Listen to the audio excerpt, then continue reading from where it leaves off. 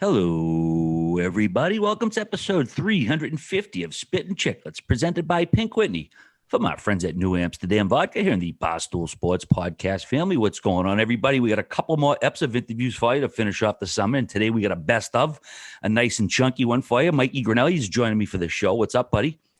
All right, 350 episodes down in the books here. Wow, that's pretty crazy, but I'm pretty hungover right now, to be honest with you, RA. My guys from Loud Luxury were in town this weekend, so this 6-hour edit I have ahead of myself is not going to be too fun. But like I said, 350 episodes in the book. Yeah, man, it's a number. People ask every 50 or 100. Are you gonna mock the episode? And I think Whit said we'll wait till 500. So just gonna keep chugging along. Plus, there's the few we did before. Officially, it's probably somewhere around 370. But yeah, we got a bunch of like I said, a best of a bunch of interviews. I think we have eight of them, 9 of them all together, Grinelli? 8 or 9. Yeah, media, coaches. It's an all-star lineup of interviews. Some really good stuff. You're gonna enjoy it. Again, it's kind of still on the ass end of our break here. We got a couple more interviews, and the season's really not back in a full swing yet. I know we had the offer sheet. We'll get to that when the time comes. But go ahead. All right, I want to ask you, how was your trip to Cape Cod? I know you spent the past week down the Cape. It was very nice, very relaxing. It's kind of funny. You don't think of lakes down Cape Cod. You think of the beaches, but the place we had was right at a lake. So I didn't even go to the beach. I just had What lake? It's called Lover's Lake. I never even heard of it. And Chatham actually has a handful of lakes. I've never actually stayed down there, but yeah, nice and relaxing. Well, as much as relaxation you can get around your family and your siblings, people who drive you crazy on vacation. But no, it was nice. It was a nice little break, nice little end to the summer. And I'm starting to get geared up for, we got the NHL on tap, all the gambling, all the preseason odds. We got to come up with some wagers, me and Merle. So it's about to start getting fun around here. A lot of trips this year too, RA. We'll be traveling a lot, which kind of reminds me, this upcoming week, we are dropping all the Hockey Fest content. So all the videos. If you want to see RA's goalie performance, you tune into the Spittin Chiclets YouTube channel this week, as well as the Barstool Sports YouTube channel this week. We're going to be dropping our behind the scenes vlog, I believe, on Thursday, but everything else will be on the Barstool Sports channel coming out, I believe, Tuesday, Wednesday. Yeah, I'm looking forward to it. I like to see the other angle of that nice club save I made. I'd only seen one so far, so good to see. But I've seen it, RA, and you're going to be pleased. You'll be very pleased. Good. I can't wait. Looking forward to it. I do want to mention also football is here, and that means heading out to cheering your squad. And when you head over to your local bar, make sure you order some Pink Whitney. It's the perfect summer shot for you and your friends. And hey, summer's not over yet. I know it's Labor Day, but we still got a few weeks left here. So order Pink Whitney at your local spot today. Pink Whitney. It goes down nice and smooth from the pregame to the after party. All right, G, I think we should start the interviews out. This one was a classic, I believe, from our Florida trip. The months all kind of blend together. I think it was April, May, maybe. Brent Sutter. Absolutely. Some of the best feedback we've ever gotten, RA. Yeah, we went into this one kind of blind. We didn't know what to expect, and it ended up being a Hall of Fame interview. So without further ado, we're going to send it over to Brent Sutter. Well, I'd like to welcome our next guest to the show. He played over 18 NHL seasons with the Islanders and Blackhawks, winning 2 Stanley Cups on Long Island back in the 80s. He's won 2 World Junior Gold medals coaching Team Canada and a Memorial Cup. He also spent 5 years coaching the Devils and Flames before returning to Alberta, where he currently serves as president, general manager, and head coach of the Red Deer Rebels of the Western Hockey League. Thanks so much for joining us on the Spittin Chiclets podcast. Brent Sutter, how are you doing, my friend? Hey, doing awesome. What an intro, Jesus! What has this guy not done? He drives the bus. You drive the bus. You make the lunches for the team. I changed the oil in the engine in the bus. Yeah, make it look mean. Unbelievable. Yeah. How's the arena life treating the team? Are you sleeping at the arena as well, like everybody else? Nope. God, no. No, not when you're the president. No. What we do though is we do have 2 suites for staff. So there's 2 staff that rotate in and out and stay with the kids in the suites. So we always make sure there's somebody always here. The people like someone like myself, I fall under the same protocols if what other teams are doing, where kids would just be at their billets. So I'm allowed to be at the rink and basically back at the farm. So they can't go anywhere else. How have the players been adapted to it? Is it something they got quickly used to? You know what? The players have been awesome. It was at the end of the day, this this was really their choice. We gave them 3 options: stay at the billets, stay in a hotel, or be here. And with the protocols that are in place, we had, if you're at the billets, you can only be at the rink or at the billets house, or if it was a hotel, you can either be here at the hotel. Well, the kids can't see each other once they leave the rink. Yeah. So this was, I just thought from an organizational standpoint, my son Merrick and my, who's my senior VP, and my nephew Sean, who's my assistant GM, we just all thought the right thing to do would be for the players to be here, but let's let them have that choice. So we talked to them, and it was pretty unanimous across the board. They all wanted to be at the rink so they could be hanging out with each other and doing things when we're not practicing or working out. So, and there's we got a lot for them to do here. They got basketball hoops, the ping pong things became the real key thing here. They got tournaments going and stuff like that going on. We got this all set up on the concourse and basketball hoops, and we basically moved the bikes and everything from the weight room upstairs on the concourse just because of social distancing. And they got card games going. Of course, they got all their video stuff going and stuff that they do on their phones, but they have TVs everywhere. There's basically living rooms set up in different areas of the rink where there's couches, and the meals are unbelievable. We got catering service here right at the rink that's been serving the kids all their meals. They've been treated extremely good. So, I wouldn't want it any other way. Well, you've certainly turned Red Deer into just such a powerhouse program in the WHL, and it's pretty cool that, you got to play in Red Deer and then now you're coaching. And I kind of want to go back to your whole family, though, and that's hockey royalty. And for people who don't know, 6 Sutter brothers played in the NHL, 6 Stanley Cups, over 5,000 games played. There was actually a 7th brother, Gary, who I'm reading all you guys say was the best player, but he didn't play. Was there stories to go along with him staying back on the farm with what I'm reading and kind of taking over business there? Well, Gary could play any position except goal. I mean, he could play forward, defense. Gary was a very intense, high-strung player. He'd get suspended off and on for spearing guys and for doing stuff like that back in the day. And he was a tough player when he played. And yet, when he was 16 years of age, him and brother Brian had an opportunity to go to Red Deer and play junior A with the Rustlers, and Gary chose not to. He had a girlfriend back home that he decided, and she came from a tough family, and Gary stayed home to help her through that, and chose not to pursue a hockey career at that time. And Brian went, and that's really it in a nutshell. And Gary stayed home, and he stayed back at Viking. He got married, and unfortunately, a year and a half later, after he married her, they went through a divorce. So, yeah. I was going to ask, was there, like, growing up, like, did your father play? Like, being from Viking, of course, that's one of the only things to do, playing out on the ponds because it's so cold. But did you feel like there was like a pressure or anything? No. Not at all. Dad didn't play at all. Dad played. He played with his work boots on in the sloughs, and he had the puck all the time because if we ever went near him, he'd spear us.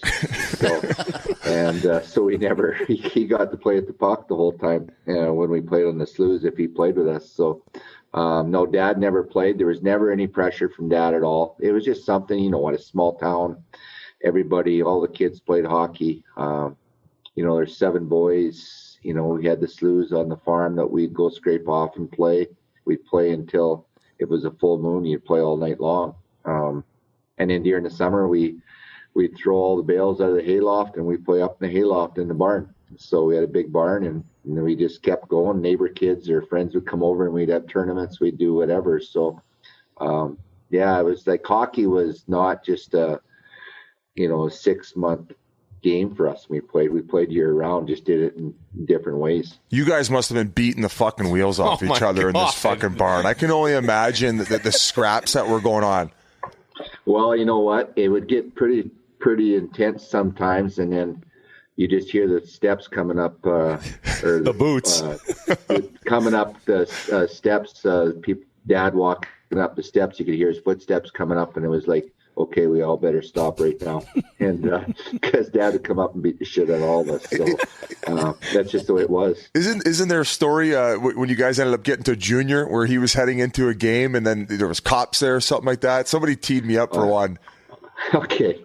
Yeah, it was the year that actually our team won Canada that year. We were playing in St. Albert, and it was a pretty intense rival between St. Albert and Red Deer. And we had a really good team that year. We built our team to win Canada. And, I mean, our smallest defenseman at that time was 5'10", 210 pounds. So brother Ronnie, Richie, and I, we were scrubs on that team, even though like we were pretty good players. And I got drafted. That was the team I got drafted from in the first round that year. Was by the Islanders. Was from Red Deer with that playing on that team. But what happened was we went into St. Albert, and it's always was an intense rival between the two teams, and it was always brawls, right? And brawls back in the day wasn't two fights, or it was a full bench clearing brawl, right? And the bench is emptied. Well, it didn't even get a chance for that to even happen. We went to the rink, got dressed, left our gloves in the dressing room, and they did the same thing, and we just went out on the ice and teed off. And of course, there wasn't many fans in the building at the time. It was during warm-up. And no one brought their sticks out. We ever just went out and we started fighting. And it was crazy. And it ended up in the penalty box, up in the stands. There was the general managers end up fighting in the foyer. Our coach, John Chapman, at the time, he had got suspended 12 games from the game before because he chased the ref around the ice in Sherrod Park after a game. So he ended up not coming there with us. So our general manager, Graham Parsons, he hid underneath the bench. He went out there, and of course, Mark Messier's dad, Doug, is a tough cookie, and Doug is their coach. And this was it was a shit show. It ended up in the concourse. They eventually turned the lights off, and the police came. They shut the lights off, and of course, Mom and Dad are driving up to the game, and it's an hour and just over an hour and a half drive to get up to St. Albert from Viking, and and they pull in the parking lot. Well, when we walked off the ice, the police just basically told us, grab your stuff, get your skates off, grab your stuff, and get on the bus and get out of town. So we were walking on the bus, and Mom and Dad pulled up into the parking lot, and we got all our equipment and you got your sticks and bags, and you're throwing them underneath the bus, and you're walking on the bus, and we're still dressed up, and Dad just walks up and just goes, "You asshole," and turned around and left. That was it. You had to chip in for gas money for Mom and Dad. And the next morning, brother Daryl was playing in American hockey. He just came back from Japan. And he played in Japan that year, and he came back, and he was playing in Moncton for the Moncton Hawks, and that was the Blackhawks farm team. And we played there on a Wednesday night. I had gotten a phone call the next morning by Daryl at 6:00 in the morning, which was 9:30, whatever, 9 o'clock Moncton time in the morning, and he's like, "Holy shit, what the hell happened?" This had already spread across Canada. Before the internet.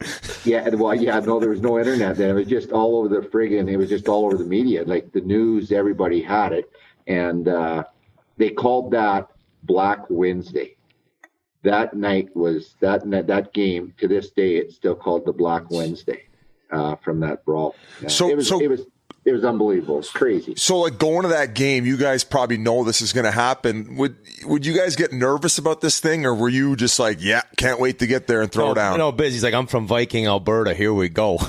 Well, it goes back from 2 years before that. Actually, brother Dwayne and I were on the team then, on the same team, and I was only 15. And we played, St. Albert had a hell of a team that year, too. Mark was on that team, Messier. And and they had an older team. Mark was a younger player on that team. I believe Mark would have been 16. He was a year older than I was, so he would have been a 16-year-old. I was a 15-year-old. But they had a lot of 20-year-olds come back from major junior hockey, like big guys, like big men, right? Like they were big guys. I thought anyway at 15, and we played them in the first round of playoffs. And Mark's dad, Doug, was coaching San. He was an awesome coach, and Doug's a great man too. But he was a really good coach, and yet he was tough, right? And our coach John Chapman was a tough coach too, like, right? And anyway, we got in this, and it was kind of rival all season long. There was a couple brawls through the regular season, and then in playoffs, we played them, and out of the first 7 games, we brawled 4 times in warm-up. And then game 7, they beat us 4-3 in game 7, and that was a full-fledged brawl before the game. Like, it was crazy. Game 7 brawls? Well, back in the day, in warm-up, you'd skate around. Both teams skated around the full rink of the ice. Oh my right? God! And that's what happened. Is brother Dwayne two-handed one of their players skating around, and it started the whole thing in game 7. Well, then we get beat 4-3, so we think we're done, right? So we get on the bus, we come back home, and we had a 20-year-old on our team that was married and had just built a house here, and his name was Morley Scott, and so we all went to his place. Well, we partied there for 2 straight days. No one even went to school. We just partied for 2 straight days. Well, on the second day at noon, we get a call from Chappie, our coach, saying, we won the protest. We're going to a game 8. We're like, what? And we said, you protested the game? He said, yeah, because we only had 20 guys go out, or 19 guys go out. Back then, that was the rosters. They had 19 plus 3 more came out of the dressing room. So they had 22 guys, and we had 19. And so we had won the protest from the league. So we had to go back the next night and play game 8. Was there a brawl that game too? No, they made us warm up separately. They made us warm up separately. Well, it was crazy. We got beaten overtime. Like, I can't believe we had 19 guys playing so hungover and going in there. And score was 4-2, and I scored late in the game, or score was 3-2, and I scored late in the game to tie it up 3-3. And I don't know if my teammates were pissed at me or not because I scored, because then we had to go in overtime. But anyway, we go in overtime, and they beat us 4-3 in overtime, and so that carried on. And so the next year, I'm a 16-year-old, and we have a completely different coach, manager comes in. And he doesn't even recognize what this rivalry is like. So we go into Edmonton, or going to St. Albert, to play an exhibition game. And this other 15-year-old that played on the team the same year I did, Darren McKay, he comes to us before that day and says, you guys aren't going to dress tonight. Because he had brought all these skilled guys and like small little skilled guys in from Saskatchewan, and guys that he had, because he was from Saskatchewan, had no idea what this rivalry was like. And Darren and I were like, yes, we don't have to play this, but we know what's going to happen. So we go sitting in the stands, and we're like, okay, we look at our watches, and we're like, okay, we're out warming up, like being all these skilled little guys coming out. St. Albert come out right out in the ice. They shoot the pucks all in our net, from their end, and then come down in our end to get the pucks. Well, of course, what's going to happen, right? Well, our players were like, holy shit, because Darren and I were the only 2 players that came back from the year before.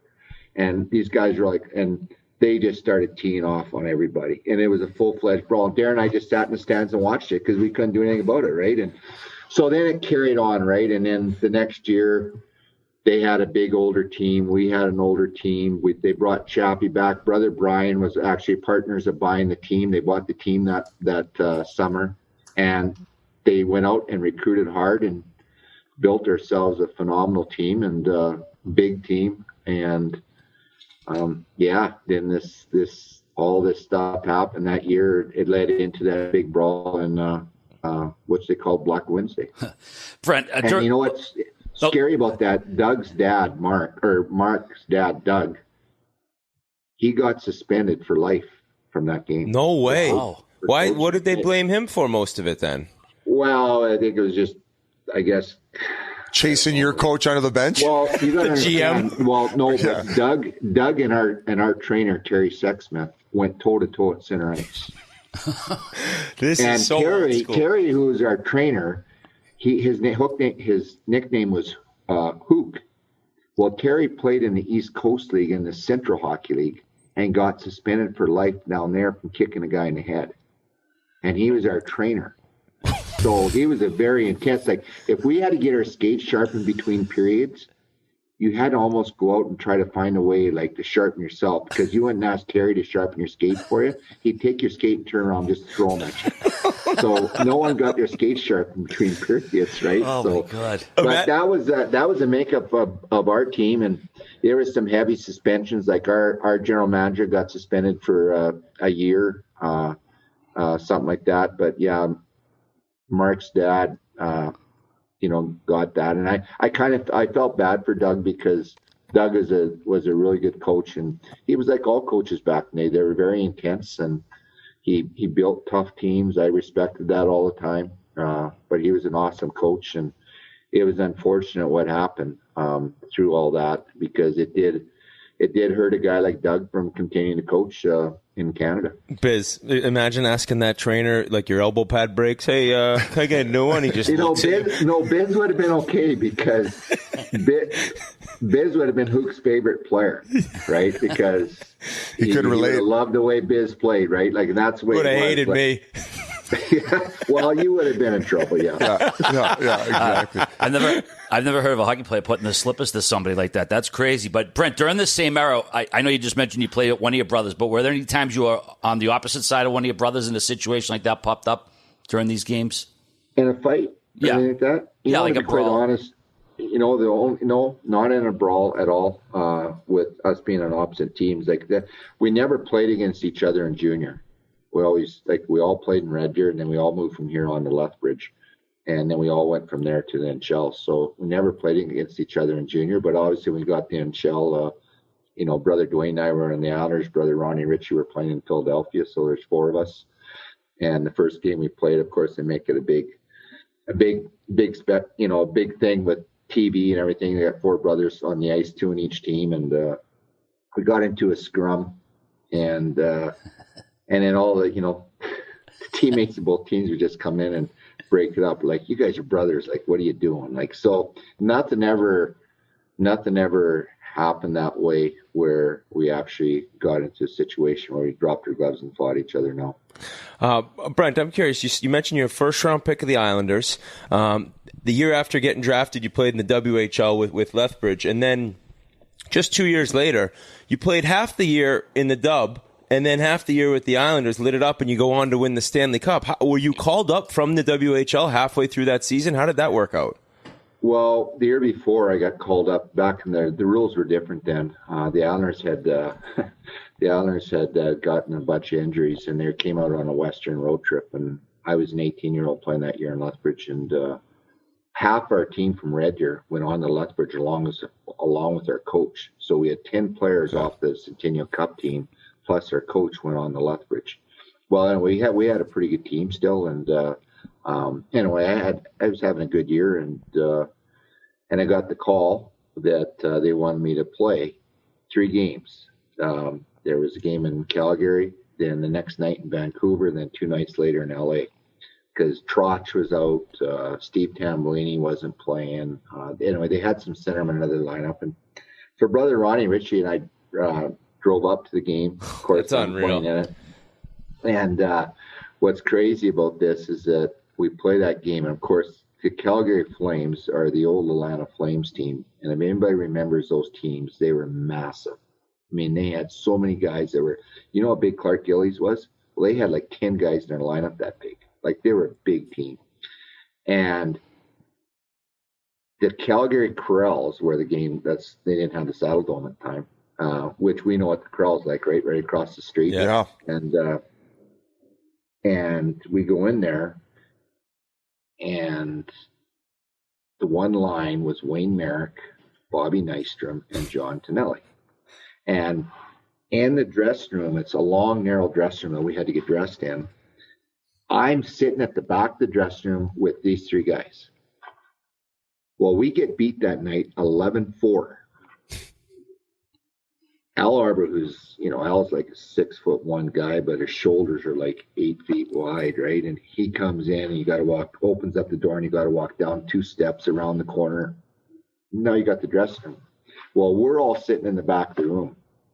Well, Al comes in, walks right down to the end of it, and he's staring at us in this corner. Well, Bobby Nystrom, John Tonelli, and Wayne Merrick were -7 that night. -7. Like, we don't get that in That's a tough night. Year, right? That's a Whitney night. That's a tough night. That'll cancel out a cup or two. He just walks down and he looks at me and I'm like, oh shit. And he looks at the other three guys and he just looks at me and he goes, you 3 assholes. And turns around and walks out of the dressing room. So the next night we played in Vancouver and we end up winning 5-2. And I had a goal and assist that night. And then the next 2 nights later, we went to LA and we won 2-1. And I got an assist on the first goal and scored the game winner with 3 minutes. Oh, man. And so anyway, I leave there and they sent me home after. Al comes in the dressing room, tells the players. I already knew that I was going home. And Al comes in and says, guys, like, awesome, great game. Just some bad news tonight that we have to send Brent back to junior. So I went back and no problem. Then I got called up for their Stanley Cup run against Minnesota when we got beat out of playoffs. I got called up, and so actually Kelly Rudy and myself were black aces on that team. Monty Trache. Western Canada boys, right? So we go up there. Well, of course, we're having a hell of a good time. Oh, right? Black Aces is the life. Yeah. You just get buckled. Did it my whole career. Playing 3-3s. Game days going to the bar. But anyway, going for cocktails after practice and stuff that. So we were having fun. And anyway, they beat Minnesota. So it was a great experience to learn through all that. It was amazing just to be around the guys, practice with them. Just seeing what it was like. And then the next year I went back to training camp and led the team actually in scoring in training camp. And then Bill called me, and Bill Torrey, the general manager, called me, and him and Al, and just mentioned, hey, Brent, like, you had a great camp. We want to send you back, though. Let's see how the start of the season goes. I want to be loyal to the guys that won the Stanley Cup. And, you understood that, but you were disappointed too. So I went back and I had 80 some points in 30 games. You had 46 goals in 34 games. So time to move on. Yeah, and I don't know, and I had 200 and some penalty. I mean, it was crazy like that. We had a hell of a team, but anyway, I had gotten named to the World Junior team, and I got a call, and they'd mentioned to me that they wanted to name me to the team and that they wanted me to be the team captain. So I thought that's what I was doing. Well, then Bill calls me a couple of days later and said, this was now around that December 10th or so. He said, we don't want you going to the World Juniors. Said, we're going to bring you up for a couple games before Christmas. And then we're going to send you back home and let you spend your last Christmas at home with your mom and dad. And then you'll stay for another week, and we'll call you up on January 4th. So I already knew the plan. So I played, and then I went up on December 21st. I played in Detroit. December 22nd, I played at home and on the island against Winnipeg. And then I went, then they sent me home. I got to spend Christmas at home with mom and dad. And brother Ronnie Ritchie, the other boys were already playing the NHL. So then I went back to Lethbridge and played a week there, and they called me up on January 4th, and that was it. That was it. The rest is history, I guess. So who was your line in the run to that cup? And that would have been the third straight, right?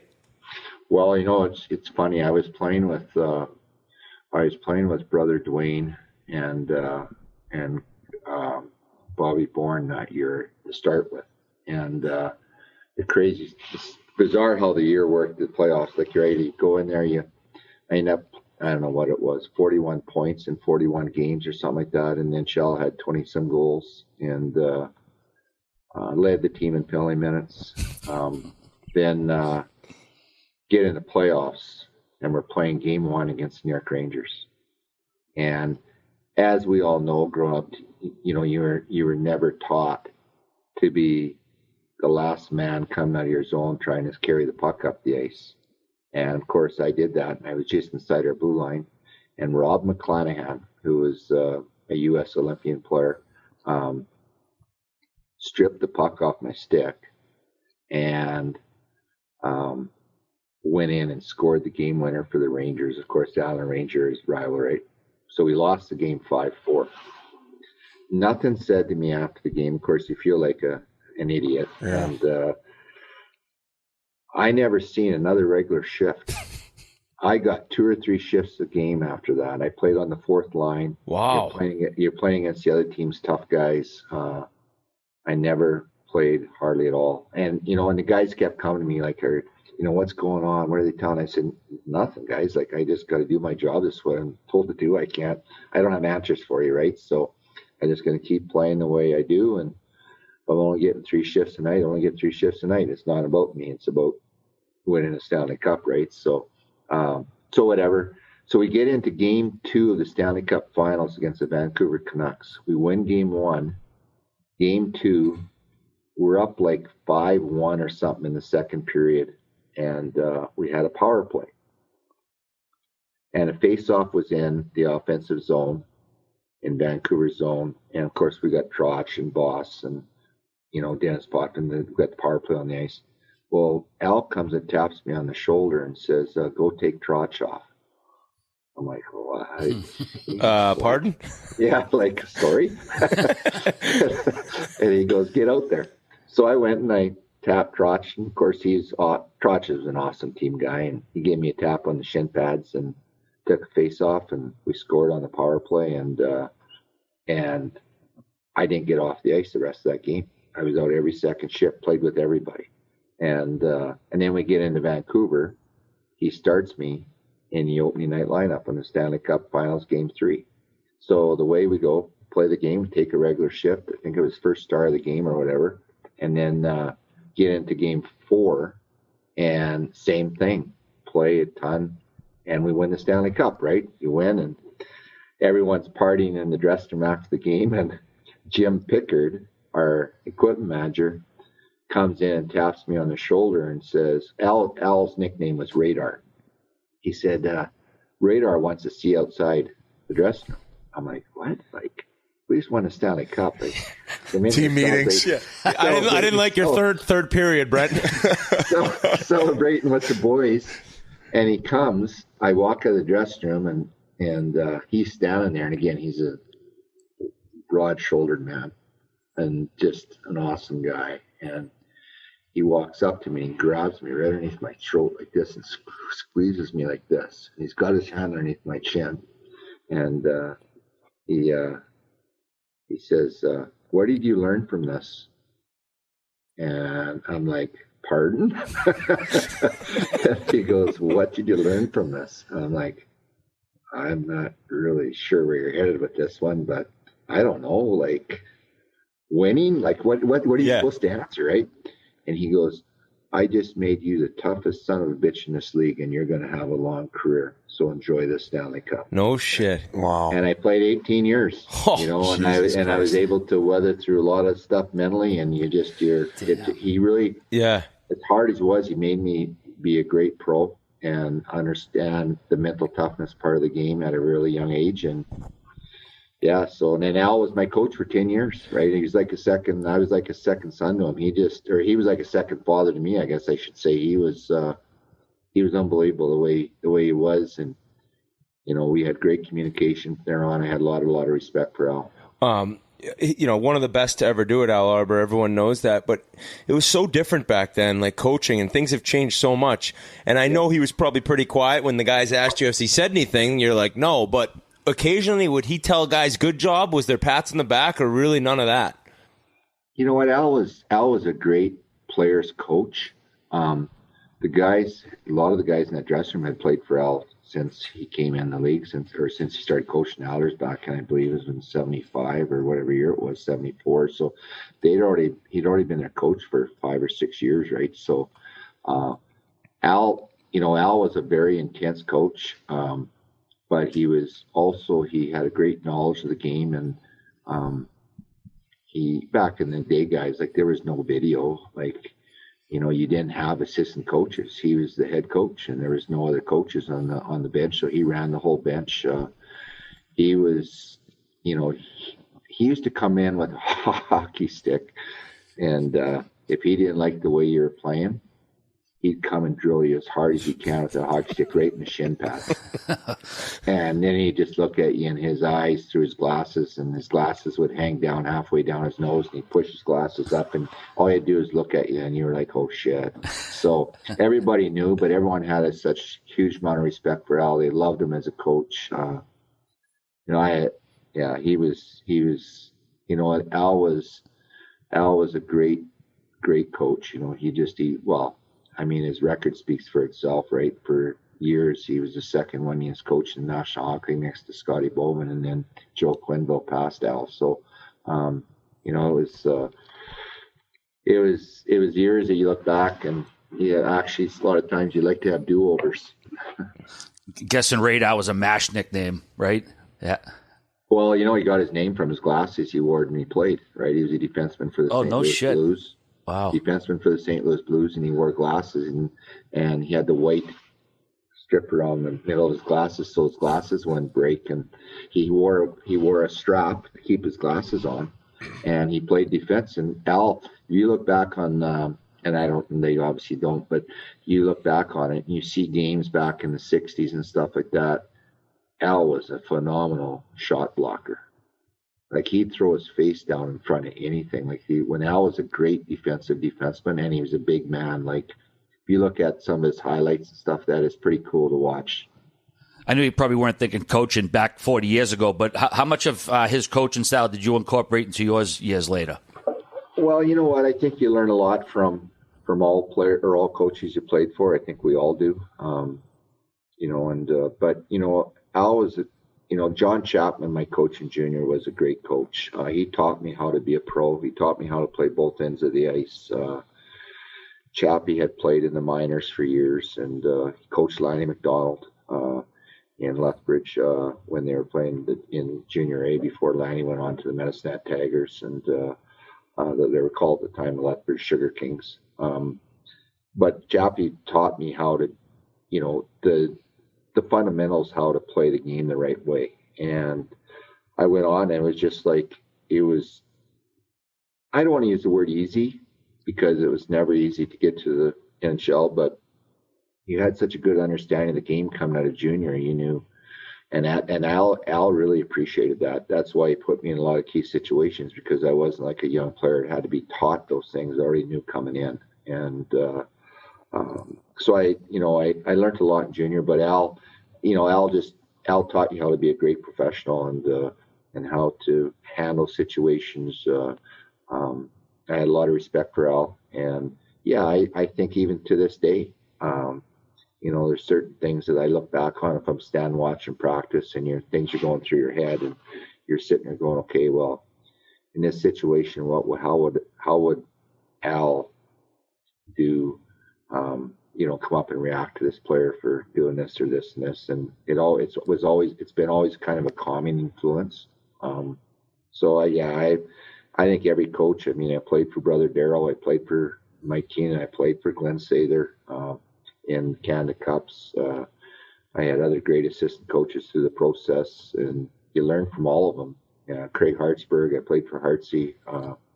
You learn from all your coaches, and I think they all have helped me in my coaching in different ways. But it's funny, like, I still use things like Al used to come and shut the lights off on us in the dressing room. And then, it was crazy, but it was a really interesting thing how he used to do it. He would come in and tell us to lie down and put our feet up on our stalls. And this would be between periods. And so we'd lie down and put our feet up in stalls. And he'd shut the lights off, and he said, okay, clear your minds and think about something. Close your eyes and think about something in this period that you can do great. And so it's unbelievable how it works. Like, I've done that with players here, and they're like, geez, it's just like it totally resets you. And so it's, the stuff like that, it's still things you can use in the game, even though the game has changed. But it's still about focus and mental side of it. Well, I was going to ask about a few things. I mean, you always got to have your own little twists on it. Now, did you learn giving the guys wood twigs or starting 5D man off to the start the game from him, or was this your own little thing? Well, no, that was my thing on the fly.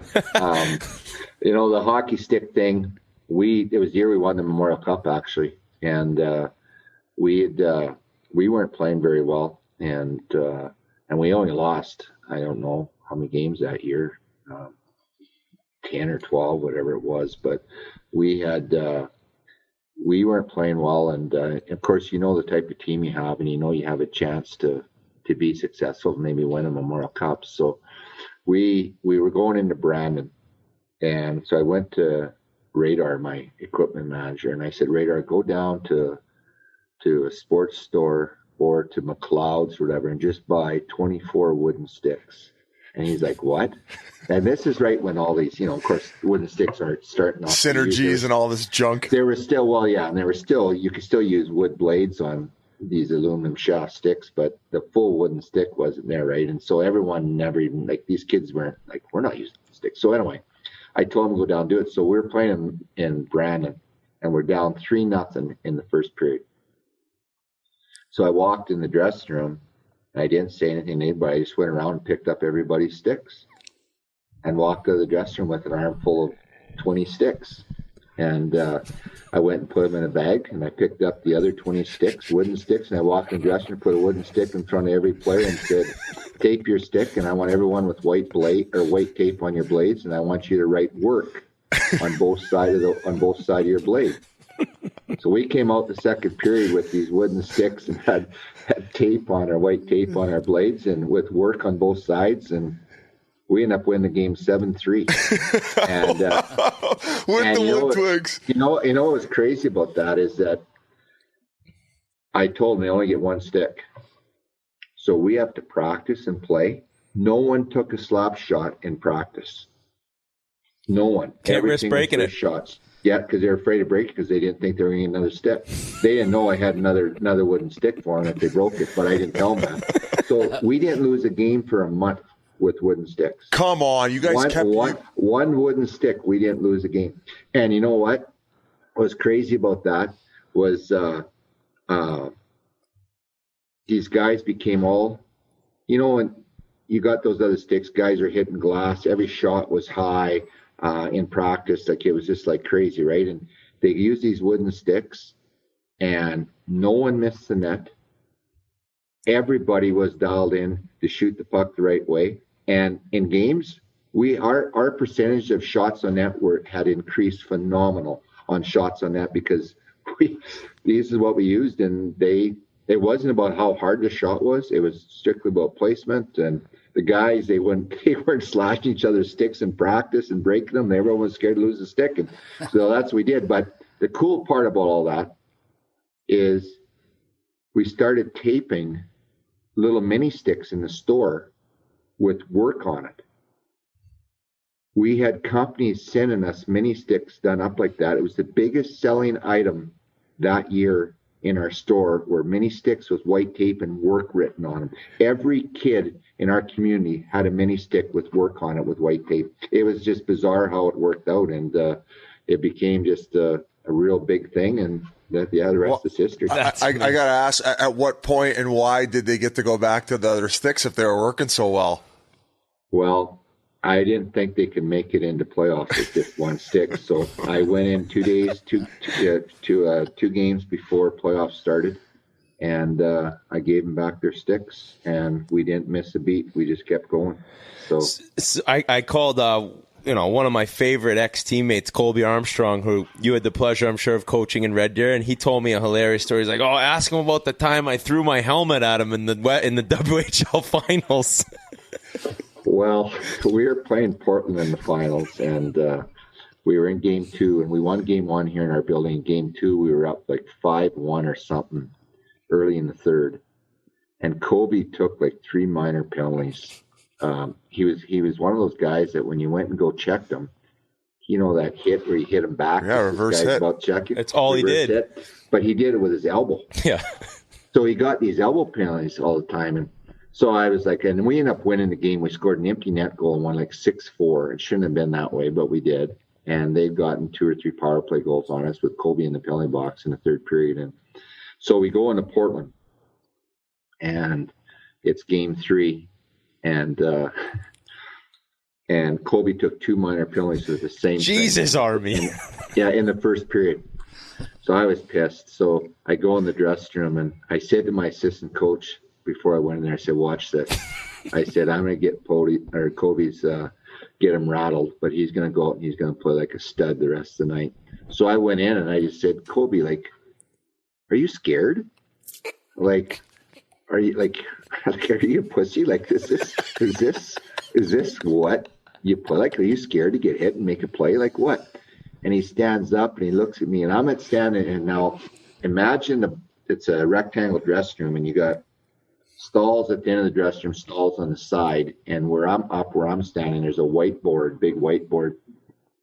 He stands up and he goes, "I'm not fucking scared, and I'm no pussy." And he took and he threw his helmet right at me, went right by my head, hit the whiteboard. I looked at him. I walked out of the dressing room and I looked at Dallas, and I said, "You watch. He's going to be unbelievable." He was star of the game. The next 2 periods, he was lights out. And you know what? He was awesome from that point on. Oh, shit. And that's the story. It was just. You got him fired up. Things that happened. Oh, and I love Kobe to death. He's a good man, and he was a great player, and he played, I don't know. We had a really good team then, and I was really close to the guys, and even to this day, you still connect with a lot of them. Kobe is on TV. I'll text him every now and then and say, like, "What the hell are you talking about? I can't even hear what you're saying. You're just, you're just stumbling through your words." So he was, and then I asked him, because last year during the hub, you guys remember when they interviewed Kobe, he had 2 jerseys hanging behind him, a Pittsburgh Penguins jersey and his Red Deer Rebels jersey. Well, this year he doesn't have the Red Deer Rebels jersey. No shit. Right? So I kind of give him a shit about that too. I'm like, "Yeah, you forget where you came from, bud." Hey, I got to go back just quickly because we kind of jumped away from the Islanders, and you won that 4th straight cup the Islanders did against the Oilers. And I've talked before on the podcast about Gretzky mentioning, like, they left that night and they saw all you guys icing down and kind of realized, like, what it took to win. And you come back and you're going for your 5th straight, and the Oilers took it down and they got there first. And did you notice when that series started, it was a way different Oilers team than the year prior? I know the guys were a year older, but did you kind of realize we're in one here going for that 5th? Oh, for sure. I mean, You look at the year before when the Edmonton was had all these great young players, right? Gratz, Mess, Curry, Kevin Lowe, Paul Coffey, Grant Fear, Glenn Anderson, on and on, right? Like, Oxygen and Petrie. only all superstars, right? And of course we had a great team too. And we were playing Boston in the semifinals, and it was Game 6 in Boston, and the Oilers had already won their series. And I believe they swept somebody. I'm not sure who it was. And the media in the pregame, after the pregame skate, the media were like, "Well, there's no team here like in this division's ever, or this conference is going to beat the Oilers. Like, it doesn't matter whether you guys win this. You guys are going to be done too, right?" That just fired us up, right? You're telling the Stanley Cup champions this, right? Yeah. Well, we went out and beat Boston that night, and we were wired for that series to come. And we ended up beating the Oilers 4 straight. And Gretz brought that up. We all have heard that, and I truly believe that. I think they learned a lot from that series on how to be a champion and how to play like Stanley Cup winners. And we had to play them the next year, and we lost the first game 1-0 in our building, won the second game, and that was the only time At that point in time, they did it the next year, I believe, with Philly and Edmonton the next year too, where it was a 2-3-2 series where you played 2 at home, went into visiting building, played 3, and then 2 back home. NBA style, I think. They like we weren't even close in games 3, 4, and 5 with them. The scores were like 6-1, 7-2, whatever it was. Like they were just they were on a roll. But in fairness to ourselves, the team had gotten older. We were banged up pretty good. It was a lot of hockey to play back then, right? Oh my God! 4 Stanley Cups, the amount of playoff games you're playing, and our opponent was lights out. Now, of course, and all the stars, and it kicked them off, obviously, for them to do what they did after that. But they deserved to win that Stanley Cup. They were a phenomenal team, great players.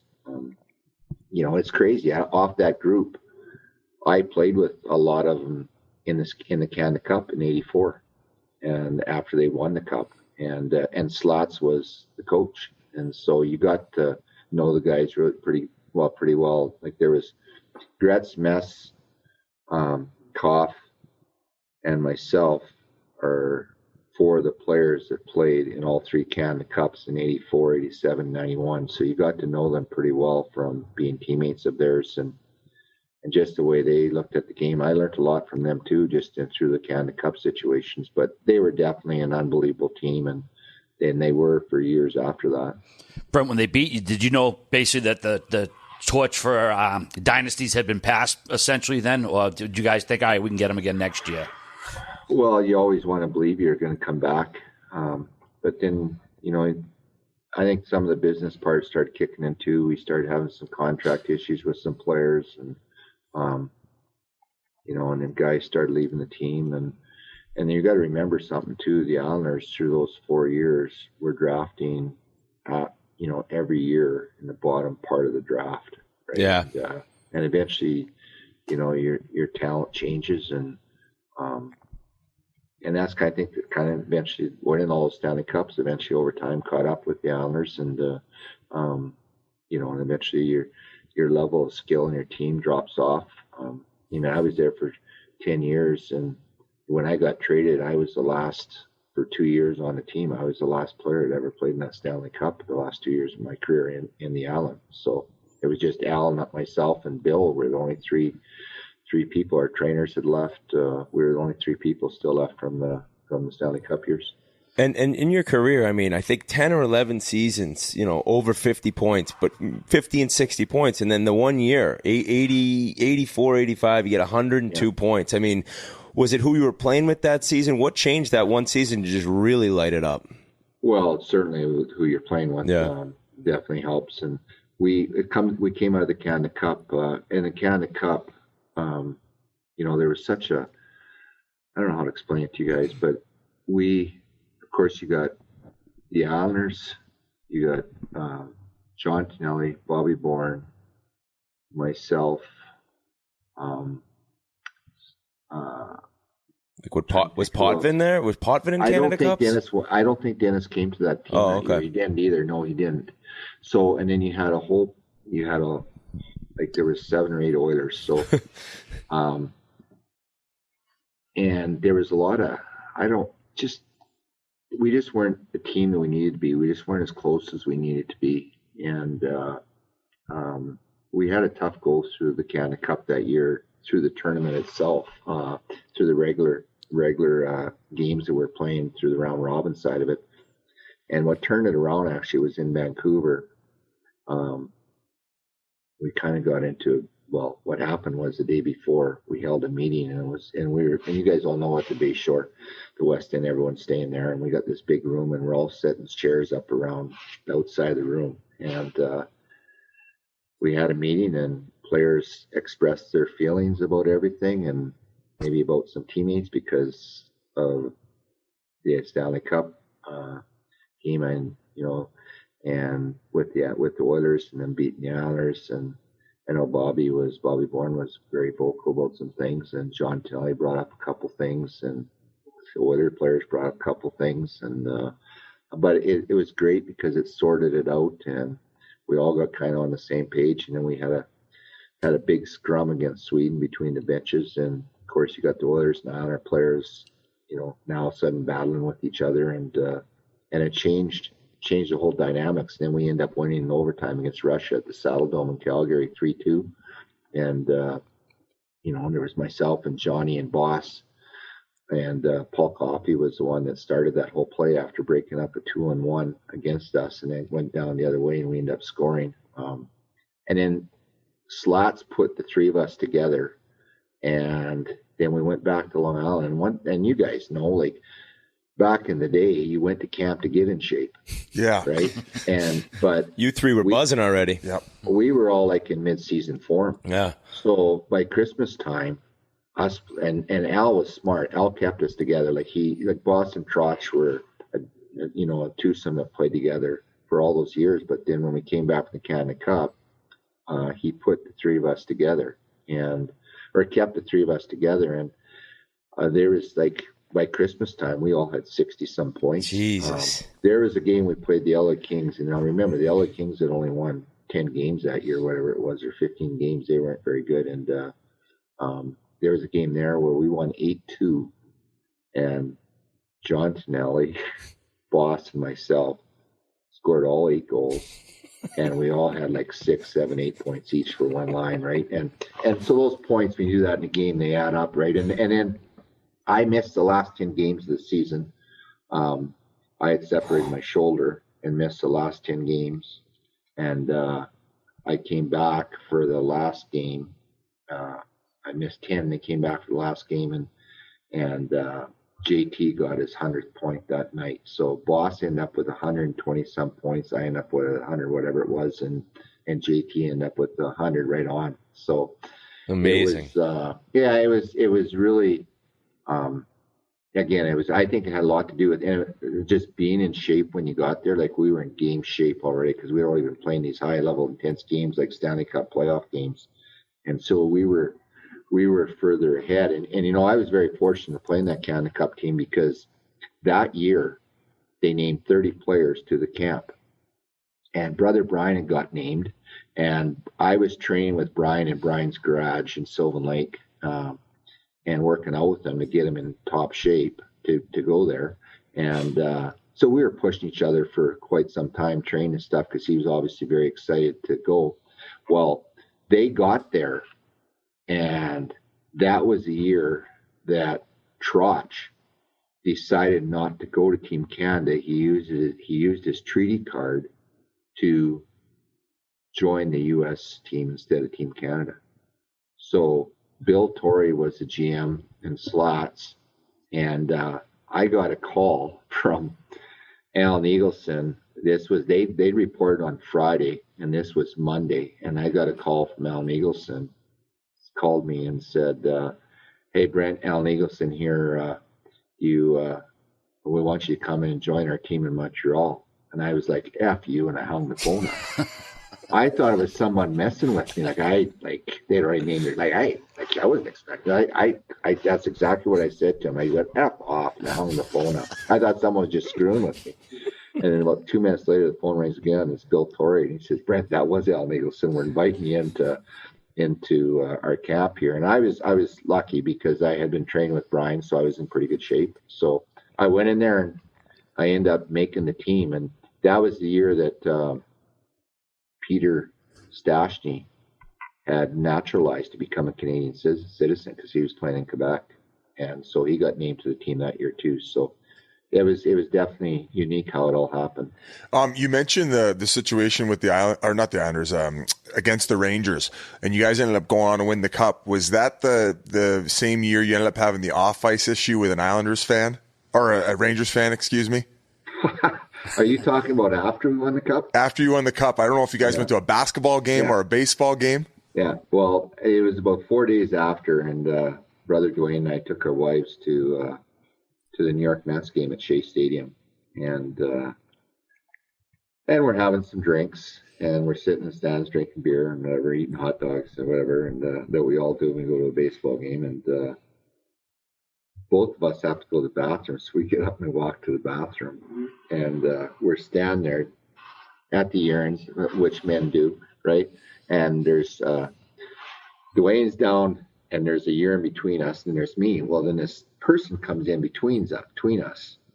And of course, you kind of look over and you don't even pay attention. Well, then all of a sudden I hear, it was pretty funny. This guy turns, instead of pissing in the urine, he turns and he pisses all down Dwayne's leg and into his shoes. And Dwayne had these brand new white shoes that he bought. Like back in the, like of course, and that's when the designer jeans started coming out and stuff, instead of wearing Wranglers and Levi's stuff. Well, in New York, everyone's wearing these jeans, and you always wear these cool shoes with them. Well, Dwayne bought these brand new pair. They were like whitish, creamish shoes, leather shoes. Well, this guy filled his shoes right up, and then he turned around and ran out while Dwayne isn't even done. He turns, starts chasing this guy. Well, I walk out, and this guy's darting down the concourse, and Dwayne's standing there with piss all over his leg and in his shoes and stuff. And this guy turns around. He's got a New York Rangers jacket on and a hat, and he turns around and gives Dwayne the thing, and he goes, "F you, Sutter, I hate you." And kept running. So we go back to the stands, and Dwayne now is like, he's mad, upset, obviously, and he's wrecked his shoes. He's got piss all over him, and he's sitting there, and he's stinking, right? So we get in the car, and we drive through the Midtown Tunnel in New York, and the car just reeks with this guy urinating on Dog, and he's got his shoes on. And I said, "Dog, get those shoes off and throw them out," because this also, Dog stopped the car, took his shoes out, and threw them out the window on Long Island Expressway. What a piss and run. I told Brother Dwayne's name is Dog. I said, Dog, it just goes hand in hand. Your nickname's Dog for a reason. You piss on tires or on hydrants, stuff like this guy pissed on you. He got even with you. Oh, no. Sorry for butchering the start of that one. But speaking of nicknames, do people still call you Pukey? Yeah, you know what? I know it sounds awful, but it's been my nickname since I was 5 years old. I had back home in Viking, we had out on the farm. We had the long bus ride, so we get picked up at 10 to 7 in the morning and get dropped off at school at 8:45. And back in the days, the roads have all changed now. Back then it was curbs. You'd take the roads were built around the sloughs. Now they're built through the sloughs, right? So we had an area where we had to go on the bus, and it was bad, a hilly, windy road, and it was about a 20-minute, and you had to go pick up 2 or 3 different homes of kids and then come back and go back in town that way. And I always got sick on the bus in grade 1 right then. I could not go through that one area of the bus on the trip of our school route. And I got sick on the bus every day for like 3-4 straight months. Oh, and then, so this is what was stupid about it. So that was my nickname. That's how I got the name Pukey. So, but what really pissed my brothers off, Gary, Brian, and Daryl, is that it didn't matter how cold it was or how warm it was. The bus driver stopped at that corner, dropped me off, and one of them had to get off, stand with me and stand there for 20 minutes while the bus made the trip to come back so I wouldn't get sick on the bus and take us to school. So it didn't matter whether it was minus 40 out or minus 30 or plus 30. It didn't matter. They had to one of them had to stand there with me because I was their younger brother and I was only in grade 1. So that's how I got the name Pukey. And to this day, everyone at home, that's all they know about me by. And I'm just used to it. It doesn't really matter. When I went to the island, they started calling me Pup because brother Dwayne's name was Dog. So they just started to call me Pup. So in the hockey circles, I was known as Pup, but in real life, a nickname is what it is. Brent, I want to bring up one of your teammates you mentioned already, goalie Billy Smith. If there was a prototype for the crazy goalie, it was probably Billy Smith. I think he had 2 seasons where he only had single-digit penalty minutes. What was it like working with him, playing with him for basically a decade? Oh, Smitty was awesome. Smitty was a goalie, but great guy. Great teammate. Like that, they always said he was the money goalie. And you know what?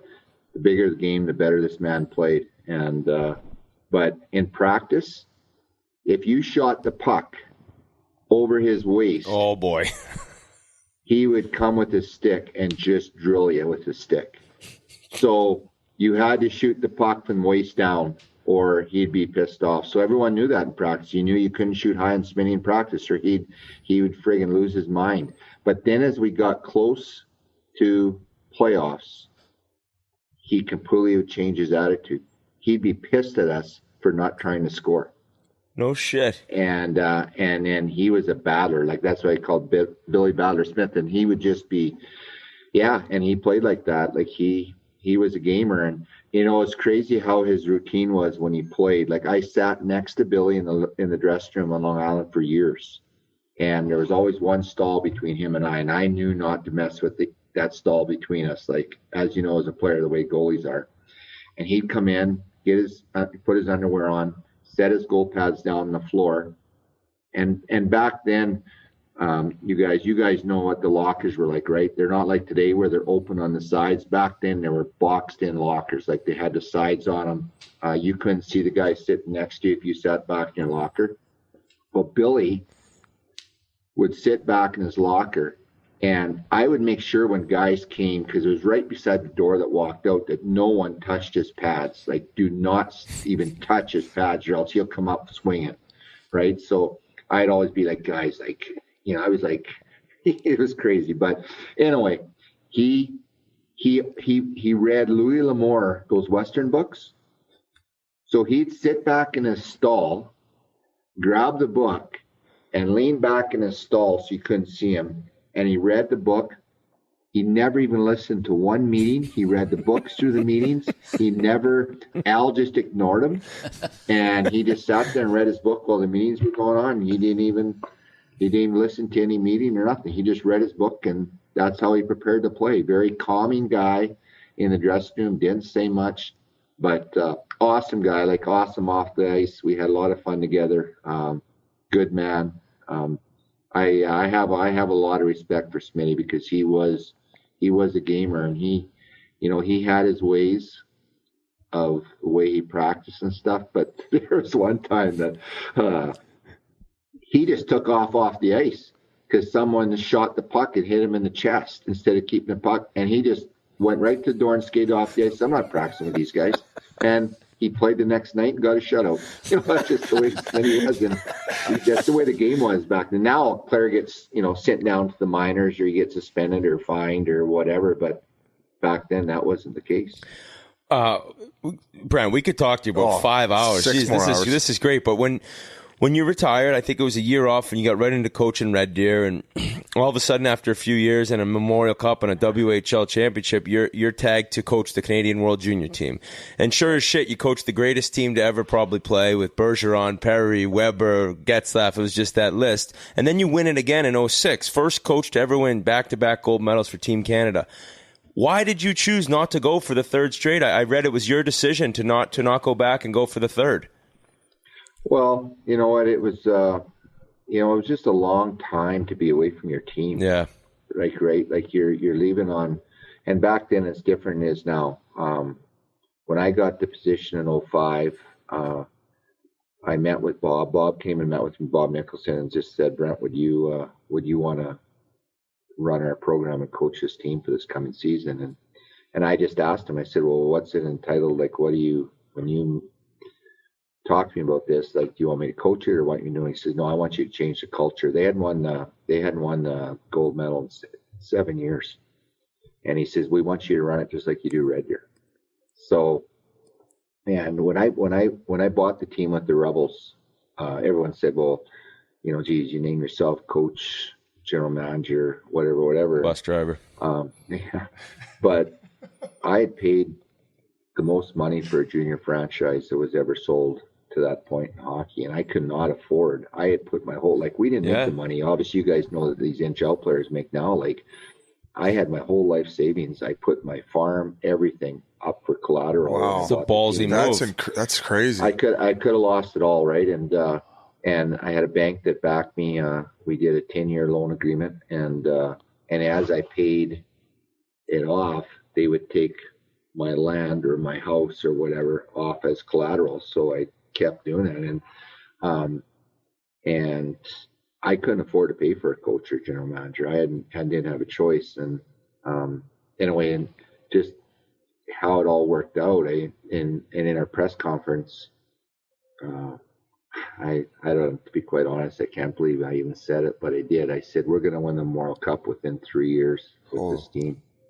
And we won it the second year. And I didn't even know the players. We had 2 players. I helped. Terry Simpson was our coach then, and Wayne Simpson was the GM, and they were partners with the team. I'd owned the team, and they're the ones that sold me the team. And I helped them a little bit through the year that year, just practices and stuff. And but I really liked some of the players, like the young kids were good players. But I knew their list was really good. And I went around and watched some of their players and seen that the list was really good. And the next year, when we won the Memorial Cup 2 years later, we only had 2 players from the team that the first year I coached them in 99-2000 season, we only had 2 players in the 01 season back. So the whole culture had to change some. And we worked at it.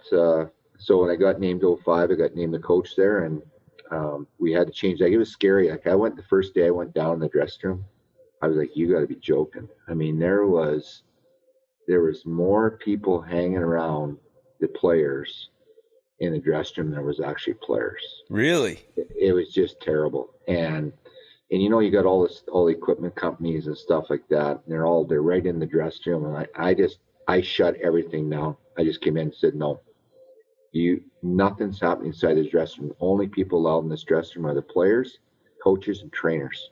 That's it. If you want to do media, it's outside. You want to do whatever, it's outside. These kids got to learn and understand the focus point of how this has to be done. And it was definitely a change. And we had a great team, right? Like, you think about that 05 team, we had 13 players coming back from the 04 team when they lost in the gold medal game.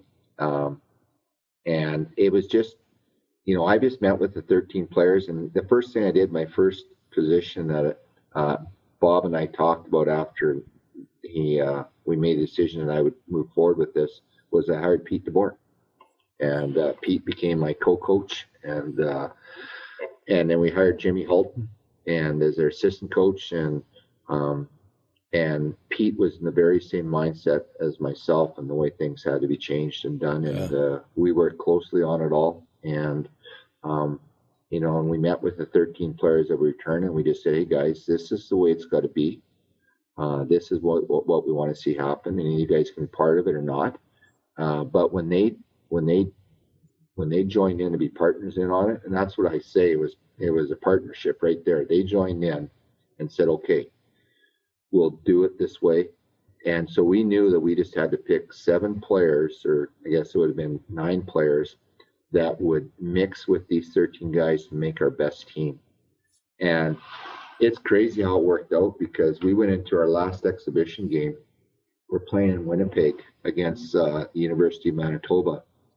And Corey Perry, it was a do-or-die game for Corey, because he had really struggled through camp and stuff. But everyone, you know, knew that he was a good player, and he was just having a tough go with it. But we had other players we had 2 players, actually, Eric Fair and Ryan Stone. No, was it Ryan Stone? I forget his first name. They played Brandon. They were 1-2 in scoring in the Western Hockey League. And it was coming down to one of those 3 guys to make the team. And Corey had 3 goals and 3 assists that night, and we won 6-1. And so it was an easy decision right at that point. But when you think about that team, and then that was the lockout year. So we had all these stud junior players on our team. If there would have been NHL hockey, there's probably 7 or 8 of them who never played in that team that would have played in NHL. Like, you look at our defense, like Dion Phaneuf, Shea Weber, Braden Colburn, Brent Seabrook. Jesus. You know, and you look up front, Bergie got sent to us from the American Hockey League, because the year before he plays an 18-year-old for Boston, and then there was a lockout, so he could play in the American League. Well, they sent him back to us to play in the World Juniors. So then our one line was Patrice at center ice with Sydney, and that's pretty cool, right? Even to this day, every international event they play together. Mm-hmm. But it all started in that World Juniors, right? And I kept them, or we put them on a line together, and then we had Corey Perry playing with them. And then we had Ryan Getzlaff, Jeff Carter, and Andrew Ladd on the next line. And then we had Mike Richards, Anthony Stewart, and Nigel Jaws as our third line. And then we had Clark MacArthur, Colin Fraser, and I'm trying to take the Dixon boy. Was it Steve Dixon? Steve Dixon. Dickie was on that team. Yeah, Dickie made that team. You're talking about getting the right spice, and I think that he knew Sid from growing up, and he was such a good team guy, great guy to have around, good penalty killer too. Yeah, he was awesome. So that was our energy line, and then the 13th player that couldn't play forward, that got hurt was Jeremy Colton. Jeremy hurt his knee, and he wasn't able to play, but we named him on the team anyway. Then on our back end, it was like we had, like I mentioned, those guys, and then we had Cam Barker was the only 18-year-old player on the team. Everybody else was 19. And we had Sean Bell. Yeah, he could skate so well, that guy. Yeah, and then Danny Severette. And that was our defense. And then goal, we took two goalies.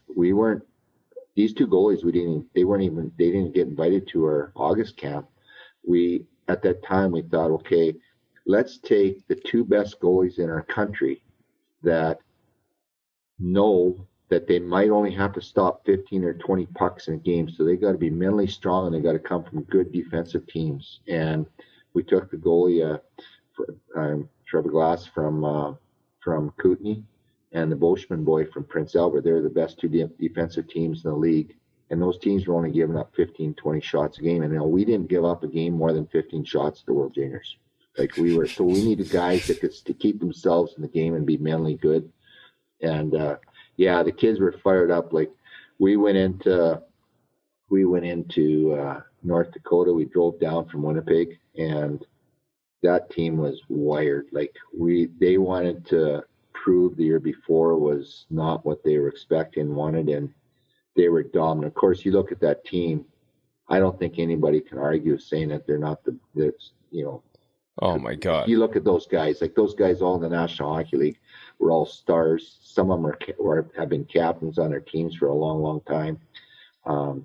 It was just a phenomenal group of young men that were great players that became a real close bond. We kept things tight just amongst the team as far as outside distractions, and full marks to everybody for doing that. Like it was a huge commitment by everybody, but those kids dialed in, and to this day, that group of players was very unique and was a phenomenal group. And that was the year Sydney got drafted. Like Sydney was 17 that year, but him and Patrice set the tone on how practice had to be. Like those guys, they treated every practice like it was a game. Like it was unbelievable. So it made, of course, those guys being such, phenomenal players at that age, it really pushed everybody else to a different level too, right? So as a coach, it wasn't a hard team to coach in that sense. It was just getting everyone to check their egos at the door, and let's just become this type of team. And I think we only gave up 6 goals or whatever it was the whole tournament, scored 40-some. And then next year we only had one guy, Cam Barker, came back in 06. We had to start with a whole new group. And we won again. Unbelievable. Yeah. Well, Brent, listen, we said we could do this for a while. We've kept you long enough. We'd love to do round 2. Army said you have a beautiful place on Lake Sylvan, and maybe we'll just invite ourselves over sometime when we go to the Stampede. I'd love to have you guys. Hey, awesome. I listen to you guys often, and I really, really enjoy it. So no, this was a blast for us. It's a pleasure. Hey, Brent, you sold enough mini sticks, so you get a place on the lake, eh? Yeah, they're hanging up in my man cave, some of them. Well, we thank you once again, and that was one of our top interviews. So we'll have a great one. Good luck the rest of the year. Guys, thanks a million, guys. Appreciate it. Thanks so much, Brent. Appreciate you listening. Take care, guys. Take care. Once again, big thanks to Brent Sutter for jumping on with us, man. Just an unreal interview, some incredible stories, and hopefully you enjoyed it again or for the first time if you missed it the first time. Well, at Labatt, they don't care if you're good or bad at most things in life. They only care if you're good at being yourself and not pretending to be someone you're not. And if you are, they're good with you. After all, if you choose Labatt Blue Light, you're good at the most important thing there is, beer. We already know you're good at watching hockey, So be good at beer too with pristine Canadian Pilsner Labatt Blue Light. We're going to be working with Labatt Blue all year. We got some exciting content coming up, so grab a pack and enjoy. Season's going to be here before you know it. All right, next up on the docket, another, not to keep patting ourselves in the back here, but another Hall of Fame interview. Shayne Corson, unreal interview, absolute legend for many teams. So, again, instead of babbling, we're going to just send it over to the legend himself, Shayne Corson. Well, it's a real pleasure to welcome our next guest to the show. Taken 8th overall by Montreal in the 1984 draft, this bruising left wing would go on to play nearly 1,300 regular season and playoff games with Montreal, Edmonton, Toronto, St. Louis, and Dallas. In addition to 19 NHL seasons, he also represented Team Canada on the international stage, playing in the 1991 Canada Cup and the 1998 Olympics, among others. Thanks so much for joining us on the Spittin Chiclets podcast. Shayne Corson, how's it going, my man? Thanks, R.A. Did my mom send that bio of mine to you guys over there or something? Yeah, another $5, I'll give you another paragraph. Hey, R.A. Yeah, I'm sure she sent it over to you, but all I'm hoping for is that there's a Hall of Fame where they combine the off ice and the on ice. I think then we'll all have a chance to be in the Hall of Fame. That's what Terry Ryan told me. He said nobody better off the ice than Shayne Corson. He gave me like 10 voice memos about you. Yeah, TR's a beauty. Hey. Not much I can say about TR. I think he's done it all, and I think he learned it all from his dad, to be honest with you. I've spent a few nights with him and out east, and they're a lot of fun. I'll tell you. I don't remember any of them, but they were good, I think. Oh, he'll remember. He'll tell you, too. Oh, I don't remember, but he does. I know. He calls me the next morning and says, "Oh, do you remember doing this, this, and this?" I go, "No." Nope. Then don't tell me. Exactly. I don't want to hear it. Don't tell me anything. I don't want to hear any of it. Biz, he mentioned we could be in the Hall of Fame. You could even DJ there, dude. They'd let you sort of sneak in, be like that fifth liner in the Hall of Fame. I would have liked to have DJ, and I'm skipping forward here because we were going to save it for later. But he told me you ended up opening up your own restaurant in Montreal when you were there called Shayne's. Yeah. And I actually met a few of the guys that worked there at the time who ended up becoming famous. One of them, Jeremy Charles, who was a chef there. Yeah. And then Sam Roberts.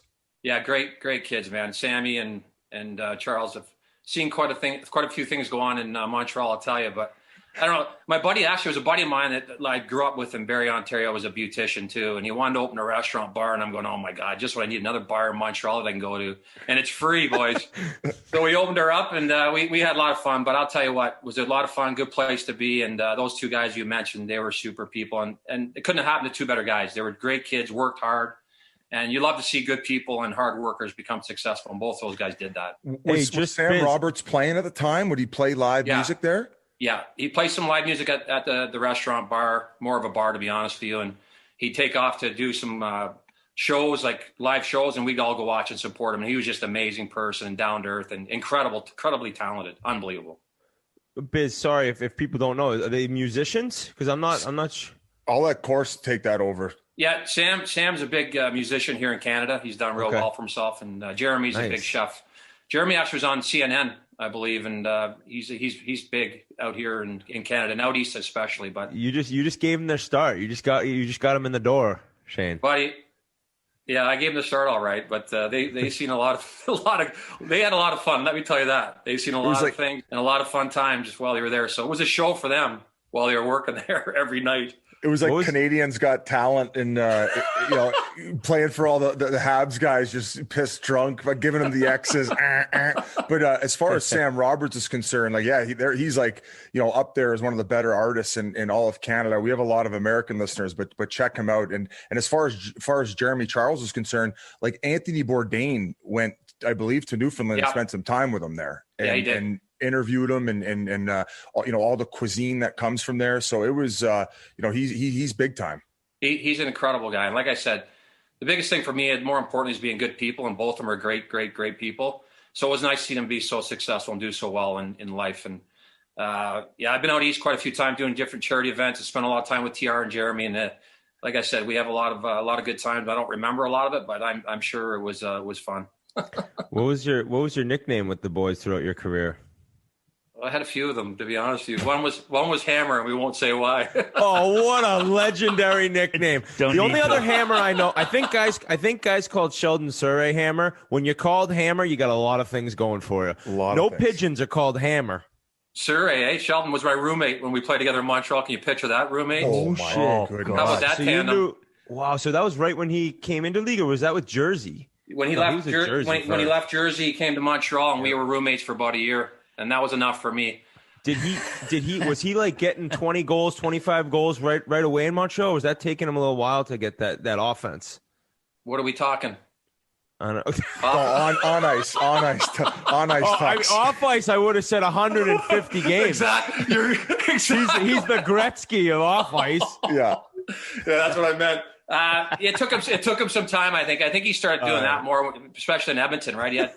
But anyways, he was just incredible on the ice and off the ice. So, and he was a great roommate, awesome roommate. Obviously, one of the best looking guys in the league. I'll tell you that. He did well for himself. But he was a gem. Good hockey player, good teammate, and even a better roommate. Shayne, Biz mentioned the restaurant in Montreal, but we got to go way back to when you were a kid. Your family owned a family restaurant that you worked at. Is that basically where your work ethic came from and stuck with you through your whole career? Yeah, right. I mean, my parents worked so hard to, they're the reason why I got to the NHL and made it to where I got to. Obviously, they sacrificed a lot, put a lot of hard work in. But yeah, we had a mom's pantry. It was called in Barrie, and we had it for years.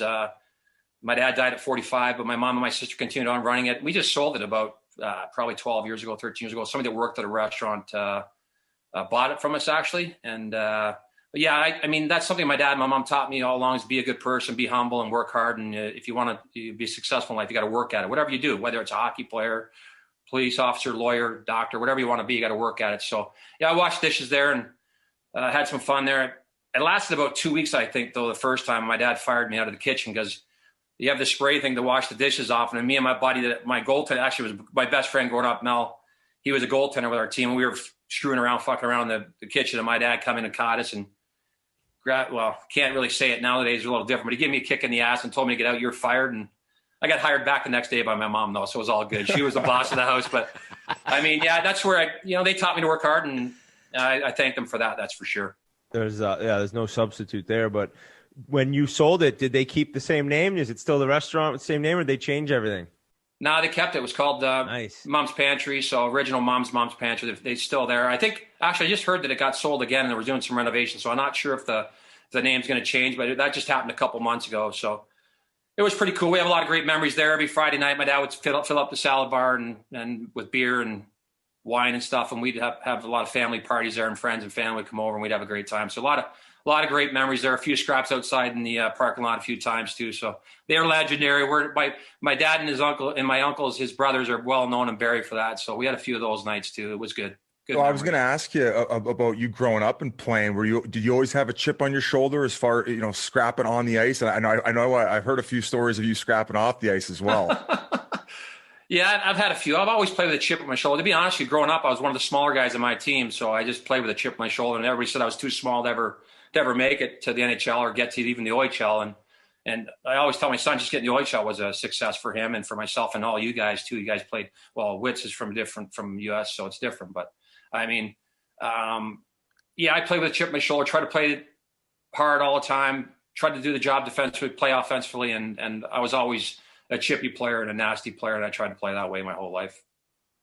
When did you start popping up on like scouts radars or travel teams, that type of stuff? I think it was pretty early. Like, to be honest, in my minor hockey career, I played in Barrie, just about 45 minutes north of Toronto. We were a single A team actually back then. Barrie's grown a lot, and it's a triple A team now, but started popping up probably more in Pee Wee. I went to the Quebec Major Pee Wee tournament and had a really good tournament there. But I mean, we had a really good team. Our team was incredible. I played with the same guys my whole life. Sean Dean and Brian Sear were my wingers, and they were incredible hockey players, so they helped me a lot. But so I think I started popping up on their radar in Pee Wee, and then it just went from there. But I was lucky enough to have great coaching and great teammates all the way through it. So yeah, it was pretty cool. It was so far back, I didn't even realize Brantford had an OHL team. And thanks, Biz. I know I'm old, buddy, but I'm not that old. But I appreciate it. But yeah, Brantford was fun. Yeah, what was that experience like? And did the team end up moving, or did you just get traded after that first year? No, I played for the same junior team my whole career. I was drafted by Brantford, and after the first year, our owner moved us to Hamilton. Jack Robillard was our owner. He owned a bunch of gas stations, Sunny Gas Station. Great person, great owner. but it just wasn't working in Brantford, which is too bad. It's a great hockey town, Gretzky's hometown, and a lot of great people there. But we moved to Hamilton. But I mean, Dave Draper drafted me. He was my GM and coach for my first year and a half. Amazing person. But the experience there was good, except for my first couple days in Brantford in my rookie camp. I showed up in a Camaro, new Camaro, right? And a few of the guys, I guess a few of the guys didn't. I had the dice on the mirror and everything. I don't know what I was doing. Come on. No, I didn't have the dice. I'm kidding. You were going to kill me yourself, weren't you? Like dazed and confused shit. He had a paddle. So I show up in this car, and first day of training camp, I come out. And it's a hot August day because we're playing, training camp in junior hockey in Ontario was in August. And sure enough, there's a big shit in the hood of my car. And it was Bob Probert and Todd Francis. And everybody knows Bob Probert. And Franny was another nails guy, was drafted by the Montreal Canadiens in the second round, but never made it. He had an eye injury and never got the chance to play. But yeah, they decided that I was a cocky young rookie and deserved to be brought down a few notches. And they probably were right. So they shit in the hood of my car. And it wasn't just sitting there. It was melting down the front of my hood.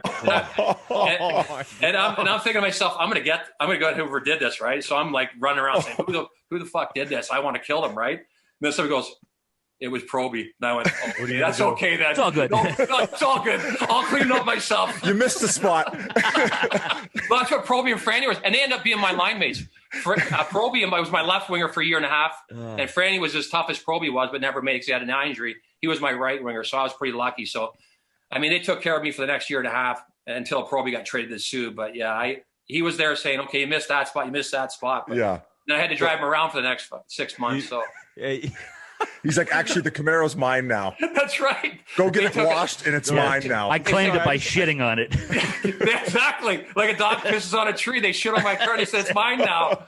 And I didn't argue with him. I drove him anywhere he wanted to. They made you fill out the gas tank, too, every time. Buddy, everything. Yeah. I was under their control. That's such a good story. Fucking. Oh, man. Did you get a chance to meet Walter Gretzky while you were there? Yeah, I met Walter. I became really good friends with Wayne Gretzky. He was a buddy of mine. I got to play with him in the 91 Canada Cup. We were line mates in the Canada Cup. Him and Steve Larmer were my line mates. From day one, that's the year you had 60 guys come into camp and try out, and I was lucky enough, fortunate enough to be on his line from day one. So I kind of knew that I might have a chance, but I didn't expect to make it, to be honest. I didn't really even want to go. I didn't think I belonged, but my dad talked me into going for the experience. Really? But, yeah, talked me into going for the experience, and I ended up making the team and playing with Gretzky. I remember going into the room and seeing the lineup, and I went, oh my God, I'm playing with Gretzky and Larmer. And Larmer's one of the most underrated players I've ever played with my entire life. He's the nicest person, greatest roommate line. He was my roommate in the Canada Cup, but could do it all. Kill penalties, playing the power play. But I mean, in the first training camp, the first practice, the first actual scrimmage, Gretzky sets me up with a wide open net. And what do? I heel it. Like, I need to be 4 or 5 feet from the net to put in the open net, to be honest. I was about 10. I heeled it in the corner. I'm going, oh my God, I'm off his line for sure. I'm done. I'm cut. And Gretzky came over being who he is and just came over and said, you know what, Course, don't worry about it. You'll get lots more of those. But he was just an incredible guy. So during that time, I got to know Walter really well, Mr. Gretzky. And he's just an amazing person. I'm telling you, he's the nicest person, most humble guy, and never said no to a fan for a picture or an autograph. And then I got to spend a lot of time with him after hockey. We used to go down to Gretz's fantasy camp in Vegas, which was actually started in Phoenix, and then it moved to Vegas. And I got to spend a lot of time with him. And it was just, it was an honor for me. And like, I learned so much and had so much respect for him. It was incredible to spend time with that person. And not to say Vegas wasn't a bad spot to be for 7 days and it all paid for and have some fun with the Gretzky family and the rest of his buddies, right? It was a pretty good time. Bad. So it's funny because you say Steve Larmer, and sometimes if you go on Hockey DB, that Steve Larmer's a name that if you check out his stats, you'll be blown away. You're like, what? Yeah. He did that in the NHL. So like an all-time great that doesn't get talked about much. But you talk about like not wanting to go and like actually not thinking you belong. And nowadays I feel like so many younger players are just programmed to say, like, I'm as confident as I can be. I think I'm as good as anyone else. Whereas maybe a little different back in your time where you're like, dude, I don't know if I have it.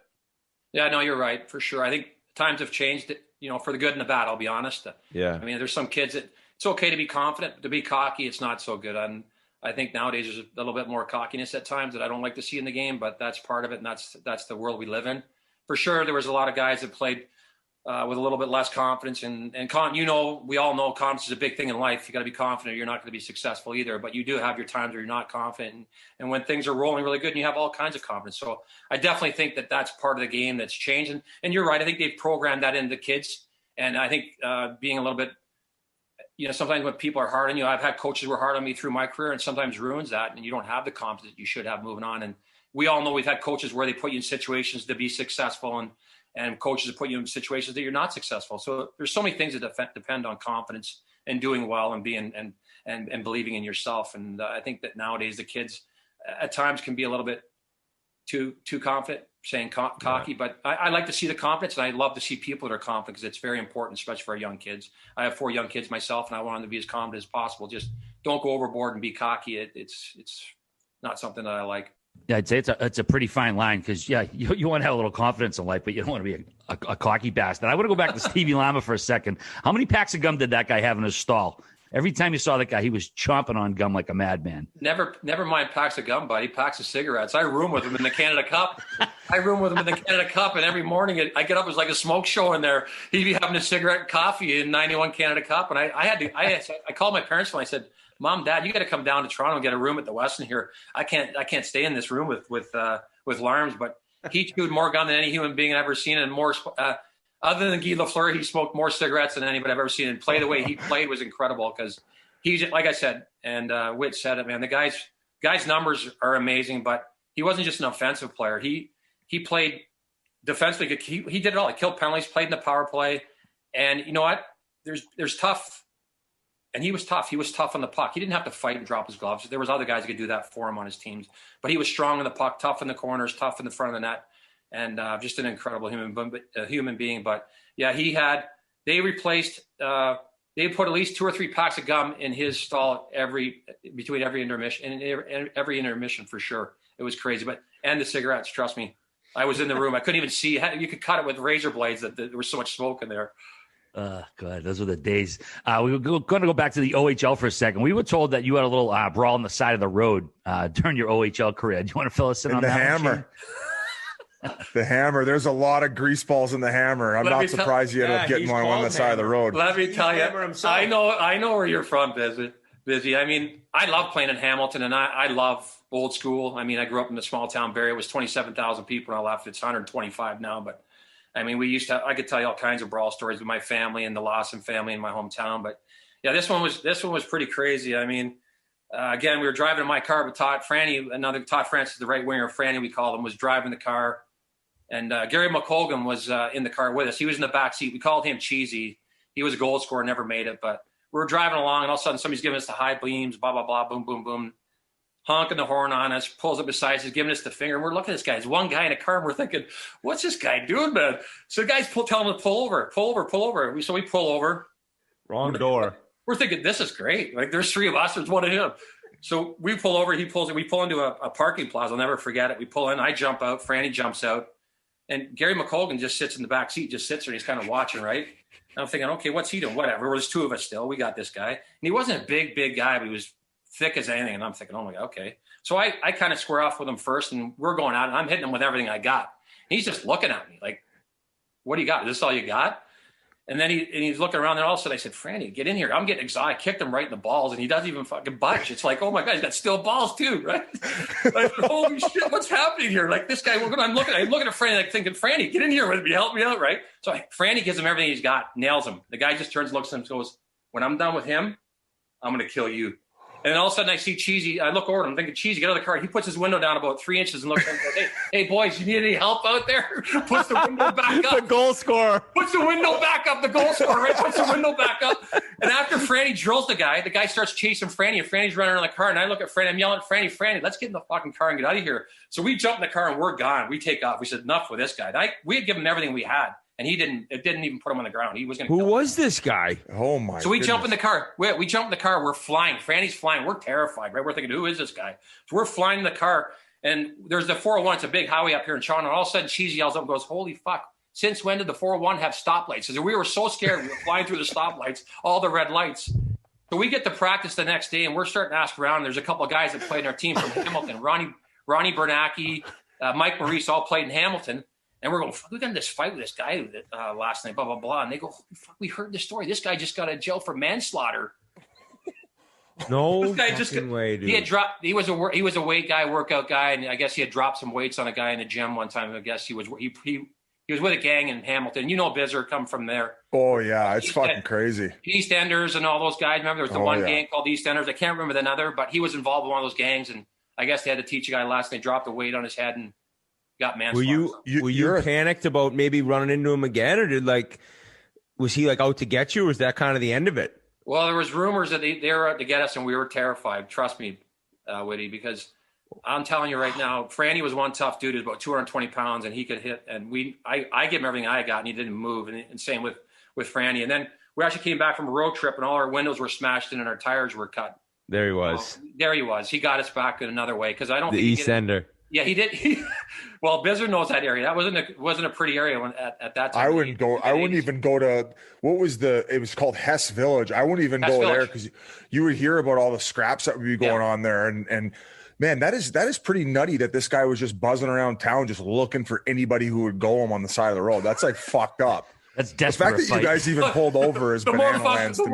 The more fucked up thing is we actually pulled over and thought we were going to be okay with the three of us, and then he chased us off. There were three tough hockey players, and he chased us down the street like three little babies. But yeah, it was a pretty tough town. It was an awesome place to play, and there's many more stories like that. Trust me. Hey, you're like, hey, Probes, you can keep my Camaro, but you got to come give me a little bit of help here in Hamilton. We had Proby actually in Hamilton for the first half a year, and then we traded him to Sioux, which was great to do because we ended up having a brawl with them on a Sunday afternoon TV game. And unfortunately, Proby was on the other team, but we had a pretty tough team anyways. But we got into a couple with Proby too when he was there. There was Proby and Troy Crowder and Dennis Vial was on our team, Kirk Thomason. We had a really tough team, Sammy Haiti, Johnny English.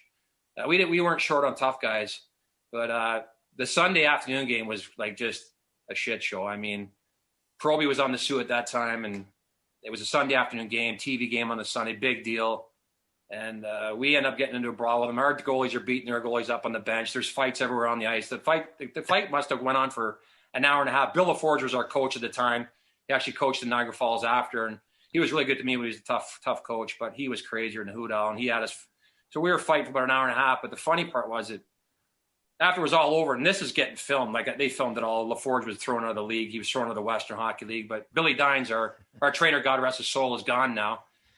He passed away. He comes out in the ice with a shopping cart to pick all our hockey gear up. And we're going, oh my God, this is really good for Sunday afternoon hockey for all the young kids wanting to play hockey one day. And there we are fighting. Right from church. There's our train right from church. They don't let me in those places, Whit. I only go at Christmas time. And I have a tough time getting in there, but you have to go through a metal detector when you go to church the one night a year. I can just picture this game on TV with you guys just scrapping in the trainer, just putting the gloves inside the shopping cart. Buddy, it was crazy. And I'm telling you, when the gloves were going in the shopping cart and the helmets, it was just like, oh my God, what just happened? But it was a crazy day. We just had Jovo on, and he was telling the story about when they were playing Sarnia. I think it was the first round of playoffs, and the player ended up going after him, and then he got his helmet off, and he had it in his hands, and he's beating him over the head with it. And after the fight, and the old Windsor barn was absolutely bananas. And in the midst of that game, a Sarnia guy and the fan were playing tug of war with a stick. But on the way off the ice, I believe the guy's last name was Maxwell. He just turns around and just double barrel fingered the crowd on the way out. There was 3 guys left on the bench for Sarnia by the time the game was up. And that was just the way it was back then. Oh, it was crazy. I mean, I watch that. I watch you guys quite often, as my kids do. So I'm it's an honor for me to be on with you guys. And I love it. My kids are so excited and all their buddies. But I actually watched that. It was pretty crazy when he was trying to hit him with the helmet. And talking about the Windsor barn, it was crazy, man. That place was nuts. Kevin Kerr was there when I played, and he was a tough nut and a good little hockey player. But speaking of Jovo, let me tell you, that's probably one of the craziest moments of my hockey career. I made a lot of mistakes when I was playing and did a lot of crazy shit. But I mean, because Joe was playing for Vancouver, was playing for Montreal at the time, and we kind of got into it. It was more of a scrum. There was a bunch of guys in there, and we couldn't really get at each other. And we wanted to, or maybe we didn't want to. I don't know. There was a little bit of respect there, anyways. Till we started swinging our sticks at each other, and I think I caught him on the head with the stick and got a 5-minute major, and he might have caught me with a pretty good 2-hander across the knee. We get thrown in the penalty box. Referees come over. And they go, oh, they're gone. We get 5, we're gone. And I don't know what happened. I blacked out. I was so, and he had said something to me. I don't know. It was something like maybe over the line, but that happened back in the day. I lost my marbles, went crazy. He went to his dressing room and I went off the ice and went into the hallway, went right past my dressing room, back to the end hallway where all the media is and all the workers are back there. Security's back there. I go flying down the back hallway, pushing all the security guards out of the way, telling them to get the fuck out of my way. They're going, what are you doing? Right down to the hallway, down to their dressing room and into their dressing room. Then I'm kind of blacked out at this point, so I'm just going bananas, right? And so Todd Bertuzzi's hurt. He's in the dressing room when I get there. And a trainer that played was our stick boy in Hamilton was the trainer, Bernstein, for the Vancouver Canucks. So I get into the room. I'm yelling and screaming. I want to fight. I'm in Vancouver's dressing room. When I first came to be honest, boys, I looked down. I'm standing on the Vancouver Canucks emblem in their dressing room when I came to because I had blacked out. Oh, it was in their building. It was in their building. So it was in the Vancouver building. Oh, I thought you were at the home team. No, I was in Vancouver. Walked right by the dressing room, our dressing room, down the hall, past all the security guards, all the people in the back hallway to get to their hallway, to their dressing room. Went down their hallway, pushed the security guards out of the way, went into their room. And then Bertuzzi was there, not dressed. He was injured. And the trainer that knew me came running because everybody was screaming and going crazy and saying, what the hell's going on? And I'm in there yelling at Jovo, trying to fight him. And Todd goes, enough's enough. And Bernstein gets in and he's going on. And that's what I came to. And I'm standing on the emblem. And I remember going, what the fuck am I doing? And then I just had my helmet in my hand. I didn't know what to do with it. I was kind of like, what the hell am I going to do? So I threw my helmet at Jovo and then turned around and left and went back to my own room. Now, in these days now, boys, nowadays, you'd be suspended probably for life. You'd be arrested, probably. God. They probably gave you a beer on the way out back then. The trainers on our team had a couple of ice cold beers for me ready to go, so it was all good. I think I got suspended for, 4 or 5 games, but it wasn't too bad. I needed a break anyway. Like planes, trains, and automobiles. They're all like, you're going the wrong way. You go in the wrong locker room. All right. Speaking of planes, trains, and automobiles, I think I missed every one of those during my career. Hey, that's another story I heard. I heard you missed so many team flights. I missed a couple What a flights. segue. Let me tell you, I missed a couple flights. Not a lot, a couple flights, maybe 2 or 3 buses, and Couple dozen. maybe a couple dozen, maybe late for a few. But I missed 2 flights actually. The one was in Montreal. It was an honest mistake, actually. It was when the clocks had to change and all that stuff, and I didn't change mine. I might have been out the night before. I don't remember. Actually, I think I was might have had a girlfriend. Might have been married by that time. Can't remember. Anyways, I'm heading to the airport. I got there. I'm sitting there, and then I got a call from I think it was my wife, and she goes, "You know, you were supposed to move the clocks back, right? You're an hour. Your flight's late." And I went, "What?" So I ran to the fucking terminal. Into the gate. I get to the gate and the fucking plane's backing out. So I go to the people at the gate. Can you call the pilot? Tell him, Shayne Corson, we're in Montreal. I thought, they could call the pilot. He could tell Burnsy that pilot would pull it back up. They're only about 10 feet out. Well, he did all that for me, but the stewardess goes to Burnsy and goes, Corson's at the gate. He's waiting. He wants to see, can we pull back in 10 feet to get him? He goes, fucking leave him there. They left me there. I had to get my own way. The better one, though, was when we were in Edmonton. And thank God. So we're at Brent Gilchrist. Is getting married. So we have his bachelor party in Edmonton at one of the bars. One of our friends owned a bar there in town, and we got pretty banged up that night. And I set my alarm when I got home. I thought I set it properly, but I set it for PM instead of AM. And I remember waking up out of the cold sweat and hung over, and I look at my watch and I go, holy shit! I look at the alarm. The alarm didn't go off. Oh my God! So I was late. I was going to be late. I knew it, but I thought if I could maybe get there in time and just get on at the last minute. So I'm running out of the condo. I got my buddies living with me at the time. I go, Mel Dog, the goalie again. He goes to me, I go, you got to get me to the airport. You got to get me there. So he's raced me there. I got my shirt undone, ties all over the place. I'm sweating. I'm thinking, oh my God, I'm getting traded from Edmonton. I was playing at Edmonton at the time. I'm thinking, oh my God, I got to get to the Edmonton airport. I get out there. I'm running in. I'm thinking, oh shit. Who do I see? It's Peter Klima and Sedino Seeger walking down the fucking hallway too. And I'm thinking, oh my fucking Lord, I'm not the only guy. And it even gets better. I'm thinking, thank God I'm with 2 other guys.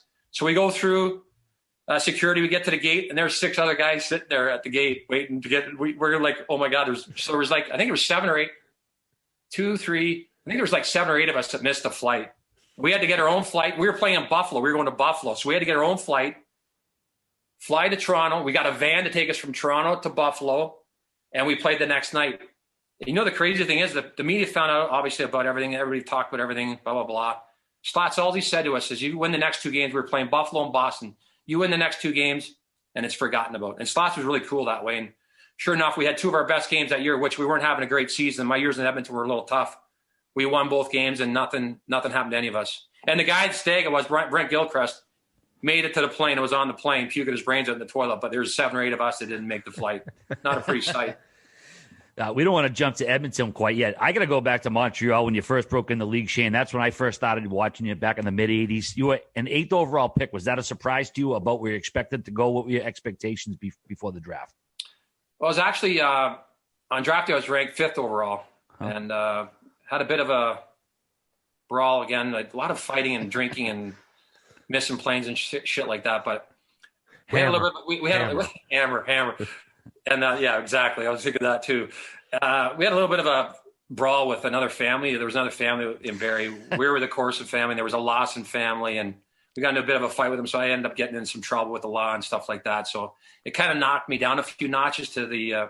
But I ended up getting. And we had met Montreal the night before. My dad wasn't a big Montreal Canadiens fan. He was a big Leaf fan growing up, and they had met with him, and they had told me they're going to take me 5th.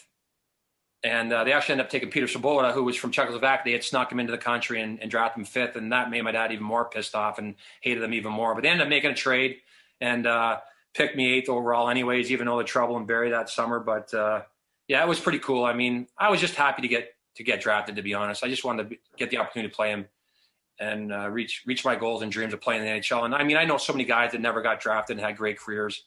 And then I know a lot of guys that got drafted in the first round. I played with 2 of my good buddies, both drafted by the same team.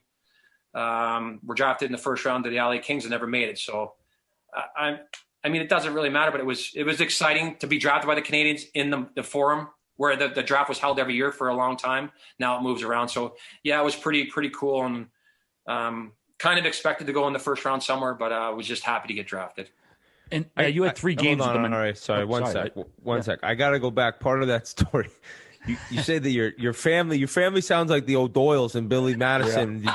Did you have another rival family in the town, the Lawsons? And you guys just like there was a Lawson family and the Murphy family, and they were like cousins. So it was you guys just chucked them with all of them. Yeah, we there was a buck and doe. They had a buck and doe.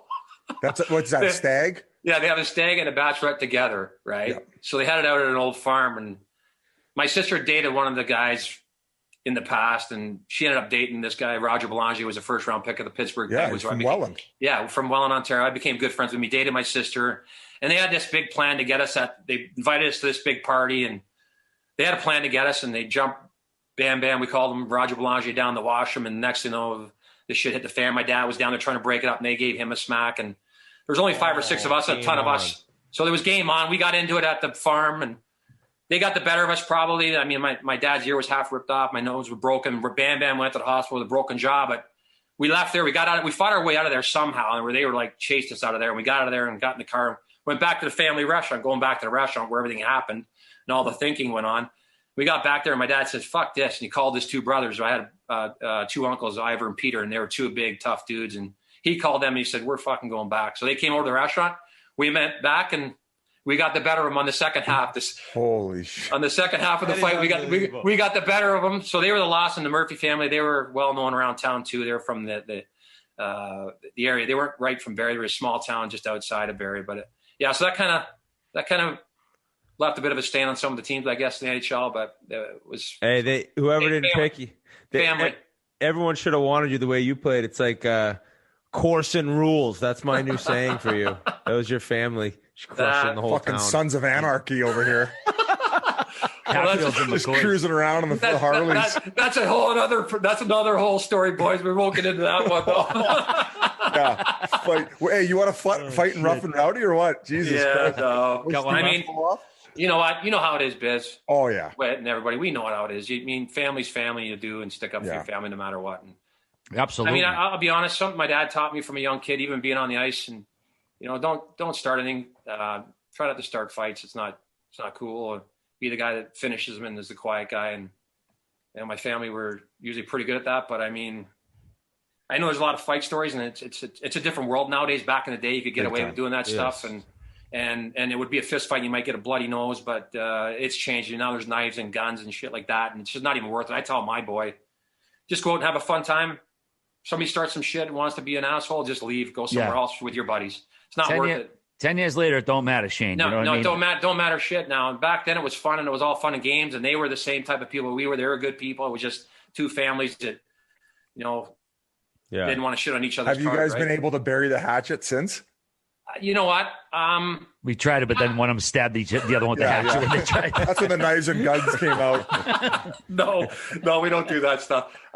You know what? I've ran into them in the past, and it's under water under the bridge, man. It happened when we were all younger. I mean, I was 17 years old when it happened with me, and like I said, it's changed. The world's changed, and I've changed a lot. I just love going out and having fun and hanging with my buddies and telling stories and stuff like this and doing things like this. That's why I enjoy these types of things, especially this one's one of the best. But we've ran at each other, and we get a good laugh about it. They went on with their lives. They have kids now and families too, and we all know that things have changed, and it was just a different world back then. Oh, well, that's we had good. a few scraps of the drive-in too, which was pretty fun.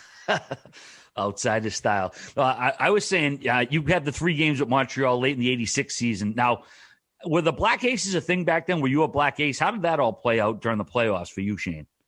Yeah, I mean, I was lucky enough to play I think I played 3 games the first 10 games, and then had a meeting with Serge Savard, who was our GM at the time, and he was really good about it. He said, like, what do you want to do? Do you want to stay here? And he was honest with me. He said, you're not going to play every game, and when you do play, you might not play much, right? So I kind of said to him, I'd probably be better for my development, and my agent thought the same thing, and my parents thought the same thing, and Serge himself actually thought the same thing, that go back to junior hockey, get the opportunity to play in the World Junior Championships again. The World Junior Championships were held in Hamilton, so it was going to be fun. So I just thought it was better for my development to go and play the season in junior hockey, play in the World Championships, and get some confidence, as we talked about confidence earlier. And then actually the funny thing is, Andre Boudreau, who was our assistant GM in Montreal at the time, he actually met me in London and came down with me and met with me and talked to me. He said, we're going to have you come up in the playoffs. And he didn't tell me if I was going to play or how much I was going to play, and had a plane ticket for me and everything at the time. Technology and all that stuff was different at the time. And I was all pumped up and excited because our junior team wasn't going to make the playoffs, and they had asked me if I wanted to be traded to a contender, and I said I'd just rather just finish the season with my team. I've been with them for 3 years and fight. We weren't totally out of it, but there was going to be a slim chance. But I didn't want to quit on my team or my teammates and the organization, and the owner was so good. So I ended up staying there, and we didn't make the playoffs. But the unfortunate thing is I got hurt. The last game of the season, actually, I tore up my knee and my ankle, was in a cast up to my hip. So I ended up actually going up there, but not getting the opportunity to even play till late. In the finals against Calgary, I actually got to go on the ice a couple of times with the Black Aces, which it was so much fun just being around that team and watching what they did and how hard they had to work and what they had to go through and how they had to get, some luck. And Patrick obviously played unbelievable, and their team played great. And just to be around that atmosphere, and then just to see the party and be a part of the party, the Stanley Cup party in the city of Montreal, like it was incredible, insane. It's not the same as not being, bleeding and sweating with your teammates and being a part of it, having your name in the cup, but it was still pretty cool to be around those guys and see how hard they worked to get that Stanley Cup. Now, I want to go to your first camp. You find yourself in this fabled locker room, probably the most famous locker room in hockey, no doubt. All these veterans that are basically connective tissue to the greatest teams ever, the 70s Canadians. Yeah. Are you like space cadet? Like, is your head spinning? What's your reaction to all this being, in a room with Larry Robinson and Guy Carbonneau and Bob Gainey all of a sudden? Yeah, I mean, like I said, I wasn't a Montreal Canadian fan, but I always had respect for their organization and the history they had and their players. But to actually go and be in the same dressing room, and I remember the first day I walked into training camp, my first training camp, and I walked in the dressing room, and there's Guy Lafleur sitting there and all dressed in all black. He loved black. He had black cars, black clothes, everything, right? And sitting there smoking a cigarette in the middle of the dressing room at the Montreal Forum. I was like, black lungs. Oh, my God. The black lungs, too, but the guy could skate forever. But I mean, those guys treated me with so much respect. I learned so much from them, not just as hockey players, as people and human beings. They were so good to the fans. They never said no about an autograph or a picture, and they just had so much respect for the game and so good to their teammates. And to have guys like that around, like Jean Beliveau, Rocket Bouchard, Guy Lafleur, Yvon Cornway, Lambert, and then you mentioned the two guys. Then those guys I didn't really play with. I was with Guy Lafleur for a few training camps, but Larry Robinson and Bob Gainey were two of the greatest people I met in hockey and two of the greatest leaders. And they were two totally different people. Bob was more even keeled, straight laced, and Larry was more of a fun guy telling jokes and more of a vocal guy. But to have those two types of guys around and be a part of that organization at that time was just incredible. And like I said, they taught me a lot about the off ice thing. And I tell you what, that organization, they wanted you to have fun too off days. As long as you showed up at the rink and worked hard at practice, they didn't mind you having a good time. And trust me, boys, I had a really good time while I was in Montreal, and it's well documented. But those guys were incredible. Well, you bring that up, and I can't imagine like you go from Hamilton, and you don't have a ton of money, and you're playing junior hockey, and all of a sudden you're in Montreal Canadiens, where you can't go anywhere in the town. Good looking guy, you're crushing it. Like, I can't imagine how hard it was to really reel yourself in. No, seriously, you're a young kid. It's like, I don't know, like. But you're so right, man. I appreciate that, because that's what people don't understand, man. I came from Barrie. When I left Barrie, it was, like I said, 27,000 people. I didn't have a lot of money. My parents didn't have a lot of money. They were great to us, and they did what they could for us. But, all of a sudden I'm making like $100,000, which is a lot of money. My parents never made that, even close to that. And in a city like Montreal, and being a young guy, and we had a lot of young guys in the team too. There was a lot of guys that came in at that time. There was, Chelios was there, and Momasso, and Riche, and Courtnall, and Jyrki Lume, and Mike Keane, and Brent Gilchrist. And I mean, there's so many guys, great guys. So we had so much fun, but it was hard. I mean, I'd find myself sitting in my apartment. I'm going like, every night you had somewhere to go in Montreal. There was, L'Action on Sunday night. There was Bourbon Street on Monday night. I could name them all. Sir Winston Churchill's any night of the week. Thursdays, you know them all. Stanley Street, the Chez Paris, Chez Paris, Monday through Friday. That's Saturday, Sunday. Every day, a free buffet, man. I was at the free buffet I hate to say it, every day it was free, so I went there, right? But it was so hard. Like, you'd find yourself sitting there as a young guy and nothing else to do, and you get bored. And they weren't playing breakfast. That's right. They were free. The buffets were free. That's why I went there. Yeah, sure. Yeah, we know. We know the lap dances weren't. Okay, you got me. More than 400. Hey, I was there at. Hey, boys, I got to tell you one this bizarre. Oh, go ahead. This is going back. I got to tell you this story, boys. I mean, it's brutal, but I did it. I got my check from the Montreal Canadiens, and I took it and cashed it at Chez Paris. Can you imagine that? I went up to the bartender. I had to sign it off, and I think I had to give them a percentage, and I cashed my check. Your 2 weeker or your signing bonus? This is your my 2 weeker. And can you imagine if they knew this is their first round or cashing their check at the Chez Paris? But I mean, you're right, Whit. It was such a hard time, and we had such a great group of guys, young guys. It was hard to contain yourself, but we tried our best. How the ATM hammers you at the strip club. Yeah. Imagine the money they take out to cash a check. Yeah, that was actually the Canadian banks back then, because it was happening so much. Hey, they got the stamp on the back. It's like, we're used to this. Every team. Of course, we gotta do this in person. We're coming up to Toronto for some golf this summer. We're not done yet, but I'm just saying that already. Well, I would love to, boys. I mean, like I said, I get down to Boston a lot, and I'm being honest. I actually earned these two hats somehow. I know that they were very expensive hats for me, but I come down to Boston a lot. My daughter plays at Boston College, plays hockey down there, and I love Boston. I mean, I was almost a Bruin at one point too.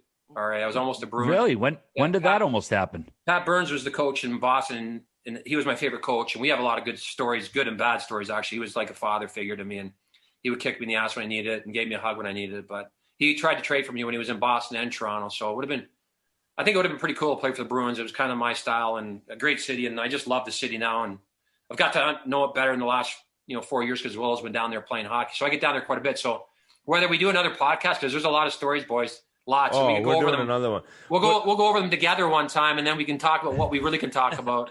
But I'd love to come down there and hang out with you guys and have a few cocktails with you guys, a few Pink Whitneys and a few good Sundays. My son started a company too, so I gotta. Oh, nice! Shout that out. Good Sunday. Sunday. I gotta pump him up because he's starting like you did. Hey, a bit of a head start. You got to start somewhere, right? We'll drop some Pink Whitney nips in that. Be well, perfect. I was gonna say I like cuckoo juice, right? So I was thinking there's a good mix. Because cuckoo juice is really good. It gets you going pretty quickly and gives you a really good buzz. I don't even know what that is. I need to get into that. I think it's a cuckoo man named Hammer that knows about the cuckoo juice. It's a little bit of a mix. You can mix wherever you want there, Bizzer. But I was thinking Pink Whitney and the Good Sunday mixed together, because Good Sunday's more like a seltzer, right? So it's more of a low calorie, low sugar, and low alcohol drink. So you could add the Pink Whitney to it and have really good cuckoo juice. It's good for it's good for hangover days and golf days, to be honest with you boys. We'll call it the Whitney one-timer. Hold on. So, Hey. well, go ahead, Whit. No, you go ahead. Sorry, buddy. Okay, so there's a couple ways. I want to talk about Pat Burns, but before that, your daughter plays college hockey. Does it concern you that they're unable right now to figure out the pro level and all the, have you like dive into that at all? Like, have you done any research as to like what might be happening? Because I would imagine she has aspirations to play professional hockey and be paid a decent wage to do so. Yeah. I mean, is right. Women's hockey's come such a long way. I actually did a thing today with Sammy Jo Small, the goaltender from Canada here, won a bunch of gold medals and a great person. And she's a big advocate for women's hockey and a bit of role model for a lot of the girls coming up through hockey in Canada, especially, right? And then Amanda Kessel, and then Willow played with Keller, who's an unbelievable defenseman from the U.S. and played with Keller and Newkirk and a bunch of girls that played for Boston College women. They're great role models, but yeah, I mean it's come a long ways, but it's got to go a lot further, and I think it's got to be a lot more fair. And I love to see women's hockey on TV, and I like to see them get paid a fair wage. I mean, concerns with my daughter, she's a good enough player if she wants to play. I just don't know if she has aspirations to do that or not. I mean, you know how it is. Sometimes you go through seasons where you had a bit of a tough season and you get off of the game a bit or something in life and you don't want to do it. But she had a great season this year. Her team had a great year. And, I'll support her in whatever she wants to do. If she wants to move on and play professional girls hockey, I'd love her to do that because I think it teaches a lot of life lessons and it's a great sport and it keeps you in shape. And if they can make a decent, fair wage at doing it, why wouldn't they? And I think they deserve it. And I hope that these girls, the Olympic girls, keep pushing hard from both Canada and the U.S. to see them get what they deserve, the girls' hockey. Because I think the girls' hockey is great hockey. I love it. I've watched it since Willow was 10. She's 21 now. And I think it's just a great sport and a great hockey. And, they're both different. There's pluses to girls' hockey. There's pluses to guys. And there's differences for sure. But I think they definitely deserve more. And I think this is just the tip of the iceberg. And I think they're working at it. And they'll keep doing that. Here. I agree, Shayne. The speed and the skill on display. We had an event a few weeks ago at Barstool, and the young ladies, they're just so incredible. The skill and speed on display is so different than it was 30 years ago. I got to revert back to your first year in Montreal, your first training camp. You take on Jon Cooper, who was probably one of the toughest guys in the league back then. I mean, I know you fought in junior, but I don't know if you had a fighting label. How did that all come about? And it kind of earned you some respect in the locker room. Did you like fighting? What was your take on all that as you started out? Well, from all the stories off the ice, I think I didn't mind it. But I mean, I was afraid every time I got into I was afraid every time I got into a fight. I mean, there's something wrong with you if you're not afraid when you're going to get into a fight. And that was part of, so I came into Montreal. They had just won the Stanley Cup as we spoke, and I was there, but I didn't get to play. They had a great team, great group of guys. And I just felt that I needed to do something to get noticed in training camp and stand out a little bit. And I thought no better way than to try on Cordic, who was my agent, who I ended up rooming with my first year in Montreal, actually, and got to know him real well. God rest his soul, too. But so I fought him in training camp and actually did pretty good. And I was out of fear. I mean, I was terrified. I knew I wanted to do it and I was going to do it, but I was terrified. But I ended up doing pretty good. And thank God for Chris Nilan, because Knuckles was really good to me when I came into the league and took me under his wing and kind of taught me a little bit more about fighting. I was just all out, just throw as many punches as I could, as quick as I could, and hopefully hit him more than he hit me. And that didn't work at the next level. And thank God he had taught me a few things before I fought Johnny, because I probably would have got knocked on my ass or knocked out. So I had a little bit of a lesson from him. Not only that, I actually did okay. I wouldn't say I won. I said it was a tie, but Johnny was used to, he thought he was going to pummel me and kick the shit out of me, right? And I did pretty good. But so he wanted to fight me again, and Knox came over and said, "You're not fighting him again, Johnny. That's our first rounder. Stay away from him." Oh, shit. So I was pretty lucky. And, everybody respected Knuckles Nilan. I mean, the guy did it for a long time and was a really tough guy and was really good to his teammates and did everything. So Johnny stayed away from me for the rest of training camp, and I'm so happy that it happened. I actually ended up fighting him in Quebec, though. He played for Quebec, and I guess he never forgot it. And I ended up fighting him in Quebec, and it didn't go so well as the first one did. Let's just say I had a lot of bumps on my head here, like thinking, oh my God, all these bumps on my head. I can't even get my helmet back on. So he didn't forget.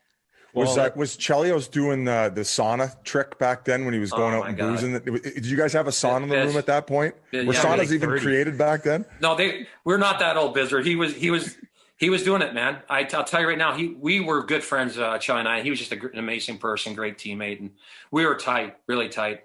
And he could go and he would stay out to the last drink was done, and then we'd head home. But he'd be the first guy at the rink the next day and in the sauna. And he'd be doing his sauna, cold tub. From back then, he'd do it. We didn't have a cold tub at that time. We just had the sauna. But he'd do the sauna. He'd ride the bike in the sauna. He'd do push-ups and sit-ups in the sauna. And this would be before we even went on the ice for practice. So that's how early he'd get here. He was just a machine. The guy's a machine on and off the ice. And one of my closest friends off the ice. He's just an incredible dude. So but he's got even better. I'll tell you what, with Shelley, though, he's a good swimmer, right? Him and Sutter are really good swimmers. I'll never forget the night we're at Sir Winston Churchill's. And it's the first time I ever seen him swim the bar, but he jumps up in the bar and swims down the bar and knocking everybody's drinks and glasses all over the land. Oh my God. And then there's Sutter right behind him doing the same thing. They were college buddies, I guess. They were good friends, but two beauticians and just great teammates. Just to get the morale high, just all of a sudden, like you hear all the glass break and these guys are swimming across the bar. I'm just thinking, oh my God, here we go. There's going to be another, we're going to be out of this place real quick. And they just left him. They let him do his thing. He had been there already, and I'm sure he'd done it before in front of them, and they just let him do what he wanted to do. He was like a god in Montreal. He was like a legend in Montreal. They loved him. So he was allowed to do pretty much anything he wanted to do back in the day. You know, things have changed now with telephones and all this stuff. You can't do the things we did back in the day. Not a chance. And I feel bad for the guys. They don't have nearly as much fun as us. That's for sure. Oh God, no. I wouldn't trade all I know is when I had an older player in your generation tell me that with the no cell phones, you just got home from the bar and you checked and you just prayed that red light was blinking, that you had a message. Like, that's old school. That's how you know you can have fun. But I think the summer of '92, you get traded from Montreal to Edmonton, and for Vincent Damphousse. Yeah. Now, as a guy who got traded mid-season of a team who won the Stanley Cup in Pittsburgh, shout out Chris Kunitz, did you have any chance when you got dealt that they would have had a chance to like go on and win the Cup that next year? I mean, I would never count the Canadians out, especially with Patrick Waugh, right? Patty Waugh was just incredible. He could win a championship all on his own. He was that good. And he just seemed to play even better in the playoffs. And the Bruins fans have seen him for many years. He could win hockey games on his own. So I never counted them out. But no, I didn't. I wasn't sure that they were that good enough to win, but I knew they were good. But with Patty, like I said, we never count them out. And I mean, getting traded was, like I said, I can't watch the Stanley. I've never won a Stanley Cup, so I can't watch guys carry the Stanley Cup around after the game. Like, I just turn the TV off after the game's over right away. I don't want to watch that. And I mean, I'm happy for all of them. And I'm even happy for Vinny Damphousse. I mean, he played his whole life wanting to win that Stanley Cup and worked hard. And he's a great player. And I actually ended up playing with Vinny when I went back to Montreal my second stint. He's just a super guy, a good teammate. So I'm happy as can be for him that he won the Cup. But it was definitely really hard on me watching them carry the Cup around. But at the same time, super happy for the organization, super happy for all those guys in that team, because I played for a lot of them. And they deserve it. They worked hard, and they were the best team that year. And what an interesting spot. You're in Edmonton, and the difference being, I mean, this is post-dynasty. Everyone's pretty much moved on. You said, I think Tikkanen was there. Yeah. It must have been hard coming from such a winning culture to go into a place that all of a sudden overnight just was so different than the prior 10 years. Yeah, it was. But it was a different chapter in my life. I mean, I like you said, with being in Montreal for the first 6 years, we had a chance to go deep in the playoffs every year. And we did most of the years, other than the 1 year. I think we lost to Boston. I think that's where all the changes started happening. We lost to Boston, I think 4-1.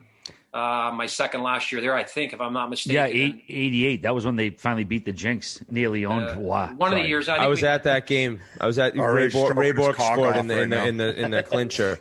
Yeah, so things started changing then. But I mean, going to Edmonton, it was a different chapter. You're right. The dynasty was gone. We were a pretty young team. We weren't winning a lot. It was tough. I mean, we all love to win.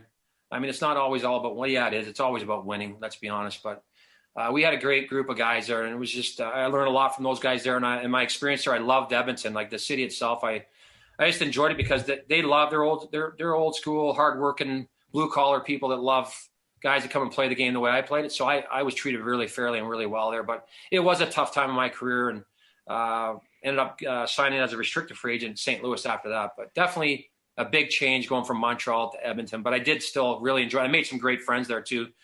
Luke Richardson, Dave Manson's a beautician, Kelly Buchberger, Louis DeBrusk is a great person. I mean, Louis was an amazing person and was great for our team. And I could just go on and on about the whole group of guys. Arnott and Dougie Waite was there at the time, great hockey player. Bernie Nichols was hilarious. Klima was just a beautician, like double time. I mean, you must have some Issa Tikkanen stories. Which is mentioned him, but he's a savage, Tick is one of the best hockey players I ever played with. And I mean, he was the worst. Like, people ask me who chirped the most or who was like the biggest rat on the team that you ever played with. And I'd say Tick, but like every time he was chirped, nobody could understand him. We were his teammates. We couldn't understand him. It was, what did you say, Tick? And he'd be chirping at the other team and nobody would even understand what he was saying. But that guy was so competitive and so intense and a great hockey player. And there's another guy that doesn't get the credit he deserves. He could do it offensively and defensively, and he did it all. He killed penalties, played the power play. He was just a super player and a great hockey player. And he liked to have a good time off the ice too. Most Finns do. Yeah. So we've heard. Now, we mentioned St. Louis. You signed there as a free agent on July 28th, 1995. Why did you settle on St. Louis? What was the main decision there? To be honest, I was a restricted free agent. It was the only offer I had on the table. I mean, back then, back then, there was not much movement in restricted free agent. I think there was only 2 or 3 players at that time had moved. I think there was the Shanahan, the Stevens deal, and then I don't know if there was another one or not by then. But I know, and it was tough. I was trying to deal with Glenn Sather, who was the GM at the time, and he was an amazing GM. Like, that guy was incredible. He even coached us for a while, but.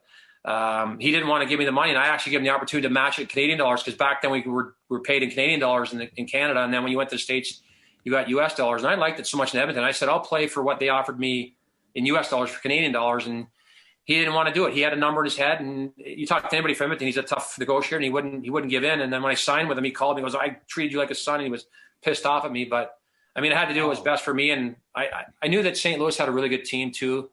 At that point, they had some really good key players, and I had played for Keenan before in the Canada Cup in '91, and I knew that he liked the style of play I played, and I knew I'd get the opportunity to play in good situations and get to play with good players. So, quite honestly, as a restricted free agent, it was really the only other offer I had on the table, and I jumped on it.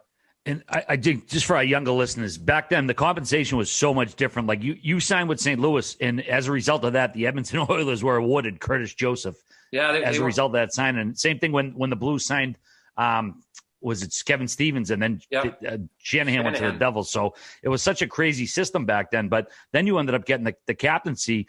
But that must have been a little awkward because Brett Hull had it before you.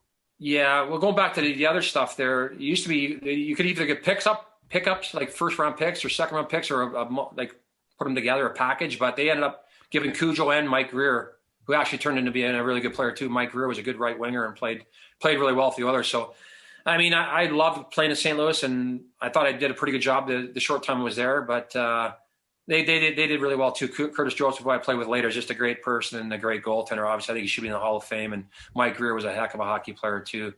And then I went to, like you said, I went to St. Louis, and I was the captain I was actually the captain in Edmonton too. I was named captain by the Oilers, but when I was doing my contract and all that, and got into a bit of a battle with George Burnett, who was my coach, a young coach, and I was a young captain.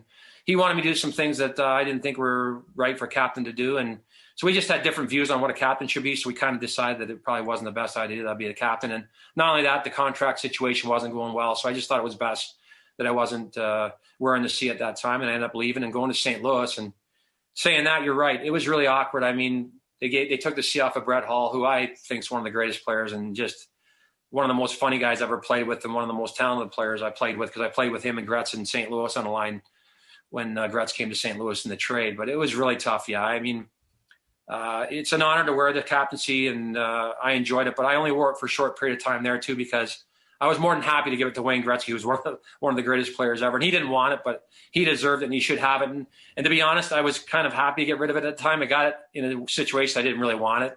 I mean, Holly was a great player. He's a Hall of Famer, and he was definitely one of the leaders of our teams. And it was just him and Mike didn't get along great, and that's why it happened.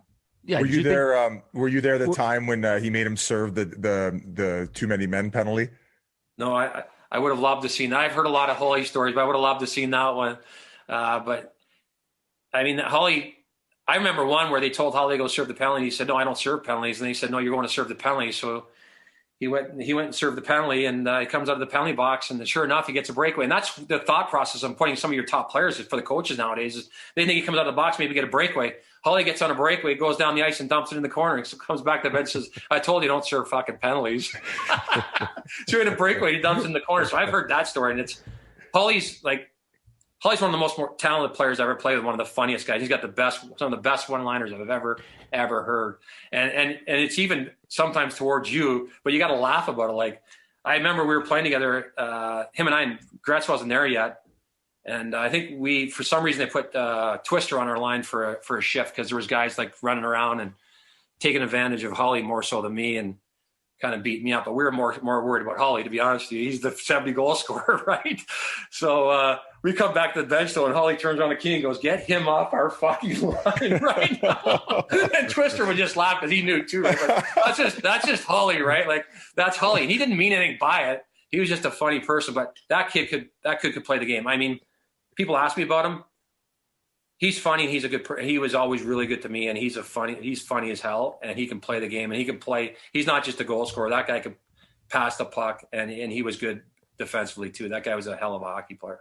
In St. Louis, you played with the man who would be the final person to ever play an NHL game without a helmet on, and Craig McTavish. Yeah. At the time, did guys think he was nuts? Or was it just like, this is what he's always done? Or was it starting to be like, dude, you're the only person that doesn't have a lid on? I'm going to tell you, I got to play with Mac T in Edmonton and St. Louis, and he would headbutt people and shit too, right? People. He was an animal. He'd be on the face-offs, and I'd be like, and he's headbutting him. He has no helmet on. They have helmet on. And I'm going like, what do you do, Mac? He was an animal. Mac T was one of the most competitive players. Another guy that I played with was so competitive. Nobody knew it. He held everything in, but he was competitive, and he didn't say a lot. But when he did, people listened to him. They respected Craig McTavish. And I remember getting traded from St. Louis. I can't remember if we were in Colorado. Me and Murray Barron got traded to Montreal for Pierre Turgeon and Conroy, who turned into a pretty good player. And then I think it was Fitzpatrick, never played. I don't think he played, or maybe played a couple games. But I remember walking in the room. Keenan just had somebody point at us and told us to go see Keenan. That's how he did it, right? He'd walk in, he goes, "You're traded." He had no feelings. He just did it, and that was it. But I remember walking in the room, and we had a close group of guys in St. Louis. We had that good run in the playoffs when we traded for Gretz. And I remember like guys were in tears, and Mac T was one of them. And Mac T said some really kind things about Murray Barron and myself after we had left the team. And that's just the type of person he was. He was just a great leader and competitive and just crazy. But I mean, I didn't wear a visor or wear a mouth guard. And I thought that was stupid or crazy, whatever you want to call it. And he was out there flying around with no helmet on. It wasn't like he played, like, and his hair looked great and everything was always in place. But it wasn't like he played a soft game either. Like, he played a nasty, mean, tough game. He played check the game forward. Oh yeah, he played hard every night. And like Whit said, though, it's funny, but he's serious. When he would go into a face-off, he was headbutting the other guy, and it didn't even matter if the other guy had a helmet on. He didn't. He was just an unbelievable player and intense player. Shayne, February, like you said, you guys get Gretzky your first year in St. Louis. Did any guys in the room have any idea it was going to happen? Was it a total surprise? Take us through that whole journey of getting Wayne Gretzky at the trade deadline. I mean, there's, anytime you see a teammate get traded, no matter who it's for, you're going to miss them, right? But there was rumblings that, and we all knew, well, Keenan, come on, he makes trades all the time just for making a trade. It didn't matter if it was going to help the team or not. He needed to make a trade or two, but we knew there was rumblings about a trade happening, but we didn't know we were getting Wayne Gretzky, the best player to play the game. And when we got him, the whole dressing room just lifted up. And saying that, obviously we're going to miss the guys that we just traded because they were part of our team, and they were younger guys who were just coming up and trying to. I mean, there were guys I had over at my house for Christmas dinners and Thanksgiving dinners because they were young guys that were on their own, so I wanted to have them at my place. But to get the best player in the world, you knew your chances of doing well in the playoffs were a lot greater. And I'll say it again, and that means a lot to me. He's just a great player, but he was just a great person and great leader. And to have him come over and be the captain of our hockey team and just give us that extra boost to going into the playoffs in the second half of the season was incredible. I know there's a lot of scuttlebutt that Mike Keenan treated him like every other guy. Is that accurate? Did he treat him like every other guy in the room, or did he give him a little leeway because he was Wayne Gretzky? He gave him a little leeway because he was Wayne Gretzky. Let me tell you that. They could say saying that Mike was hard on a lot of guys, and I mean you got to get the best out of players. I am a big believer. I've learned it more over my career and over my life. Is you got to treat people a little bit differently. You can't whack and beat people and get like with me. You could do that to me. You could beat me and harp at me and be on me all the time, and you get the best of me. And then the other guys would just tell you to, fuck off. I'm not taking that. And Holly be one of them. Don't do that to Holly. Just, you got to encourage him and be good with him. But he gave Gretz some leeway for sure. And who didn't? I mean, anybody that ever played against him, played with him. You always gave Wayne Gretzky leeway because he's the greatest player to play the game. I mean, I love Gordie Howe and Bobby Orr, and Mary Lemieux was another unbelievable great player that I was drafted the same year. But everybody gave Wayne Gretzky a little bit of leeway. I think anybody that even played against him would say that. But in saying that, Keenan was hard on almost everybody else, and Holly was one of the guys he was the hardest on. But I look back and I think that he did that because he knew how good those guys were and wanted to get the best out of his best players. But sometimes you have to use a different angle with different players. It's just different personalities. Were the fuck you matches pretty common with Keenan? Would you go in the office and ever hash it out with him? Well, I'll tell you, I had a few with Mike, and I seen a few with Mike and Holly. Holly actually threw a skate at him once. But I had more. I had more. Back up. Yeah. Threw a skate at him? Yeah, he didn't mean to hit him. I think Holly was throwing him for more for the show for the boys in the room because we got a pretty good kick out of it. But I mean, there was one time when I went into – this is when I had made captain, and he called me into his office, Mike did, and I remember I think it was Jimmy Roberts was the assistant coach there at the time, and I think it was who was the other assistant coach? Used to wipe the white towel on the stick in Vancouver there. Anyways, they're sitting in the room there, and Keenan has called me in, and I don't know. I go, what the heck does he want me to come in there? And he calls me, and he sits me, and he goes, when are you going to fucking grab Brett Hall by the throat? I said, what? And I'm sitting there, what? And I'm thinking, I didn't even know what to say. I'm just sitting there, I go, what? And he goes, when are you going to grab Holly by the throat? And I said, never. I'm not going to grab one of my teammates by the throat. I mean, he's one of the greatest players to play the game, and he's a Hall of Fame, and I'm not going to do that. And he expected me to, like, he wanted me, and that's the way Mike was. Mike wanted you to, get guys going and motivate them and even be like a little bit more aggressive with them. And I couldn't do that. Sure enough, the next game I didn't play a whole lot, but that's okay. Holly was a great teammate, and I think there was just so much animosity between those two that it was hard. It was hard for them both to be in the same dressing room on the same team at the same time. And I think a lot of it was, I mean, Holly was a great player, and Mike for me was a great coach, but I just think their personalities didn't match very well, and it was just something that I don't think they could exist in the same dressing room on the same hockey team. But it was a crazy moment at that time. But the fuck you matches were more with Burnsy. I mean, Pat Burns was like a father to me, and I played for him for 6 years, and it was incredible to me. But I'll never forget the time. And we all know we've done this before. We're playing, and we think we're like some of the, maybe having one of the better years in the team. We should be playing more than we are. So I never forget it. We're in the Montreal Forum. We're playing. Reese was playing with me, and I think might have been Gilles Thibodeau or something like that, or Screwy was playing on with us at that time, Brian Scrutlin. And that's the year that Reese had 50 goals the year before and was on pace to get another 50. And we're in the game, and to be honest, we're terrible. We're playing like shit, and we knew it, but we still thought we should be playing. Burnsy calls us off the ice, and I slammed the gate. Whit and Biz, that's the way we tell the coach we're not happy, right? So I slammed the gate. I see him look down at me, doesn't say anything. We go back in the ice a couple of shifts later, same thing. He pulls us off the ice after about 20 seconds. So I come in, I slam the gate a little bit harder, and he comes down and looks, leans over and goes into my ear, you do that fucking again, you're gone. Now I'm thinking, oh, really? Yeah, okay, you won't do that to me, right? So 3 shifts later, we're near the end of the second period. I come off the ice. I thought it was a short shift. I slam the gate. He comes down, grabs me by the back of the jersey, yanks me off the bench, and goes, get the fuck off the bench. Go to the room and get undressed. You're done for the rest of the game. Oh, my goodness. And I went back on my back, and I'm on the back of the floor, laying there looking up at the roof. And all I can see is all the banners of the great Montreal Canadiens players that played there. And I'm thinking, what did I just do, right? And at the old Forum, where you got to walk by the bench, all the top dogs, the Rocket Richard, John Beliveau, our president, Ronald Corey, and I am with my tail between my legs, walking off the bench, go into the room, and I'm thinking, what am I going to do now? And he's pissed. Burnsy's got red, his cheeks got red, and his ears are red, and blah, blah, blah. And I'm thinking, oh, my God, I'm dead. He walks in the room, and I'm sitting there, and he starts yelling at me, you're fucking this, and you're terrible, you're playing awful tonight, and you want to back talk me and slam the gate. You're done. Take all your gear off, because I had half my gear off. So I didn't know what to do. So I went in the back room, or the stick room, where we cut our sticks and curved them and shit. That's when Wood was in Bizzer, and you guys might not know when Wood sticks were out. But anyways, and I'm sitting, I'm thinking, oh my God, I'm done. Like, they're going to trade me now, or I'm going to go to the minors or something, right? Larry Robbins comes in the room, and talking about Larry being a leader. He comes in the room. I hear him talking to the guys a bit. I see him walk out of the hallway into Burnsy's dressing room, because I could see Burnsy's dress from where I was. And I kind of was, when I went out there, I was hoping maybe he'd come and talk to me after Burns. We didn't. Larry goes into the room. I see him come out. He comes down to me, goes, put your gear back on, kid. I said, what? He goes, put your gear back on. So I went back in, put my gear back on, played in the third period. Burnsy played the shit out of me, and everything was forgotten. That's the type of guy Larry Robinson is. Wow. He went in. That's an old school story. That's an old school story, and he's just one of those guys that he's got your back, and he was a great teammate, and that just shows the respect that Pat Burns had for Larry Robinson too. And it was lucky that I had people like that around me that saved me a few times, because trust me, I probably deserved more than what I got. I probably should have been out of the game and missed a few games after that, but Larry saved my butt. What was your stat line in the third? Had a lot of ice time.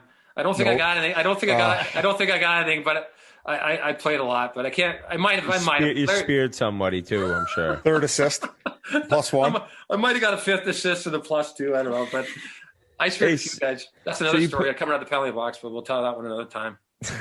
Yeah, round 2 and 3 for us. You say in 91 you made the Canada Cup team, and then in 98 you played in the Olympics in is it Nagano? So 96 World Cup, did you get snubbed or were you injured? What happened there? No, I got snubbed. Really? And then they lost. Fuck, they're missing Corso. Who was that GM? They missed Corso in 98. Corso was there in 98. We didn't win the medal, buddy, so it wasn't. Well, Gretz didn't go in the shootout. Oh yeah, man, guys. Yeah. Let me tell you.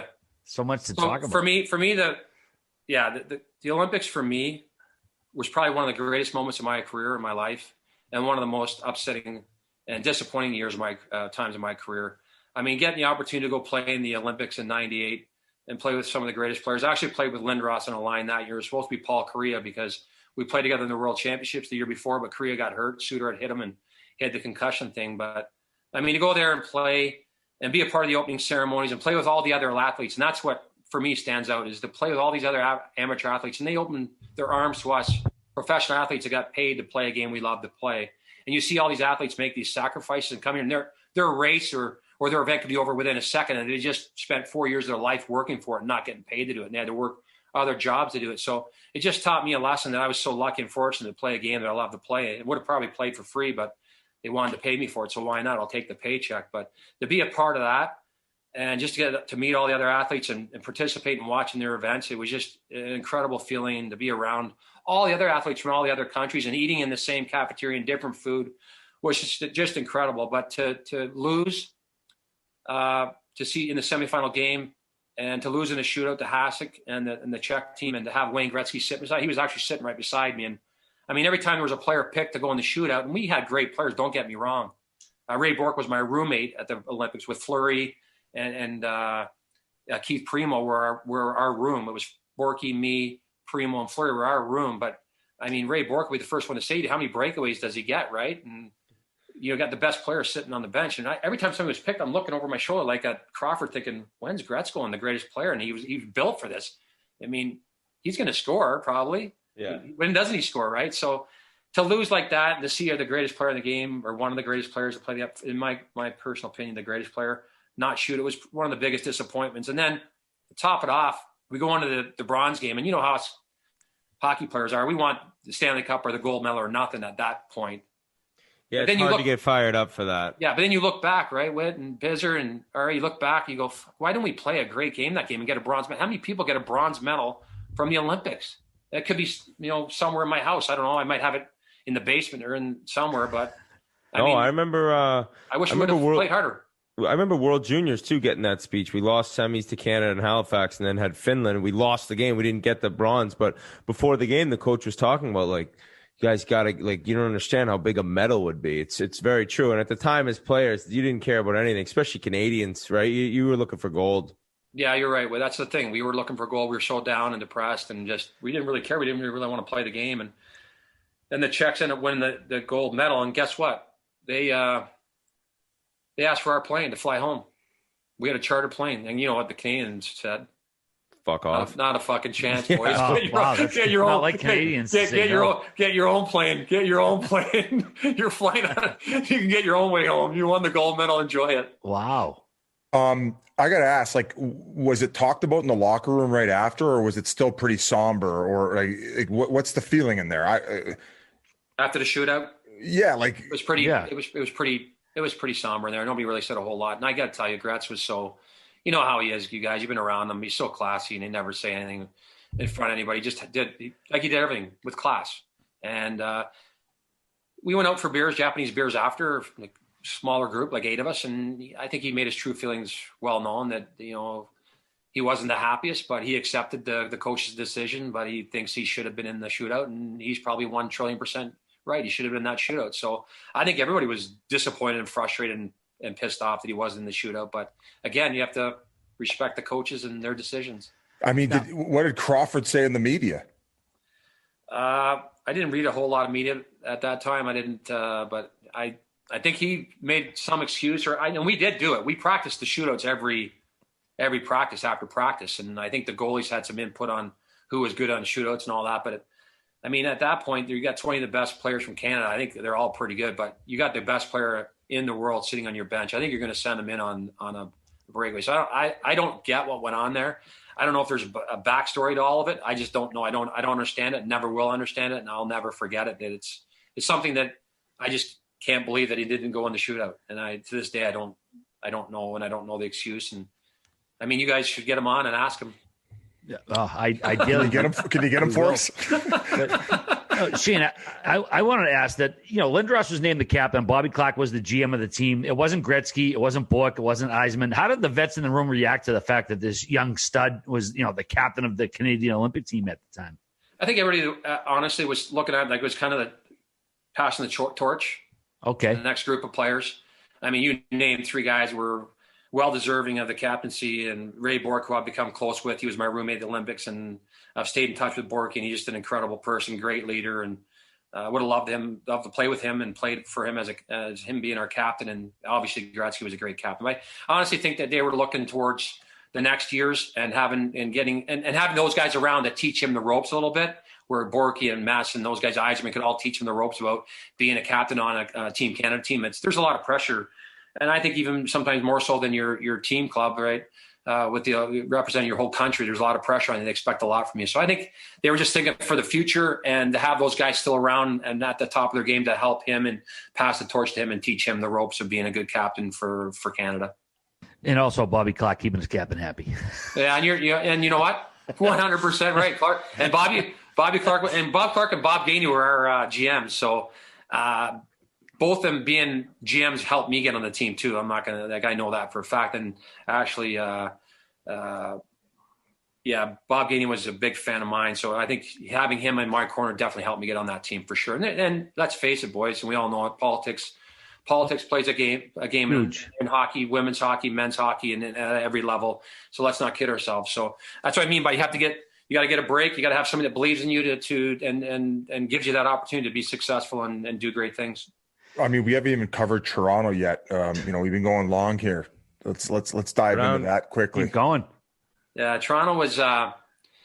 You know what? It was hard. I'll be honest. I love playing in Montreal. They gave me an opportunity to play in the game and realize my dream, and it was just an incredible place to play. The city was amazing to me. The organization treated me like gold, and I had a really tough time at that time. I was going through some mental health illness issues, and I think a big part of it was, do I sign in Toronto where my brother-in-law is playing and my sisters are close by, my mom's close by, my dad died at 45, all my friends are here in Toronto. I grew up a Leaf fan. Do I sign in Toronto or do I go to stay in Montreal because Montreal offered me a contract? Do I stay in Montreal where I have family and friends in Montreal too, right? My wife's from Montreal.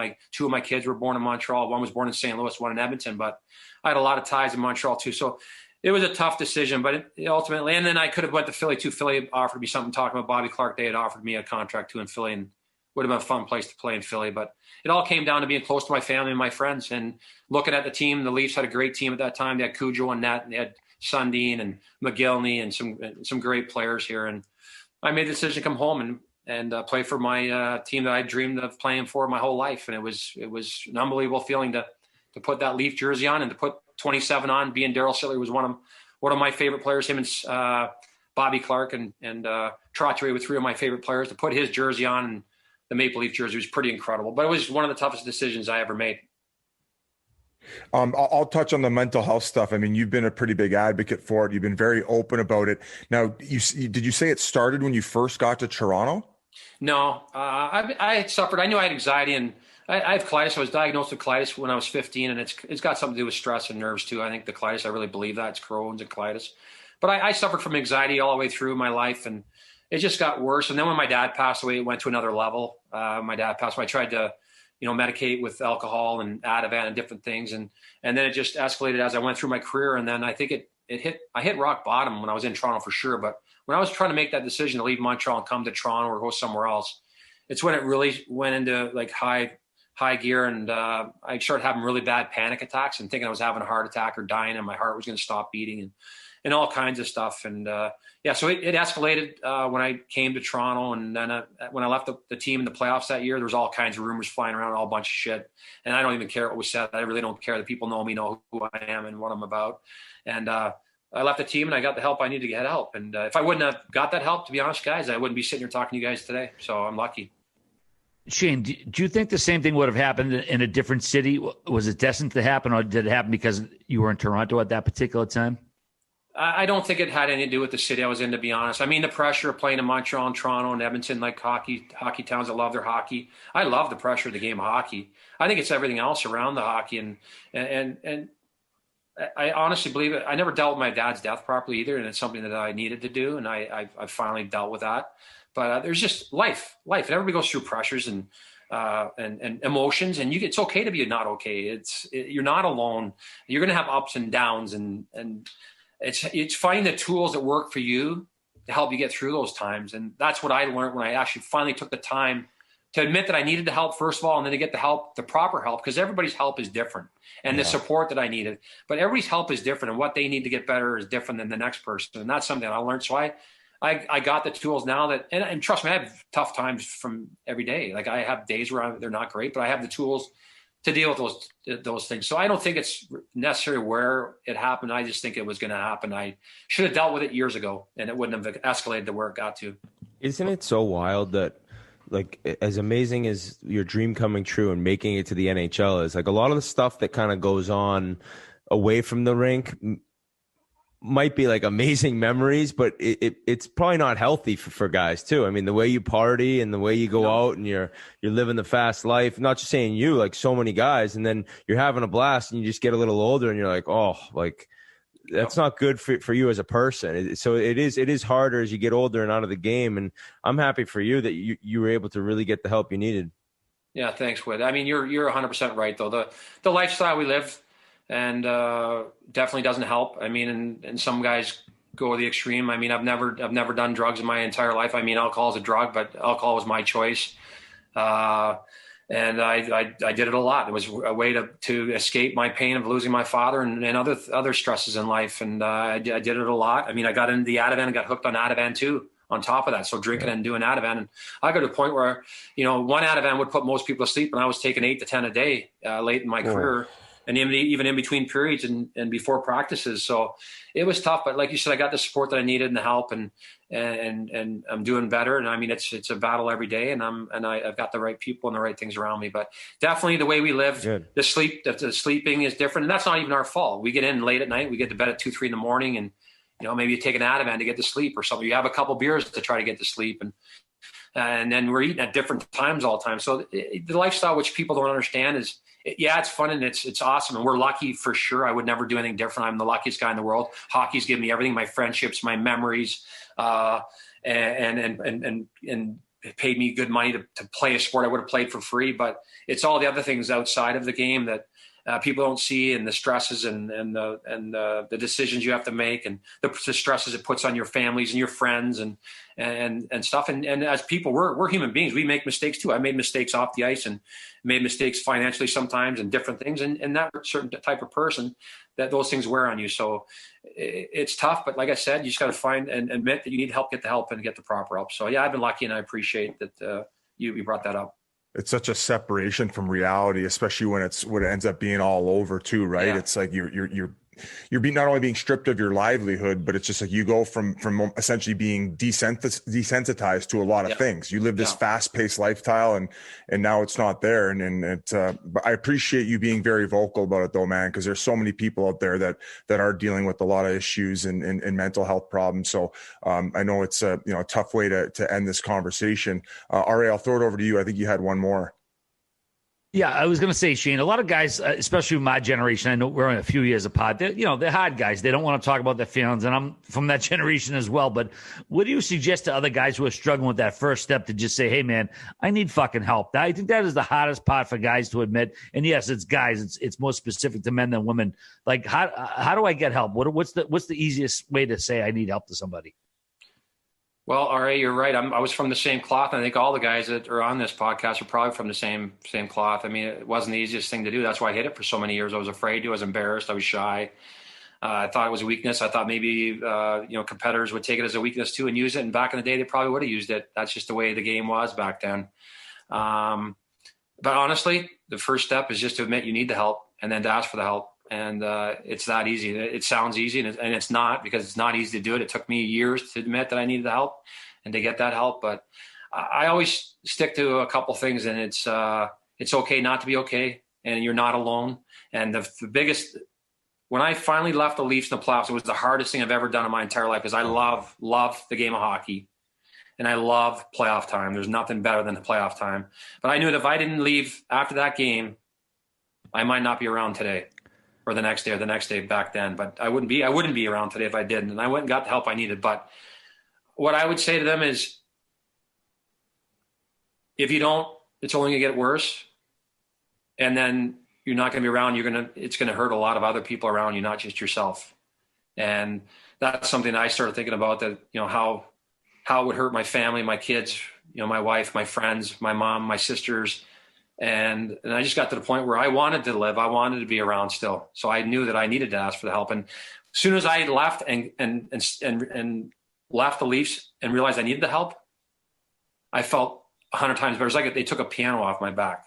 And then when I started talking about it, and that's why I love doing podcasts like this, and I love talking to people like you that understand both sides of it and get it, because you can use your platform to help people. Because we talk about all the hockey stuff, and they're great stories and they're fun, and I would never change. I still have those, and I can't wait to come to Boston and have some fun with you guys and tell some more stories, whether it's on the podcast or not. But when a kid came up to me and said, you helped me, you saved my life by talking about your struggles with mental health, that's, for me, is more important than anything I did in hockey. Yeah. And it always will be. And that's why I love doing these things. But for me, it would just be, and you said it already, you said it, ask for the help, and don't be shy, and don't be embarrassed. And it's not a sign of weakness at all. It's an illness. It's not a sign of weakness. It's like getting a torn ligament in your knee. You can go to the doctor. There's doctors out there that can help you. You're not alone, and you can get through it. You can get better, and you can live a somewhat normal life if you do the right things. Well, thank you so much for joining us. Unbelievable. We look forward to getting to meet you in person and go over some more parts of your career, because there's so much to cover. And I think that everyone that's listening, especially to the end, is going to enjoy and understand where you were coming from. So we appreciate it.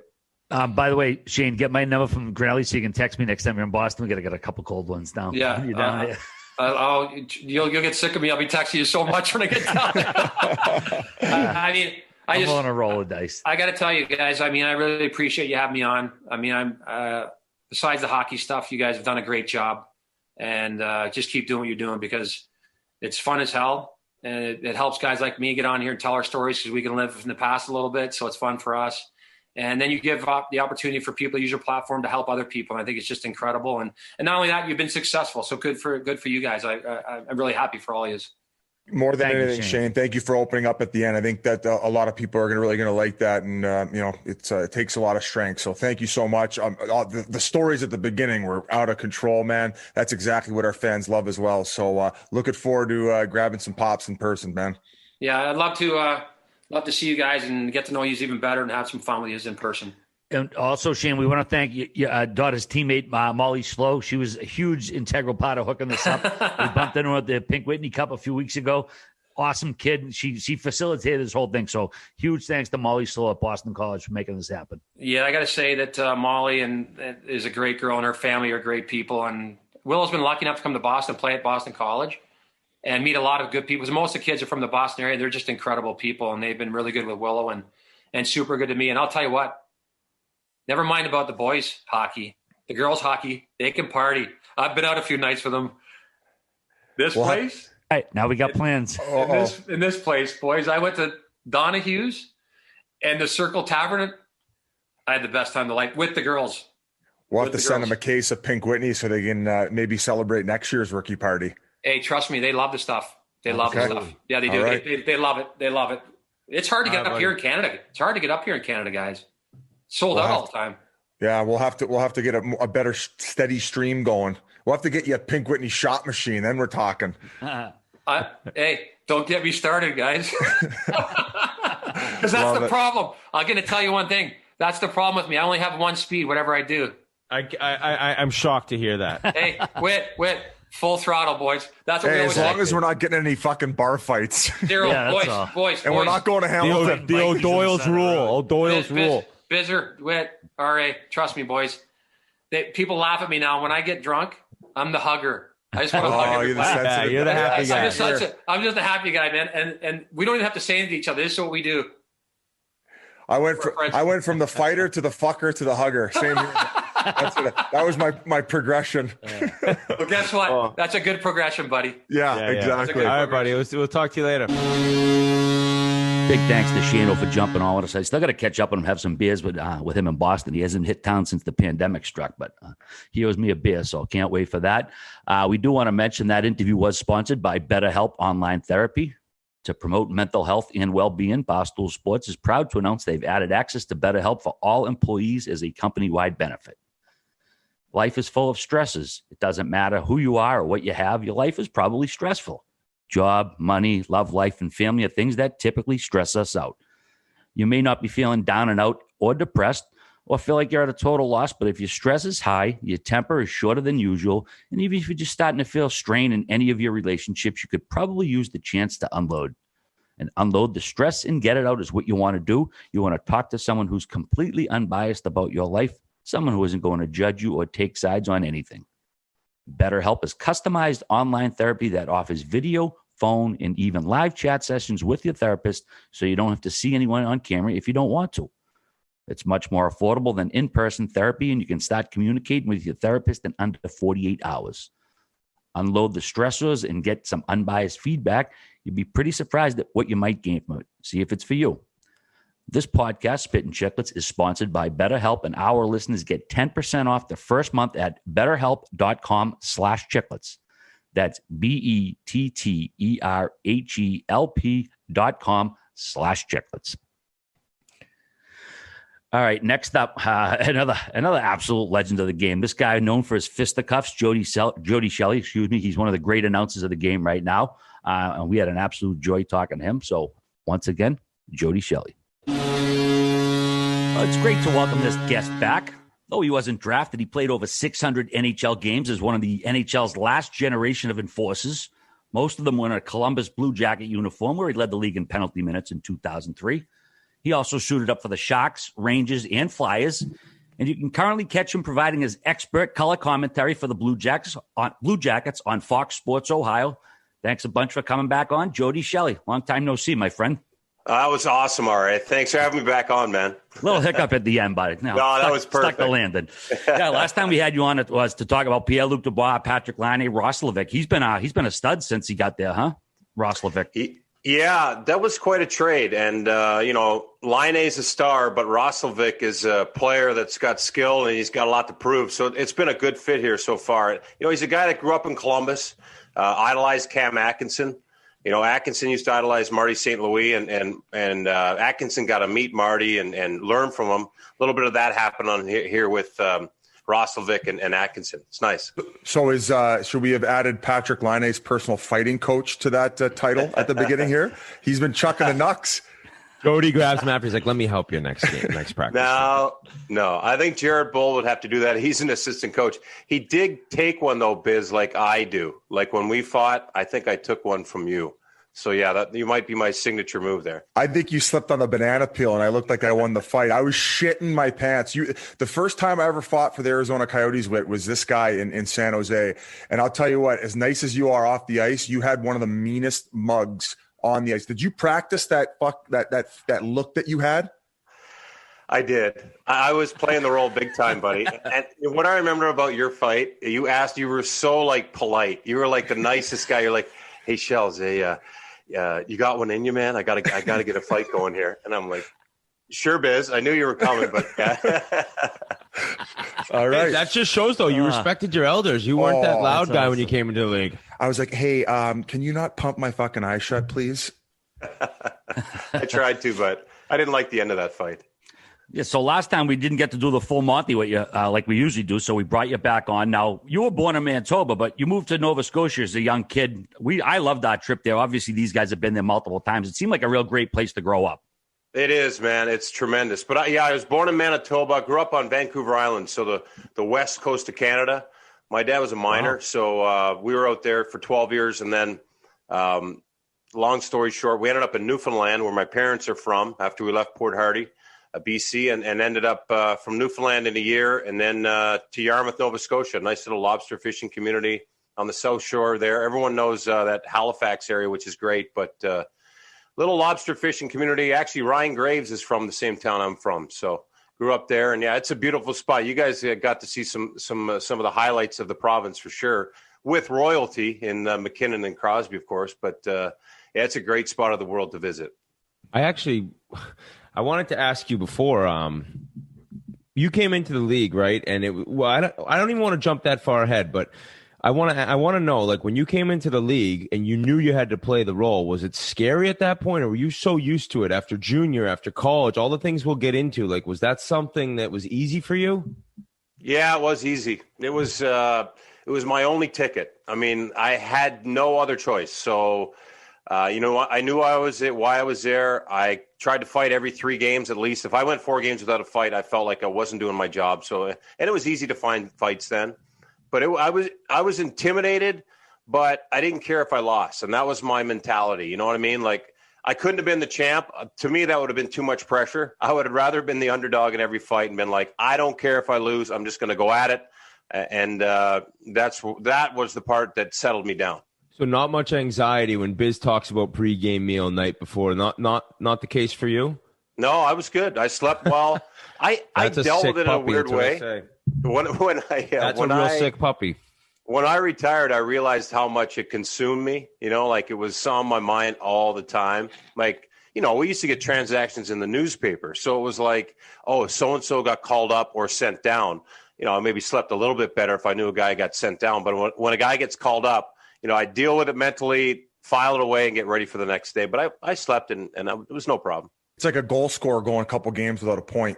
The anxiety starts to build a little bit. You don't feel like you're contributing. But it's Aaron Potts line, correct? Right after we had you on, an unbelievable article comes out of the 20th anniversary of you getting your first NHL game. Now, throughout the course of the article, it does talk about, like, in minor, how you ended up going from playing like midget, where Halifax ended up coming into the league as a new team, correct?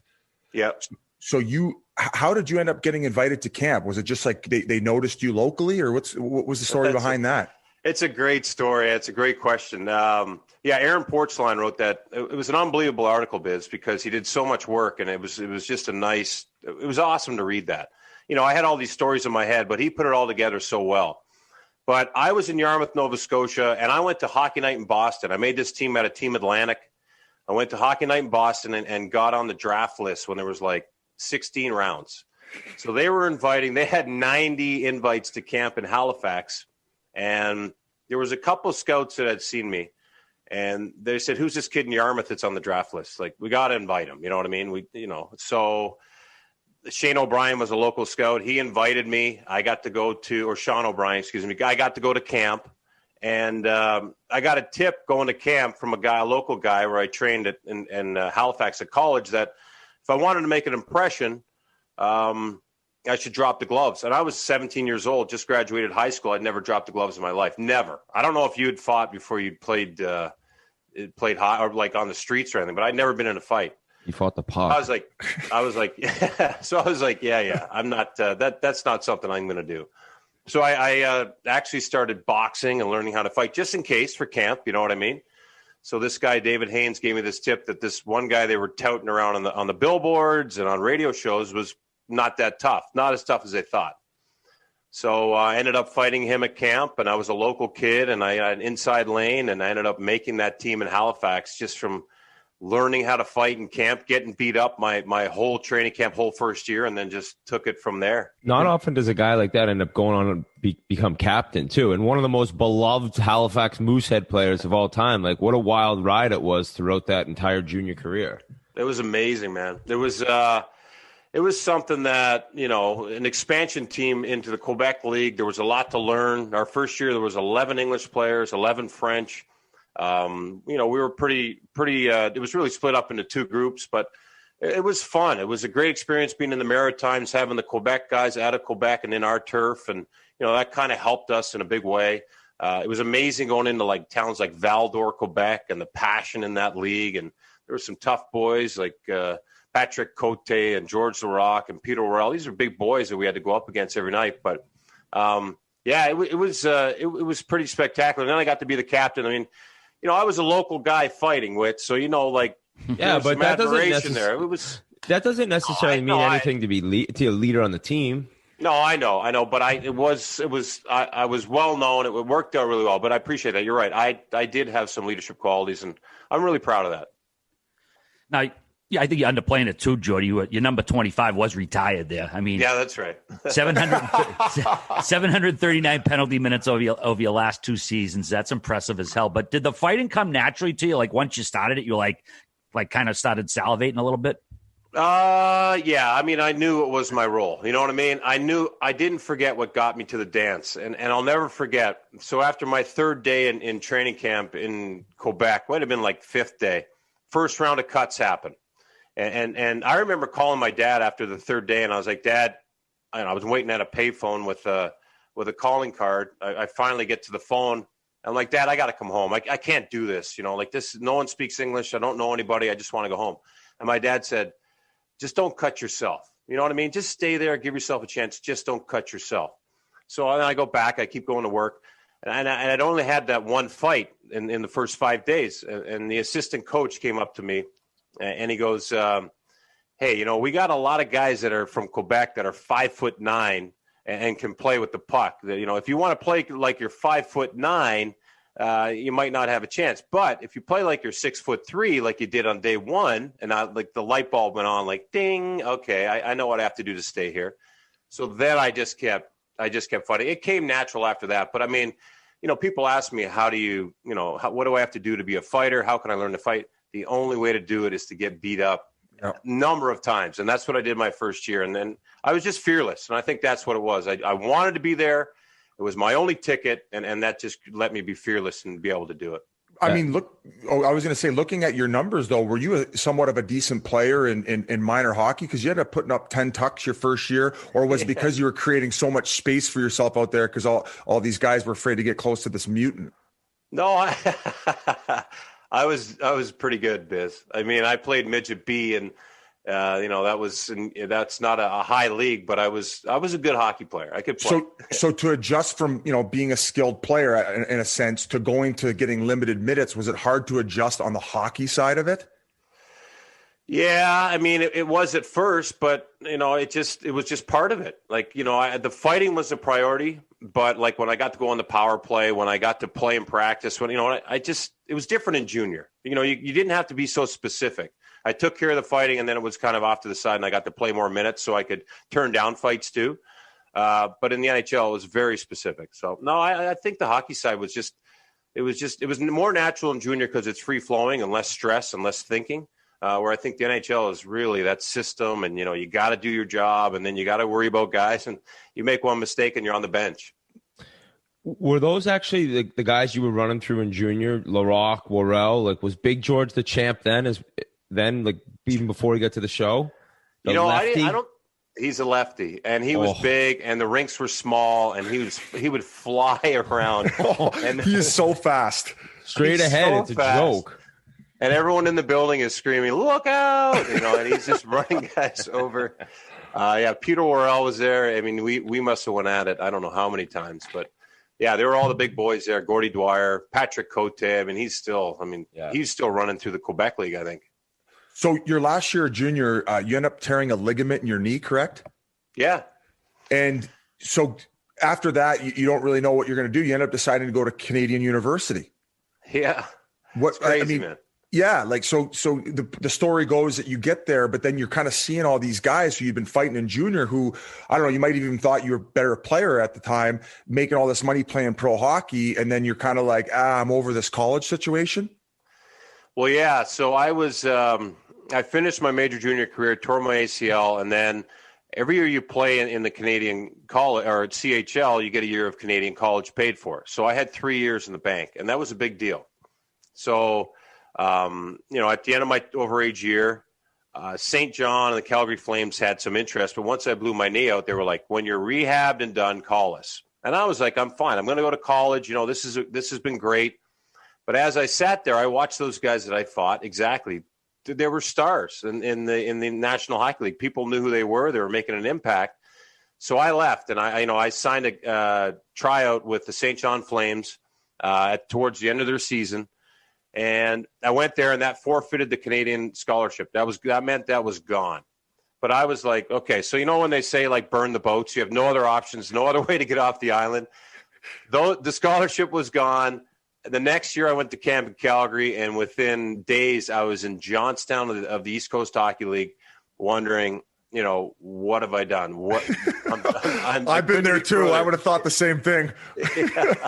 It's a great town, but it's a long way from the NHL. Yeah. When you finish junior, now obviously I know there's examples of people who've ended up making the NHL, but if you finish junior and go to Canadian University, for the most part, it's like, that's it. You're probably not playing at the highest level. Was that your mindset then too? Or were you actually like, no, I'm still going to be good?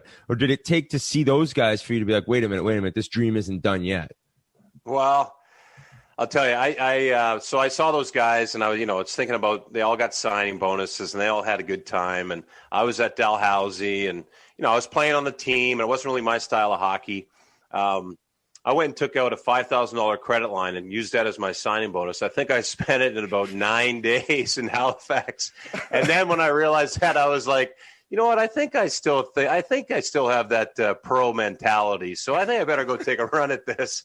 So that really was one of my indicators that, you're not ready for college or that style of hockey. On $3 beers. That's how much you were drinking out in Halifax, you donkey. That's fucking hilarious. What was outside of that though? What was the college experience like off the ice? Were you having a good time? Oh man, it was awesome. I mean, when you play major junior biz, I don't know if you talk about this, but you always look at the college guys and you're just like, man, it's so much easier. Like, they got the campus life and they got everything there, and they got the dorms, they're living together. No curfew. They're way funnier. Hey, no curfew. Yeah, all the good, and we're on the bus grinding it out, going there, here and there, and all through the week. So I enjoyed the college experience. I mean, the school. I remember going into one class though. It was a business class, and I went to the back of that room, and I sat down and I cracked open my brand new book. You know what I mean? It was just like you could hear the binding on it just crack open. I was like, oh, I'm ready for this. Got my pencil out, sat there for 10 minutes, looked at my buddy, and I was like, let's get out of here. So I was the one time I went to that class. I enjoyed it like a kind of like a frat boy, I guess. Is that when you went and took out the signing bonus? Yeah, right away. It probably would have been a Wednesday night. Yeah. Unbelievable. When you signed with Calgary, how much did they tell you would have to put in as far as getting to the NHL? Was that like a place that they had you in the future at all? No, there was no real conversation. It was just it was a two-way contract, American Hockey League, East Coast. And when you sign that, when you don't really know anything, you think, I won't be in the East Coast Hockey League. But it was an invite to training camp, which was a big deal. But no, there was no talk of prospects. I was in the American League with Jean-Sébastien Giguère, Marty St. Louis. Chris Clark was there. There was a lot of good players that were down there that ended up having futures in other organizations. But, at the time, when I got to Johnstown, I was down there with a second-round pick and John Tripp. Derek Walzer was a prospect. He was down in Johnstown too. So no one was sitting around feeling sorry for themselves, but we all kind of felt like there's no real – we didn't know where we were going. Since you brought it up, I got to ask, what was it like playing with Martin St. Louis in the American Hockey League? I believe you guys played together in St. John, correct? Yeah, we were in St. John. I mean, he was it was great. I mean, he was a guy that was, you could tell he was going to prove something. He was a guy that was, if you've ever been around Marty, he's a great presence. He's very demanding. He's vocal, but he's also he's got this leadership quality. But he was hilarious because he was part of the veteran group with Chris O'Sullivan and Todd Lushko, who were probably two of the funniest people I'd ever met in my life at that time. And, in St. John, New Brunswick, the hotel was connected to the rink by way of a mall. So, I mean, we just spent all of our time together laughing at these three guys and the mockery, they were the fun they were having off the ice. So they were great to be around. Played with Jaguar at Halifax as well, too. He must have stole a bunch of games for you back then. Yeah, he was awesome. I mean, he was the guy that the first guy I'd been around that was a first round pick, big bonus, big future. So competitive. He was a backbone of our team in Halifax. Yeah. I got to play with him in Anaheim. He's so funny too. Oh, he's awesome. He just chirps guys and has like this funny sense of humor. He sweats so much. I never seen somebody sweat that much. It must have been the same in junior. Oh, Jiggy. He cramped up. Yeah. He did all right for a guy. He was making up for Niedermeyer, Whit? Because Niedermeyer would come off from playing 30 minutes. He'd have one bead of sweat on his chest. But listen, even when I played against the Syracuse Crunch, they envied their fighters. And that was like your last spot before you ended up making a full impact in the NHL. Now, you ended up becoming kind of a cult hero there, much like you were in Halifax, correct? Well, Syracuse was a good town too, Biz, because we had, that's a blue collar town, and they like that action. And there was some big boys in that league at that time too. So, you protected the turf, and that was one step away from the National Hockey League. Now that was an expansion team in Syracuse. They were now the Blue Jackets affiliate instead of the Vancouver Canucks at the time. So yeah, we wanted to prove every night that we were a tough team to play against. Plus Syracuse. Man, that rink is intimidating. The boards rattle. The stage is right at the end. The fans are right on top War of Memorial? You. The War Memorial, just like John's Hill. I remember seeing the name. I was like, wait, it's actually called the War Memorial? Yeah. This is Slapshot. It is. It was a good barn. Exactly. Great barn. And we tried to keep it intimidating. And our coach loved it. Gary Agnew loved to have us out there running around, trying to get in the face of everyone else. So that's why we had such an intimidating team. Here's where things got a little bit interesting. In that article, they mentioned there was like an off-ice fight between Christophe Oliwa and Lyle Odeline, and that kind of was the start of the fact that you were going to eventually end up coming up. It didn't mention why they were fighting. They ended up fighting twice off the ice in the same day. What was the conflict between Lyle Odeline and Christophe Oliwa? I have no idea. I don't know what happened there.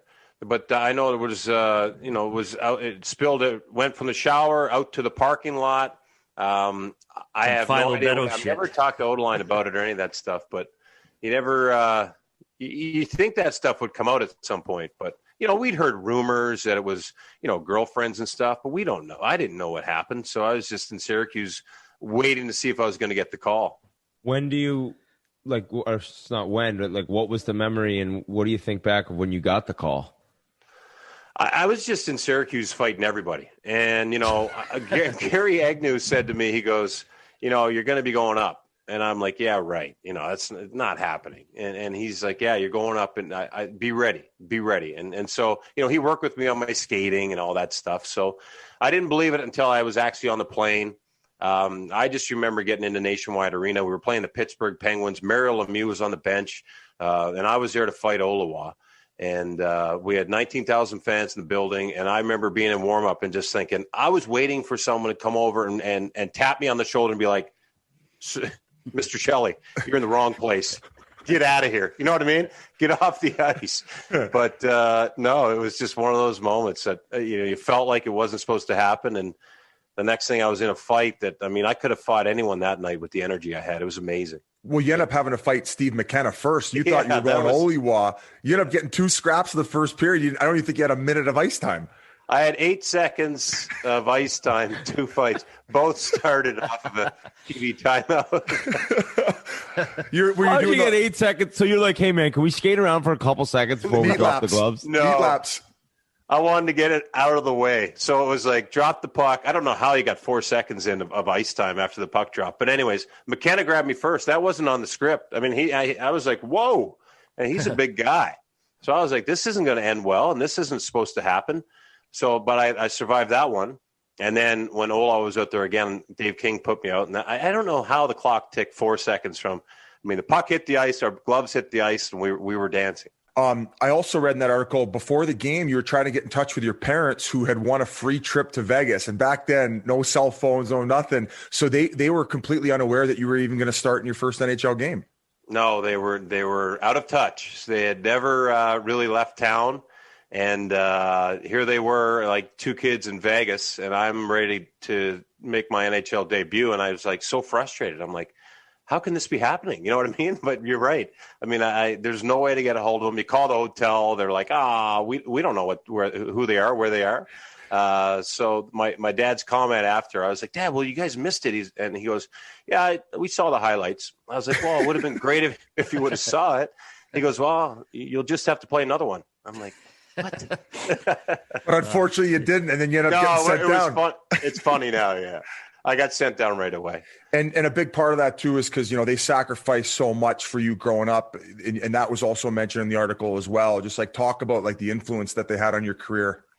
Yeah, well, it's nice because, I mean, we all kind of, everyone that makes it to the top level, you thank your parents and your family. And for me, they sacrifice for themselves and for us all the time to just try to survive. We lived all over Canada, but it was always great. So their attitude is great. The way they raised us was great, and how they always gave us an opportunity, especially me, to play hockey. I mean, I just played hockey for fun, and it's so rewarding to be able to play your first game, score your first goal, meet idols or talk about teammates and be able to pick up the phone and share it with them. And, a lot of moments, I think, in our lives, if you almost think, I wish my buddies and my parents could be here. And, I was glad I got to play so long because I got to share a lot of the moments with them through just appreciating what they did for me.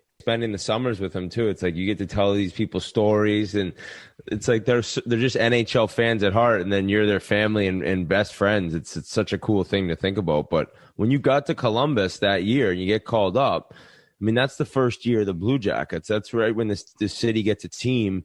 And there were some tough years, but at the beginning, I mean, they had a pretty like loud and proud fan base right off the bat, right? Oh, yeah. They were. So this town is a major sports town. Ohio State's 105,000 fans inside.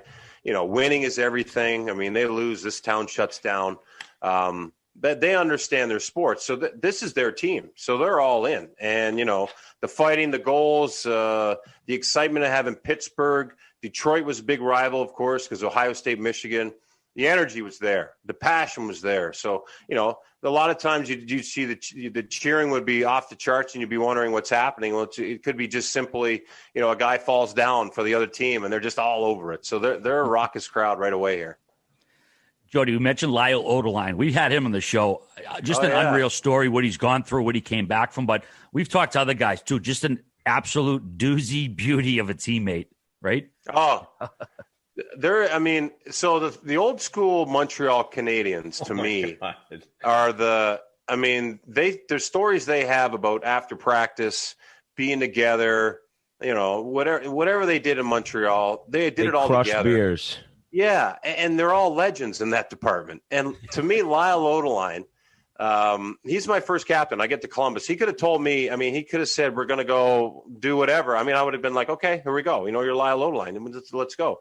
We used to go after practice, and we would sit around and have Bud Lights, and he would tell stories, and we would eat chicken wings. And I would ask him 1,000 questions. And he would do it right until he'd be done. And at classic Odie, every time he's done, he'd stand up and be like, all right, I got to go home. And he would leave, and he'd be the first guy at the rink the next day, showered, chew in, and he'd walk right by you with a coffee like he didn't see you for a week. Be like, good morning. And he'd walk right by like nothing happened. I'm like, guy is awesome. That's just old school business right there. Have fun, but show up for business. And that's what I loved about Odie. Great guy, team first guy, and a real throwback. Were there some off-ice games you guys would play? Was it pool? Was it darts? What was the thing you guys were doing when you were crushing pints? You know what? We used to play Golden Tee. He used to play Golden Tee all afternoon. The hours of Golden Tee. And he thought he was pretty good at it. He smashed me. He smashed me in that game, yes. Yeah, he's like, want to go, kid? I'd never played. I'm like, okay. there goes your bonus. Collecting my signing bonus. Yeah, there goes your bonus, just like Jody's. Yeah, mine was quick. Jody, I want to bring up another date. January 10th, 2002. You fought Bob Probert once each period that game. What was the lead up to that? What was your mindset going through the game? Take us through that adventure. Well, that was, I'll tell you what, that was the moment where I was probably most scared of my career, because Bob Probert was the guy. And, you know, he was later in his career, but I got put on the ice with him. I remember the game was on in Canada, coast to coast on TSN on the network. And I knew the boys were going to be watching back home. And I was standing next to Bob Probert in a TV timeout. And I remember clearly thinking, wait till next shift to ask him.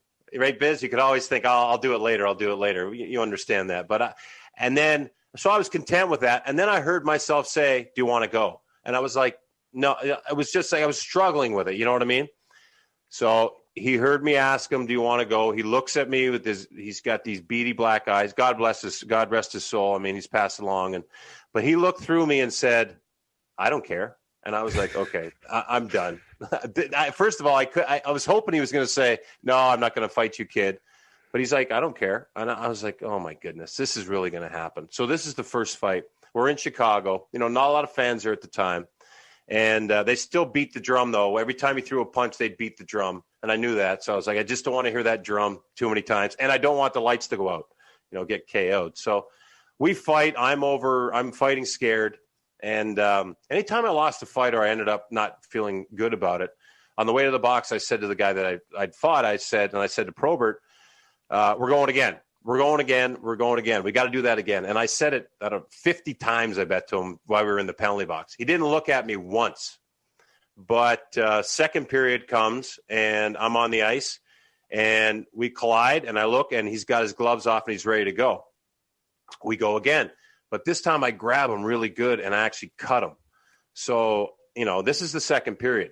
So now I fought Probert twice. I remember going back to the locker room, and the two locker room attendants are still there in Chicago to this day. And every time I see them, we have a chuckle, because I walked in, and they were like, you just beat up Bob Probert. And I'm like, yeah, this isn't good. This is bad, because we got to play him again.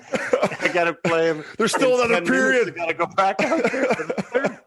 So they're like, do you want a Gatorade, a towel? I'm like, no, I don't want anything. I just want to sit here. So the guys come in. I remember Tyler Wright, and the guys are like, you just beat up. I'm like, let's not talk about this. Because I heard if he ever loses a fight or gets cut, he will get you back the next day, the next minute, the next month. It doesn't matter. He'll get you. So I got to get ready for the third period. And I'm on the bench, and Dave King finally throws me out, and Probert's out there. It's a face-off again. And I get over the boards, and Kinger goes, get out there, Jody, but don't fight him. And so I stop, and I look back at the bench, and I'm like, Kinger, I got to fight him. He goes, well, don't take an extra 2 minutes. I'm like, what does that mean?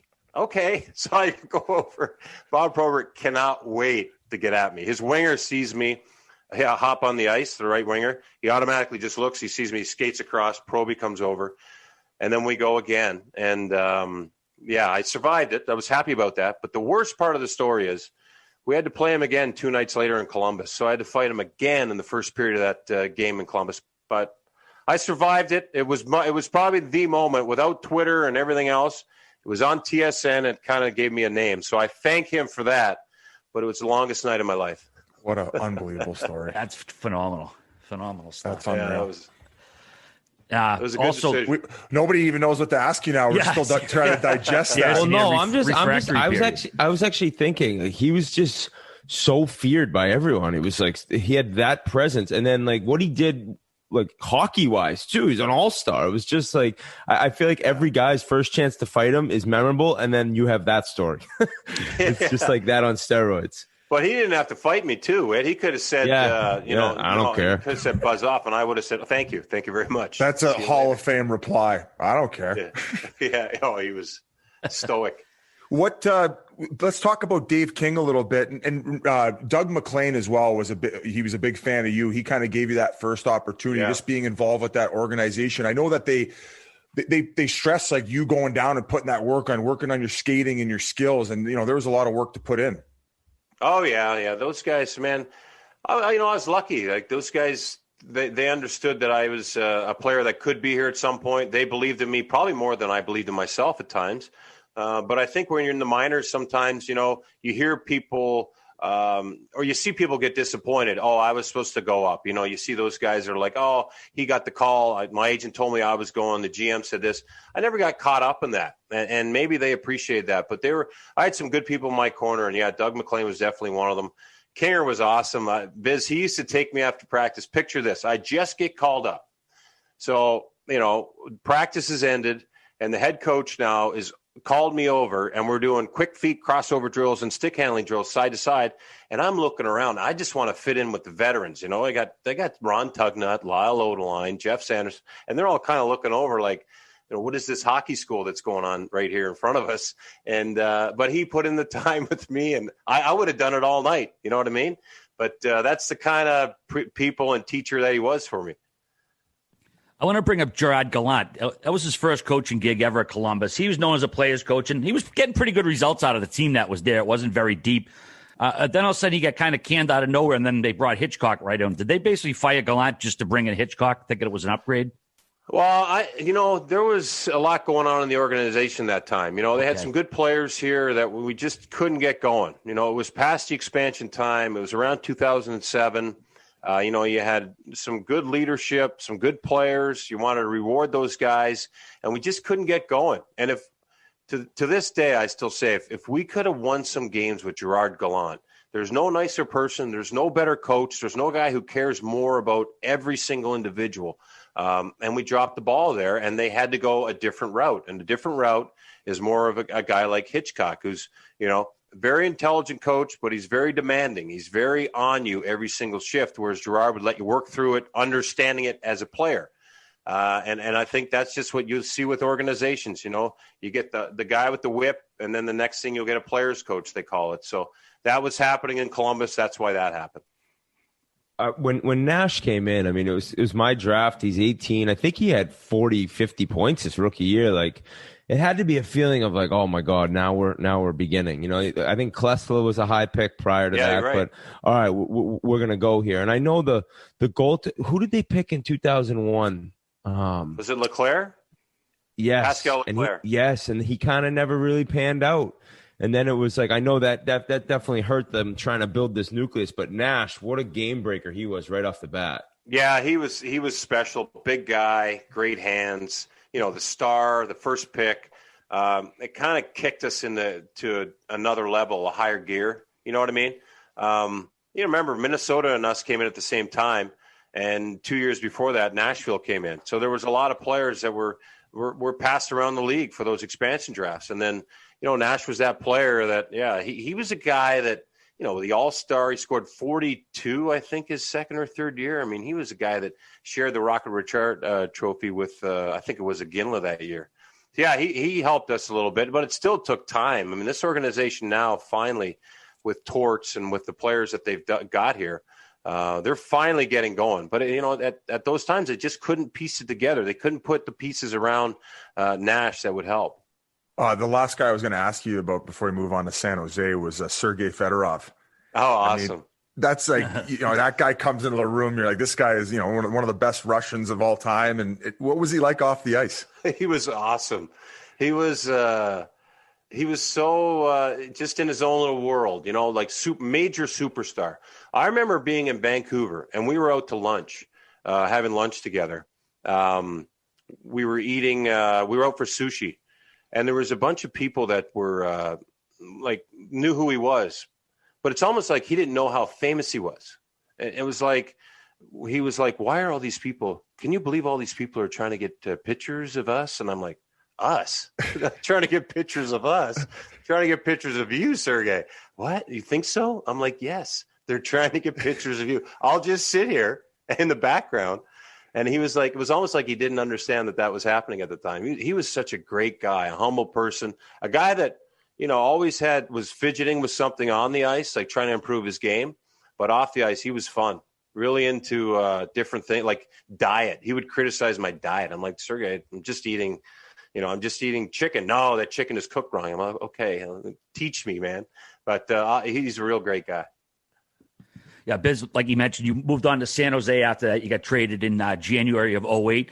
Now, Joe Thornton, the guy's been around forever, but I feel like we're finding more and more stories each year, just how much of a character he is. You were there for 3 years with him. What was that like?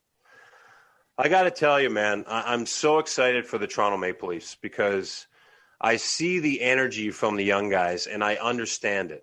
I mean, we used to go to the rink early, and we would leave late just because the energy and this is practice arena because of that guy.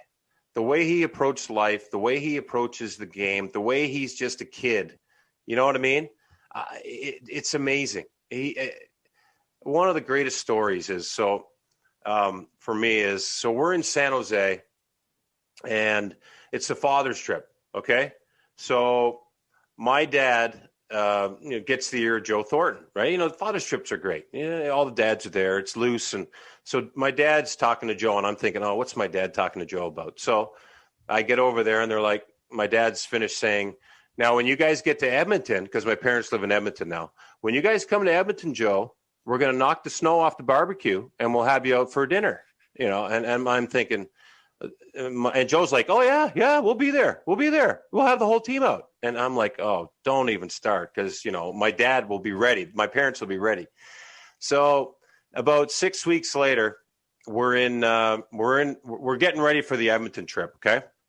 But about a month before that, my mom starts calling. She's like, now, Joe Thornton said that you guys are going to come out for dinner. I said, Mom, listen, you guys are 30 minutes from the hotel. We're not going to probably come to dinner. I don't want you guys to get excited and plan it. And then not everyone, you know, no one's going to come, but you know, just plan on me and a couple guys coming. Just 3 of us will be there. So, you know, I'm not asking Joe on the trip at all. I'm not saying, hey, we're going to my dad's. We're going to go to my parents for dinner. You said it. You know, I'm just kind of waiting to see what's happening. So even the day before, I didn't say a word. My parents are wondering. So now it's the day of, and we land in Edmonton. We drive, 45 minutes from the airport to downtown to the hotel. Just as the bus pulls in, Joe looks at me and goes, hey, Jode, are we going to Ned and Doreen's for dinner? And I'm like, so I stand up. I'm like, yeah, okay. Anybody that wants to come to my mom and dad's for dinner, we're having steak. We're going to leave in a half hour. So, you know, I go up and get changed. I call my dad. I'm like, listen, you might want to get my brother Luke to bring his truck down because I think there might be 2 carloads of guys, but I don't know what's going to happen. He's like, oh, we're ready. We got the beer in the snowbank, the barbecue knocked off, and the steaks are ready. I said, okay. So I get down in the lobby, and there's a group of 8 guys. I think 7 or 8 guys ready to go. So I look at the group, and I'm the first one to walk out the door to see my dad's face, right? But the group is so it's Joe Thornton, Rob Blake, Jeremy Roenick, Claude Lemieux, and Ryan Clough, and Dougie Murray. Who am I missing? Someone else in there? So this is the legends that are walking up. My dad is like, you know, his jaw is dropping. So we go out, we have dinner, they tell stories, they sit around like they're buddies. You know, Joe's there in the middle of everything. We're watching hockey, we're eating steaks. 30-minute drive out, 30-minute back. And it was one of the greatest nights for my family to have them out there. It was awesome, but it was all Joe. I mean, he's that type of guy. We've had a lot of stories. That like sums it all up, though. What everyone says, teammate and a person. That's great. Oh, he's a good dude. What is I'd like to get your point of view on what you remember about in 2009. I was in Anaheim. We played you guys. I think San Jose, you guys won the President's Trophy that year, and we beat you in the first round. Yeah. And it was a huge upset. Granted, we had Pronger and Niedermayer playing like 40 minutes each, but do you remember the game? I think it was game 3 where Thornton and Getzlaf went right off the opening draw. Yes. Did you know that was coming? Had Joe said anything? Or was that a complete Oh, okay. So what we knew that was coming. And I think Pepe, Claude Lemieux, had gotten his ear about it. Because I don't know if Claude had done that, or someone had done that in Jersey at one point.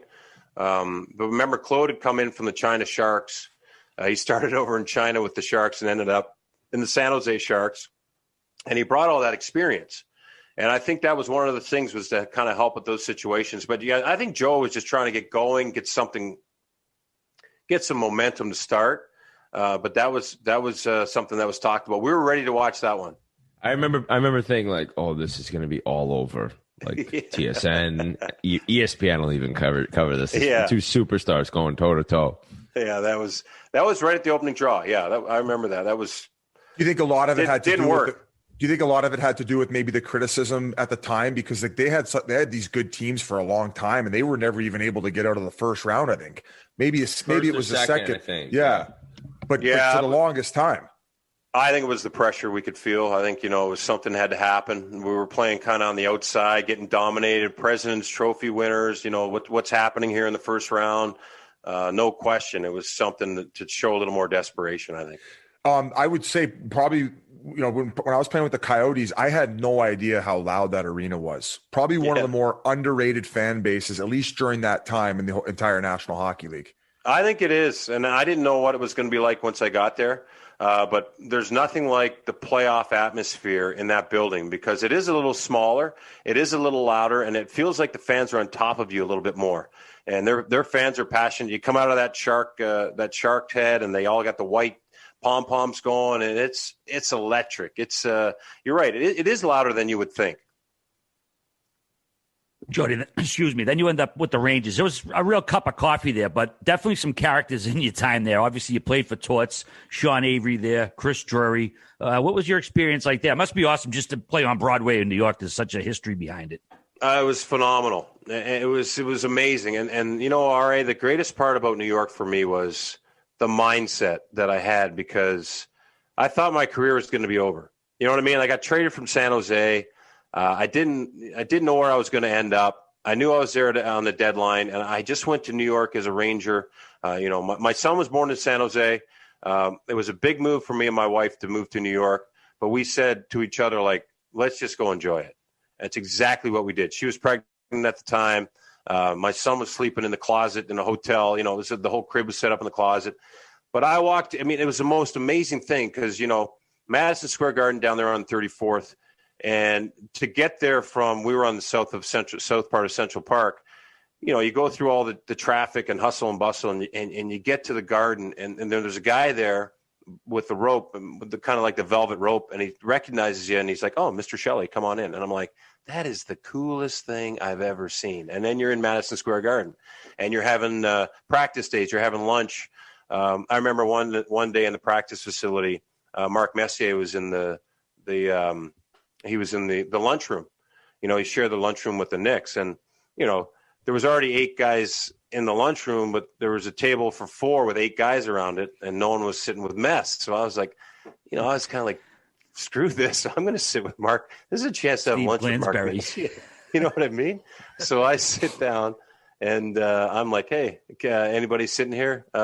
He goes, "No, sit down. I'd love for you to join me." So I'm sitting there having lunch with Mark Messier, thinking, this is unbelievable. So Glenn Sather, all those people are there. You're in New York City, but I think my mindset, my attitude was the greatest thing, because the Ranger blue, Madison Square Garden, the energy there. And how I always wondered what it was like after a game, like everyone just kind of disappears into the night. You don't see a teammate for like the whole day, you do whatever you want. And I thought that was a really cool part of that city too. That was your first experience with John Tortorella. Yeah, it was. And I loved it. Yeah, I mean, I imagine a guy like you, he's going to really respect and not going to give you too much shit when you're doing what you're doing for the team. But what do you remember about battles with Gaborik and other guys? Well, it was interesting because, it's so late in the year, and those guys that had him for so long that I didn't really get into that stuff. I kind of watched from afar. Yeah. I remember being asked to go over the boards and Gaborik sitting on the bench, and I was like, oh, okay, Gaborik, this is, but that's – I felt bad for a second, but that's how Torts coached, and that's what was happening. So for me, I was playing like 14 minutes a night. I was getting great situations, but to see Gaborik sit there, it was kind of like, okay, this is how it works. But they already had the history there. Things like that surprised me. But Wade Redden, the experience with Wade Redden, how he was trying so hard, and the fans were on top of him. The experience with that was my first experience with the original 6 team, and the fans being that ruthless on a player they were upset with. And I had a lot of long talks with Redden about, just what it was going through and what it was like. And, there was some interesting dynamics on that team for sure. Brandon Prust, Brian Boyle, some great people there too. So it was an overall good experience. You mentioned the star factor of going out with Fedorov. I could imagine if you went out with Henrik Lundqvist, it'd be very similar in NYC. Well, yeah, and there was a couple times where we went to a couple clubs, and him and Sean Avery, they're so well known, they know the city so well that it was seamless getting into anywhere. And I always, it was curious what it was like, but we go to like One Oak or a place like that, and everything was set up, and you could feel that we were way cooler with those guys around because they were so well known, and we were still trying to be known. Were you shocked at the antics that Avery brought to hockey? Had that been the first time you'd ever seen it to that extent? Well, I'd played against him, so I had heard some of the things he said, but to be on the bench with him and hear what he would say to some people, I was shocked. I mean, there was a couple of things he said where I had to move down get a couple people away from him just to be like, oh my goodness. I mean, he just melted guys. He just melted them. And it was ruthless, man. It was some of it was hard to hear. Well, Jody, you only had 21 games with the Rangers, but you must have done something right, because July 1st, first day of free agency, the Flyers come along, gave you a deal. And I mean, that just seemed like a perfect spot for you, a tough guy, Philadelphia's history, like a match made in heaven, no? Well, I'll tell you, RA, I had a good showing against the Flyers at the end of that season. It was that home sequence, and my buddy Bush was in net, and I had a couple goals on him, and we almost made the playoffs. That was 2010 when they went all the way to the Cup. It was us or them. It came down to a shootout. That's right, yeah. And it was Ole Okinen that got stoned by Brian Boucher on that last shot. That sent us back home on the train. The season was over, and they were off to play, end up playing Chicago in the finals there when Kane scored that goal. So, yeah, Philly was awesome. I mean, you guys know what it's like to play against the Philadelphia Flyers, Whit and Biz, and it's not easy, man. But when you're on the inside, it's a really passionate and fun place to be. We lived in the practice rinks over in New Jersey. Me and my family lived in New Jersey. Some of the best times we had were away from Columbus. We're in that little town of Haddonfield, New Jersey. It was a great setup, a lot different than I thought. But the fans are so passionate. They care so much. They'll be in your face, but you can really feel the love they have for you. And it was a good fit for me. Did you have a ticket punched to Dry Island while you were there, or did you opt not to go? I was on the island for about a week, and I was like, no, I'm not doing this anymore. I remember erasing my name off the board. I was like, forget this. How bizarre was that when I'd heard that Carter and Richards, they hadn't even been given the heads up that this was coming at them? I don't know. I didn't know the backstory of it. Again, I was pretty naive with a lot of these things that were going on behind the scenes. I look back and I think, well, how was I not more aware of what was going on? But, this was an established team when I got there that had just gone to the finals. So, and here I come in, I'm like, oh, that was a good year. I hope we can do the same or better. So I'm just kind of like, just trying to fit in and help where I can. I didn't get involved with that. I didn't know that they weren't aware of it. But I remember when the whole thing came up and guys signed up and guys didn't. And I was like, what do you mean Dry Island? Explain this to me. Like, could you imagine Lyle Odeline hearing Dry Island? He would have fucking walked out of the room. He might have sunk it. Actually, I want to ask, how was your experience playing for Laviolette at Dry Island aside? Would you call him a player's coach, an old school coach? He seems like sort of a blend. I would think I don't know, old school. I think he's a motivator. He's a guy that he did a great job pumping us up. He had a lot of creative things away, like Dry Island and motivational videos and just thoughts and the way that he would get the team fired up just before they went on the ice. He was really good at. My role with him, he just didn't. I mean, that's not part of his game, so it was a struggle for me to get in the lineup on a more regular basis. But he was good to me. He was fair to me. You know what I mean? Like, he wasn't like he was unfair. But I would call him maybe the mix is a good call. The players coach and a little bit of an old school, maybe a little bit there. I would agree with that. Very aware. Your first year in the NHL, one game. Your last year, one game. How did it all come to an end? You know what? That's a great question because it was so weird because I had a hip problem. Okay, so I had to have hip surgery, but I was going to be after the season. So I had played one game that season, and Laviolette wanted to dress me in Toronto, and they had Colton Orr and Fraser McLaren ready for me. I think it might have even been a Saturday night. So I hadn't played in a while. You know what I mean? I was 37 years old, 2 kids and a wife at home, and this was when I knew I was done, because pregame skate in the morning, Laviolette comes up to me, goes, "You ready to go tonight?" I'm like, "Oh yeah." Always had that answer, right? Always. He goes, "All right, you're in." And I'm like, at the minute he told me that, I had this empty feeling in my stomach.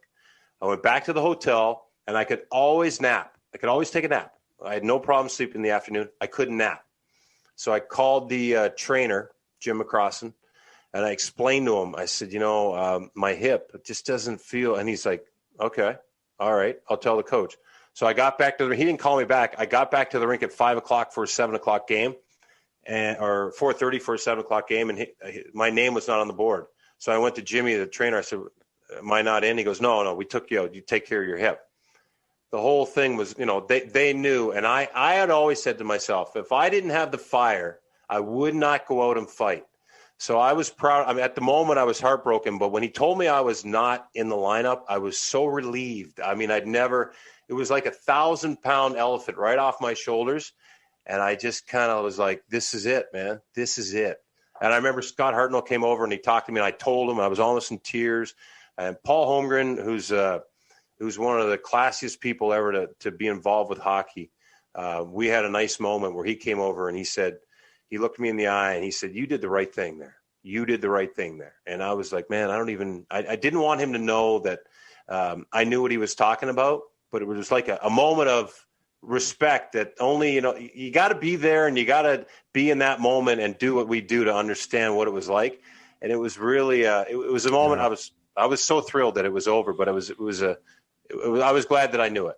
From a guy too who played the game as hard as anyone in Holmgren. It was such a fraternity type thing. You know what I mean? He knows what you've been through. That's so true. When the relief kicks in, you're like, oh my God, I can't do it anymore. Like that's the relief. Like I don't have it. But crazy story for you to just figure it out that quickly. It's weird. It's like you can't take a nap that day, and all of a sudden that's it.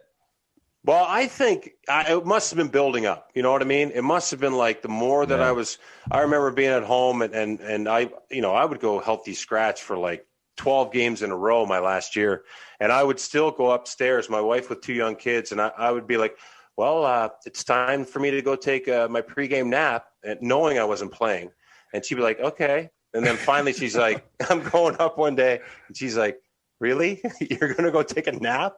And I was like, I guess not. I guess it's over. So it was kind of coming. See how long you can get away with it. Now, you said there like that weight off your shoulders. How long before that turns to, well, what am I going to do next? Yeah, that was so I was still inside the ropes, at that latter part of the year, knowing I was going to be done. I knew I had to have hip surgery, so I got that taken care of. I kind of knew I was done. But yeah, then that's when the scary feeling comes of now what, my wife's from Columbus area, so I knew I'd be back here. When I got traded from the Blue Jackets in 2008, they very kind gesture in saying, make sure when you're done with all this, circle back. But, you're wondering, is it, the phone call is still available? And then I've fought 15 guys from Columbus since then. Like, do they still want me there?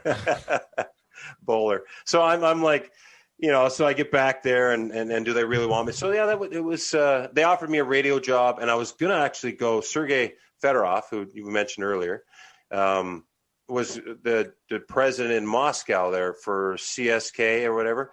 And he had an offer on the table, and I was kind of thinking about going, but, and then I was thinking, what if this media availability with the Blue Jackets isn't there in a year, and I've gone to Russia, and, what am I doing? So it was right away, Biz. I was wondering what it was going to be like, to answer your question, but it kind of fell into place easily.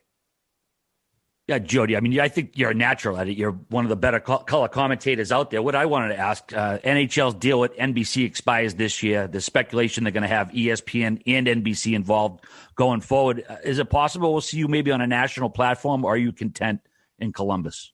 Well, you know what? I was content early, RA, with just being in Columbus, but, I think there's a lot of people that do both. I see Keith Jones doing both.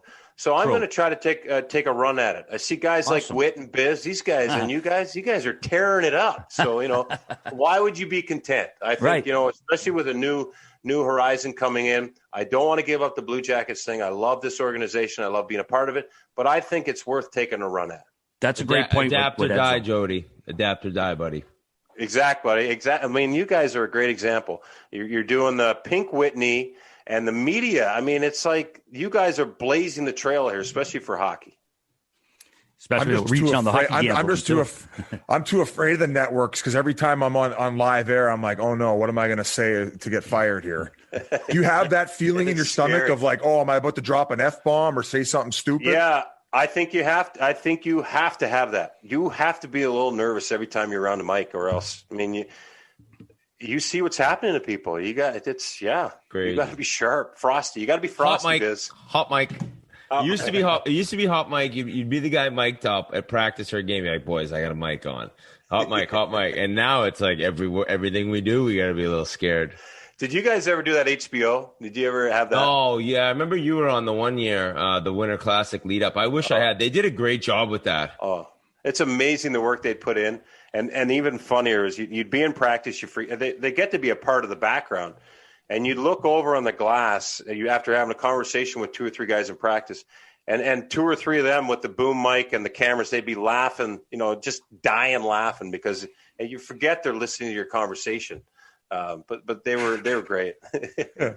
Oh, Jody, I'd like to see some of those tapes in the vault of the HBO 24/7 HBO after hours. Yeah, a lot gets left on the cutting room floor, I'm sure. I had one more for you. Obviously, when you came about and played, there's a lot more fighting, a lot more physicality. It's obviously toned down a bit, but do you think the game is at a perfect balance of like grit and finesse right now, where if guys want to fight, they can, but the talent's too good to not have it fully flowered, I guess? No, I always think there's more room for emotion. You know what I mean? I look at the Battle of Alberta 7-1 and nothing going on, nothing really happening. I just think that still the mindset of a certain mentality of representing your town, your province, your state, whatever it is, your fan base, especially now when the fans aren't there. I know it's hard, but I love the emotional part of the game. I love the fact that, especially that, you can settle the score. I'd like to see a little more of it. I don't mean in a bad way. I would just like to see a little more fight from some teams, a little more in your face. But I don't know if it's a perfect balance. I think it's gone a little far one way. But in saying that, I know, the optics are bad when there's always fights and big fights. But I would like to see just a little bit more, to tell you the truth, a little more fire in this game. Perfect. You guys have I don't even know what else to ask you, Jody. This has been fucking unbelievable. You guys are thorough. You guys are awesome. This has been really good. Is there one or maybe even a few stories that you were like, oh man, I got to tell this one because I'm sure you have a lot that are in the vault, but any ones you can share that we didn't bring up? You know what? That's always a tough question. I ask it sometimes, and I'm like, I feel like a donkey. I think it's a great question. And I think getting prepared for you guys, I thought of a few things. I really wanted to tell that story of having those guys out to my house because, it was a major name-dropping session there with the guys, but it was such a reward for my... Was Chichu there or Marlowe? No, what are the other names? That came out with us? You forgot a few, but don't worry about it. He was kind of like lightning in a bottle, too. He wasn't there that long. It was Rob Blake, Jeremy Roenick, Claude Lemieux, Joe Thornton. So, yeah, that's what it was. And then Dougie Murray, Ryan Clough, and myself. That's the group that came. Decent. But, it was nice to have JR hanging out on the couch just telling stories. That was a story I wanted to tell. Are there any guys that you fought in the past you're still sour about and wouldn't turn down a do-si-do today with? No, there's no real guys. I left it out there. You know what I mean? I just kind of. I think we were also relieved that when the fight was over, that we just kind of got it done and out of the way. But no, there's no animosity. I'm glad I got to fight Biz though. He was so polite, Want to go away? You gave me my start, buddy. After that one, I got to hang around Arizona for a little bit. So, Jody, Yeah, but I thank you so much for everything, for coming on. I know our fans are going to love this, and congratulations on a wonderful career and even a better, or at least a comparable post career. You're buzzing right now, buddy. Well, thanks, man. I appreciate you guys having me on. You guys are killing it, and this has been my pleasure. You guys are great. I think more games than me and you combined, Biz, fucking guy. Great job. Thanks for coming on, and we appreciate it. Have a great one, Jody. Huge thanks to Jody once again for joining us. Another great interview, another great guy. Had some fun hanging out with him in Boston a few months back. Just an absolute joy of a fellow. So big thanks to him once again for coming on with us. I want to talk to you about Cross Country Mortgage for a sec. Cross Country Mortgage is much like us at Barstool, a people-first group of people. They're dedicated to the fundamentals of mortgage lending, which results in a fast, convenient, and less stressful home financing or refinancing experience. And right now, rates are unbelievably low. Don't pay the bank more money than you need to. And Cross Country Mortgage makes the process as painless and simple as possible and helps you keep money in your pocket so you can do fun things with it, like road trips to see your favorite hockey team, maybe a winter classic, who knows? And if you're a homeowner and haven't refied lately, you could be leaving thousands or even tens of thousands on the table. And that's money that could go toward a new toy for the shed or something in the basement for the man cave, or maybe just some pocket cash to hit the casino, who knows? But rates are at an all-time low, and they may never get this low again. So call today for a fast, free, great quote, and free home valuation. And when you do, tell them Barstool sent you. So go to crosscountrymortgage.com/Barstool to learn more about your future home buying experience or refinance your current mortgage. Cross Country Mortgage, LLC, NMLS 3029. All loans subject to underwriting approval. www.nmlsconsumeraccess.org. All right, next up, one of my favorite journalists, I'm sure one of everybody's favorite journalists in Canada, any hockey fan, Bob McKenzie. It's an absolute treat to have this guy to come on and tell some stories, and that's what he did, man. He had some epic stories about Wayne Gretzky and guys wanting to fight him in the locker room, all kinds of stuff. So without further ado, we're going to send it over to Uncle Bobby Margarita. Well, it's a real honor to bring on our next guest. For my money, he's the best hockey reporter the sport has ever seen. Over the last 40 years, you've read him in print and online. You've seen him on TSN and NBC, and you've heard him break down the draft and free agency with equal aplomb. Thanks so much for joining us on the Spittin Chiclets podcast, Bob McKenzie. How are you doing, my friend? Excellent, RA. That was a very fine introduction. Well read. You used some really big words, aplomb. So it's obvious that Biz has been helping you out with that. Oh, you're taking shots already? Okay, Bobby Margarita. We'll get into this. Bobby Margarita. I was going to say, which nickname should we have given you off the hop here? Because I hear that you create one, what alcohol you're drinking at the time. Bobby Margarita being a more famous one online, of course. Yeah, and the funny thing is I drink a lot more wine than margarita, but the 1 year after free agency, it was like July 1st, free agency, it's over. I get to the cottage and I just for a lark, I might have mixed up a margarita, and on Twitter, I just changed my name. Instead of Bob McKenzie, at TSN Bob McKenzie, it just said Bobby Margarita, and everybody kind of went nuts and it kind of stuck. So it's actually kind of funny, but yeah, I've had a lot of nicknames, some of them not so complimentary over the years, but that's one of them. You must be switched over to the Reds by now, though, with the weather cooling down a bit. I stick with Reds year round. Bob, I heard that you can give the advice on any great bottle of wine under $50, and considering how well your career's gone, you have not turned into a wine snob. Oh, I'm a bit of a wine snob, but not a big one. I don't know that much. I know what I like, and I try to learn more and get more involved. I'll tell you what I am and this is a bad thing to admit, but I'm a wine glass snob. I would rather drink a $30 bottle of wine out of an $80 glass than an $80 bottle of wine out of a $30 glass. So there's these glasses called Zalto, and they're one piece, and the stem is really thin and they're really strong, but it really enhances the douchey wine drinking experience. So not a mason jar? In fact, no, not a mason jar. Okay. Although I've been known to drink rum and cokes out of a mason jar. So, but I've got one of these, and there's another one. They've got different types. This is way off topic early on, but what the hell, here we go. It's an actual glass that doesn't have a stem. and it's got a little bit of a flat spot on the bowl of the thing. So you can hold onto this wine glass and swirl it, and it's got like just a little knob on the bottom, and it's got a flat spot on the side, so you can lay down on a 45-degree angle with the wine in it, and it sits perfectly. And my pal Frank Saravelli at TSN thinks it's a great glass, and he said to me, you know, that glass has just the right amount of douche in it.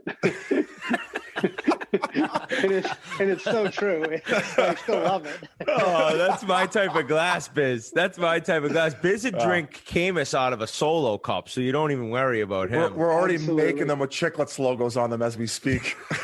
We'll have you sign a couple like there's some of your books. But I can't believe I'm on with like a legend that has. I sent Whit a month or two ago. I was driving from where I live on Balsam Lake into TSN, and I was driving right through Port Perry, and there's a place called the Trading Post there, and they've got a big billboard out, and it's usually like, you know, coconut shrimp, $3.99 a pound or whatever, and it blazing in big letters. It's like, we have Pink Whitney here.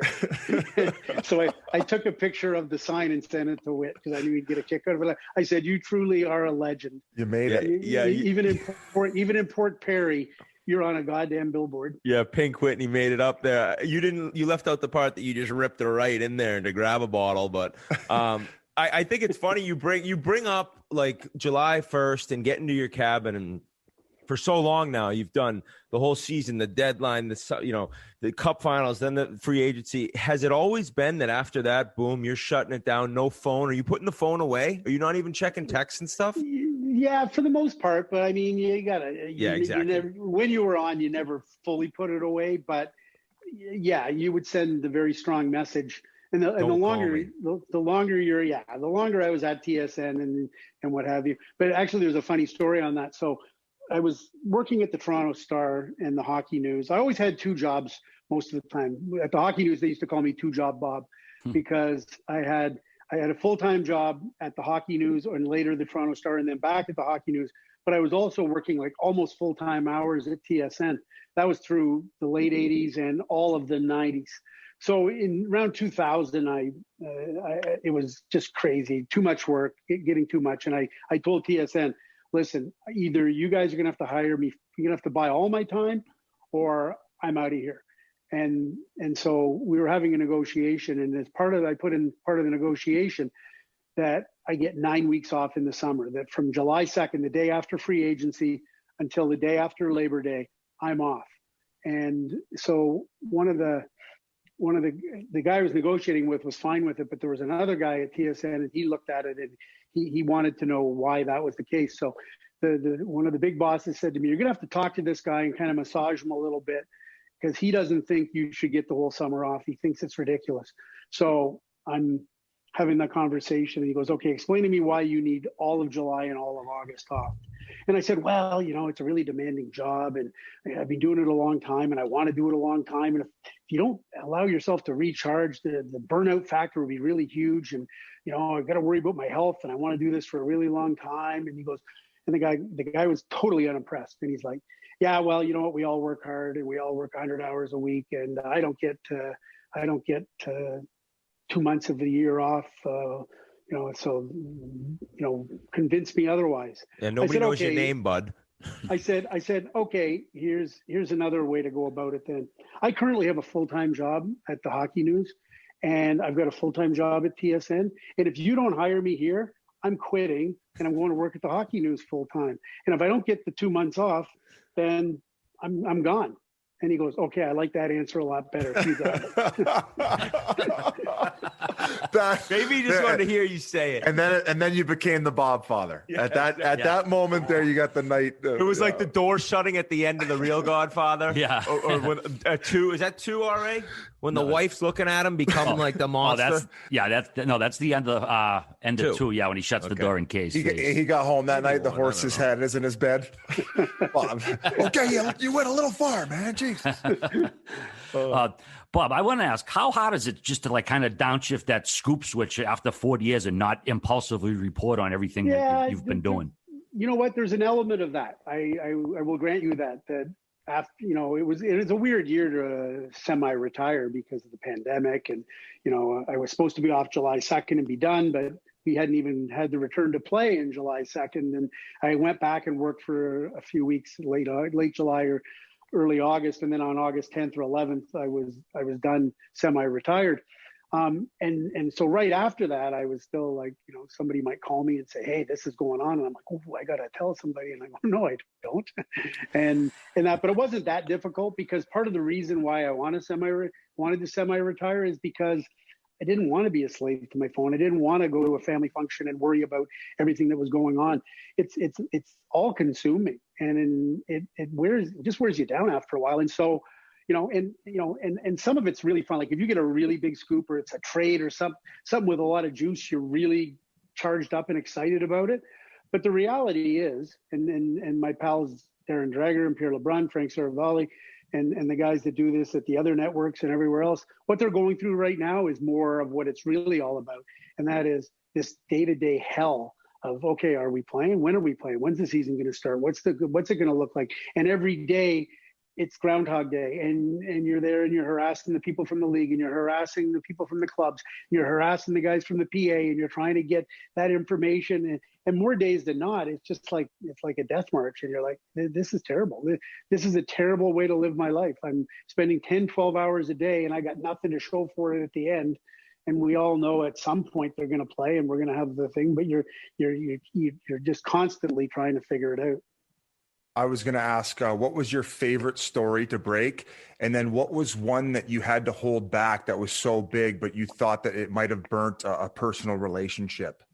And if you can't say it now, all good, but had there ever been one? You know what, Biz? It's really funny. And I get asked a lot by young people in the business, or, journalism schools or whatever, when I talk to young people, what advice I might have for them. And one of the things that I've come to learn because of questions that you just asked is keep a journal, write shit down.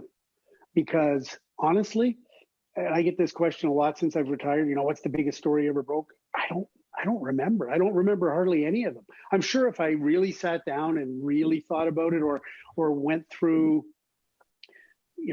tsn.ca, the archive stories or whatever, or my Twitter account, that, oh yeah, that was really big, or that. But now that I'm here, I don't really remember many of them.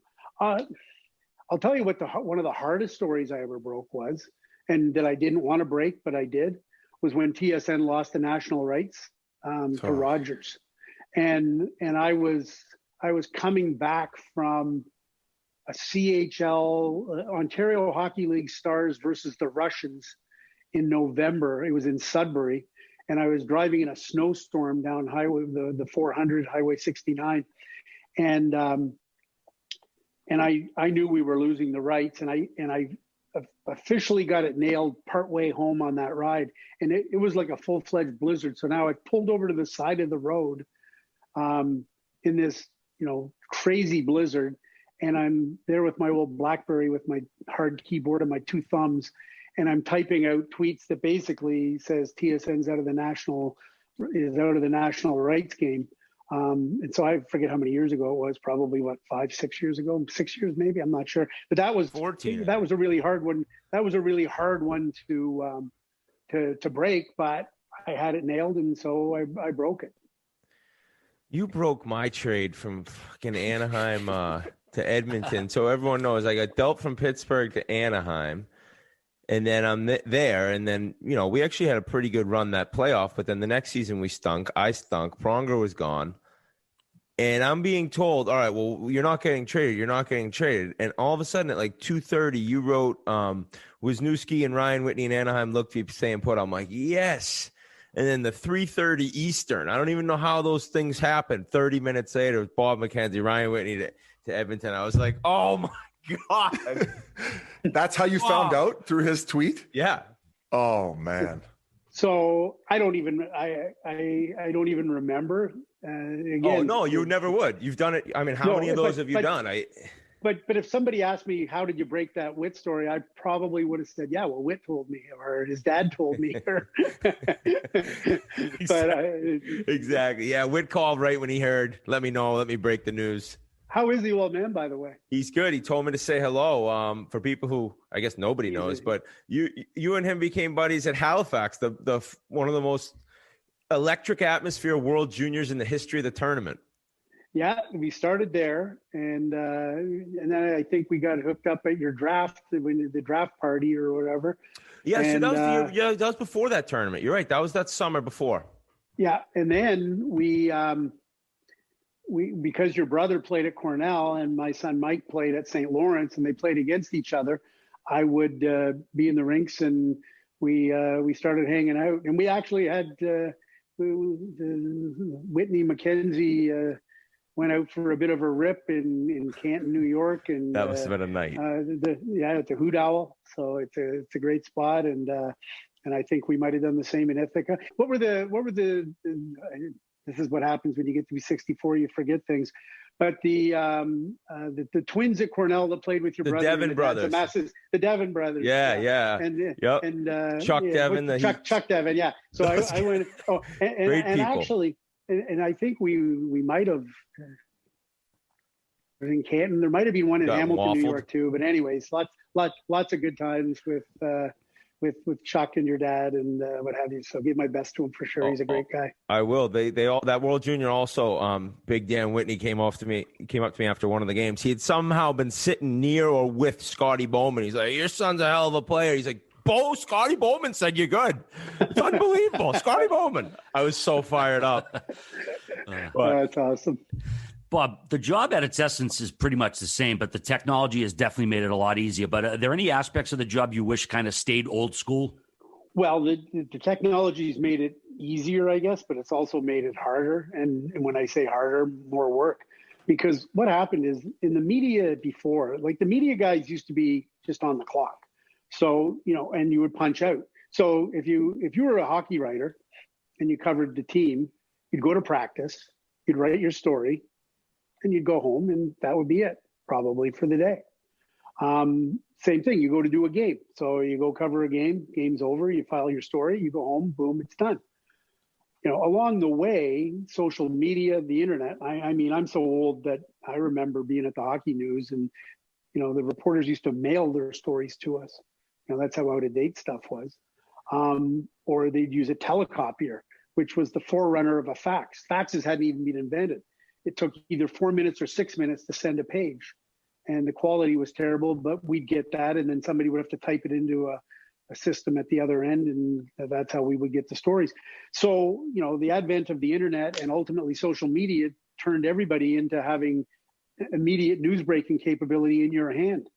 And where before, the only way to find out what was going on in another city was to pick up your hardwired phone and call another reporter and on his hardwired phone and talk about what's going on in his city. And now it's like, if you follow the right people, you get real-time updates in practice. Hey, Sidney Crosby just blocked a shot in practice. He's gone to the room. Oh, everybody hold their breath. Oh, it's okay. He's back. He just had a pee. So it's just endless now. And so that's a good thing, I guess, for news and information. But in terms of how much more everybody has to work, I feel bad for beat writers. They used to have not the easiest job in the world, but they used to have a great job. You just go to practice, file a story, call it a day, go to the bar, and that's back when hockey players actually drank after practice. So did the media. But now it's like you're never off. Guys like Mike Russo and others, it's 24/7, baby. You got to know everything that's going on all the time. You mentioned the earlier days. I was talking to Sean about this funny story regarding Gretzky during the series with the Leafs when he was playing with the Los Angeles Kings. You probably know what story I'm talking about that was ended up printed in one of the newspapers. God. Oh yeah, that was. You want me to tell that story? Oh, I want you to tell the whole thing because I think these guys are going to have quite the chuckle. Okay, so I go to the. I'm working at TSN and the Toronto Star simultaneously. It's the 93 Stanley Cup playoffs. And part of my deal, and the Star didn't love it, but it was part of my deal was, listen, in May, I've got to go cover the Memorial Cup for TSN. We had the rights to the Memorial Cup. So I was off doing the Memorial Cup, and the Leaf series with the Kings started. And I was picking it up in, I want to say, picking it up in Game 5 at Maple Leaf Gardens. So I'm just parachuted in, but I'm a pro, so I make sure I do my homework. I called, I think I probably talked to Barry Melrose and talked to whoever was the GM of the Kings at the time, I forget now, and Cliff Fletcher and Pat Burns and media people. And so I had a really good feel for what happened in the first 4 games. So I didn't feel like I was going in too cold. So it's Game 5, and it looks like it's going to overtime now. So I kind of decided before the night started, I'm a columnist, I got to have some ideas. Before the night started, the 2 themes for me were as follows. On the King side, Gretzky was playing okay, but not like Gretzky. And Dave Andreychuk wasn't really doing a lot hadn't done a lot for the Leafs, and he was their 50-goal guy and whatever. So I had it in my mind that if either one of these guys didn't have a good game, that might be a really good column to do. So as the game wore on, I didn't think Gretzky was playing particularly well, and I didn't think Andreychuk was playing very well. So the game's going to overtime, but I'm on deadline. And so the deal is, like, you don't have a lot of time to do a column. So in the intermission between the end of regulation and the start of overtime, I basically had to write 2 columns. One if the Kings win, and one if if the Leafs win. And so I started writing, and I wrote a column about the framework of a column about Gretzky, and I wrote a framework of a column about Andreychuk. And both of them, I wouldn't say they were rip jobs, but because I'm usually not a guy that rips people crazily, but they were critical pieces. That if the Leafs lose, then Andreychuk needed to do more and needs to do more, or they're going to lose this series. And if the Kings lose, Gretzky needs to do more, and on. So, as I said, I felt pretty good about both columns, but it's hard to write a column that fast. Anyways, as fate would have it, the Leafs score in overtime, and so it's the Gretzky piece that goes. So now the first edition of it, I just sent it without any quotes. And I thought I was being like really respectful, because it's goddamn Wayne Gretzky. You better be respectful. And so I basically said, listen, I'm not saying Gretzky's washed up. I'm not saying that he stinks. I'm not saying any of these things, but I'm just telling you, he looks to me like there's something wrong with him. But if there's not, whatever. And I did a critical analysis of some shift by shift stuff, and I said the line that was in there that really ended up becoming the touchstone was, he's skating around like he's got a piano on his back. So the piece runs. I go down to the room, and I thought I better go talk to Gretz and find out if there's something wrong with him or whatever. So I go to the Kings room at Maple Leaf Gardens, and I'm asking him, and I could tell as soon as I asked him, he looked he gave me the little, hairy eyeball look, and as if to say, like, why are you asking that? He goes, no, I'm fine. I'm fine. Everything's good. And I'm like, oh, okay. And so I go up and I put his quotes in or whatever and send it off. So the story goes, and now we're flying the next day to LA, and we're going for Game 6. And I hear through the grapevine that Wayne's not too happy. And Mike Barnett's not too happy as agent. The piano on the back line didn't go over very well. And Wayne always knew everything that was said about him. And I used to joke that Wayne had rabbit ears and thin skin, in addition to being like the greatest player that ever played the game. So anyways, the story goes, now it's Game 6, and of course that's the famous game where Kerry Fraser would tell you about the rest of it, overtime, the high stick on Gilmore doesn't get called, and we're going back for Game 7 to Maple Leaf Gardens. So I can remember it's Saturday morning, and by now I've heard very strongly that Team Gretzky is livid. And I'm like, oh boy, the guy here we you go. really want to piss off too. Okay, All right, we're moving out of Canada now.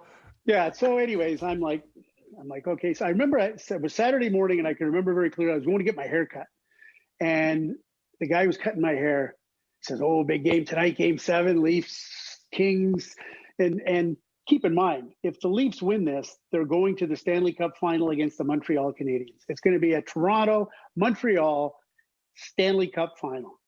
And so I'm getting my hair cut, and the guy's going, "Oh, man, it's going to be so awesome. I think the Leafs are going to win tonight." And I said, "Nope." And he goes, "What do you mean?" I go, "No, they're not going to win." And he goes, "Yeah, I think they're good." I go, "Not a fucking chance." And he goes, "Why?" And I go, "Because Gretzky's really, really, really pissed off. And when Gretzky gets pissed off, it's going to be all over." I said, "It's going to be so bad for the Leafs tonight." Yeah. And of course, what happened? Wayne Gretzky, I forget the goals and points. You guys can look it up. But I know he had 3 goals. Yeah, and I know he had 3 goals. And the last one, he came around from behind the net and he banked it off Dave Elliot's the back of his leg intentionally and into the net. And I still am not sure, but I have a funny feeling that he looked up at the press box briefly after he did that. But the gist of the story is that he played what he will tell you was the greatest game of hockey he's ever played in the National Hockey League, Game 7 against the Toronto Maple Leafs. That's a great story that you're behind part of that. So now I go down to the now. I should have gone to the Kings room to let him say or do whatever he was going to do. But I'm working for the Toronto Star, and the story, as much as it was Gretzky, torpedoing the Leafs, I had to go to the Leaf room and talk to Wendell Clark and Doug Gilmour and Pat Burns and whatever. I didn't have a lot of time, so I went down and I did that. And I went into the room, and I want to say it was Mark Osborne who was playing for the Leafs at the time, and he looked at me and he goes, "This is all your fault." And he was not kidding. You pissed him off, and this is what became of it. So I'm like, okay, back up to the thing, and then I finished, put the quotes in, call it a night, whatever. So now I'm going to cover this. I'm going, and Gretzky afterwards was quoted as saying, the Piano Man had one more tune. I don't know if it was Gretzky. Mike Barnett, I think, was quoted as saying to somebody, "The Piano Man had one more tune in him," or something, and whatever. I think Gretzky might have said in a post-game interview, like, "Nice that I got the piano off my back." He got the piano off his back. So, but it goes a step further. So now I'm going to Montreal for the Cup final, Kings and Canadiens. Canadians have got the home ice advantage, so they're starting in Montreal, but I wasn't there for the media day. I was going in the day after. I had something to do at TSN or something, so I was going in for the first day, and the media day was the day before. And it's not like media day now where it's like every player. Oh, sure. It's like a couple of guys get interviewed, and Gretzky, of course, was going to be one of them, and Gretz more or less teed off on me at the media day, and so I was like, okay, whatever. And, you guys won, Wayne, relax. And no, but hey, it all goes with the territory. And the funny story is that before game 7 in Toronto, LA, I wrote that column that I wrote. Steve Simmons from the Toronto Sun actually wrote a column that was like off the charts more critical than what I was. And we sometimes joke about it, that I got all this attention,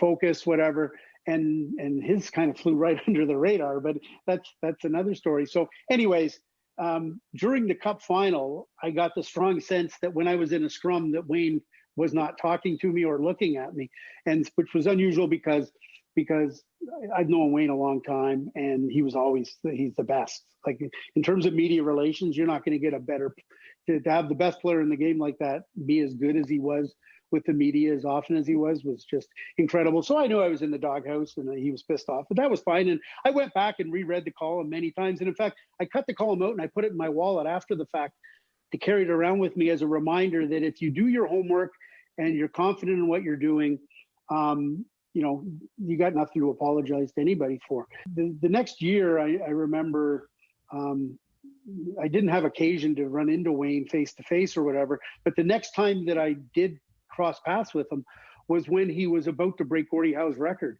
and I got sent by the Star to LA, and so I was there, and I hadn't seen him or talked to him the whole time, and of course he broke it that night, and we're all in the room for the big media room in LA, and there's famous pictures of Gretzky. You always remember he had the white suspenders on, and he took his top half off. He took his skates off, but he had his pants and his shin pads still on. And he came into the room and he saw me and he looked, and I looked at him and I was like, oh, I wonder what he's going to say or do here. And he just came over and he gave me a little bit of a hug and he said, hey, Pop, thanks very much for coming out. I really appreciate it. It's great to have you here. And I was like, oh, great. We're all good now. Nice. I don't have to go through the rest of my life with fresh air. Biz, I know from experience, there's no worse feeling in the world than a reporter coming up to you and saying, hey, you injured? You feeling healthy?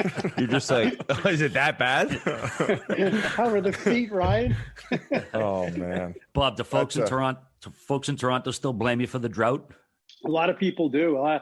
It's funny. Yeah, we had that one. Kerry Fraser and Bob McKenzie, they screwed up the dream season in '93. That was unbelievable hockey. Leaf team was so much fun to watch. Wendell and Dougie Gilmore, and oh my God, and against the Kings, and Wendell was just a beast in that series, and so was Gilmore, and that was the dead puck era kind of started shortly thereafter. That the game really took a turn for the worse. If we went through that stretch of like 4 or 5 Stanley Cup finals that were sweeps. Yeah. And it was at 95, 96 or in and around there. And, but 93 was a fantastic time to watch the National Hockey League and the Kings and the Leafs and the Canadians. And to think of the fun is even in that final, with the stick measurement and, shit like that doesn't happen now. Oh. I read today about this Phil Esposito story. And that was kind of old school as well. I don't know how many people who are listening know this, but this was a little bit more intense than the Gretzky situation. That's for sure. Yeah, this one got up to level. Long story short, I charged Phil Esposito with assault. That's assault, brother. How much time have we got here? This may be a long story if I. We like those ones. Okay, so I'm trying to think what's the best order to tell this story in. So Phil was the boss man of the Tampa Bay Lightning, and I knew Phil. And two things I should point out. The first thing I should point out as I tell this story: me and Phil are great right now. No problems there, which is good, because as a kid growing up in Canada in the 1972 Summit Series, I was 16 years old, and when Phil Esposito went off on the fans in Vancouver after Game 4 because they got booed off the ice, I was sitting at home going, yeah, you tell him, Phil, don't be booing Team Canada. And Phil, for me, the big bad Bruins, and I love Bobby Orr, and I Esposito on the slot. So, and Phil was one of my all-time great hockey heroes, which made it that much more difficult to charge him with assault, I guess. But I was working at the Toronto Star, and I want to say it was right around the same time. I forget what year it was, 92, 93, whatever, 94, whenever the Lightning were in the league. But anyways, so Phil was getting a rough ride from what you guys, or a lot of people like to refer to as the Canadian media, which in many cases back then was always the Toronto media. And I'd written some stuff about Phil. The one thing that really stuck in his craw when I was at the Hockey News, I wrote a column and I said, time for a confession. I think Espo's a lousy GM. And it was basically a story saying that, I thought that Jimmy Rutherford and Peter Karmanos and the CompuWare group should have gotten the franchise in Florida, not Phil and the Japanese owners. And I thought they made a mistake. The league made a mistake when they did that. And then I talked a little bit about how Phil became persona non grata in Sault Ste. Marie, his hometown. I covered the Sioux Greyhounds. I'm not from the Sioux, but covered them back then. And Phil was in trouble with his hometown guys because he owned the Greyhounds, and then he was, I think, things didn't go well, and he wanted to move the team, and people were like, really upset about that. So I did write some stuff that must have ticked Phil off. I think Phil got it in his mind that I probably was responsible for every bad thing that had been written about him since he took over the Tampa Bay Lightning from the Toronto media and the Canadian media. So I always say this is Basil McRae's fault, because Basil McRae broke his leg really badly that season. And it was after the game was over, Toronto, Tampa, Maple Leaf Gardens. I'd done my story. It wasn't a particularly earth-shattering night. The only reason I went to the Tampa Bay Lightning dressing room because I wanted to go see Rob Ramage and get a phone call, a phone number for Basil McRae to see if Basil had a badly broken leg. I wanted to see how Basil was doing. So I go down and I'm talking to Rob Ramage and asking about Basil. And all of a sudden, Phil comes into the room and he sees me and he looks at me and you could tell he was fired up. His cheeks were red and his eyes were kind of like, and he goes, "You get the fuck out of my room." And I'm like, whoa, where did this come from? What's going on? I don't even know he's mad at me. Never mind, Raging Bull. And so I'm like, "Phil, what's the problem? Like, you just get out of here. I don't want you in here. This is my room. You get out." And so now I got my back up and I'm like, "Phil," I said, "I'm allowed to be in the dressing room. I'm just talking to Rob here. I'm just trying to get Basil McRae's number." And he's going, "Get the fuck out of here." And I go, "No, I'm not getting out, screw off." And he's yelling at me and I'm yelling at him. And, he's coming towards me rather menacingly. And I'm like a little bit backing up a little bit, like Phil's a big man. And all of a sudden I realize this thing's escalated. He's not messing around here. And, he comes up and he basically he would say he shoved me. I would say that he drilled me in the neck, lower jaw area with the heel of his hand. That's a pretty big discrepancy. Just like one of these, like hard. Yeah, one of those. Yeah, when gave me one of the. Let's get rough and rowdy going, G. Hit me in the jaw, the neck, and whatever, and he knocked me down. Like that's I went shocking. down. But so I'm going back, and I managed to hold myself from going completely down. I got my arms to brace my fall. And I was there and I was kind of like laying back like this and Phil's like coming after me again. And I'm like, "Oh my." So I jump up really quick. And now Rob Ramage and a couple of other guys jump on his back and they've got him. And I'm looking at him and he's like trying to get at me and he's swearing and yelling at me. And I'm like, "Oh, Jesus Christ, Phil Esposito wants to kill me. What's my play here?" Like, it's funny the things that go through your mind. I'd only been working at TSN for like 4, 5, 6 years and it was part-time. So it's funny the things that go through your mind. But I was there and I thought, I might have to fight Phil Esposito here. Like, I'm not a tough guy. I'm the opposite of tough. I'm soft. Like, I got cut from my minor bantam team because I was too soft. And so I'm under no illusion whatsoever that I'm a tough guy. But if somebody's going to do harm to you, you might have to stand up for yourself at some point. And so I'm weighing the thing. And I had this one moment where he was right there, and I thought, I could punch Phil Esposito right in the nose so hard right now because his arms were being held. It would have been a sucker punch, but I needed all the help I could get. You would have been fucked, Bob. That's good. Yeah, that's good. Holding yourself back. So I all my TV money flashed before my eyes, and I decided, no, I'm not going to do it. And he's yelling, "Get out, get out, get out." And I go, "No, I'm not getting out." And Rob Ramage finally said to me, "Bob, would you get the hell out of here?" And I go, "Okay, Rob, since you asked nicely, I will." So I leave and I go out and I'm like, "Whoa, what just happened?" So I was pretty rattled. And so I walked out and I'm walking. I walked out by the Wood Street exit of Maple Leaf Gardens, didn't leave the building.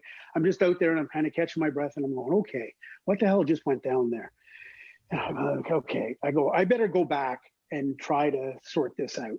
So I went back in, and Phil was outside the Tampa Bay dressing room, and I go, "Phil," I go, "calm down." And he looks at me and goes, "No, fuck you." And I'm like, "Calm down." I go, "Let's talk about this."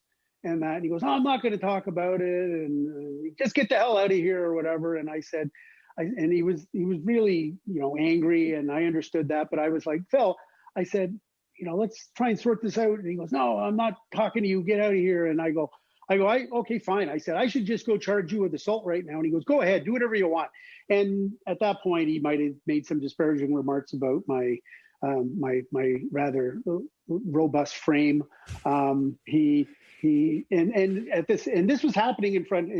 I don't know if you've ever know the Maple Leaf Gardens visiting dressing room thing, but all the family of the team is like 15 feet away. Like they're witnessing this whole thing, and we're FUing each other. And I go, Phil, I'm trying to settle this, and sort it out. We've known each other a long time, but if you want me to go the other route, I said, do it. He says, do whatever you want. He goes, you're nothing. I'm Phil Esposito. You can't do anything to me. And that was it. It went off for me. And I said, okay. I said, that's how you want to handle it? Fine. And I said, and you just remember this. I said, you fucked with the wrong guy, Phil, and we'll see you later. And I walked out, and I walked around the corner. There was a payphone, and I picked up the phone, and I dialed 911, and I called the Metro Toronto Police. They answered yes, and I said, yeah, I will connect me with the police. I'd like to report an assault. And I called, and I said, hi, it's Bob McKenzie. I work for the Toronto Star, and I was just assaulted by Phil Esposito at Maple Leaf Gardens. I'd like him arrested. And the guy's like, pardon? And so anyways, the Jerky Boys prank call. So of course now he gets word that the word starts to filter out that I've done this and whatever. So I guess he went back to the Harbor Castle Weston, got his stuff, and jumped in a car and went to Buffalo. It's on the road. It's on the run. Yeah. So he hit the road or whatever. And Jerry Helper, who's a great guy, he's now in Nashville. He was the PR director for the Lightning at the time. He's talking to me and says, hey, listen, can we try and straighten this out? And I said, I wanted to straighten it out. Phil didn't want to straighten it out. He got the ball rolling. So I'm sorry, this ball's in rolling now. So screw off. That's that. And so anyways, so the whole thing rolled out, and it's quite a story because after the fact, Frosty Forrestal, who was, of course, the great trainer for the Bruins, Bobby Orr's pal and whatever, Frosty started telling people Phil never touched him. He tripped on an equipment bag, and there was a whole bunch of double talk coming out. And you had the boys club going. You had the boys club coming. It's like the Skulls at Yale. Yeah, you want to better believe it, and that. So the Star was behind me 100%. I hired my lawyer. And this all kind of Don Cherry on Saturday night went on Hockey Night in Canada and ripped me for, this is not how you settle a problem. You settle things face to face. And I'm thinking to myself, I tried to do that and Phil didn't want to do it. So screw it. You needed Twitter during all this. That would have been interesting. Oh, no, you do not. No. Thank God. Ryan Leaf. You think that Ryan Leaf yelling at the guy's bad? This is imagine the video of this biz exist at the time. So anyways, and then it got even more complicated because a member of the Tampa Bay, somebody who covered the Lightning on the beat for one of their papers, he ended up, if my memory serves me correct, it might have been a sworn affidavit, or if not, he certainly was interviewed by the Toronto police and told them the same Frosty Forrestal story that I tripped on an equipment bag, and I wasn't very happy about that. So now my back's really up. So I'm taking it on the chin from a lot of people. Don Cherry on national television, everybody in hockey, at the as you say, still closed society. They're like, this is not how we settle things. You don't bring outside people in to settle it internally. And I said, well, I knew in my heart, I tried to settle it internally and Phil didn't want to. And he said, I couldn't do anything to him. Well, let's see about that. So anyways, long story short, I guess at some point, the long story long is this one, but the Lightning, I guess the lawyers for the Lightning probably at some point told Phil, this could be really problematic for you because there were many witnesses that did see it. This is dead to rights assault, whatever way you slice it. And you're a Canadian who works in the US on a green card or whatever. If you get convicted of assault, you could lose your green card. You could lose your ability to travel back and forth between Canada and the United States. So now all of a sudden I'm getting all sorts of calls from people saying, we should be able to settle this and what have you. And the Lightning were kind of reaching out or whatever. And I'm like, no, I said it's. So anyways, the court date was set. And it was the day after the Lightning were playing a game in Toronto, their next time they were coming in. And so it got down to a day or two before the game, and a number of people in hockey had reached out and said, would you not meet face to face with Phil? I said, yeah, okay, I will. Day of the game, Phil and his lawyers and me and my lawyers, we met in a Bay Street law office, and basically, Phil just saw me and he goes, hey, things have escalated. They got way out of hand. I said, yeah, they did. And he goes, I just want to forget about it all. Just let's put it all behind us. I know it's been hard on you and your family. I don't want any more trouble. I don't want you to have any more trouble. And I said, well, that's great, Phil. I said, fair enough. So all you need to do is apologize. And he says, oh, I just apologized. And I said, no. And I had my lawyer had said to me ahead of time, what would it take for you to drop the charges against Phil? And I said, okay. So I had crafted a letter of apology, and it was a long letter of apology because it went to everything. Bob McKenzie did not trip on an equipment bag. Bob McKenzie did not write things about Phil's family. So there was a laundry list of 4 or 5 things that I wanted on the record, that everything, the aftermath of that, it was all bullshit, basically. And for Phil to admit that he did strike me and he did knock me down and I didn't trip on an equipment bag and that. So Phil read the letter and he looked at it and he goes, I'm not signing that. And I go, good, then go to the game tonight and we'll see you in court tomorrow. And now you had him bent over. And then he was like, and his lawyers are talking to him, and then we split up for a little bit and we come back and he goes, okay. And I go, Phil, I wanted to settle it that night. You wanted to escalate it. I said, you said I couldn't do anything to you because you were Phil and I was a nobody. And I go, well, now I told you effed with the wrong guy. And now here we are. And now who's got to come to the other guy to try and get him out of a jam? I said, let's get out of the jam. Just sign the letter of apology. And when we go to the game tonight, after the game, stand outside the dressing room. We'll stand there together and then we'll tell the media that we settled our differences and we're not going to court tomorrow. And he goes, yeah, perfect. And that was that. So as I say, I really liked Phil. I always liked Phil. But we had it out and he got my Irish up, and what happens when the Irish and the Italians get together, it can be no good. Don't ask RA back in Charlestown. Charlestown's not then. I don't know if this is a great comparison of like scoring your first NHL goal for you. Like, do you remember your first big scoop? Like something where you remember noticeably thinking, oh my God, like I'm one of the guys in this game that's going to be breaking news. Wait, honestly, no idea. None whatsoever. It just happened over time where you became like the guy. Yeah, and as I said, I should have kept notes because, I'm not ever going to write a book about my career. I've written some books, but not like a retrospective on my career. And maybe part of the reason why I wouldn't do that is because I just don't have enough notes to back stuff up, and I've forgotten so much stuff, and it all just kind of runs together. Bob, you just mentioned the books. Written yet another book. You're a pretty prolific author yourself. Your latest, Everyday Hockey Heroes, Volume 2. Tell us about this one. Yeah, it's interesting. The first book I wrote was called Hockey Dad: True Confessions of a Crazy ? Hockey Dad, and that one came out like 10, 12 years ago. And that was the book I enjoyed writing the most because it was a labor of love. Raising my 2 boys, Mike and Sean, through the minor hockey system, and I sometimes did some really crazy shit. As a hockey dad.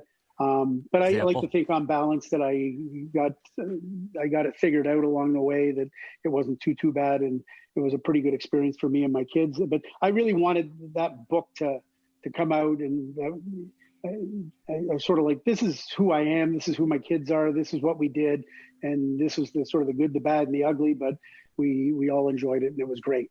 Then I did Hockey Confidential, which was a series of stories about people in hockey. And I really am proud of the book, and that was 7 or 8 years ago. But the reason I did it was because I needed a new kitchen at the cottage. And so that was the money that would pay for that. Fucking right, buddy. And that's when I realized, you know what, when you're writing a book just for the money, it's hard work. It's not a labor of love anymore. It's just labor. And I was really busy with my job, and it really took a physical toll on me getting that book out, but I got it out. I'm really proud of it. But I said, that's it. I'm never writing another book. Too much work for too little money. It's great when you finish it, but it as long as I've got a job, full-time job, there's writing a book on top of that. It's just too much. I'm never ever going to do it again. And I had lots of offers and stuff. And I didn't do it. it was 3 years ago, Simon & Schuster Canada came to me and said, hey, we're doing a book project. We've already started it. It's called Everyday Hockey Heroes. It's stories of famous, not so famous hockey people, inspiring stories on and off the ice. They showed me a couple of chapters, and it was a different kind of book. It was about, overcoming adversity, or just an inspiring story. And I like good storytelling. And Jim Lang had already started doing some of the stories, and Sarah St. Pierre is the editor. They showed me some sample chapters. I said, this is really cool. I kind of like this. And what appealed to me was they said, you would only have to write the introduction. You'd only have to write one chapter. You would have huge input into who we would write the other stories about. And you would orchestrate getting interviews with those people, and you would promote the hell out of the book. Would you be interested? And I said, yeah, I would. And cynically, part of the reason I'm not going to lie, when I first thought, yeah, if I don't have to write that much, I can sort of be an editorial director of the book and be involved in all that with Jim. And Jim's great, and Sarah's great. So it was fun. So we did Everyday Hockey Heroes Volume 1, and it was really good and lots of inspiring stories. And now they decided, well, you know what, 2 years later, we're going to come out with it again. So I'm really proud of the book, because obviously there's a lot of shit that has gone on in the world, but hockey as well. And we talk a lot about hockey culture, and I know everybody goes back and forth on that. And hockey culture does, I've been a big part of hockey culture, but I'd be the first to admit that hockey culture does need to be better, a lot better in a lot of instances. And I don't think hockey people don't need to be triggered when they hear that the hockey culture sucks sometimes. It does. Doesn't mean it's rotten to the core, but it needs fixing in a whole bunch of areas. And so a lot of the stories in this book, not all of them, but a lot of the stories in this book reflect that. And so, there's stories about guys I grew up playing hockey against that were black, that didn't have the same minor hockey experience that I have in a quite white Scarborough 50 years ago. There are stories about gay and transgender athletes. There's a story, but there's also traditional hockey stories. It's Everyday Hockey Heroes. So I got a story on Andrew Cogliano, and who's an everyday hockey hero. Yeah, he's the one, because he showed up every day and he never missed a game until he got suspended. And so he talks about that and reflecting the traditional core values of what we like to think hockey culture at its best: commitment, dedication, sacrifice, taking one for the team, putting yourself ahead of the team, playing through injuries, playing through pain, doing all those things. So there's a real wide mix of stories there. And Jim Lang did a terrific job. Sarah St. Pierre did a terrific job. And I've learned so much about people who sometimes everybody in this book has an unbelievable passion for the game of hockey. They love the game of hockey, but in some instances, because they're quote unquote different for some reason, they were marginalized or put out to the side a little bit. And those people had to fight to get where we get to be in the middle of hockey culture, for the very simple reason we're white and we're men. Simple as that. So the theme of the book really is we just need to build a bigger tent, and we need to make sure the doors are open for everybody. And if we are men and we are white, then maybe we all need to take a look in the mirror and say, what am I going to do today to try to make it a more diverse, more inclusive thing? And I think you can do that and confront our own white privilege without being triggered by the word white privilege, which is nothing more than an observational status of you're white. And in hockey, that's not a roadblock to anything. Being a white man in hockey is the easiest thing in the world. We're not saying anybody's led a privileged lifestyle and have silver spoons in our mouth. We're just saying it's not many obstacles as a white male in the hockey culture. That's a very fair way of putting it. Very well said, Bob. You did mention your kids, and going back to your first book, The Hockey Dad Situation. Sean told me the story about how you and this other coach weren't getting along in minor hockey, and the finals, you ended up calling a couple penalties. I'll let you know the story for sure. Oh, you're talking the stick measurement story. Yeah. Oh, yeah. You're cutthroat if you're doing this in minor hockey, Bob. Come on.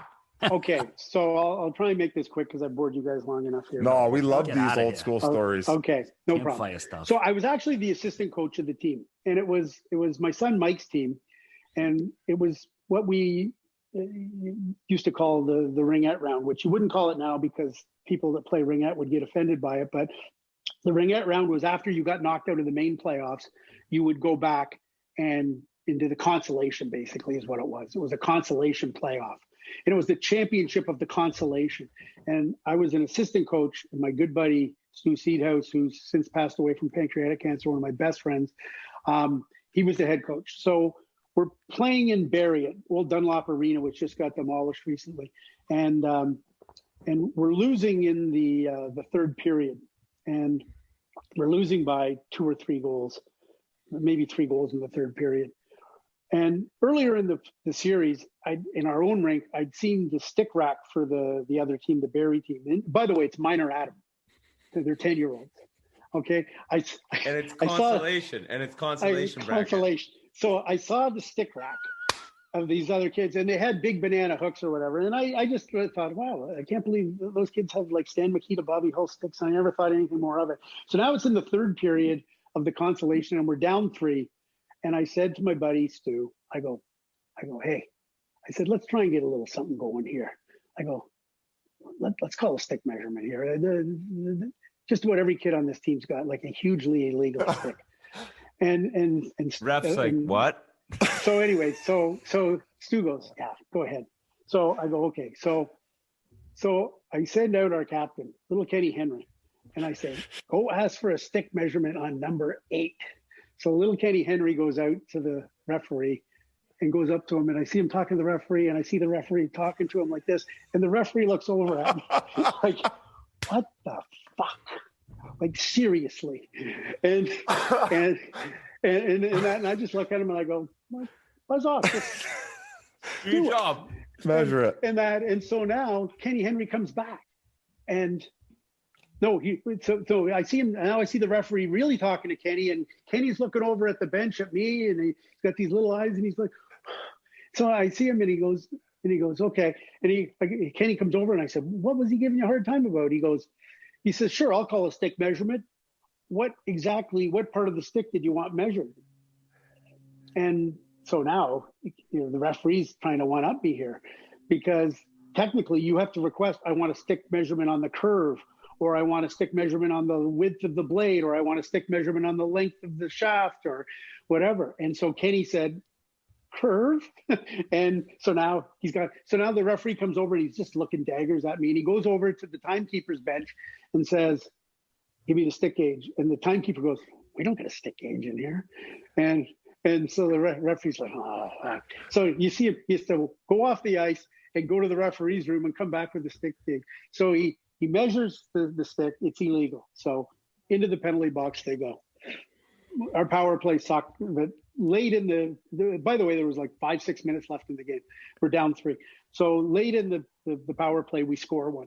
And so that's great. So now the parents and the other team, by the way, I'm on TV. People know who I am, and they're just giving it to me, and understandably so. So we're there, and I say to Stu, I go, they still got illegal sticks going on over there. I said, let's call another one.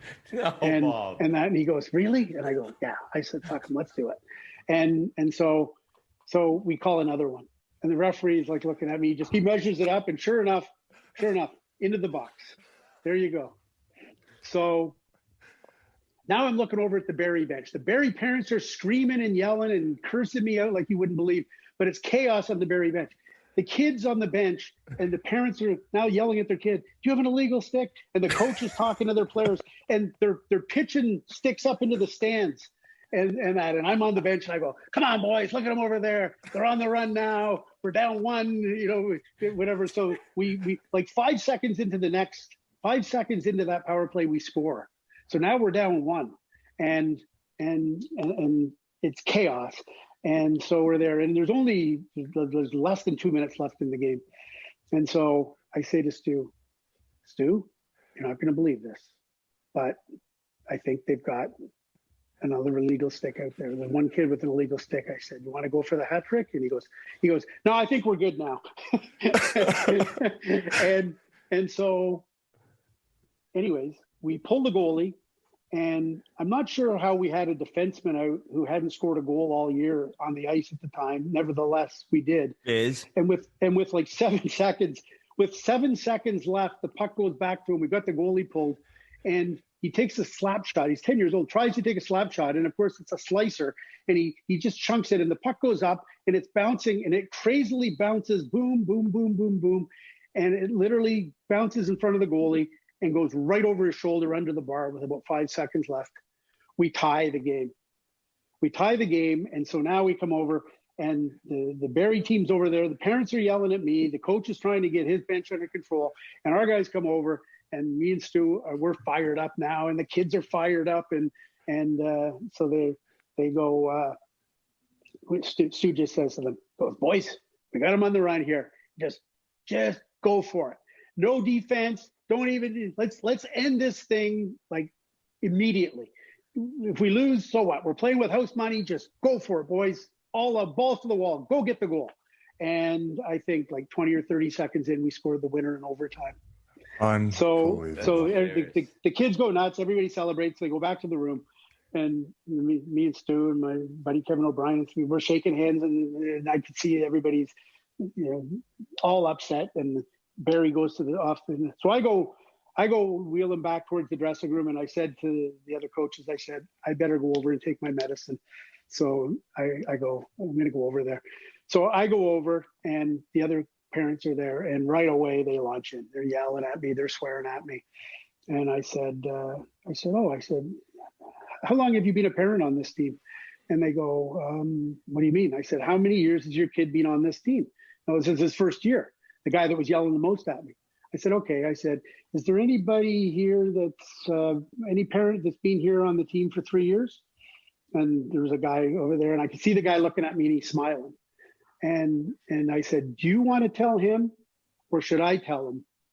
And the guy goes, I'll tell him. I said, okay, good. Appreciate it. Thanks. And I turned around and I walk away.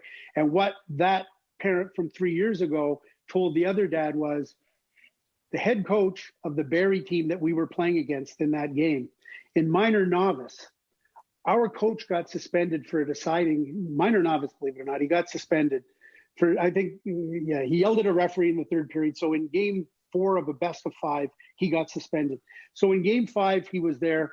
Kids are 7, 8 years old. He tied his kids' skates up before the game. The coach's son was on the team. He left the room, said, good luck, boys. And the assistant coaches took over. Somebody saw him in the room tying his kids' skates. So our team beat their team in game 5 in that same Dunlop Arena back then. And we're getting ready to start the next series, second round of the playoffs in minor novice AAA. And we get a call from the OMHA to tell us that we've been disqualified because Barrie protested the game because the head coach, the suspended head coach of the Whitby Wildcats, had gone in the dressing room before the game, and that's not allowed. I'm not calling stick measurements unless payback is a bitch. I think that this podcast has taught that you're not a man that you want to cross. Seriously, holy shit! Bob, was If that I ask you any questions you want taken out? I don't want to be on the hit list. Was that before or after the McSorley stuff in '93? Oh, it would have been after McSorley and the illegal stick stuff. Oh yeah, I'm sorry. Yeah, it was definitely after McSorley and the Kings Montreal Cup final. Wow, that's a fantastic story. Like you say, payback's a bitch, no doubt about that. I have one. I feel obligated to ask you. You share a name of one of the greatest fictional Canadians in pop culture history. Yep. Of course, I speak of one half of the great McKenzie brothers of Strange Brew fame. How much did you play that up 35, 40 years ago when it was a popular thing? Yeah, a little bit, but it was more of a pain in the ass initially because, as you might expect, everybody, hey, take off, Jose. Well, my nickname, there's a lot of guys in hockey media. Like when I was on the beat back in the 80s and 90s, that was my nickname. There's a lot of guys to this day call me Jose. That's one of my many, many, many nicknames. So yeah, I used to get that. I used to get that a lot or whatever. And after a while, it probably got a little tiring. And so, there's only so many times. But it's funny now. Like somebody will say, "Oh, I bet you get a lot of jokes about your name being Bob McKenzie, eh? Take off, eh?" And I'm like, "Yeah, not for 20 years, buddy." Can I admit I don't know what you guys are talking about right now? Oh, okay. Yeah, it's a Canadian thing. It was an SCTV thing. It was Rick Moranis and Dave Thomas. and they were I know those Canadians. I know those. Monks Okay. in a beer bottle, take off, Yep. and the Great White North, and which was hilarious. And it was really funny because I was coming back from LA. I was coming back from LA to Toronto, and I was at LAX, and I was in the Air Canada lounge, and I ran into Dave Thomas, and I introduced myself to him, and I said, "Hey, thanks for nothing." And he goes, "What do you mean?" And I said, "My name's Bob McKenzie." And he goes, "Well, don't blame me. That was Rick Moranis, not me." And we laughed about that. That's awesome. Unbelievable. I got to ask you about your music taste. Now we're going to go two different places. Let's start off with Pitbull, Mr. Worldwide, another one of your self-given nicknames. Whit, this guy at the cottage when he's chucking weights around this little weight room in his garage, loves to bump it to Mr. Worldwide. Yeah, I think I did it more than I will say this, that the Pitbulls, there's one particular Pitbull album in particular. It's an entirely Spanish. There's no English. It's called Dale, and there's a really catchy tune on it that I liked. And when I was I got a Concept 2 rower, so when I'm on the rower, that tune really fires me up. So I would play that like really loud in the garage. Now Mike and Sean would be at the cottage, and they would like Biz. It would be like that moment that I fell in love with you on Twitter when you tweeted out, "I'm looking at my dad right now, and he has his shirt tucked into his underwear. I need a new dad." Yeah. Okay. So that's you. So Mike and Sean needed a new dad when they see me out there on the rower with the Pitbull going. So that's really I probably play it up bigger than it is. It's Il Pensis de Villa or something like that. And it's Spanish? Like it's all Spanish, and it's on the it's on the. You're like the Meet the Dale. Fokker dad. You're going to be like Mamba-ing. You're gonna start calling him Yeah. Now Bobby that you're X. half retired. Yeah, it's The Pitbull it's a tracks. really cool song, and I'll get the official name for it here. Okay. Tragically Hip was another band I wanted to talk about. Oh my God. I've seen some of your Instagram stories, and you got that bumping in the garage as well. I know you were also pretty close to Gord Downey, were you not? Yeah, I got to know Gord and the guys in the band a little bit back in between the Up to Here, which is their first full album. Their very first release was considered an EP, but it was an album. It was just called The Tragically Hip. But then the really launched them to national stardom in Canada was the Up to Here album. And then came Road Apples. So it was between Up to Here and the release of Road Apples, and they were playing the concert hall at Yonge and Davenport in Toronto, right across from the Canadian Tire. It's also known as the Masonic Temple. And I love the Hip. I love their music. The first two songs, the two big hits off their EP release were Small Town Bring Down and Last American Exit. And I really like both those songs. And then when Up to Here came out, I got that, and that's Blow It High Dough and 38 Years Old and New Orleans is Sinking and all the great songs on there. And so I talked to a guy in Toronto, well, Andy Frost, Morgan Frost's dad. I talked to him, and he knew a guy who was part of the Hips management or whatever. And so I was able to go and get a pass to go and see the Hip play the Masonic Temple, the concert hall at Yonge and Davenport. It was a hot night in August, and it was like 95 degrees, and the humidity was like up around 100. It was just a steaming hot night, and it was one of those special moments, and it was a fantastic night. And the guys in the Hips management had said, Gordon, some of the guys know you from your work on TV and the newspaper, the hockey news or whatever. They're huge hockey fans, and they had hockey pools and stuff. So they said, come back after, we'll leave backstage passes. So I got to meet Gord that night, and we created a little bit of a friendship over the years. And, more than anything else, all the Tragically Hip music, it just speaks to me like nothing that I've ever listened to. And so that's my jam. That's my band. And my great pride in life is that I took Mike and Sean to Hip concerts very early, and they'd probably been to more Hip concerts than me because I could never go to the Hip concerts because I was always working. And especially on July 1st, they always played a Canada Day show, and I was always working. but Mike and Sean have gotten into it, and they got hip in their blood now. And so I feel like I've done my job as a good dad. Did you get a chance to go to the show in Kingston? I didn't go to the final show. I went to the last of the 3 Toronto shows, the week or two before they played in Kingston. I was celebrating, I think it was my 60th birthday, on August 16th that year. And that Saturday of the final show in Kingston was a night that myself and my wife, Cindy, Mike and Sean and their better halves, we went out for my birthday dinner at Jacob's Steakhouse in Toronto, and we taped the hip stuff. And we came back to Sean's condo actually, and watched the part of the show. But then I've still got it on PVR on my here, and I've watched that show over and over again because there's nothing like it for me. Gordy in the hip. Yeah, that seemed kind of like a national thing. Like, it seemed like the entirety of Canada was watching those shows toward the end there. It's pretty emotional stuff. Bob, I just got one last one for you. I know the game's probably in the best position it's ever been in. Other than labor issues, what are the biggest issues the NHL might face in the next 5 to 10 years? It's a good one. I haven't thought about that one. So the labor issues are always interesting, and I mean the CBA's done for a good long time now, or at least we think it is.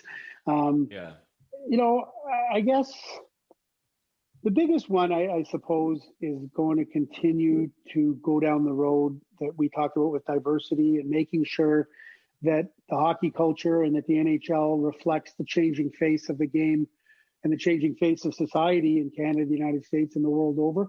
But I suspect too that I know nothing about this. I just saw anecdotally on Twitter yesterday about that story in the Swedish second league or whatever about Bjorklöven and the question about did they throw a game and stuff like that. So we haven't had the opportunity yet in the National Hockey League to have the full up partnership between the NHL and legalized gambling and that. So I suspect over time that's going to be something that is going to need to be navigated around on a lot of different levels.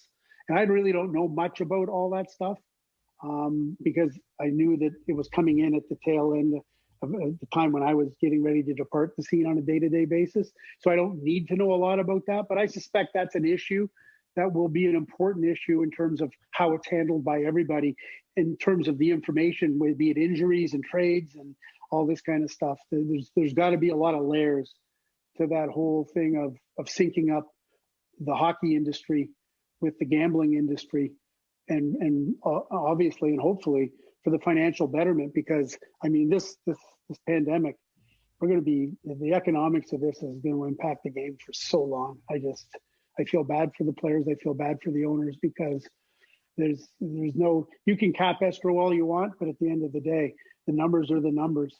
And it's just a matter of when everybody's going to pay back the money that's owed. Well, we really appreciate you coming on. It's been a long time coming, and that is all right. You said it best. That's Campfire Stories, just some old classics, and you've been around for so long. So, congrats on all your success. I know it's semi-retirement. I don't know when the official No More Bob McKenzie breaking news will happen, but what a run you've had. Well, I appreciate it, guys. And the song here, I'm looking at it now, is Mr. 305. Hold on. It's Piensas, Piensas, and then it's Dila the Verdad, and then it's featuring somebody called Genta de Zona. So, you get a couple margaritas in you, Bobby. You get the hips shaking. Yeah, for sure. Shakira. The hips don't lie. Oh yeah 10-2, baby. Bob, this was awesome. Thanks. I know we didn't even get a chance to dive into the kids, but we'll have you on again. You can tell us more stories about you fucking around with Adam Minor kids calling illegal stick penalties late in games in consolation games, but payback as well. So hey, listen, it wasn't me that started it 3 years earlier. You don't start things, Bob. You finish them. Hey, Rough and Rowdy, you and Phil Esposito. I can get you. Hey, I get you some of that post retirement. No, I like bro. Phil. Phil's a good. I'll get you a new kitchen. Yeah, I'm sure you could. You'll have a new boat by the end of it. The glove ad, by the way, was well done. You like that? The Watson gloves? You know how much weed I smoked before that sales call, Bob? You wait till you see the McDonald's one coming out, although it'll already be out by the time this comes out. Listen, as much as you should sell your gloves or whatever, sell my books for me, please. Everyday Hockey Heroes Volume 2. Buy it before Christmas. It's a great book. It's probably not as fun and frivolous as Beauties by James Duffy. And buy his book too. There's a chapter on me in there where I scored on Tretchak, but that's another story for another pod. Round two on Chiclets. Let's do a Chiclets on his at his lake house. Bob, thanks for the invite. Thanks for the invite. Get the fans of Biz 20 promo code. They'll love you forever. I'll tell you that. Awesome. Thanks for having me on, guys. Take care. All the best.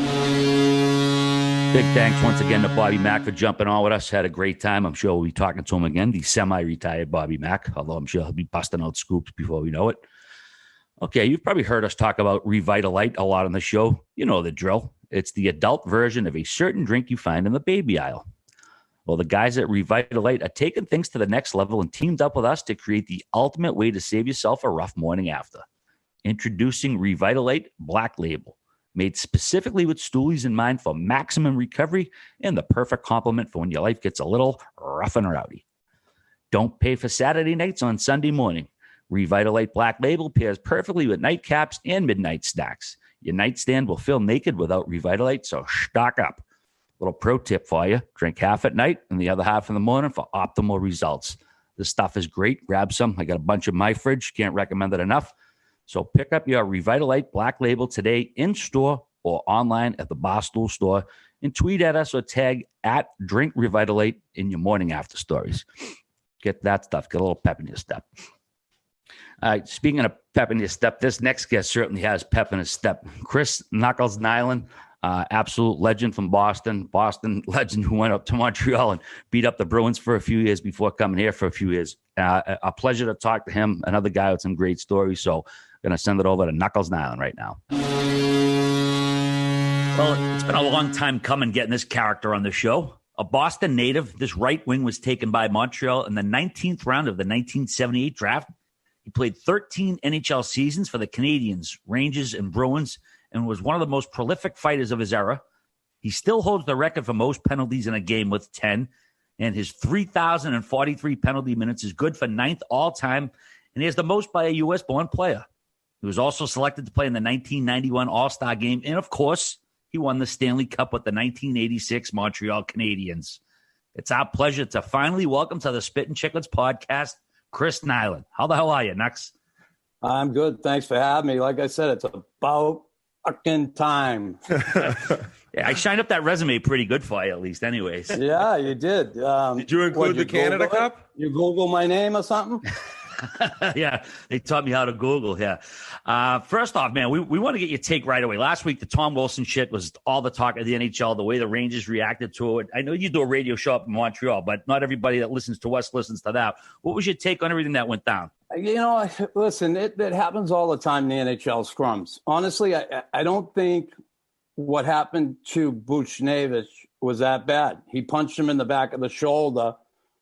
He kind of gave him a little mush. And I can't believe he got $5,000 fine for that. I thought the worst thing was to poor Panarin. He got ragdolled so bad. And my whole thing was, listen, Wilson's a tough kid. I get it. But when he saw his Panarin, he should have kind of chilled a little bit. I think he took it too far. Can you imagine if that kid split his head open and that was... really got hurt bad? That's what I worried about when I saw it. Listen, I like Wilson as a... Go ahead. Not to interrupt you, but let me ask you. Go ahead. Because I thought that, and it was so scary. I said, thank God he didn't hit his head. But when you say Wilson should have let up, and you had your moments of anger and rage, is it that easy? When you see a guy, was it for you that easy if you saw a guy you know you could just pound that you'd be able to stop it that quick? Even if he jumped on your back? You know, listen, I never had an incident where I did something like that to one of the better players, if you will. I did have one incident with Middleton where I was – what are you laughing at? Because he bought the NFT. Well, I was also laughing because I'm sure there was no skill guys jumping on your fucking back, Knuckles. Like, there was one guy they weren't jumping on. It was you. But I ended up hitting Middleton, and I hit him with the back of my glove. They said I butt-ended him, okay? And I didn't. I hit him with the back of my glove, and I got him right in the mouth, and he knocked I knocked his plate through his lip and cut him. And believe me, it's the one thing that I regret in my career, the one thing. Not to mention that every other fucking idiot the Bruins had in the minor leagues got called up after that, and I had to fight every one of them. So I brought all that shit on myself. But, yeah, I honestly, I think he could have, well, maybe not Tom Wilson, but I think he could have let up on he could have grabbed him around the head and just hugged him. I didn't think he had to do what he did. And listen, I like Wilson as a player, like I said, but the one thing I don't like about him is when he was in Vegas and Reeves wanted to fight him. And he didn't, I ain't fighting you. Like he's going to he's going to waste the time sitting in the box for 5 minutes if he fights Reeves. That pissed me off. If he's going to be a tough guy and the guy's calling you on, you got to fight him. You can't say, I'm not going to fight you because I'm a good player now. Didn't like it. Can't have it both ways is what you're saying, eh, Knuckles? Yeah. I didn't if you're going to play that role, you should have to answer the bell to the highest of extremes. And I think Reeves is probably, I would say it's fair to call him the top dog right now. I can't think of any. Who else would be the equivalent right now if you could think of anyone else? Big Z. Could Maroon fight him? Maybe. I don't know. I don't know if I'm sure Maroon. I think Maroon would, but he's not dying to. Go with him. I'm not saying they beat him, but those are some guys. Nux, can you remember anything like this where there's been such a ripple effect? Of course, the Wilson incident happens. Then the Rangers, so I should say the Rangers owner comes out with that ludicrous statement, which his GM and president obviously didn't like. He ends up firing them to bring in another guy. And then Buchnevich gets suspended. It's just this whole kind of all this shit rolled downhill. Do you remember anything like this before? To this extent where GMs got fired? No, nothing like that. And again, I can certainly see how JD didn't like that statement and probably voiced that, and that's why he lost his job. And I kind of like a guy who stays true to himself and to his team. That owner's a little bit of a whack job anyway. Aren't we all, Knuckles? That's putting it nicely. Knuckles, imagine if we had $1 billion in the bank, the silly shit that we'd be doing. Yeah, I don't know if I'd be here right now. Oh, man. Hey, but Knuckles, obviously we wanted to get your opinion on that, but the main reason we had you come by is we want to talk about your incredible career. And, I obviously did a bit of studying and going all the way back. I didn't realize when you grew up, your father was a Green Beret, correct? Yeah, my dad was a Green Beret. And Christ, I think he stayed until he was 50 years old. He stayed in the reserves for quite a while. The end. But yeah, my dad, jungle expert, jump out of planes. He had a couple good Charlestown friends, the Fitzgerald brothers, that he used to run with a little bit. And my dad's a tough bastard, no doubt. Now, you're also a city kid like myself. Grew up in West Roxbury, right, Chris? Yeah. Now, you went to Catholic Memorial. Did you do all 4 years there at high school? Yeah, I got through all 4 years. I didn't graduate. What priest dragged you through there? That sounds bad, but I didn't mean it that way. No, I went to CM. I did my 4 years there. I went to 1 year prep school up in Northwood School in Lake Placid. Then I went to Northeastern. I was just going to say an amazing stat. I'm pretty sure your last year at college, you averaged 3.5 penalty minutes per game. Biz, there's no fighting in college. I don't know how you made. Was that just roughings after whistle stuff? You got to give me the breakdown of that season. There were a lot of elbows, a lot of roughing. I ended up in a fight up in Colgate where I ended up cracking someone, a kid named Larry Gibson. And I hit him with my glove on, and we had a riot up at Colgate. They ended up canceling the game. We almost didn't get out of town at Colgate.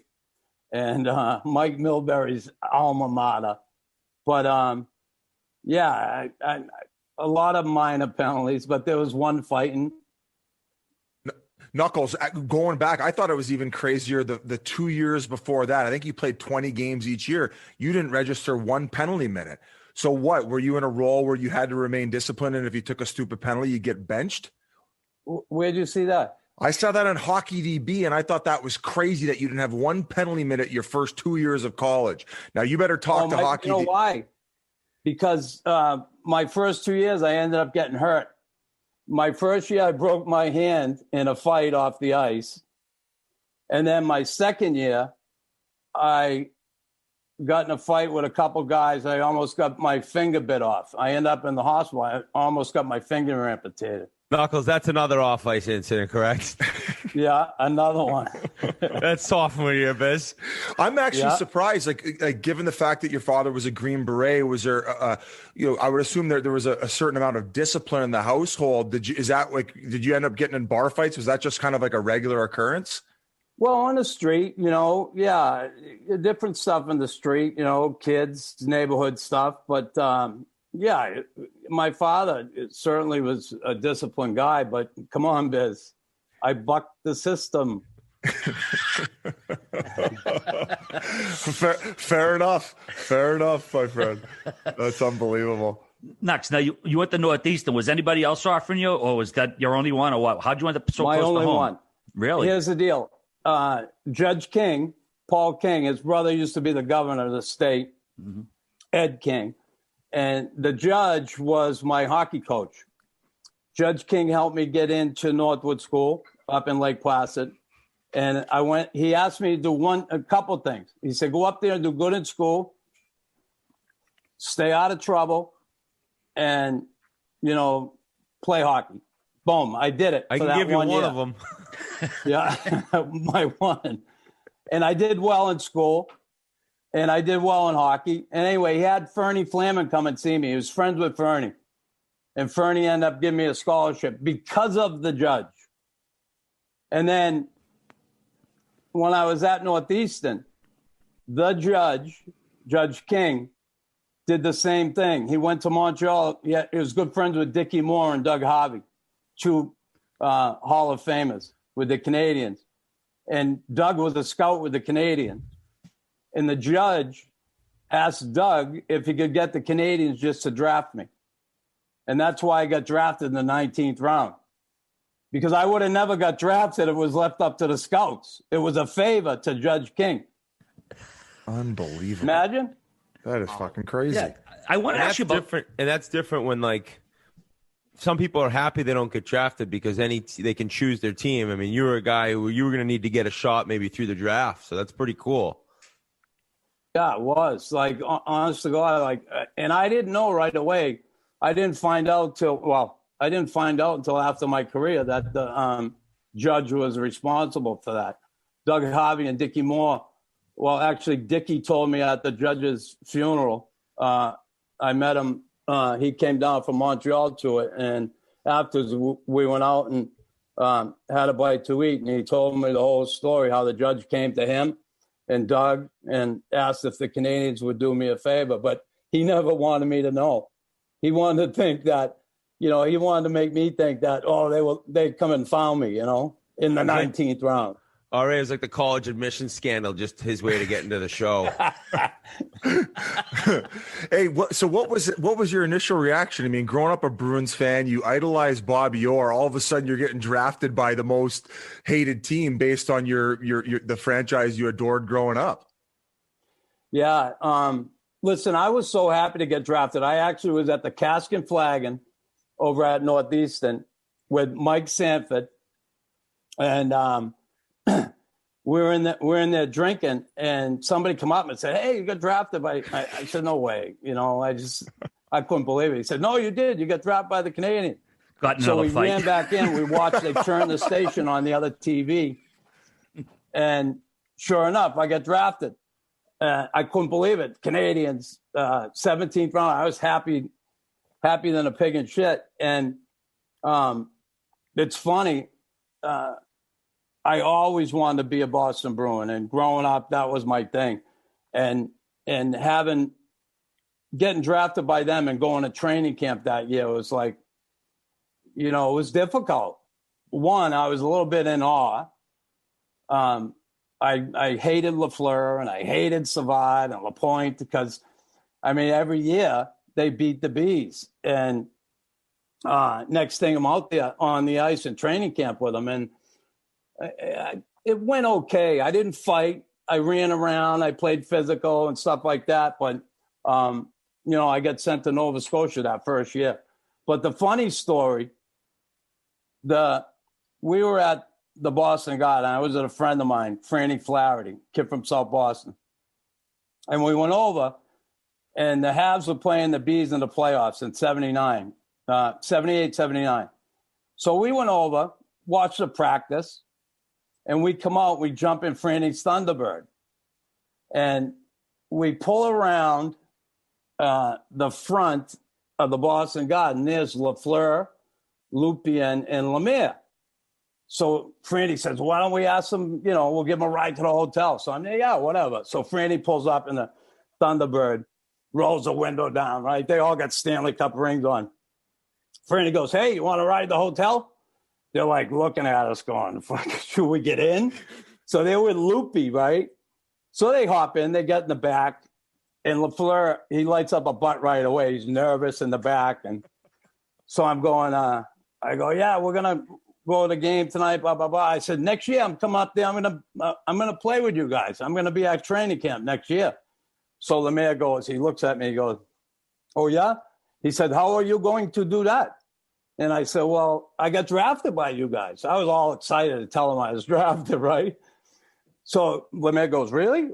Where do you play? I said, I play at Northeastern right here in Boston. He says, what round were you drafted? I said, the 19th. The three of them started laughing their balls off.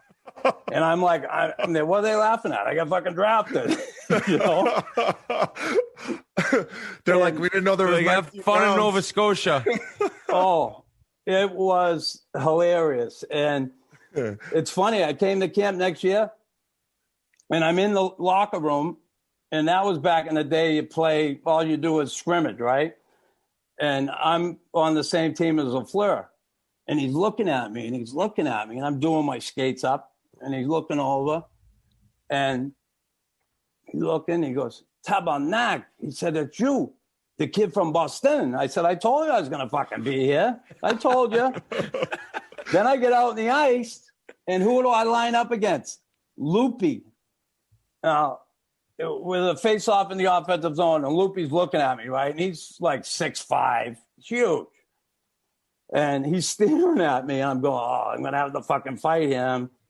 And before the puck drops, he looks at me, he goes, Tabarnak, it's you, the kid from Boston. I said, I told you I was fucking going to be here. And then the end of the season, Lemire was away. He went to Switzerland that year. He retired, but he went to Switzerland. And the end of the year, we used to go for lunch every day across the street. And it was like March. Their season was over, and he'd come back, and we're sitting there, and he's talking to Larry Robinson, and I'm having lunch, and Lemire says to Larry, he says, hey, who's the kid, Nilan? The new kid is doing all the fighting. And Larry says, he's right here. You want to meet him? Yeah. So Jacques, Chris Nilan, hey, Jacques, how are you? How's it going? He goes, Tabarnak, it's you, the kid from Boston. I said, I told you I was going to be here. The three of them. It was hilarious because they all recognized me from that one day in the car, and it was just funny. They all said the same thing. Tabarnak, it's you, the kid from Boston. You made that. It was pretty funny. You made that impression on him. So you mentioned that you didn't fight in that first training camp. Is that the case? Yeah, I didn't. So you ended up getting sent down to Nova Scotia, and in the book you released, one of the people said that when you were in Nova Scotia, there was no more takers in the American League after you'd spent your little time there. I think you played like a little over half a season. And had you ran through the entire all the tough guys in the league? Yeah, listen, it's funny. I had a 5-game tryout. I didn't have an agent.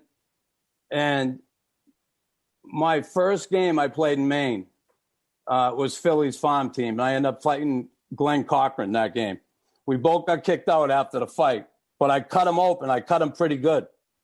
And the next day, I'm in at the hotel, and the Bert Templeton calls me. He says, "Hey, Chris, you have an agent?" I'm there. "No, I don't have an agent." "Why?" He said, "Well, the Canadians called me this morning. They want to sign you a contract. You don't have an agent?" I said, I don't have an agent." He said, "Well, they want to sign you a contract." That one fight, they signed me. And I signed that next week. And then in 49 games, I mean, I fought every night. It was crazy. Like, it was nuts. Like, every night I fought. So was that your first experience on ice, like getting in a scrap of that magnitude? And then all of a sudden you kind of had that one fight at Colgate. That was it. And it was really the first time I ever fought. I figured how hard could it be? I could fight in the street. You put a pair of skates on. If you can stand up, you should be able to go. In the 73 in Faneuil Hall, too. Yeah. So that's wild. So obviously a big reason as to why, like, you didn't even spend much time in the minors. You end up getting called up, and the rest is history. So basically that one scrap kind of turned your fortunes around like pretty crazy. Well, it gave me the contract, which, you know, when you in the scheme of things, at the time it was a big deal for me. But in the 49 games, like I had 304 minutes of penalties, but I had 15 goals and 10 assists. And it's weird. Like, I didn't realize it, but Montreal had a scout down there watching me almost every game. And I didn't know that. They had somebody there watching me every game. And I always could play the game, you know, decent. Obviously no superstar, but I could play. I would have had a hard time doing that job if I didn't play. I couldn't have sat in the bench and, you know, got the tap. I couldn't have done it. Chris, your first 15 games with the 79-80 Canadians. Now, that's a team, they're looking for their 5th straight cup, 7 Hockey Hall of Famers on it. There's no way you went in there and kept your mouth shut around all these guys. What was it like getting in there for you? When I first went in, I wasn't shy, but, you know, I knew my place. You know, you didn't come in and start popping off right away, you know. You got to make your way. And that's what I did. Once I started making my way and I got some respect of my teammates, I was a little more vocal in the room, but, you know. Who were your running partners? Your rookie year? Who did you run around with? I know Chelios didn't come till a couple years later, but, I mean, it's Montreal. It's the early 80s. The country, the continent's still partying at a pretty good clip. Who are you running around with up there? I ran with Doug Wickenheiser when he first came in. Wick came in 81. Rick Chartres when I first came, but Shoddy left soon after. He wasn't there too long. He played almost 2 years with me. And then I ran with Doug Wickenheiser for a little bit. I was just going to ask about Larry Robinson, because I remember my father talking about him as like the most complete defenseman. He was nasty. Offensively, he was great. But then you hear all these stories as a guy, what he's done for players when he's gone on to coach and as a teammate. Did you have experiences of hanging out with him, or was he more a quiet guy? No, Larry, you know, again, he was one of the boys when we went on the road, but he was a little older at the time, you know. I come in, I was 21 or whatever, 20, and he, you know, he must have been 27 at the time. And to me, that was old. I'm thinking 27, but he'd been around a while. But Larry was, you know, he was like everybody's big brother, everybody's father, supported everybody. He was a great leader, awesome on the ice.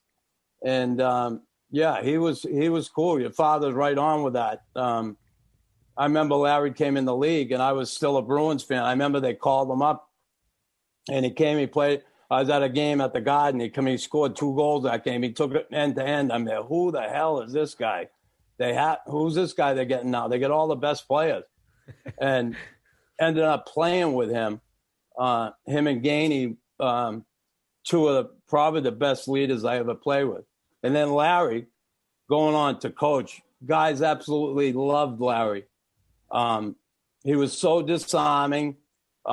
He was always there to help a teammate, and he has great knowledge of the game, especially being a defenseman. He was so good working with the younger players. He helped Shelley in a big way when he first came in the league, for sure. You got to see a few younger guys come up. Patty Waugh, I think RA already mentioned that. But I want to ask about Claude Lemieux, and specifically, I think it was May 14th, 1987. You guys are in the conference finals in Game 6. Were you aware that he was shooting the puck in the net at the end of warm-up into the opposition net? And did you know that it was going to result into what it did? No. And listen, I knew something was up, but I didn't pay attention to it. Him and Shayne were doing this thing where they shoot the puck in the net. You know, they're like, that's going to fucking help us win the game. Way to go, guys. And then, I was aware because it was in the newspaper and people had started talking about it, but I didn't pay attention to it. I went back in the room when that happened, and I was just starting to undo my skates, and I'm sitting there, and someone come running in the room, one of the ushers, and said, there's a fight on the ice. And I'm like, what? So I tightened my skates real quick, and I went out. And go figure, I end up with, who else? Fucking Brownie with no shirt on, you know? And it's funny. I've talked to him since, and I said, God, I wish I thought of that, coming out with no shirt on. He said, I didn't think of it. He said, I had just I take my shirt off every period. He said, I just happened to have it off. I didn't bother putting it on. He said, I didn't think of it. I just ran out there. I guess I was giving him too much credit for being smart. But he, Claude and Shayne, when they were out there, that big Samuelson come out, and he was like 6'7". He was like huge, but I didn't want to fight him. He was there at the time, and I was almost going to sucker him and just start it and say, screw this. But I didn't. I waited a little bit, and then everybody started coming out of the locker rooms, and it was like, forget about it then. And then once Brownie come out, I'm like, shit, how am I going to handle this one? Nothing to grab onto for leverage. And he's a tough guy, but I picked my way through it. I got my way through that fight, all fucking 25 minutes of it, whatever it was. Ridiculous. Yeah, it's on YouTube for those of you who haven't seen it. So long story short, Claude Lemieux goes off the ice because at that point the Flyers had said if he shoots the puck in there, we're going to grab him. So Claude Lemieux leaves the ice. The Flyers kind of wait to see if he's going to come back. They finally leave. Well, Claude Lemieux comes running out as they're going down the tunnel, and they peek back around the corner. So they come flying out. Claude Lemieux slides it in the empty net, and next thing you know, everyone's outside the locker room onto the ice scrapping for 10, 15 minutes. So it's a pretty wild scene, that's for sure. Yeah, it was nuts. And we had just had that big fight with the Nordiques too, right? That Good Friday thing, and that was freaking crazy. And then this one, I guess, they said the brawl to end all brawls. So kind of happy because, that was crazy shit being in a brawl. I don't mind fighting a guy, but you just never know in a brawl what's going to happen. You trip on something, and next thing you got some screwball fucking smashing your head on the ice or something. I didn't like the brawls. But this was an era too, Chris, where they didn't suspend guys for that. Did anybody get suspended from that, or was it just a bunch of fines? No, a bunch of fines. No suspensions. Leaving the locker room with no NHL. shirt on. Nobody gets suspended. That's hilarious to think of in today's context. Yeah. We got to talk about, obviously, the Stanley Cup that year. Hartford took you guys to 7, but otherwise, you guys steamrolled every team you played. I mean, I looked at Patrick Waugh's regular season numbers that year. They weren't anything great. 3.35 goals against, 8.75 save percentage, which is below average for that year. What was the team's confidence level in him going into the playoffs? Did you think we had a lot of confidence in him? Really? We had a lot of confidence in him. Listen, we were struggling as a team. I think the last 10 games, we lost 11 games. We lost 7 of them. We did not have a good record going into the playoffs. John Perron was the coach. Pudding Head. That was his nickname, Pudding Head. And this is where I talked about Larry and Bob Gainey. Those two really kept our team together. Like, you couldn't believe that Jean Perron was coaching a fucking NHL team. It was ridiculous. I've had my issues with coaches over the years, here and there, but I could not fucking believe this guy actually was our coach. And every time he came in the room and he'd go up on the board, he'd say, okay, like fucking 30 times in a minute. Everything was okay. Fucking nothing was okay. And guys would look at each other like, eh. And Bob Gainey, that's why I say Bob Gainey and Larry really kept our team together. We had a system in place that we played to a T as a group. And that year beat Boston 3 straight. We had a difficult time with Hartford. They had an unbelievable team, right? Some great players, Francis, Deneen, Samuelson on defense, Liu and the net. They had a really good hockey team, Babbage.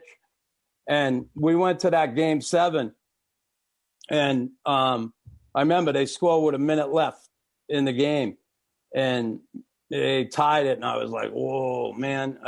I just didn't have a good feeling. And then we come out for that overtime period, and that's when Claude Lemieux took over and scored that big goal like Pepe. That year in the playoffs, the two of them. But to get back to Patrick, I'm sorry. We had confidence in Patrick, big time. And then it just grew in the playoffs. Once we got by Hartford, then we went to New York. It's unbelievable. He stood in his head in New York. One night he made like 62 saves or something in double overtime. And we ended up winning on an overtime goal by Lemieux. But Pepe Lemieux played big for us that year. They came 1-2 on the Conn Smythe. Patrick and then Claude second. But they were both big part of that team. Back in that day, we're talking old-time hockey and these stories. Were you guys, after a home playoff win or road, were you going out that night for drinks and dinner, or was it playoffs you'd at least shut it down a little bit? Like, what was the scene in terms of after the games in that entire cup run, mid-'80s? Well, we stayed – when we were at home, we went to the hotel. So we practiced that day. We had a game. We skate in the morning. We play that night and then go home. The next day we get up, go to practice. And after practice, we go have a team meal. And then we'd stay at a hotel with the team. Yeah, we were at a place we called it Alcatraz. It was the island of St. Helens. Yeah. We were staying at this hotel in the middle of nowhere. And, it wasn't that year, but the following year, we had a couple guys sneak out, and they were in a car with a couple of girls. They got in a car accident. And I wasn't one of them. But I was tempted to go out, and I'm glad I didn't that night. They put us in a place where they made you want to get out of there. But for the most part, guys followed the rules that year. We had one situation where guys didn't, and it was all over the newspaper the next day. I want to talk about your goal scoring, Chris. I know you mentioned, you had some games here, but you've got 16 goals, 21 goals, 19 goals in 3 consecutive years. Who were you playing with? Who was your centerman during those years where you were putting up such good numbers? Carbonneau. I played with Carbonneau and Gainey those 3 years. Yeah. And 2 Hall of Famers. Cabo was a good offensive player in junior. He had 150 points or something his last year. And when he came to Montreal and Lemaire got a hold of him, because we had a couple offensive guys that were putting the puck in net, Bobby Smith, and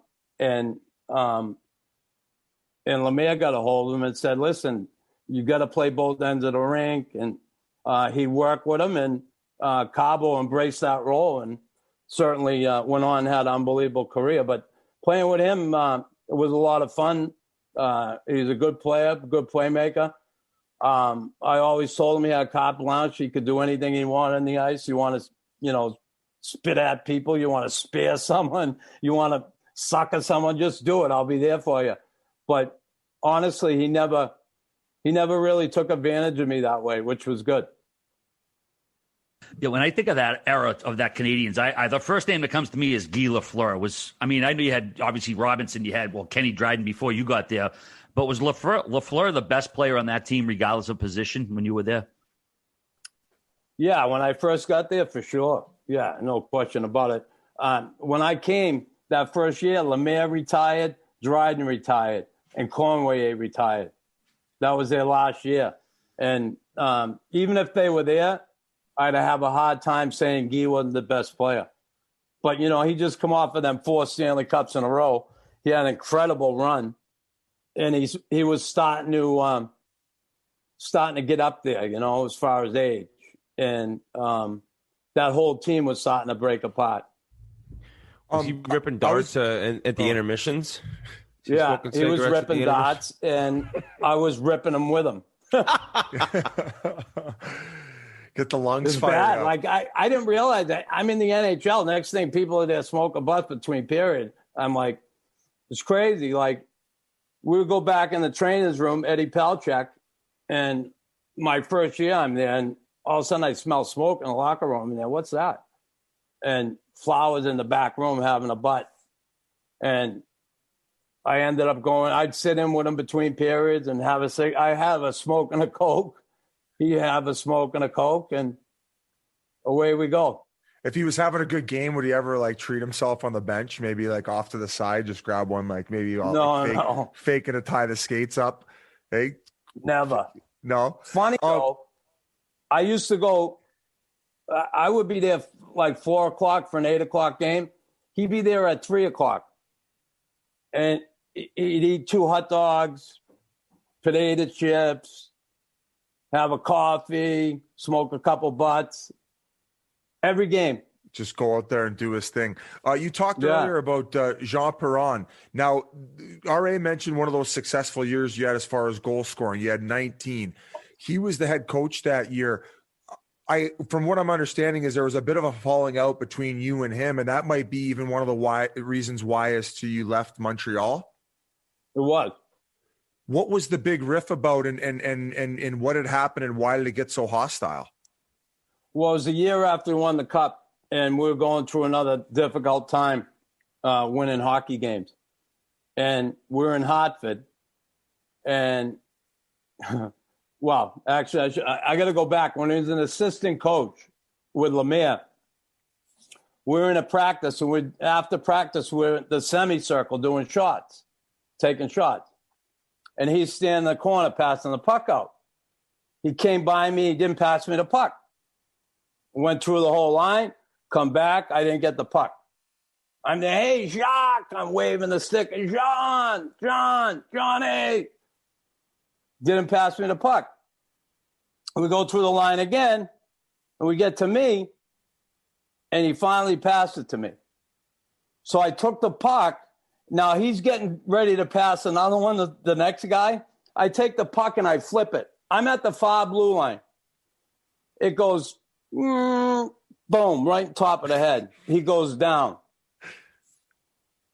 So everybody runs over and checks him out. I just grabbed another puck, shot it, and I went up to him. You okay? Yeah, no, I'm okay. Okay? He had 10 stitches, right? Cut his head open. Anyway, I'm in the room getting changed, and Lemaire comes in. He said, what the hell are you doing? I'm there, what do you mean, what am I doing? He said, you hit him in the head with a puck. I said, I didn't mean it. I just flipped it back. You think I meant to hit him in the head? I said, if I meant to hit him in the fucking head, put me on the power play. I said, I was at the far side of the blue line. I just flipped it. The thing took off. So can you apologize? So I went, I said, hey, Jean, I'm sorry. I didn't mean to hit you. I was just flipping it, being a smart ass, Anyway, he went off and got stitches, 10 stitches.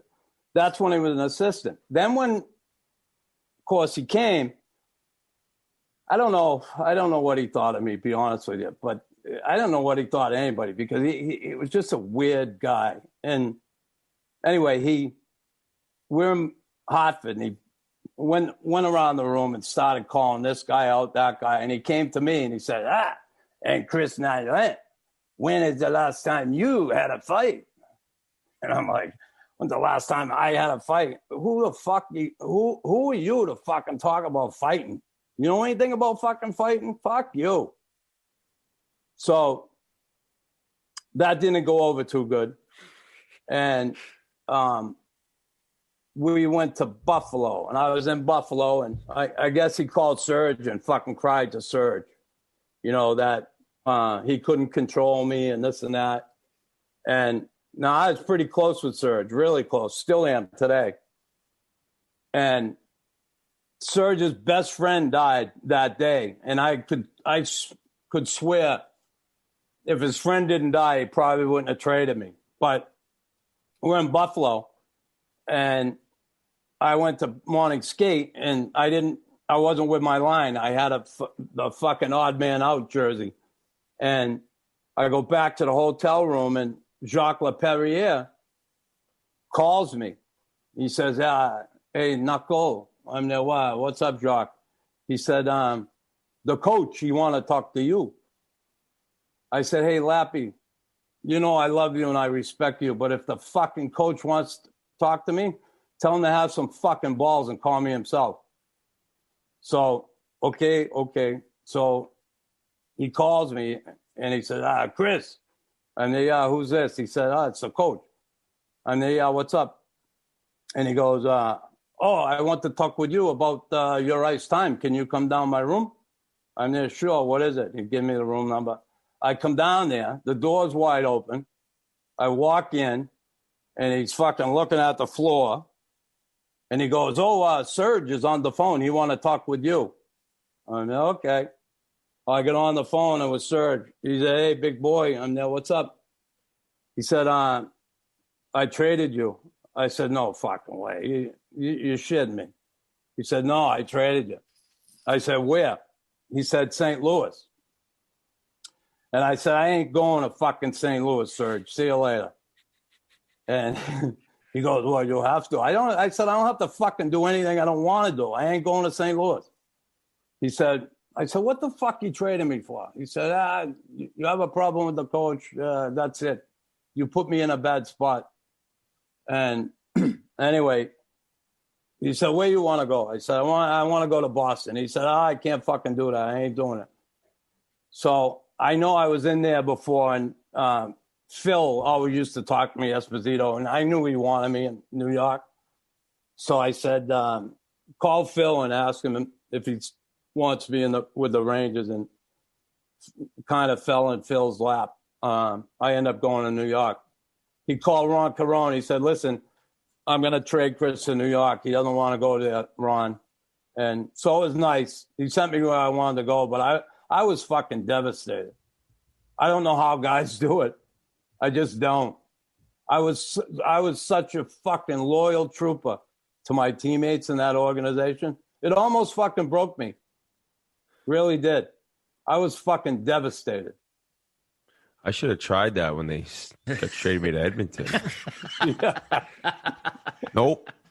I'd like to go to Dallas or Tampa. Thank you. Call me back later. I would have just been surprised someone else wanted me.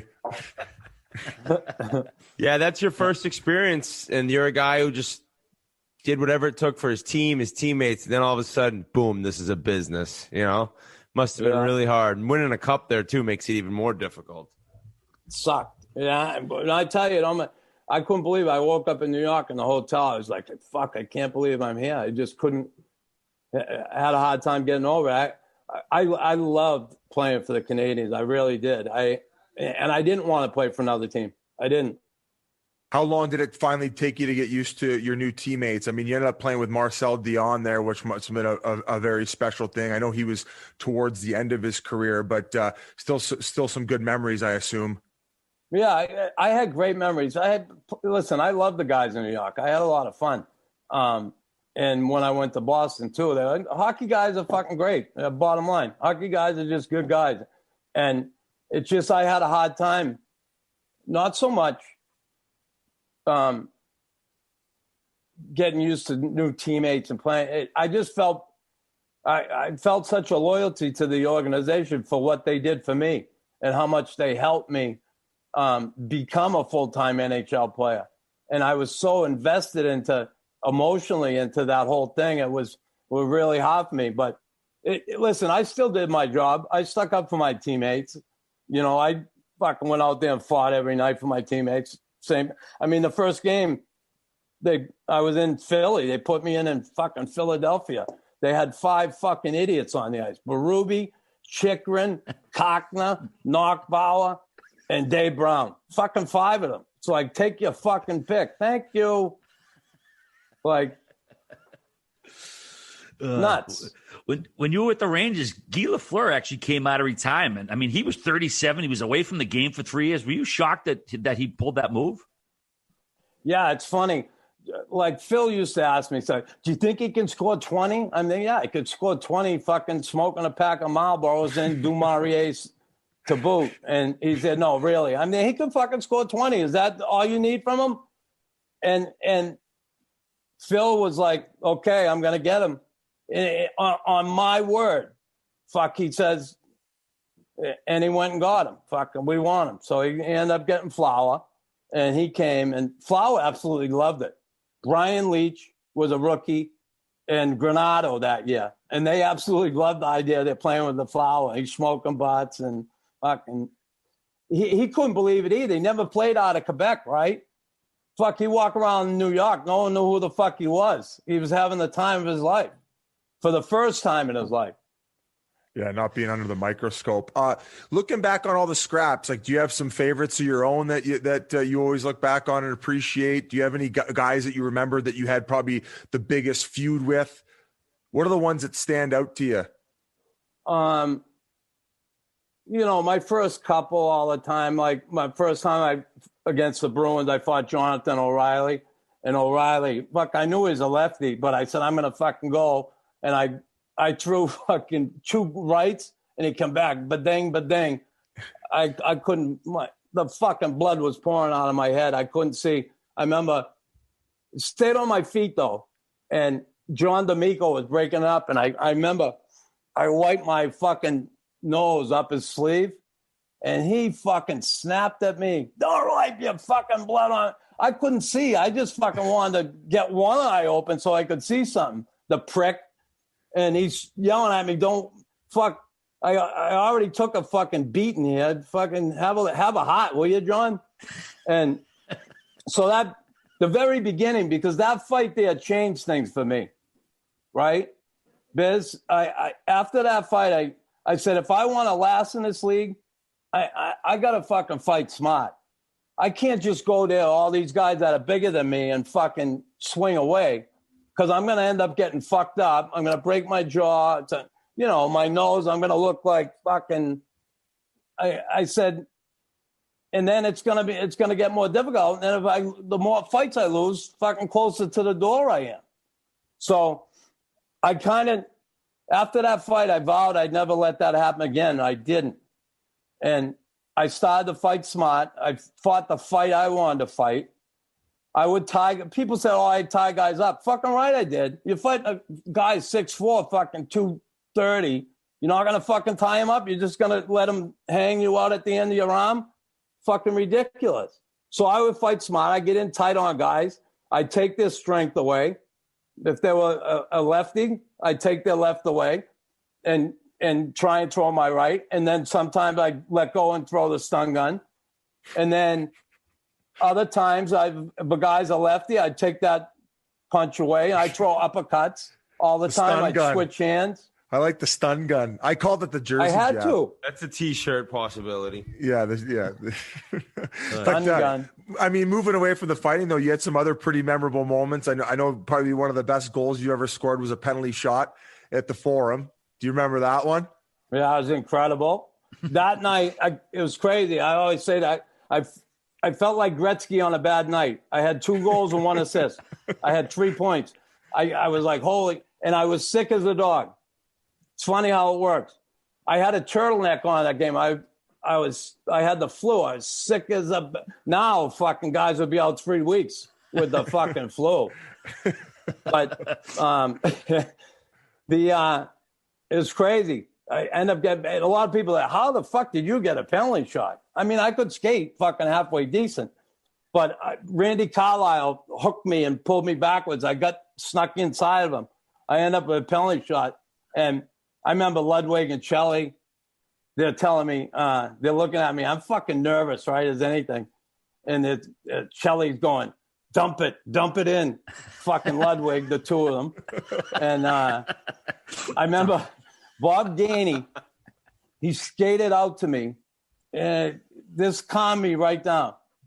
He said, Knuckles, don't listen to fucking all them assholes on the bench. He said, do what you think is right. Just do what you think is right. And it fucking just took the heat right off me. So I went in, dropped my head, and pulled it to my backhand and threw it up. And Brian Haywood got traded to us 2 weeks later. He come in the room, walked in the room. I goes, what the fuck were you thinking?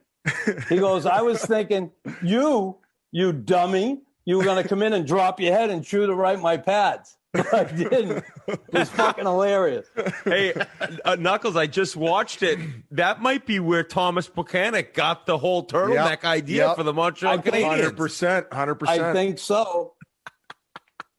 Nice move, though. Very nice. Night. Hey, little head fake. Go to the backhand, and you're going so fast. That's why just easy to go shelf. Fucking right.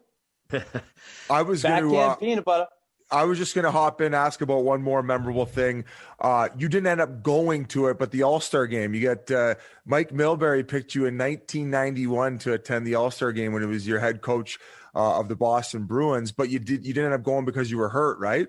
I remember Mike that year. He's skating around, and he'd come up to me in practice and said, you're going to the All-Star game. I'm getting a pick this year. You're going. I'm there. Don't fucking pick me for that thing, will you?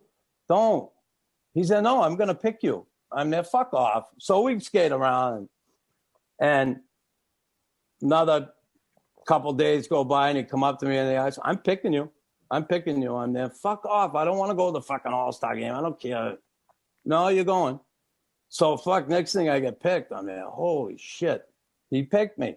So we were going through a bad time again, a little funk, and Mike. We had practice the next day, but we couldn't get on the ice because they put the parquet down. So he said, you guys, you don't want to work for fucking 60 minutes a night? I'm going to show you what it is to work 9 to 5. So he calls us into the rink. We get in there at 9 o'clock, puts on the game tape. We start watching the tape. Gets to be about 11:30.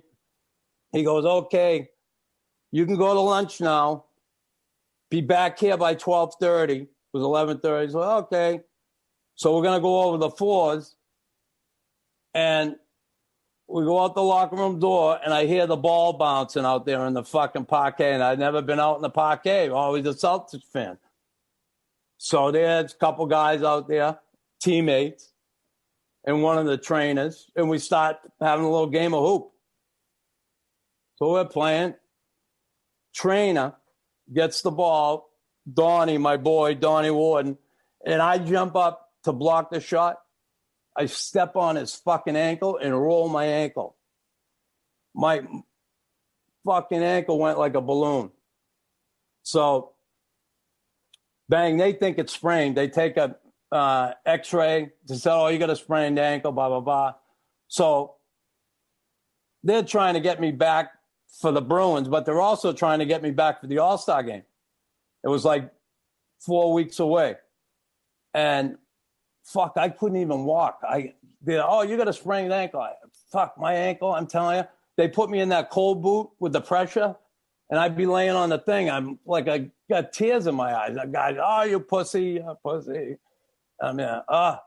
Anyway, I end up getting an MRI after fucking 4 weeks. I skated on it 5 times.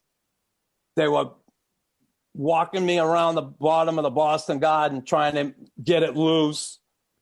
I fractured my talus bone in half.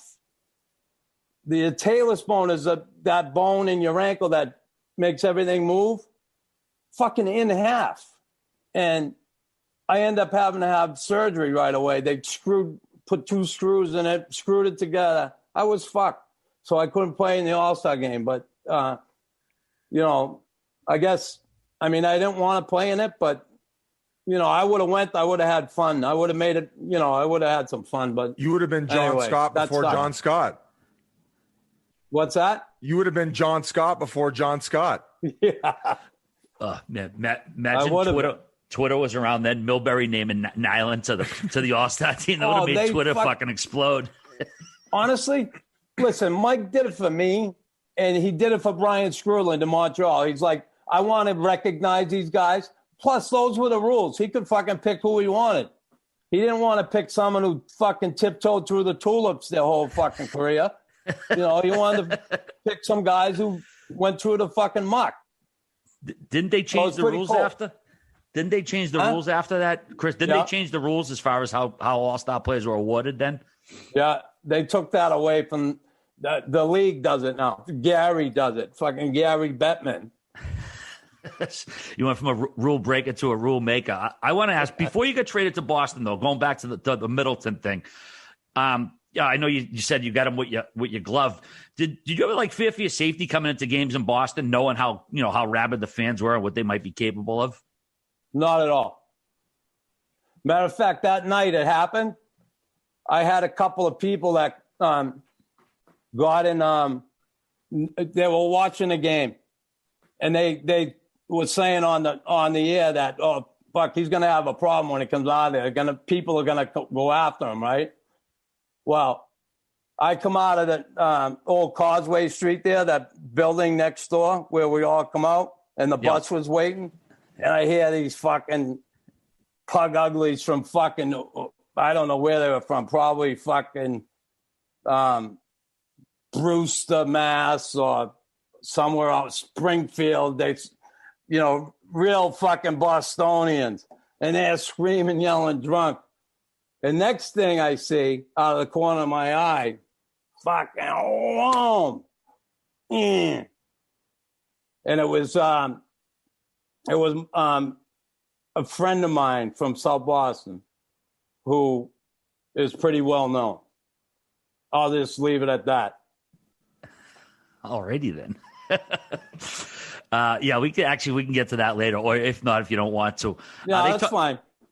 All right. Okay. Well, I guess we'll get to that now. There's a lot of famous pictures of the Stanley Cup. I think probably one of the more infamous ones is one with you and James Whitey Bulger in the Stanley Cup. Now, he was basically your de facto father-in-law at the time, correct? Yeah. What was your relationship with him? Was he intimidating just to see him in person because everybody knew who he was? What was that like? I had a great relationship with him. And I say that, first of all, I didn't fucking marry him. I married Karen at the time. And I remember going over to pick her up for the first time. And I went in and, introduced, blah, blah, blah. I was the first male ever to go in that house. Fucking no one was allowed in that house.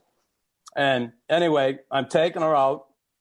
And we're going for the door to leave. And he goes, hey, Chris, come here. I want to talk to you. Karen, wait in the car. So she went out in the car, and I sat in the couch with him. And he's got a pistol.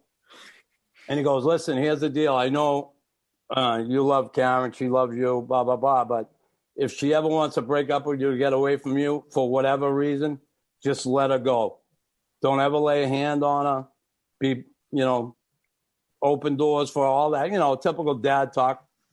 And I'm there, yeah, cool. I said, honestly, you won't have a problem with that. And I said, you didn't have to pull out a gun to tell me that. And he said, well, that's the way I do business. And I said, okay. And I go out, get in the car, and I'm ready to leave, and the fucking door opens again. And he leans out the door. He said, hey, Chris, come here. So I fucking get out of the car. I go back in the house, and he fucking peels off fucking 10 crispy $100 bills. Said, here you go, have a good night. Oh, and off we were. But listen, I knew he had some shit going on, but I kept my nose out of it. He was he didn't want me near any of that shit anyway. And, Yeah, he used to come up here and go to games. He loved coming up here because no one knew who he was, and he loved watching the Canadians beat the fucking Bruins every year. Did he really see the Bruins win the Cup in Vancouver, or is that a myth? That's a myth. Okay. Go ahead, Whit. Well, and then he has, when they got him in Santa Monica, whatever, 2011, 12, he had the Canadians Cup ring, right? Yeah, I didn't give him that. Oh, here's the deal. That was, all right. Sorry. Here's the deal. I gave my Stanley Cup ring to my dad. The minute I got it, he come up to Montreal that year for a game, and I gave it to him. I had one made for my mother, and I had one made for my mother-in-law. And I don't know where in the hell he got that. I think he reached out to the company and got it made himself. He loved coming up here to watch the games. He really did. And I never gave that to him. I had another ring that when I got traded, I did my golf tournament. Serge knew I gave my father my ring, and he called me in the office. I was up here in the summer doing my tournament for the Children's Hospital.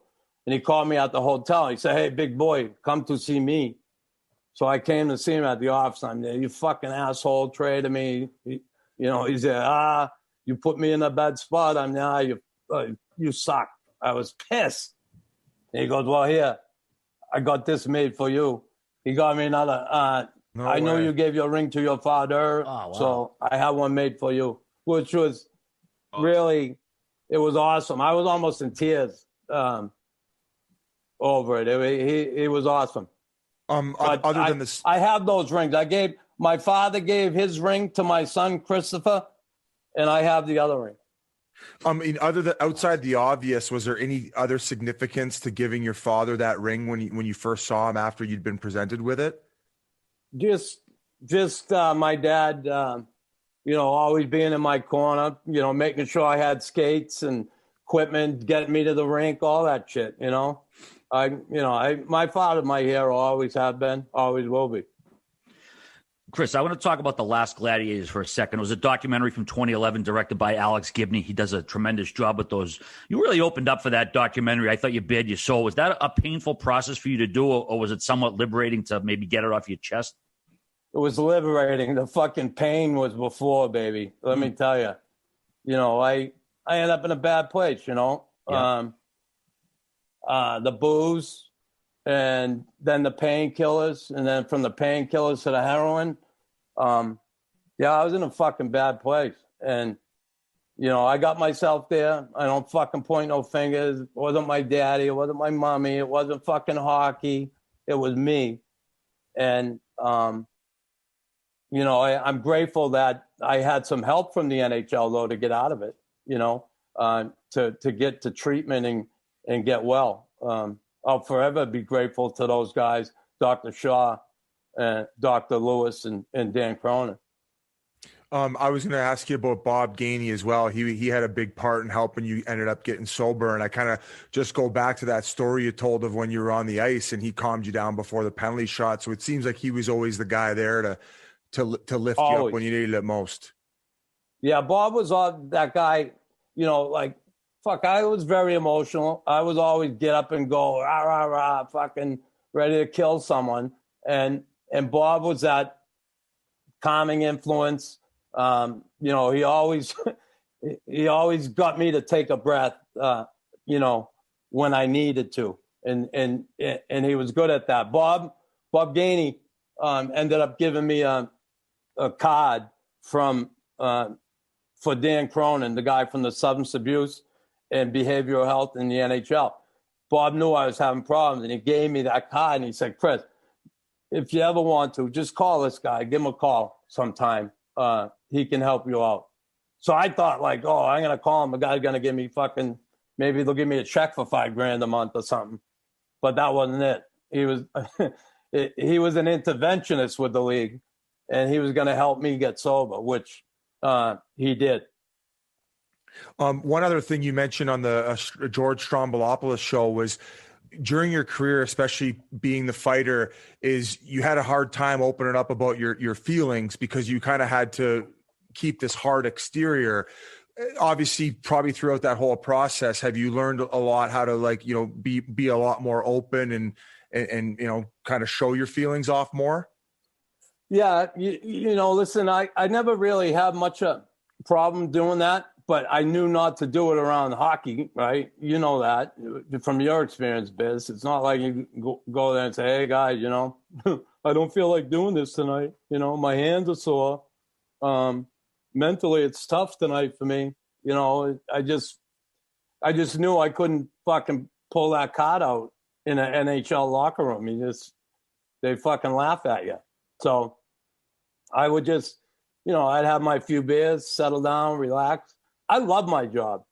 I didn't have a problem with the fighting. I'm not going to sit here and tell you, it was easy or I wasn't scared or any of that. No, I was, but I love my fucking job. I love sticking up for people. I love sticking up for my teammates. Yeah, and then I love playing hockey. There's nothing like fucking scoring a goal in the NHL. I fucking love to score goals. And when I would, I go batshit when I'd score a goal. I loved it.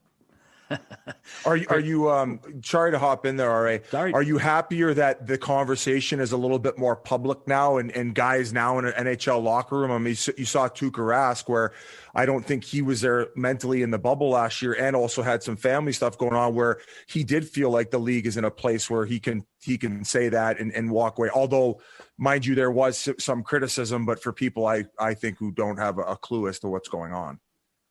Yeah, well, here's the deal. You know, for him, it came down to his family, right? His family or his team. Well, all day, every fucking day, my family comes before my team. I don't think there's a question of that. So the people who question that probably don't have a fucking family, or they don't care about their family. Chris, they talk about some records never being broken. March 31st, 1991 versus Hartford. I'm going to rattle them off. Holding, fighting, elbowing, roughing, misconduct, elbowing, instigator, unsportsmanlike conduct, fighting, misconduct, 10 total penalties, only 42 minutes. What do you remember about that night? And a partridge and a pear tree. I remember it was a game. We were playing Hartford in the playoffs. So it was one of them fuck you games at the end of the year. Who's going to fuck who harder? And it got nasty and dirty. And Samuelson was running around. I was getting fucking cuckoo. And anyway, Bobby Holik, Herfa had there, that Holik, he's coming up the boards. And I was coming off the bench. And he had his head down looking at the puck. And I hit him with an elbow. I broke his nose. I got a 5-minute major. I would be fucking out of the league if I did this like last week. I'd be done. I'd be in court. Anyway, I break his nose. And then the other one was that little Rob Brown. Yeah, no one knows that Rob Brown. He played in Pittsburgh. He's a good goal scorer. Didn't he have 50 goals with Mario? Yeah, him. Yeah. Anyway, I didn't know it, but he had, and everybody hated Rob Brown. He had that face you fucking hated. And apparently he was going bald, so he got plugs. And I didn't know. Anyway, he come and he fucking tried to get involved with me, and I just mushed him aside. And he come back kind of scratching at me. So I threw him down. I just grabbed him, ripped his helmet off, and then I grabbed him by the hair. And I just fucking started pulling his hair out of his head, right? But I pulled his plugs out. Oh, Jesus. He had plugs. He just must have spent like 10, 20 grand on plugs. Signing bonus on plugs, and you're ripping them out. Way to go, Chris. And I get back in the locker room. I didn't even know. I was so incensed. I get back in the locker room, and I look, and I had all hair in between my fingers. And the trainer, Fridge, said to me, Knox, you got hair between. Is that Rob Brown's hair? And anyway, I took it out, and you could see they were plugs. And anyway, Fridge taped them up in the room on the whiteboard. And he put Rob Brown's plugs, and he taped them on the board. It was hilarious. The team come in afterwards. Everybody was like, because no one liked that little Brown. And you know what the worst part was? I met Little Brown in Edmonton probably about 5 years ago. He's the nicest guy in the world. Oh, yeah, they always are. They always are. Oh, I felt like an asshole. Oh, shit. All right, Chris, you're living in Montreal these days, or just outside Montreal, you said before we talked? Yep. I want to bring up the Canadians for a minute. Now, I want to ask you, does the franchise cut itself off at the knees with their insistence on having a French-speaking coach and still kind of having that mentality? Does that hurt the team in the long run? I do. I think so. I just don't feel listen, not that a French guy can't coach, and it's not that a French guy can't do the job as a GM, but I think they limit themselves when they only pick from a small pool of talent. I just think they limit themselves. Yeah, it makes sense. Less guys you're picking from. Also, too, you mentioned you've been doing a lot of fishing up there. What kind of fish you pull out of the St. Lawrence up there? Assuming that's where you fish. No, I'm in the Lake of Two Mountains here. It's no kidding. Connected to it, but muskie, pike, bass, stuff like that, walleye. Is it Habs Lunch? What's your show on the radio? Mine is off the cuff. My show's off the cuff. I do Habs Lunch from noon to 1, and then 1 to 3 is off the cuff, my show. Can people catch that online anywhere if they're not in Montreal? Do you know? You catch it online. TSN 690 Montreal. Awesome. Listen live. Well, man, we can't thank you enough for coming on. You're right. This was long overdue. You owe us a beating for waiting this long, but it was awesome to catch up. Oh, I appreciate you guys having me on. I've had, certainly I've talked to Biz before. I never got to meet the Pink Whitney. Hey, we'll get together. And the Rear Admiral. Knuckles, I always ask the guys on the way out, is there one story that you have in the bank that you always like sharing that you think people will get a kick out of? Because sometimes at the end, it's always fun getting that last one where it comes off to your head. If not, no worries. We just cut it out. Well, here's one. I forgot to mention it. When the day we picked Lafleur, Lemaire, and Lupien up, I was in the hallway outside the Canadiens locker room in the Garden. And Claude Worrell was standing outside their locker room. And I said, hey, listen, I was drafted by you guys to Claude Worrell. And I said, I'd love to get a pair of tickets up in Montreal the next game in the playoffs. And he said, oh, I don't take care of this. It's the guy over there. And I went over, and it was Howard Grumman. His father was the general manager at the time, Irving Grumman. He came after Sam Pollock. Anyway, I go up to Howard, and I say, hey, Howard, my name's Chris Nilan. I was drafted by you guys. I was hoping I could get a couple of tickets the next game up in Montreal, the Bruins and the Canadiens in the playoffs. He said, you were drafted by us? What's your name again? I said, it's Chris Nilan. So he opens the fucking book. He goes to the back page. He looks. He goes, okay, yeah, you were drafted, but 19th round right here. Okay. Yeah, sure. We'll get you tickets next game in Montreal. So I'm there. Yeah. I run out. I tell Franny, I said, fucking right. We got the tickets. We drive to Montreal. We get up there, and fuck, I'm still a college guy. I didn't have a pot to piss in or a window to throw it out. And bang, we drive up there. I go to the ticket booth. I'm there. Hey, you got tickets for Chris Nilan? Lady leaves. She comes back. She said, yep, that'll be $270. Oh, no. COD. COD got you. $270. Fuck, I didn't have it. Franny had to put it on his card. I didn't even have a credit card. They had credit cards back then? I didn't. I was in fucking college. I didn't have a credit card. Traveler's checks. Yeah, no cell phones either to call up and yell at them fucking right away. Crazy. That was your signing bonus. My signing bonus, $7,500. Times have changed. $7,500 and $60,000 my first year. Canadian wow. biz. Canadian. Well, back when it was worth more than the U.S. dollar.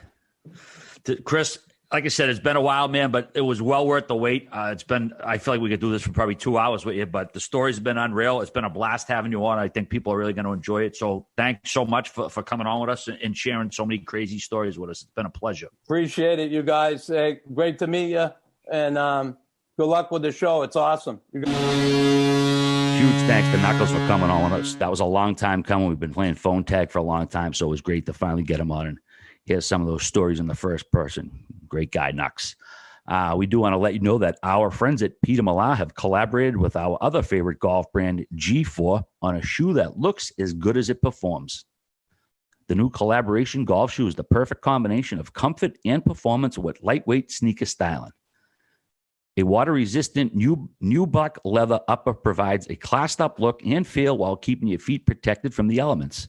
This shoe also features spikeless sawtooth traction for serious swing stability and incredible comfort all day on the course. This navy colorway is a limited edition design that features signature G4 technology and classic Peter Millar style. If you're looking for a golf shoe that provides top-of-the-line performance and a modern, sophisticated look, be sure to check out the Peter Millar x G4 collaboration shoe. So head on over to petermillar.com/chiclets to explore this shoe and the rest of Peter Millar's lineup. I want to be looking sharp on the golf course, that's for sure. Or even if you're going to dress up like a vampire, like our next guest almost did one day. Torrey Mitchell, one of the all-time greatest, and I say that without thinking twice, one of the greatest stories we've ever had on the show. I've never had a story that got longer and longer and you got further edged out to your seat.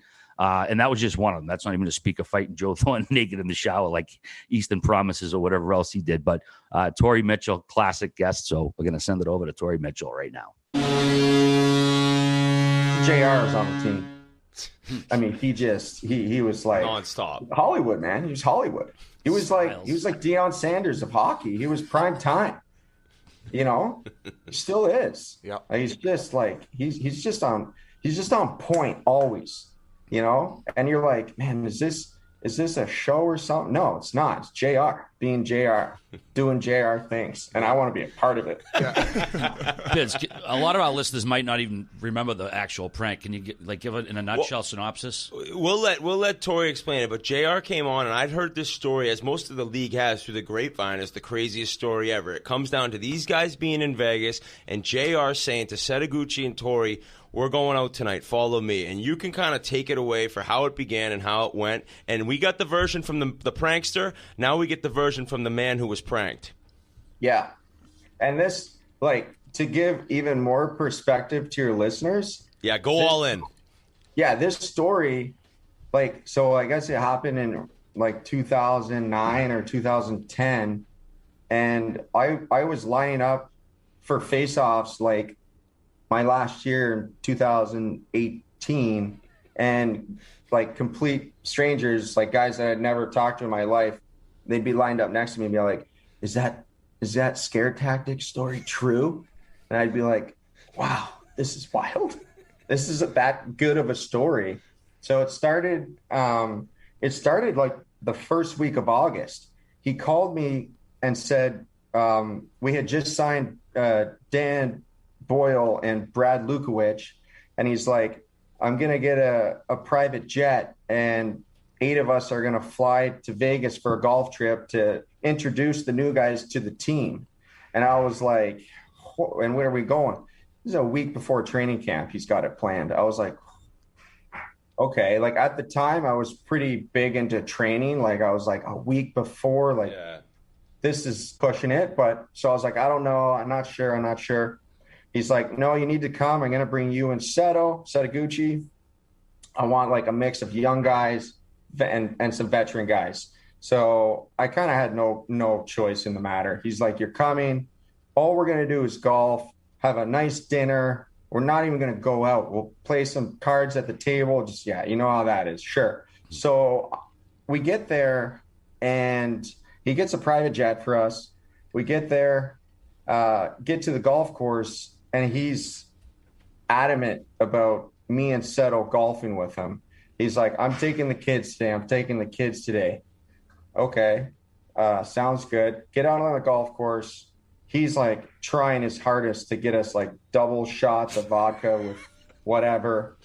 And I mean, it's like 100 degrees there in August. I'm like, wow, okay, we're having fun.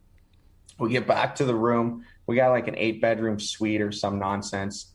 I loved it. And he says, okay, I'm going to take the kids down to the blackjack table. Come with me. So we're like, geez, he's really taking a liking to us on this trip. Great. So we go down to the table. He's given us money to gamble with. He's given us money. He's got some guy who's in on this joke at the table. So he's like, hey, are you guys, you hear about this party tonight? This big like Vegas house party, supposed to be like off the charts. And if you guys get there, the code word, I'll give you a call. What's your phone number? I'll give you the code word to get in the party. So my eyes light up. I'm like, whoa, this is the real deal. Okay. Wait, so sorry. No part of you is like, we don't even know this guy.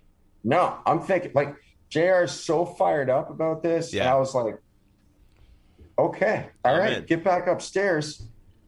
The other guys didn't even know what was going on. JR kept it to himself. So he says, hey, it's like 8 p.m. right now. He's like, hey, I'm taking the kids to this party. We're going to scope it out, let you know if it's fun, and we'll call you and you can come. So the 5 other guys are like, why would we separate? Like, let's stick together. He's like, no, we're going first. I got a limo coming, just the 3 of us.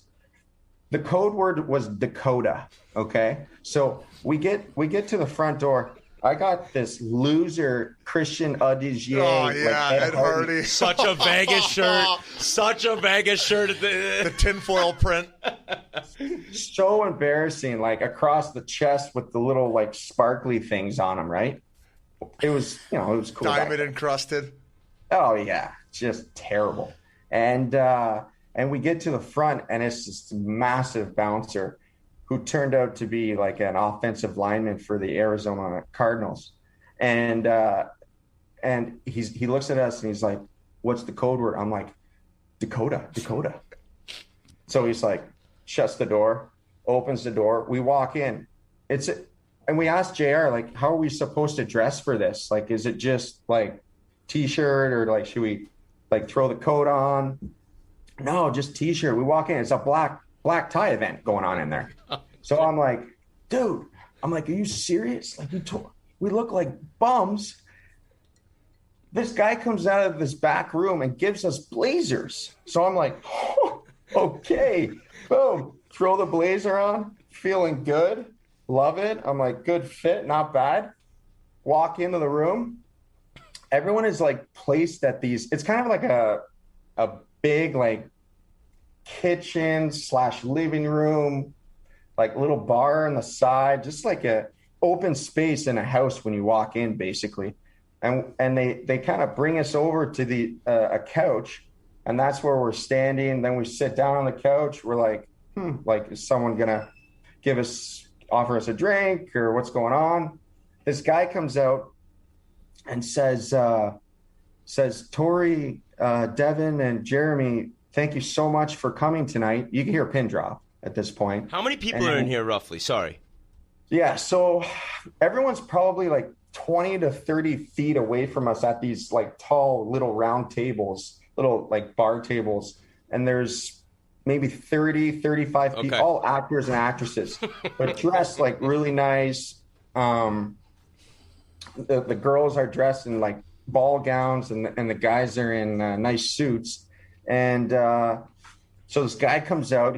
He introduces himself as the host of the party, and he says, "We want to welcome these three guys to our Life Force party."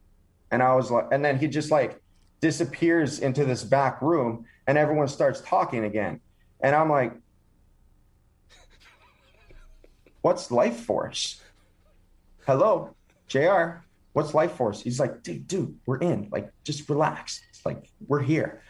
Don't think anything of it. I'm like, okay, like, little uneasy. Still want to know what Life Force is. Waitress comes over, offers us a little champagne. Thank you. Okay, we're settling in nice. Excuse me, what's Life Force? And she looks at me, she goes, "Oh, you don't know?" And walks away. I'm like, here we go. Red flags.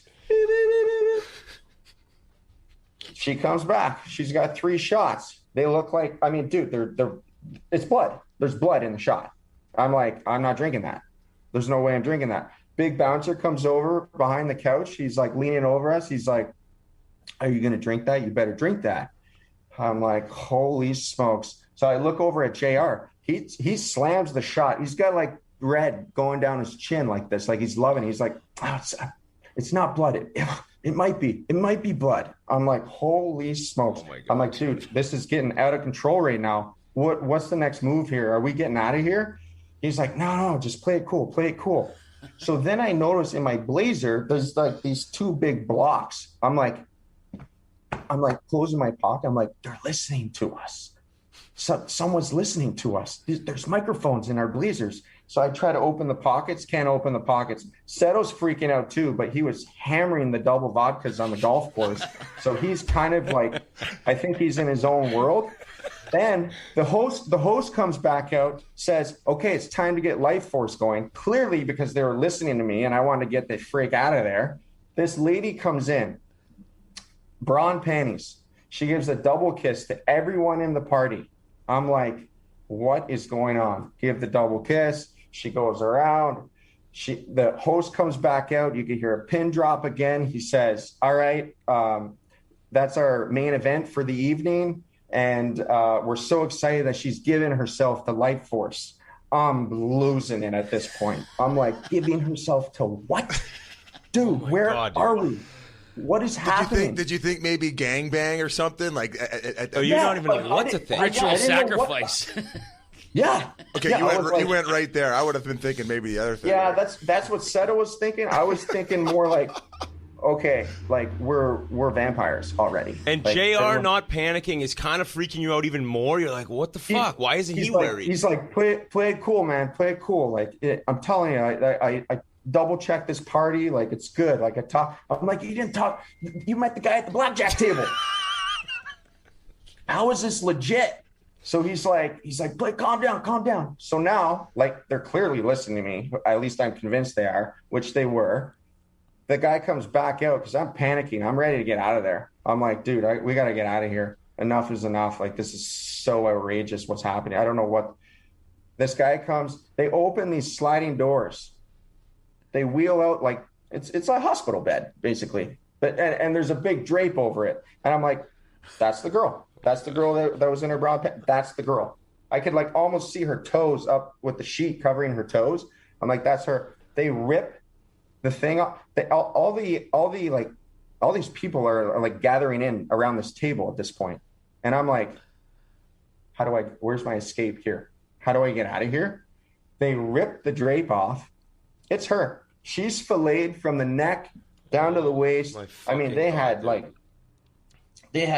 her intestines, like her heart might have still been beating. There was whipped cream and strawberries and real blood. And I was just like, holy smokes. By the time I could take my first breath, JR has beelined it for the front door, which is like 60 feet from us. He's like, F this, I'm out. He sprint for the front door. The bouncers grab him, take a knife out, and just start going to town on him. Boom. And I'm freaking out, like crying, like, oh my, how is this happening? He's got a white button-up on, and he's got these fake blood patches. I'm talking a pool of blood. He's a fish out of water. No, he's dead. He's dead, Torrey. Well, no, at this point, he's going, why? Like, dude, spinning. Oh, fish out of water. I'm like, what do I do here? Like, clearly, I'm not attacking a 6'5", 400-pound bouncer with a bloody knife who just shanked JR. So I jump up on the bar. Seto watches me. I jump up on the bar. JR is like a fish out of water, like basically crying for help for me and Seto. And I'm like, I try to shoulder the window a little bit. I'm like, is this window going to give here? No, it doesn't give. The whole party turns around. The host says, Torrey, get down from there. Everything's going to be okay. I'm looking around like, give me a glass of champagne. I need like a knife or something. Yeah. Okay, at this point, all these people in the party have put the contacts that change the color of your eyes in, like you're a vampire. Oh my God. Thriller video. And yeah, and like little teeth. Okay. Oh my. And they're up. I'm on top of the bar. They're probably like 20, 30 feet away because Scare Tactics, this TV show, they never they always like take away like harmful objects, like so you can't like hurt one of the actors or actresses. And I'm up, but I don't know. I'm freaking out. He's dead at this point. So I jump down, and the sliding doors that they brought this like hospital bed in with this chick is right behind me. So I shoulder it. I kind of like hit it with my butt, and I kind of like break the like bottom part of it, and I squeeze through, and I just take off. I left Seto for dead. And I'm going. Where was Seto this whole time? Seto, this is. I'll tell you that. So I'll tell you what his train of thought was phenomenal. So I'm sprinting through this house. Now I'm in the game room, which I'm like, oh, animals looking at me, freaking out. I look, I see an office. So I jump on the chair, jump on the desk, right through the window. I could have been on the 10th floor of the house. I didn't care. Right through the window. I was probably 12 feet up. Landed in the bushes, brushed myself off, and I'm going. And I'm bleeding too, like through the window. It was a double pane window, so it's window 3 inches window. And like when I went back to see the window, it was like perfect hole in the first one, and then like jagged like triangles on the other window. Like I could have gotten halfway through and just killed myself. But man, the adrenaline was rushing. I fly through the window, land in the bushes, brush myself off, and take off. And I am running and running. I know JR said I ended up, when he was telling the story, I listened to it. He said I ended up in Wayne Newton's backyard. Dude, I was running with like beautiful white horses just next to me going. And I didn't know where. I was in the middle of Nevada somewhere. We're 45 minutes off the strip. He took me out to this stupid house. And so I'm hiding, and I can hear people saying, Torrey. I'm like, of course. Why am I running from vampires are like flash speed? Like, I got no chance of running. I'm dead. These fictional. I'm dead. So I'm taking out my phone. I see like a front window to like a house pretty far away, and the lights on. So someone's maybe in their kitchen or something, and I'm going right through that window. So I start taking off again, running, and I got my phone, and it's Seto calling me, and I'm like, so I answer. I'm like, get out of there! Get out of there! They're vampires. He's like, it's a joke. It's a joke. And I'm like, what? What do you mean it's a joke? So they end up like finding me, these vampires, and I make my way back to the house. I mean, I'm bleeding like crazy. Thank God I had my that blazer on that they gave me, because like my back was all cut up. I got a big scar in my arm here from it. But I get back to the house, and he's alive. I mean,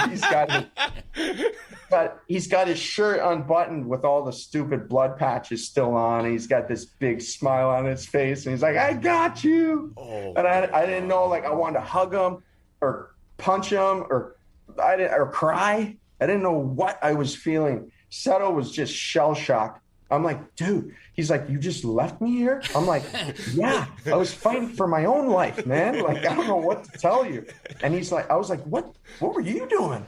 He's like, I was going to just eat a piece of her and become one of them. So he was all in. He's like, I'm not getting killed by him. I'll do whatever they say. So JR ran for the front door when the host grabbed a piece of her body and like took a bite out of it. And Seto saw that and was like, I'm going to have to eat this to survive and become one of them. He bought in. He's bought in. He was all in. Big fan of the Lost Boys. Is that crazy or what? It's the most insane story. The first time I heard it, the craziest thing to me is like, dude, you could have legit sliced your neck open on that fucking window. Oh yeah. They were probably panicked when that happened a little bit. I don't have blinds in here to show you, but you know, like the cheap blinds that like you can look through. They're all like little. Yeah, I skinny got them at my place. those are the ones that I jumped through. I didn't even know what was on the other side. I didn't know there was 2 windows. And you had no idea what floor, like it could have been 20 feet. You were just getting no out of idea. that house. I was like gone. Did you need stitches right to the hospital? Yeah. Oh yeah. No, they had the EMT crew there. And then the best part is Rob Blake and his wife come out of the garage. They were watching the whole thing unfold and all the cameras and stuff. Oh my God, that is so good, dude. And I was like, I saw him and Jumbo and Dan Boyle. So the reason the guys weren't there is because JR had them next. He was going to get them next. So like the other guys at the hotel, you're saying? Yeah. So he had a limo waiting for them to come at, like, we left at 8 or something. They were supposed to come at 9, but because we broke the homeowner came downstairs from upstairs or something and said, everyone out. We're not doing another one. I broke the bear claw in the game room running over it, and I broke the window. So she was like, everyone out of here. No. And I was just like, they're like, we're good. We got the shot. Totally. The greatest prank in league history. The craziest one I've ever heard. When you got back to the house, was the actors and actresses, they all start clapping and stuff? Is it? Oh, they were like consoling me. They were coming up and just like, it's okay. Like one by one, they kept, you're all good, man. It's okay. Like, because you're not supposed to be able to escape like the main. They're supposed to say, hey, it's a joke. Like, but I guess I didn't hear it as I was running through the house or what. But wow. Did you? Was that going to go on TV? Was that going to be an episode? Yeah. So JR had the footage of it. So we got back to San Jose, and then Doug Wilson kind of heard about it and was like, this is pretty ridiculous. He was not pleased that this transpired a week before camp.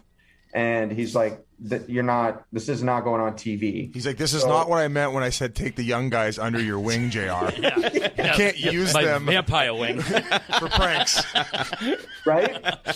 So he ended up, we ended up watching it, just the older guys. There was like 10, 15 guys watched it, but it was really funny, but they didn't have like the hidden cameras outside the main room. So they didn't have me running. They had me breaking through the door and getting into the game room, but they didn't have the footage after that, me going through the window.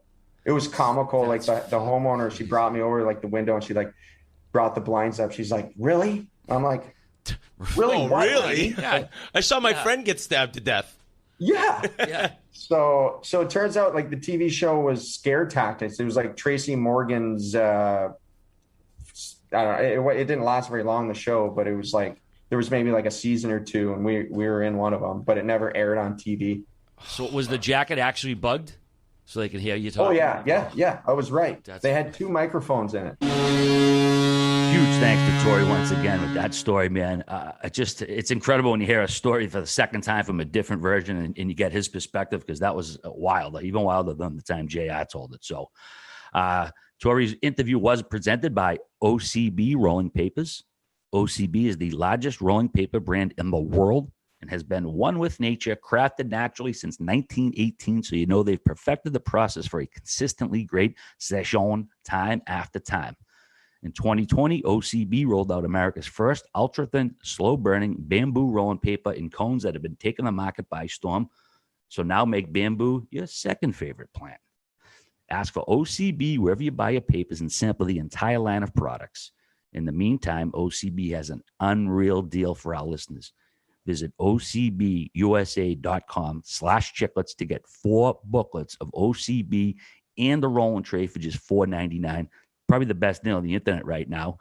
Bundle's worth $20. It's a limited time only. Again, ocbusa.com/chiclets. You get 4 of these in a rolling tray. Unreal deal. Also, you want to follow OCB at Instagram at OCBUSA to stay in touch with the natural wonder of OCB. Must be 21 to buy the papers and follow the social accounts. OCB, get some. All right, next up, we have Nathan MacKinnon, second appearance in the show. Of course, we did our first one up in Nova Scotia a couple years back, so it was great to get reacquainted with Nathan. Great guy, hell of a competitor, hell of a player, and some great insight, too. So without further ado, the Nate Dog, Nathan MacKinnon. Well, it's only been a year and a half since we last had this guy on, though. It feels much longer. Since we last had him on, he's won a Lady Bing. He was named a year-end All-Star. Sorry, it's an award. Lady Bing, I forgot I won that. Finished second in the Hart Trophy voting, and he had a fantastic season that made him must-watch TV during the playoff bubble. It's a pleasure to welcome back to the Spittin Chiclets podcast, the Nate Dog, Nathan MacKinnon. How are we doing, brother? Good, thank you, man. I'm good. I'm doing good. Just getting ready for the season here. I'm bummed out. Thanks for joining us here, but I'm bummed out we're not going to have you guys in Boston this year. It's been becoming an annual tradition, me going over the Garden to see the Avalanche, so I'm going to be bummed out you guys aren't coming through. I know, man. I wish we could have came up to Boston as well to do the second round of the sandbag. Oh, you want a rematch? Well, I was going to say, I'm surprised they get. We might as well just get going with that. I'd love a rematch. We've been trucking people this summer. I saw that. I was surprised they gave you the Lady Bing after how you reacted to me on that front nine. I thought that was pretty rude of you when you called me. Must have not, you're the one who started all this. I know. I came up with the name technically. What do you want? Rights now? For the discount contract I saw it got like 1 million views. I wouldn't mind like a little piece of that. Yeah, he's like most underpaid player in the league. I need something from you, mutts. No, man, it'd be fun to come up to Boston though this summer and do the second match here. Okay, 5-1. Let's chalk it down 100%. already. Well, we got more between then, Biz. We're not going to glance right over though. The last time you did see RA, I believe, was you were in the garden and walking by some workers who yelled out, "Hey, RA," and didn't notice you. Is that true? That. Hey, this guy's a legend, man. I can't go anywhere with RA. Everyone's all over him. What a guy. That was funny, man. We were just RA. It was nice. Stopped after, said what's up. After we played the Bruins, and yeah, we're just walking out, and not that I'd expect anyone to know me, but this guy might as well have been Justin Bieber. These people are going nuts for RA. He's a legend. He's like, "Oh, thanks for coming down, RA." He's like, "Actually, can you give me a couple slices of pizza?" That's why I was coming down. I know usually you guys don't finish it, and there's usually I don't want to get thrown in the garbage here. I thought with Sid, a lot of times I got to like take the picture. You know, people would be like, hold "Hey, the jacket." You got to hold the jacket. Yeah, like I thought I was gonna have to take a picture with these people with RA, so I'm glad that didn't happen at least. So didn't have to get that shame. I heard there was a time that you were taking a picture of somebody of them and Sid, and they were even like, "Hey, Nate, make noises at the baby, make the baby laugh." So you were taking the picture, and also one like, "Ooh, look over here." That probably happened. Yeah, that probably happened. What did you and Sid do all fall in Halifax with the crazy schedule? One-on-one drills. Yeah, just bagging me the whole time. No, yeah, we were skating, then we got locked down. We went into like a red zone back home, so we couldn't skate for a bit, but we got a few in before we left for our cities. But yeah, it was crazy, man. It was tough to get into a routine. I think that's for everybody though. It's just the rinks got shut down with everything else. So I don't know really why, but kind of the way it worked out, but feel good now for sure. Going back to the last time you played, the bubble experience, we've talked to a bunch of different guys and how kind of crazy that was. But for you, it was tough for your team too. I mean, you were amazing personally, but so many injuries. And you look back at that Dallas series, it was like 6 or 7 guys are out. It must have been frustrating to see the success they went on to have to even get to the final. Yeah, man, it was. Both of our goalies got hurt. Landy, Calvi, Donskoy, a lot of guys went down. Yeah, we got down 3-1. Honestly, I feel like that came down to our special teams. Our power play wasn't great, and our PK wasn't amazing either. And 5-on-5, I thought we played really well against Dallas, but they were a tough team to play against. They came at us hard. They're a big, heavy team. But I would have loved to see us with a full lineup. And there's injuries with every team in the playoffs, but you'd think in the bubble it'd be no travel, lots of rest and recovery. There wouldn't be like that, but both it's just goalies, unfortunate for sure. That's a joke.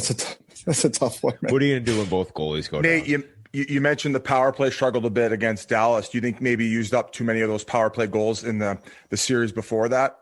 Maybe when you guys were running up the score. We gave all of our looks against Arizona. We gave it away. Back to back, that, man. 8-1 thumpings. That was kind of like the start of how you guys started rolling. I think you finished your in-house gym though, and you talked last time about Sid kept dragging you over to his place. Does Sid come over to your place now to train? Now that you got it all dialed in? No, still hasn't come over to train yet at my gym. I didn't go over to his. Happen. I didn't go over to his gym though this year, so I got that. I'm putting my foot down here. I'm gonna stand up for myself against the kid. No, he hasn't trained at my gym this off season, so. Spends 500. Spends 500 on a gym. Never goes in at one time. But what he did do on my property, he psychopath. I have like a boat launch. It's like 70 yards, like very steep. And he would run he'd come over and do he would sprint up the boat launch like 12 times and run back down it. It was crazy. I tried it. I almost died. This guy's a savage. So that's what he would do. He wouldn't use the gym, but he would use the property. So we'll take it. Close enough to the gym. He's getting there. He's getting closer. Nate, talking about the injuries, is it worse to have a year end like that, like in a flurry of injuries, or to go to OT of a game 7 and lose? Both. I mean, it was hard. Even when Gruby got hurt, Frankie came in. He was really banged up too. He just could never get healthy. He had a really bad hip. He was lights out all season, and he came in hurt and he couldn't play after game 5 or 6. And Hutchie actually played really well. We won. Actually, Frankie got hurt. We were down 3-1. He couldn't play. Then Hutchie won game 5 and 6. And man, it stings. We even got the lead with 2 minutes left or 1.5 minutes left against Dallas. And we couldn't hold on. They won an OT. We're up 1-0, 2-1, 3-2, 4-3. We just couldn't put them away. They're a resilient team, well coached by Rick, and it's just unfortunate. How long of an adjustment was it playing without fans? Did you adapt right away? Did other guys struggle with that? It wasn't too bad, honestly. Obviously, it's a lot more fun. The only time you notice it is when you score. It's just dead silent. That's really the only time when you're in it. A lot of adrenaline's going. I'm glad we get to travel this year and go to other rinks, not just in a bubble. That would have been tough again. But, hopefully, the vaccine gets rolling out and we get fans by playoffs. That'd be great. So you get the full season with Cale Makar, and it's like to do what he did in the playoffs when he left UMass Amherst was one thing, but to come back and just dominate the way he did. You kind of called it to us earlier, but no surprise throughout watching him play the season. Yeah, kid's special, man. Even in the playoffs, he was our best player a lot of nights. He would dominate as, being a D-man, which was crazy. He'd be all over the ice. This guy must have hit 30 posts this year. I think he's going to score 30. Maybe not this year, but in a full season. Save. Yeah. Good save. No pressure, kid. Too. I hope he scores 30 this year. Get a couple second apples for sure. No, but in an 82-game season, he'll definitely score 30 multiple times, I think. He's got a great shot. He's like a fourth forward out there sometimes with his speed, and we're lucky to have him for sure. And we were talking, both the World Juniors, USA ended up pulling it out. It was a hell of a gold medal game, but you guys have these absolute studs playing in that tournament that are going to be there soon. It's wild. It's crazy. And to see this team and you've been there for a while now, really be set up to go on an absolute run here. It's got to feel so good. Yeah, it feels great, man. A lot of tough years. There's only 3 of us left, me, EJ, and Gabe left from the first team. We've been through some tough, some dog days for sure with this organization, with everybody starting from the top, they've turned it around, and it's cool that they haven't traded all of us yet. So we're still here, and we got some horses, like you said, Bo and Byram. I thought he was the best player, and I guess that Zegras was really good as well. But I thought Bo was dominant in that tournament. New Hook, Barron. So we're loaded, man. But gotta execute. Doesn't mean anything. With gotta get the job done, and hopefully we can get it before we get all those prospects and keep going on runs. After. Probably a big reason why the Tyson Barrie trade happens, just having all these D in the pipeline. Everybody was well aware how close you guys were. What's it like not only losing probably your best friend, but a guy who was teeing you up on the power play, a guy that you're playing quite a bit on the ice with? Yeah, even off the ice, man, we'd hang out every day. We sit beside each other on the plane, pick him up for every home game. It's tough. He's in I think he's in a great situation now. I think he's comfortable in Edmonton. He's obviously playing with a couple decent players there. I think Tyson will dominate this season and get some of that respect back. You know, obviously it was a tough start in Toronto, but I thought he played really well when Keefe came in, and hopefully he can build on that with Edmonton here. Whit just mentioned the juniors. I want to bring up Bowen Byram. I know he's not officially on the team yet. Everyone thinks he's going to stick. I know he practiced with you guys in the bubble. He never got into a game. What should we expect from this kid, Nate, if he does stick with the team? I hear he's like a real life of the party type. Yeah, he is, man. He was quiet with us in the bubble. He was an ace, but I saw that one World Junior video with him last year. I think he was calling everyone like kitty cat, and everyone just says he won't stop talking. So that's fun, man. I like guys like that. It's fun to bring a little life to the party. I'm sure he won't be like that right away, but if he's playing this year, maybe halfway through the year, he'll start to loosen up. We'll have to get him going. Wait, can't be coming in hot like that. Can't be doing that. Who would ever do that? Who would ever do that? On our team, probably the one team that you could. We're pretty loose. You don't do it to Mark Recchi, John LeClaire, Lyle Lodeline, Mario Lemieux, though. I learned that one. Hey, first game of the year, Sakic's walking by. He's in a fucking Speedo reading out the game card of who's starting. Burnaby Joe, holy fuck, looking great in person. You're like, who is this kid? I don't think I've heard this story. What did you do? I played the first 9 games of the year in the minors, and I was I'd been there for like a year and a half or whatever. So I knew all the guys. I was really loud. Then I came up to Pittsburgh, and I was in the locker room like, let's go wreck 'em ball. Come on, Odie. And everyone's like, what the fuck? If he wouldn't have had 2 seconds that night, he would have been on fucking waivers. Yeah, I think Orbig's like, dude, shut up. Yeah, what are you doing? That's a veteran group, man. But I was with them also in camp, but still, it's no excuse. I mean, but Byram sounds like my type of guy. What do you make of Barrel Gate? Did you see Barrel Gate going around? They brought out the barrel with the Canada logo on it. Were you fired up, Nate? It pissed me off for like 1 second. That I'm like, I don't know. What am I going to get mad? You're like, I have a heart to worry about. I don't got to worry about this fucking Barrel Gate. So what was it like? Did they? So I've never heard of a barrel thing. I never heard of like it was the best cover up by a head coach in league history. No, it was like a Canadian reporter. Barrel down. Sorry. So but like, what is it? One barrel at a time? Like, what does that even mean? The team sent an internal memo back in December, and I guess there was some story, I don't know if it was a legend or whatever, of people crossing the Sahara.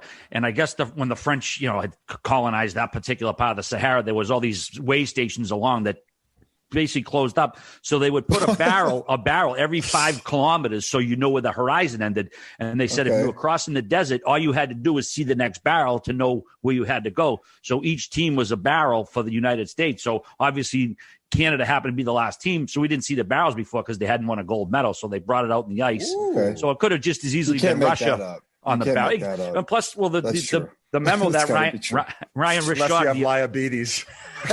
Ryan Rishaug, the reporter, he's the one who posted the story. It was from December 19th, so it wasn't like I doubt they had this conspiracy to.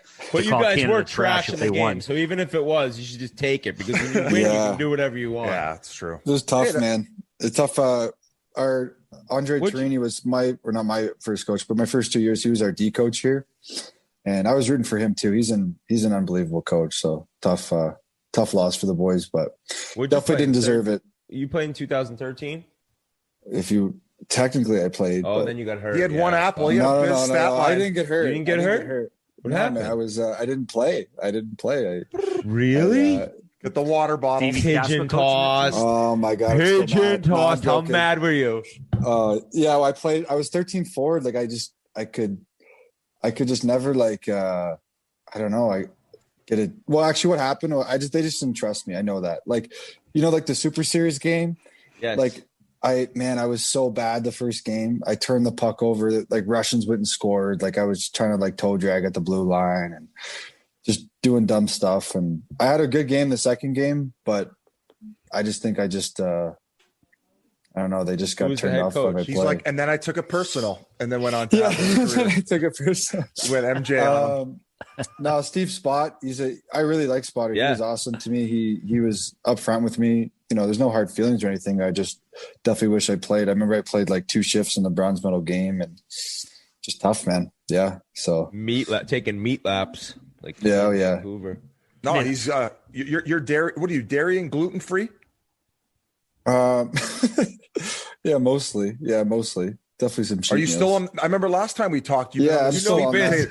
He's been on the sweet potato train. Apparently, you've been farting all over the locker room because of it. Just but Biz, just to go back quick, I said he was taking meat laps, like doing the laps. Yeah, I just try to coordinate the meat and make okay, fair enough. I thought you thought we were all of a sudden Nate, talking about we're eating a somewhat burger. paid to try to be funny around here, and that's like my full attempt right there. So a fake laugh would be nice once in a while. Appreciated. Got you next time, bro. All right, for sure, man. Nate, I want to ask you about the upcoming schedule. You guys are playing 7 division rivals 8 times each. Are you looking forward to it? I wouldn't say dreading it, but are you indifferent to it? I know you got to play the schedule they give you, but that's pretty intense. 8 times each, 7 teams. Yeah, it's crazy. You play a team 4 times in a row as well, like 2 at home, 2 on the road, or vice versa. Yeah. Is that how it used to be, Whit and Biz? Like, no, in the jungle. In the jungle, dude, it was you just bang out a bunch in a row and you'd play a team like 10 times. But man, I don't remember ever back-to-backs with one team's one thing, but now when you got the 4 and 5 nights or 4 and 6 nights, I think I saw, that's crazy. But your first couple of years, or didn't the West not really play the East? No, like I started and it wasn't like you played every team. Yeah, twice a year, home and home. Yeah. So, I mean, one division, 8, I think we have like 7. How many teams? We have 7 in our division or something? Yeah. 8 teams in the division. So you'll be playing 7 other teams 8 times each. It's going to be, by that 3rd or 4th game, hopefully it goes well. You're getting swept in a series or whatever. But I think it's just, up to your own team to bring that focus and, no matter who you're playing, I guess, to bring that, focus and passion or whatever to every game. Obviously, no fans still. It's going to be another obstacle, but it should be okay. I was actually just going to ask you that has Denver come out and said that you guys won't be a place allowing any fans? Yeah, not at this time. So. Okay. Is it just Texas and Florida? Just Texas and Florida? Phoenix, Arizona's doing 3,500, so it's a normal game. Okay. Damn. The fuck are you laughing at? Damn, man. You're gonna get redemption, baby, for that playoff performance. Back to back unsportsmanlike games when you guys ran up the score. Man, we didn't mean to, bro. We should have. I wish we didn't. I feel like that was bad. It would be cool on your power play. It would be cool if they went reverse retro jerseys against each other this year. I think those are the 2 best in the league. That would be cool. I think. I don't know when we're gonna wear them, but I know that we're playing in Lake Tahoe, I guess. So yeah, that's what I was gonna ask. Hopefully we wear those then. That'd be cool. That'd be really cool. Yeah, that's among the 4 games straight. You're going to be playing Vegas 4 straight in February, and including the game at Lake Tahoe. Do you guys have any details on the rink or any of that stuff yet, or you just kind of cross that bridge when you get to it? Well, I think actually they're just going to build it like outdoors. That's what I'm hearing. Oh, Biz thought you were skating on the pond. It's not even good. No. I accidentally said that last pod, and then Whit ran with it. I was just Then I said it. Then I said it too, and then Biz tried chirping me for thinking that it might happen. It was a classic. It was a classic moment of 2 dum-dums talking. Basically, is what it came down to. I was going to ask you a hockey question here. So it's I never get an answer where I say, who's the guy in the league you hate the most? Who's the guy where when you're going to be playing against him, you're like, fuck, I'm in for a long night. And every bit of offense I try to create is I'm going to have this guy barking down my neck. Yeah, I think an underrated guy would be Philip Deneau in Montreal. I think he should.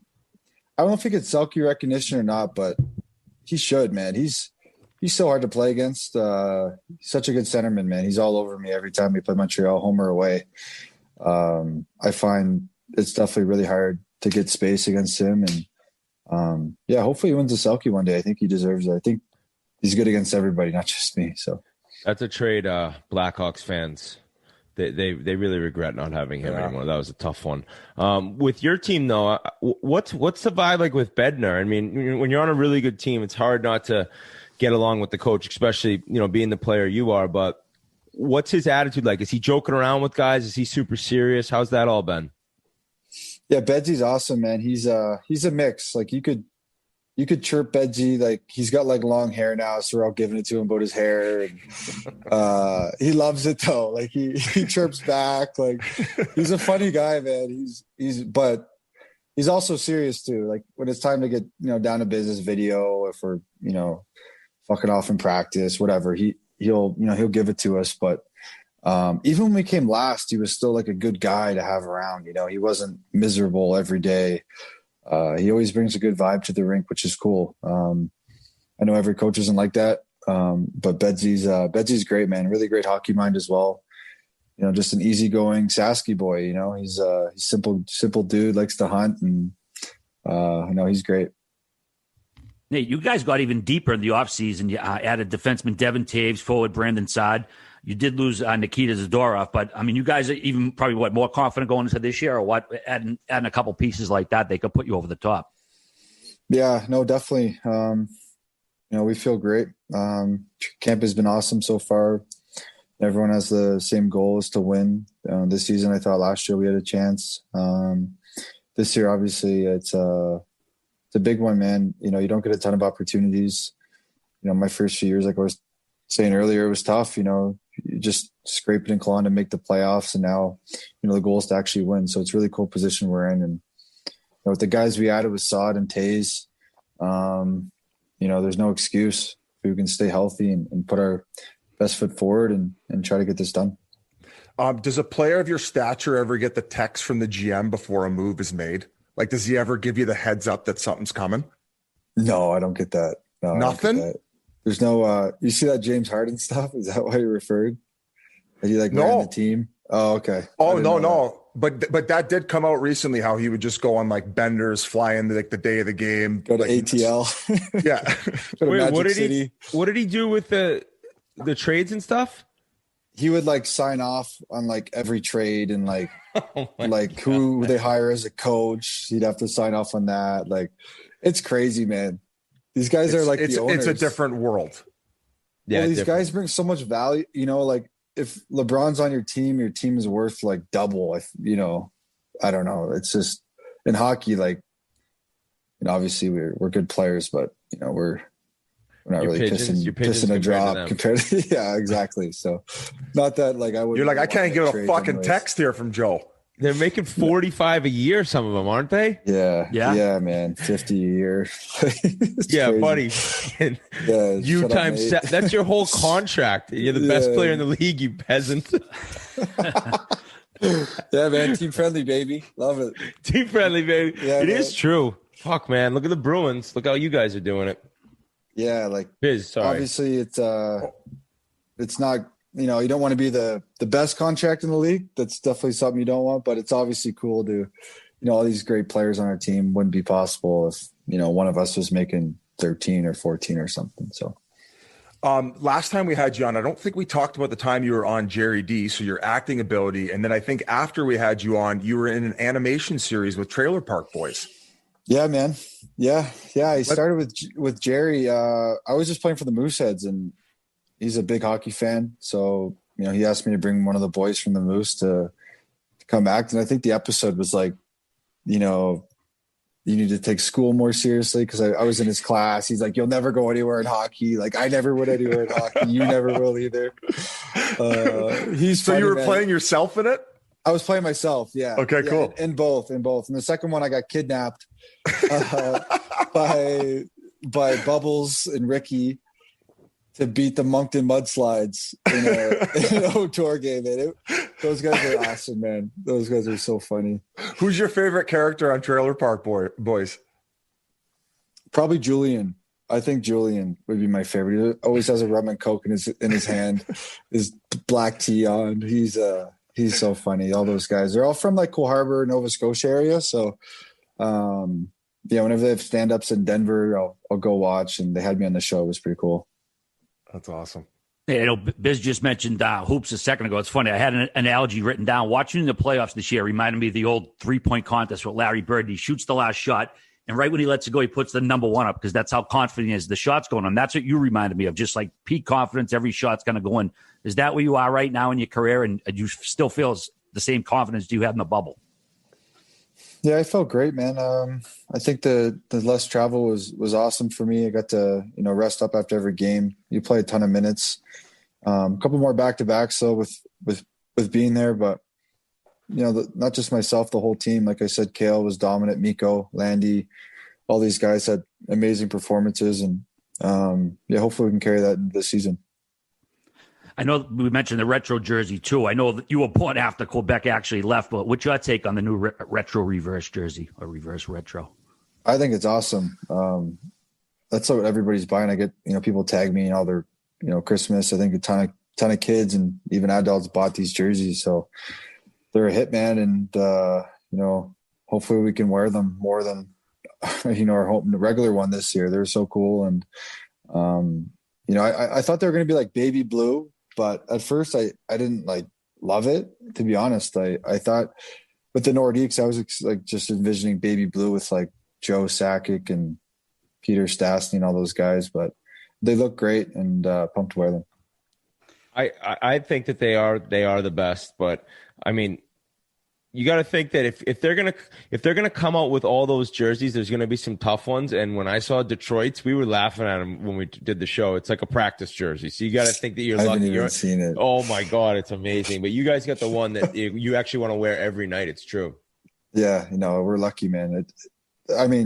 Some of those jerseys can be tough. I've seen some thirds that actually look like practice jerseys. I think the Blues in 2008 had practice jerseys. Full time though. I don't remember those ones. I want to piggyback kind of off RA's question. So, you're playing the way you have been. Is there one thing in particular when you had this whole break that you wanted to add to your game? What's the one thing where you're I need to get better at this? Probably face-offs. Not great at them for whatever reason. I got better in the playoffs. I put a little more time into them, but definitely something I'd like to get better at and hopefully be around 50% this season. So that's what I'm looking for. One guy. Oh, sorry. What? No, you go ahead. Well, I was going to hop hockey related. Can I get a piggyback question off of that? Sure. Is Sid helping you with those? No, we didn't do any face-offs this offseason. That'd be crazy. Some face-offs. But sorry, I wasn't a centerman. Sorry about the stupid question. Hey, they do an auction to auction off who's going to come and drop the pucks, Biz. You get local refs. It's a big deal in Cole Harbor. Yeah. I was going to mention one guy who wasn't on the team last time we talked to you, Nazem Kadri. What element did he bring to the Avalanche that maybe you guys were lacking before he got there? Have you guys had Nas on before? We have no. Oh man, you guys got to get Nas on. He's the man. He's a funny guy, hilarious, and he's got some swag to him too. In a great way. He brings such a fun element to our team. He's not arrogant at all, but you'd think he's won 5 Hearts and 5 Hart Rosses in a great way though. He's just so confident. Oh man, he's such a great guy to have around the room. No matter what the circumstances, Nas is the same every day. Brings a great mood to the team, and hopefully you guys can chop it up with him sometime. He'd be great to have. You talk about the mood, and I just read a tweet before we came on. They're having, I guess it's unsettling times as far as who gets the aux cord in the locker room in Toronto. Who gets it with Colorado, and what are they bumping mostly? Zadorov had it actually last year. He played good tunes. He'd get these mixes, and it was good. I don't know. It was Colin Wilson and Z. They're both gone now, so we got to figure it out. I don't know. Are you? If you could pick a top genre, are you a rap guy? Yeah, I'm a rap guy for sure. Who are your top 5 guys right now? Lil Baby.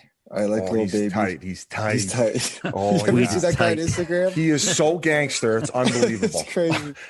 I like Drake, obviously. Who's the guy who died that's pretty legit? Is it Juice WRLD? Yeah, Juice WRLD. I really like Juice WRLD too. He died too. But he's dead. Yeah, he has some bangers. Yeah, he's got some bangers too. Hey, I like everything, man. You know who was nice? Who also I believe got shot was that Pop Smoke. Yeah, man. He's bringing that tone. Yeah, that mood. He was fire. Pre-game songs were fire, man, for sure. Speaking of rap, did Lil Sid and Nate Dogg collab on a new album in the off season or what? Lil Cross. Lil Cross. Yeah, I'm looking for Lil Cross's debut album, man. Album's called "Working on Draws." Just fucking figuring it all out together. At my boat launch, yeah. Oh yeah. All the profits. Hey, all the profits from those shirts are going towards all the therapy I needed after those 8-1 spankings you gave us in playoffs.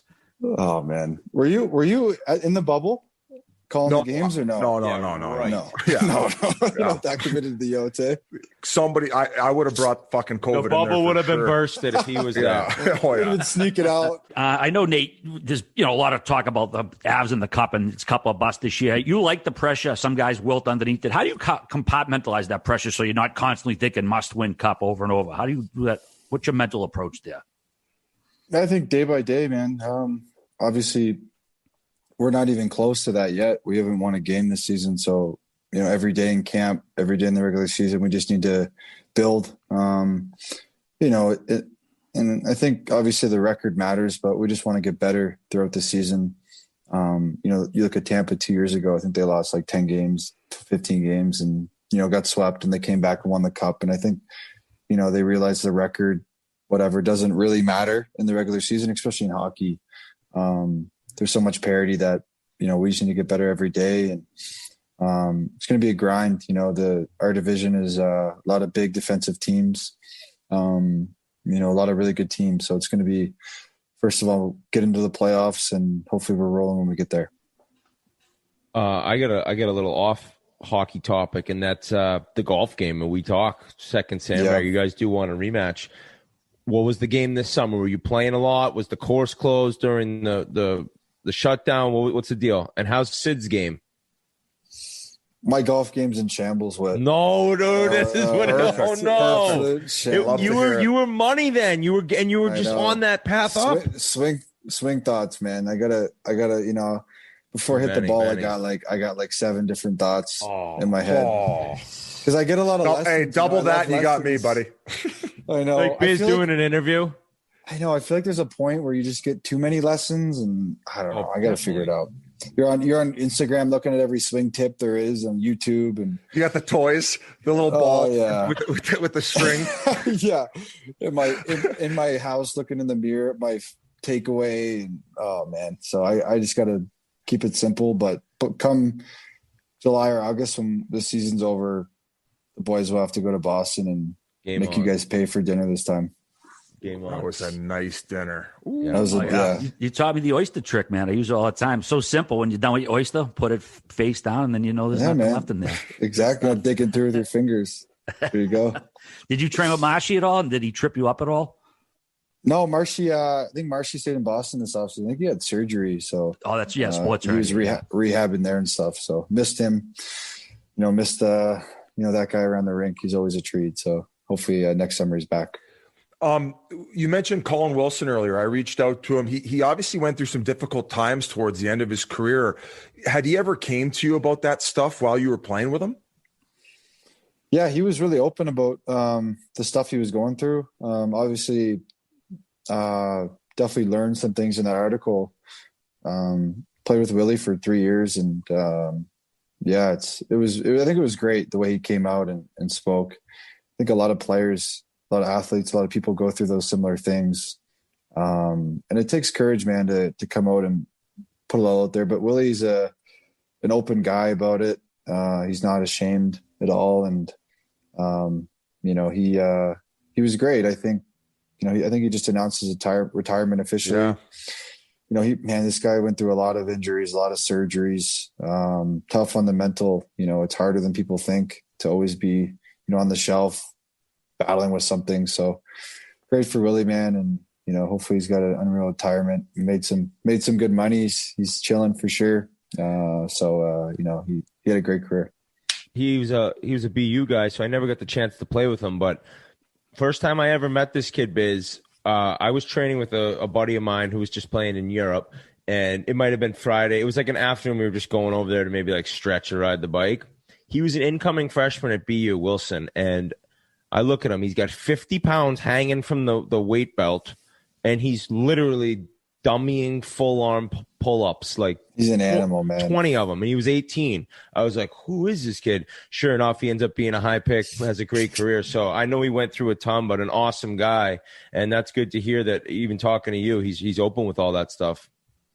Yeah, he is. And even about like his training, he said he used to just, he wishes he didn't do some of that, I think. Oh, he was cleaning 320 and he was like 16 years old. Hey, I'm going to be honest. I probably went way too hard when I was first starting out too, squatting like 4 plates, just like really stupid shit that ended up tightening me up long term and led. What are you laughing at? You think I'm humble bragging about squatting 4 plates right now? Quadzilla over here? Laughed in your face about your like legit. You're emotional. I lifted too much. I'm sorry, in my career. I'm sorry, you owe this guy a beating. You owe this guy. I already gave it to him on the fucking golf course. I know. How do you like that one, Nate, dog? I forget that you used to kill guys on the ice. I got to be more careful around you guys. I might make a fucking comeback. I just got to get a yoga instructor, a hands coach. Yeah, you're going to do the Tour de France. Do you think Biz can do Tour de France if he trained legit from today for 6 more months? Are you biking? Are you biking right now, Biz? No, I haven't hopped on yet. I actually did a stationary a couple months ago, though. I did 20 minutes. I was buzzing. Same thing. He Googled Peloton. That's about it.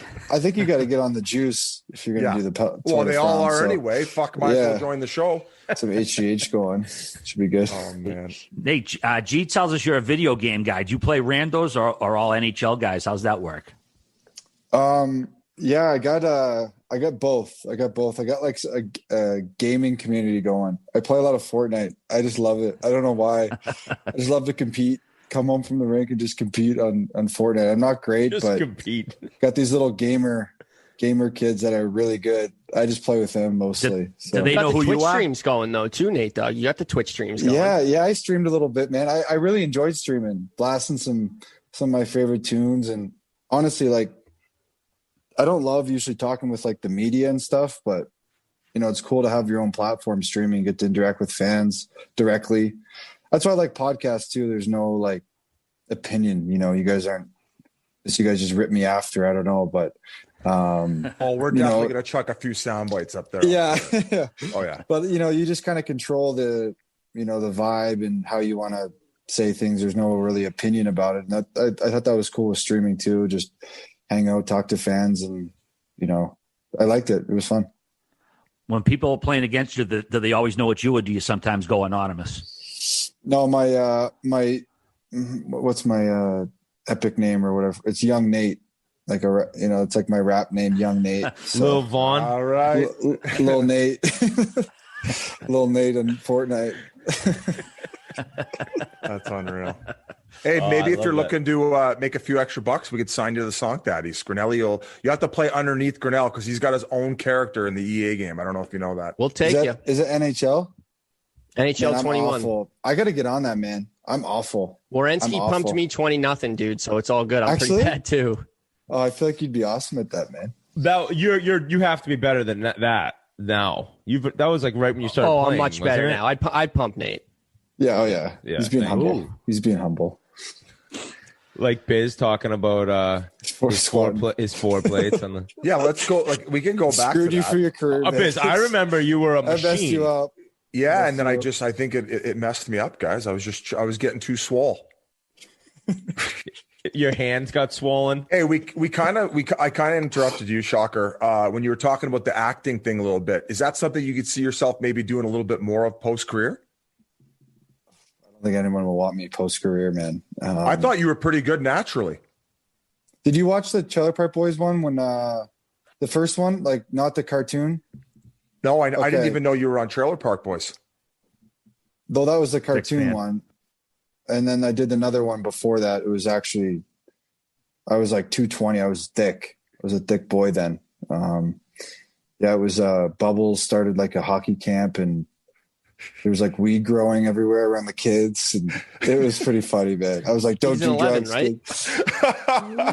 What's that? 2011? No, season 11, correct? Oh. Yeah. Season 11, episode 7. Check it out. Was that or the animated one about the Stanley Bong? The Stanley Bong was the animated one. Yeah, okay. That was the animated one. Yeah, that's what I got kidnapped for.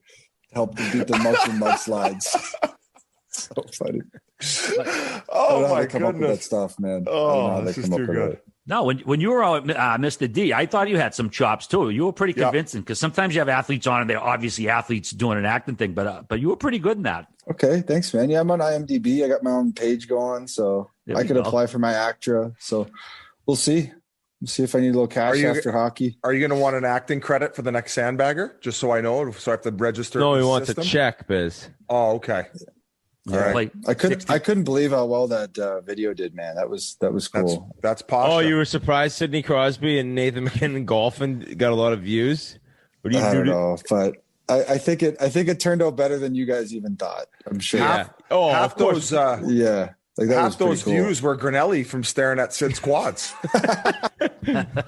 Things are unbelievable. We went to the course. We thought we might get a couple holes. Remember, Biz? All of a sudden we got. Let's tell the story. So you guys finally agree to come on and get interviewed. So our fucking cocks are rock hard, right? So I'm like, I'm thinking with Pasha and the guys, I'm like, hey, let's get him for a round of golf too. And I kept texting Sid that you could tell he was not down for this. He was not feeling it. So, but you guys agreed to go golfing. So I said, perfect. I said, Pasha, show up around the third hole. And we did an intro on hole 3 with the CCM stick. Yeah. I think we were just so. That was the third hole we did that? Oh yeah. We ambushed him. He couldn't say no. Sid's too nice. So I'm like, perfect. Show up hole 3. So we do the intro. And I'll be honest, I didn't realize how short the course was because we moved up because it was wet, and I probably shouldn't be given as many strokes. I was on fire in that front 9, and it did look bad. And fuck, thank God you showed some emotion and snapped and called me a sandbagger because that's kind of how it all started. It took me a while to snap. Usually it's quicker than that. Hole 9, you were like +2 through 9, playing at a 23 handicap.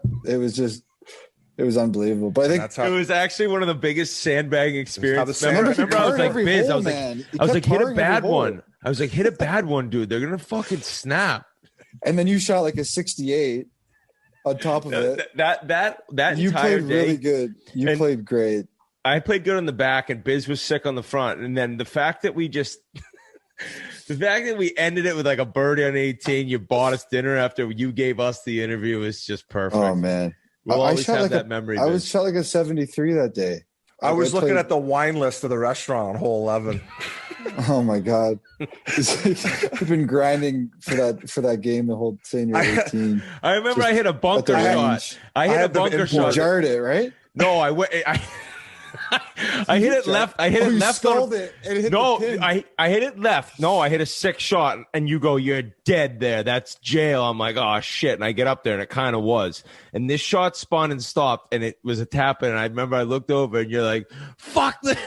Fuck this. Just screaming. Just 2 competitive bastards getting beat by 2 clowns. That was classic.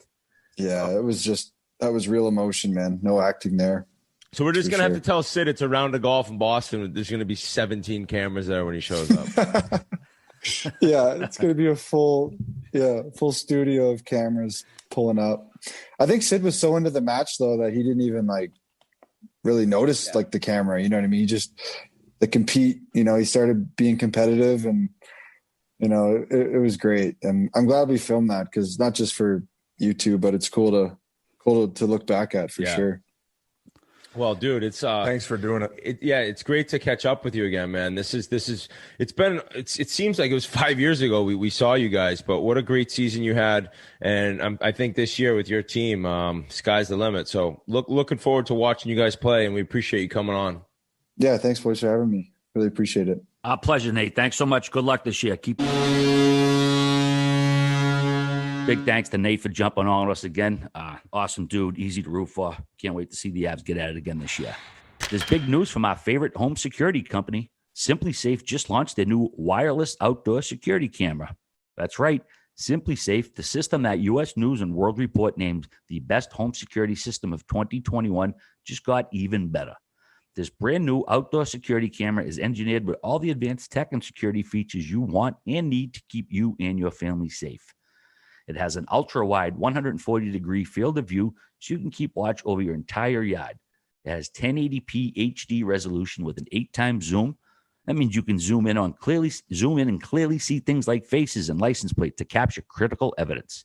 It has a built-in spotlight with color night vision, so you can keep an eye on what's going on day and night. And it's super simple to set up. Usually takes just 3 minutes. That's my favorite part of Simply Safe, the ease of use. And it has an easy-to-remove rechargeable battery, so it doesn't need an outlet and go anywhere on your property. This camera has it all, and it integrates with your Simply Safe home security system, extending its protection to the outside. Together, it means every door, window, and room are protected, and now your property will be too. I live this system, and you will too. And to learn more about the exciting new Simply Safe wireless outdoor security camera, visit simplysafe.com/chiclets. What's more, Simply Safe is celebrating this new camera by offering 20% off your entire new system and your first month of monitoring service free when you enroll in interactive monitoring. Again, that's simplysafe.com/chiclets. Okay, next up for you, we have a coach. It's been a couple minutes since we had a coach on, and they don't come much better than Jon Cooper, man. Awesome guy. I had the pleasure of meeting back in December last year, and we hit it off, and he's become a bit of a fan of the show, and the fact that we were able to get him right after the Stanley Cup was a thrill as well. Fan of the show, RA? I think he's more of a fan of you. Yeah, maybe I'm being a little humble here, but yeah, he's become a little bit of a pal. I talked to him a couple weeks ago. He gave me a late night call from the Gaza out in Idaho, wherever they are. So, yeah, Coop's a good man. Great interview, and he had some fantastic insight. And he gave us over an hour after winning the Stanley Cup. So, it was a thrill to talk to him. Hopefully you enjoyed it then, and hopefully you enjoy it again right now. Jon Cooper. Well, we're very excited to bring on our next guest. In his first 8 full seasons as an NHL head coach, he's made the playoffs 7 times and went to 3 Stanley Cup finals. And on Wednesday night, his Tampa Bay Lightning won their 2nd straight Stanley Cup, and he became just the 2nd coach to win back-to-back titles in the salary cap era.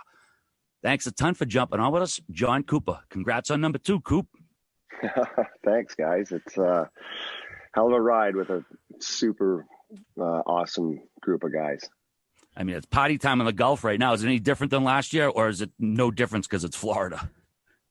Oh, no, it's different. Last year when we had the boat parade, it was almost October. Now we're like mid-July and the heat is beaming down. So it should be a good one tomorrow, but it'll be hot out there.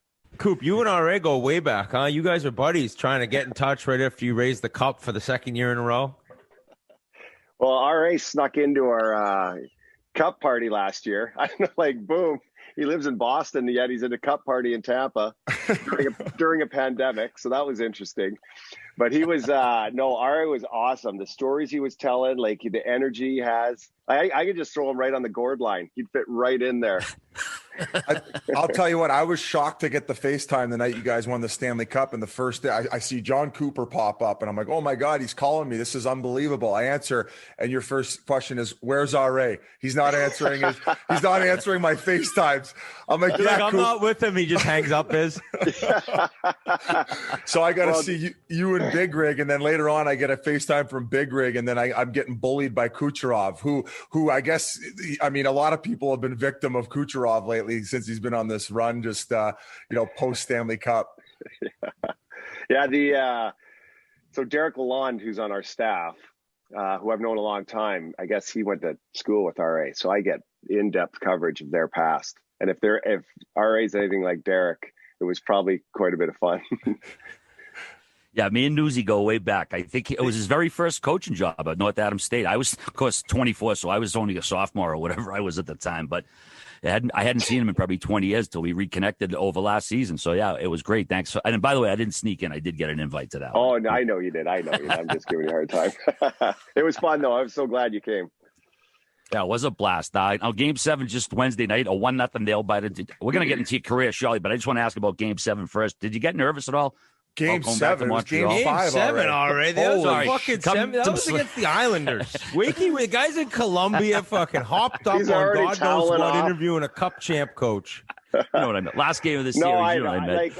Let's be honest. I'd be sitting here BSing you if I said you don't get nervous. I mean, I think I'm not as probably nervous as I was maybe in the 2015 final as you are in the 2021, but there's butterflies. If I didn't have them, I'd be pissed at myself. Then I'd be like, something's wrong then.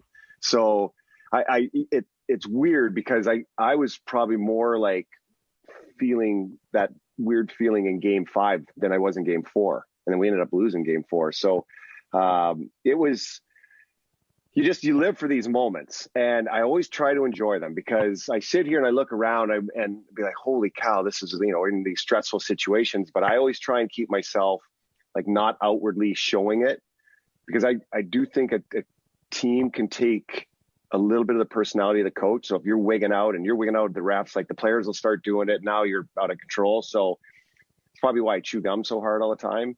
But it's like, I try and keep it inside, but for sure butterflies were going. And then you just know, like those last couple minutes and you're looking up and you're going, oh my God, we're so close. Like just get this across the finish line. And the boys, when I saw Barclay Goodrow block that shot from Shea Weber, I'm like, all right, we got this. Your interview right after, you said that was like the entire team. You just have to look at that one play. And even at home watching, it's like, and if he didn't get it, there was probably another guy behind him. That's the one thing about your team. And it's just everyone buys in. It was a joy to watch. So like RA said, I mean, congrats. And Biz, go ahead, buddy. Well, you said the team takes on the personality of the coach, and I know you're good friends with Charles Barkley, and I think after game 1 of the final, I read that he texted you and he said 3 more to go, coach, and you said, no, 1 more to go, because that's kind of the mentality you have, is where you don't want to get too ahead of your skis. You're one game at a time. Yeah, he's been awesome ever since we met a few years ago, and become a big fan and a friend. And so, yeah, after we won game 1, he sends a text and says, hey, 3 more to go. And I said, no, it's 1 more to go. We just need to do it 3 more times. And so he ran with that. I think he might have ran with it in the TNT broadcast for basketball, but he's a special human being, that guy, and glad he's a fan. He probably said, fuck you, Coop, like in the real text. He might have. He might have. Shut up, probably bitch. A better chance of that. Well, Coop, obviously we want to talk about this Cup team and even last year's and your time with the Lightning, but I'm just as much, if not more, intrigued about how you came to be a head coach in your past. And I guess we'll all start off, let's go all the way back to the beginning. You were born in Prince George, British Columbia, and you were a big lacrosse player. Were you as crazy about hockey when you were growing up as you were about lacrosse, or was it not really? Oh yeah, hockey was the first love. The hockey night in Canada way back then was just one night a week, or one game on a Saturday night. It started at 5 o'clock, 8 o'clock Eastern. It was 5 for us, and I'd go emulate. I was Bobby Orr was my first memory of a player, and I just loved the Boston Bruins. And so I'd go downstairs and have tournaments by myself, shooting pucks into my mom's and dad's dryer, and Boston would always win, because I always made sure they won. But Bobby Orr was just my guy, and I fell in love with hockey, and so that was that. And that was the winter sport, and in the summer I'd play lacrosse. And big believer in just playing all sorts of sports. And so I ended up playing junior A lacrosse in the Lower Mainland. Hockey, though, I went right there to Notre Dame in Wilcox, Saskatchewan. I had some questions about there, actually, and so I went there. I made all the rep teams in Prince George and played in all the top teams. And then I went there and I was like, oh, wow, I'm not as good as I thought I was. It was, when you're lining up beside Wendell Clark at a tryout, it's not probably going to go that well for you. And so it was tough because I didn't make the big team any of the years I was there. And that was like the first time of like, okay, this is what adversity is. And I stayed at the school. I loved it. It was a phenomenal experience. Kind of, it's where I kind of went in as a boy, came out a man. And, but it was a learning experience that, you're going to fail at some things, and what's your path to success? And I look back at some of the times when I didn't have success, and maybe it channeled me the right way to find my way into Spittin Chiclets. Hey, yeah. You weren't. So did you go there on a full ride? Did you go there on a full ride to go to school? Like, was it a scholarship situation, or did your parents just send you off to school there? Yeah, they wanted me to go. They wanted me to move on and branch out. It's different today. I was 15 years old when I left home, and it was nerve-wracking. I'll never forget when my parents pulled away from Wilcox, Saskatchewan. Not sure if you've ever been there, but I don't even know if there was a stoplight there when I first went. And but it's a special place, and you got to grow. You got to, you're on your own at 15 and you got to find a way to make it work. And, I eventually did, but it wasn't, through hockey, but it never ever took away my love for hockey. And, I always said to myself, like, God, I'd love to have my name etched on the Stanley Cup. I just didn't know how I was going to do it. And it's funny how it turned out. I couldn't do it as a player. You, before we get to Hofstra, where you ended up playing lacrosse, I'm interested about Notre Dame because I consider it, and tell me if I'm wrong, it's kind of like Shattuck St. Mary's, right? Like, didn't LeCavier and Brad Richards play there? Oh my gosh, yeah, there's a laundry list of guys. Yeah, it's crazy. I think the guys who played there. Kobe, Braden Coburn, McElhaney, our backup. Like, it's so many guys. I don't even know how many to go there, but it's a hockey factory, and they have a huge passion for it. But you're absolutely right. It's probably comparable to Shattuck as like the top school. I do think prep schools and stuff are getting bigger in Canada now. And people are going that route, but it's a great place. And I think, the Canadians usually end up in Notre Dame and the Americans end up in Shattuck, unless you're Sid. Then he just picked where he wanted to go. Then you just do whatever. That's where he learned how to shoot pucks in the dryer. I noticed you said that. He probably picked that up from you, Coop. He could thank you for all those goals he scored. Oh, my mom never got rid of that dryer either. She had it for like 40 years. Just said that, it was a mess. Cool. Because I was such a bad shot, I couldn't get it in the dryer. What brought you to Hofstra? Did you get a 100%? Yeah, 100% lacrosse. I ended up playing in the Canada Games I actually played for Saskatchewan. It was my first touch with field lacrosse because I was a box lacrosse player. And so I was recruited by one coach, and then he left the year I committed to come in.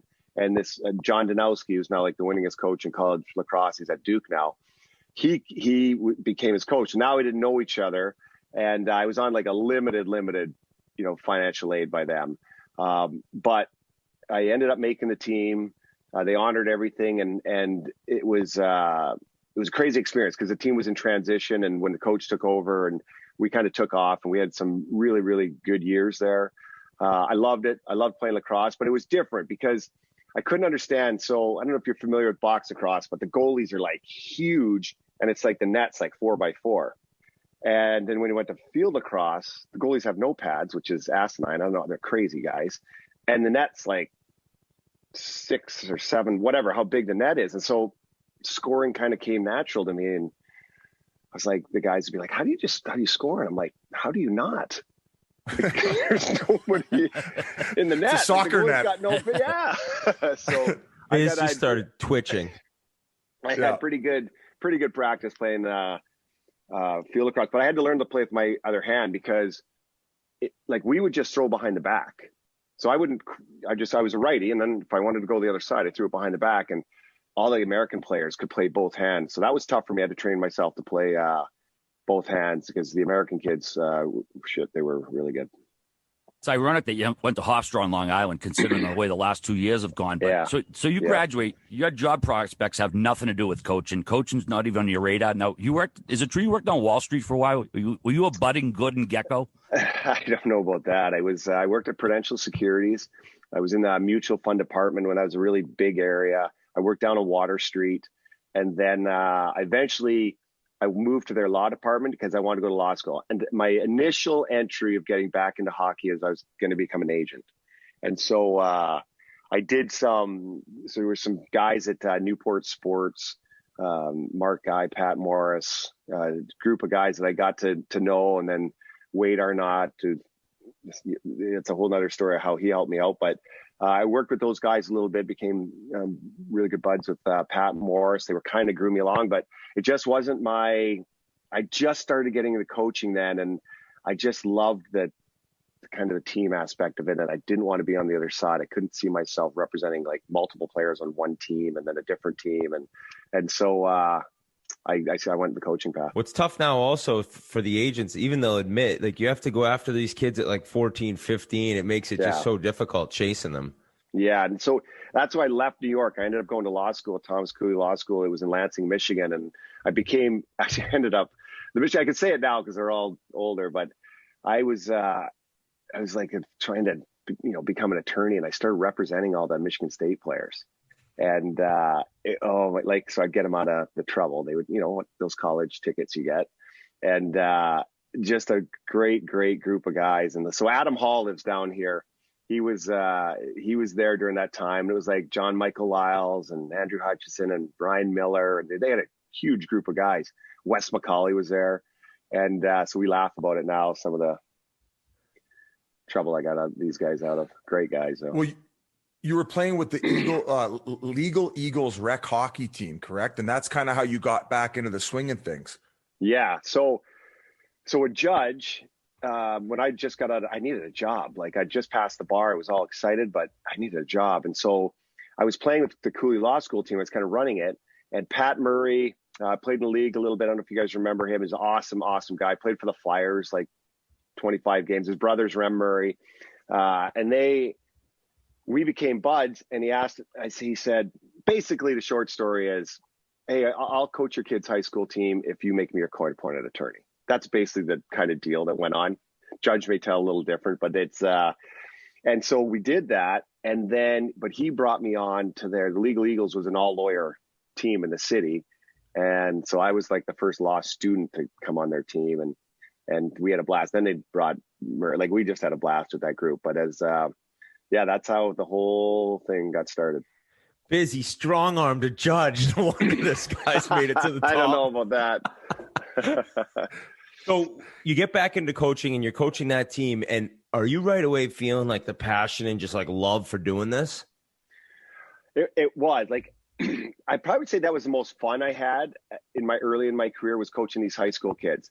And I've said it before, like, no offense, because half of them are probably going to listen to this, but they weren't sitting there saying they were having a career in hockey. That was the one thing. But we had so much fun with that group. It was, and the judge was great, but that was the year Maple Leaf Gardens closed. And so we took the kids in a bus and we rented out Maple Leaf Gardens. So we drove from Lansing, Michigan to Toronto, stayed 3 days, played a couple high school teams, and then got to play an exhibition game against ourselves at Maple Leaf Gardens. It was one of the biggest thrills I ever had. And, trying to shoot pucks and see if we could lob them over and get them into Harold Ballard's box. Couldn't do that. But it was a blast. I found the Hockey Night in Canada studios, and my brother and I took a picture, and Don and Ron's chairs, and just a wonderful experience. But that team, we ended up winning the regionals, and we lost in the state quarterfinals, which they'd never been there before. And I had so much fun with that group, but I just kept getting, oh my God, somebody's popular man. Am I You getting a phone call? Yeah, sorry. So we took, I just had this passion for it. And then somebody asked me to coach. It was the one time I was a part-time assistant because I was working too much. I couldn't stay in coaching. And then Kelly Miller was coaching the team, and he went to the NHL, and like, Coop, can you stay on with us? I did. And then the bug started hitting, and I took over a junior B team called the Metro Jets, and we ended up winning the national championship. And I think that was the part where I was like, I love this, and the winning is so addicting. I want to keep doing it. I just love these teams, and that's where I was kind of trying to build this recipe in my head of like how to win. And then the next year I went to Honey Baked midget AAA and coached some big time players that ended up playing in the NHL. Nathan Gerby was on that team, and Eric Condra. And then along came Kelly Chase, because he was getting back into hockey, owning a junior team in the North American League. And we were buddies. I knew him from way back, and he said, hey, come coach my team. And at that point, it had the bug so bad. I was like, you know what? I want to give this a shot. I want to GM it. I want to do sales. I want to coach it. I want to do the whole thing. And we went down to a place called Texarkana, Texas, and started a junior tier 2 hockey team, and all the rest is history after that. So when you decide to take that job, I mean, that's when it's full in, like you're done being the lawyer. And did part of that, was it easier because you said I can always go back and do that, and I have to 100%. Give this a shot? 100%. I think my dad looked at me cross-eyed when I told him what I was doing, and my mom was high-fiving me. So it was a crazy time, but I was in my early 30s, and I'll be honest. I don't know. Like I hate saying this, but I'm not that guy that's looking 5-6 years ahead. I'm looking the year ahead. And I think that's what I loved about hockey, because each season was different. And I just love that feeling of like, all right, here's these 23 different human beings. How can I take them and make them one in 6 months? And that was my belief, like just very like, culture based. And so I learned that along the way, and you get the right players in. I don't think I had a captain on my team that was ever a leading scorer on our team.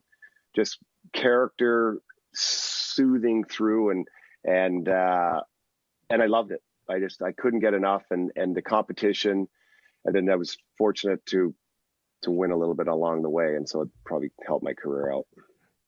Well, did you surprise yourself at all at how much you had a knack for this and how quickly you were climbing the ladder?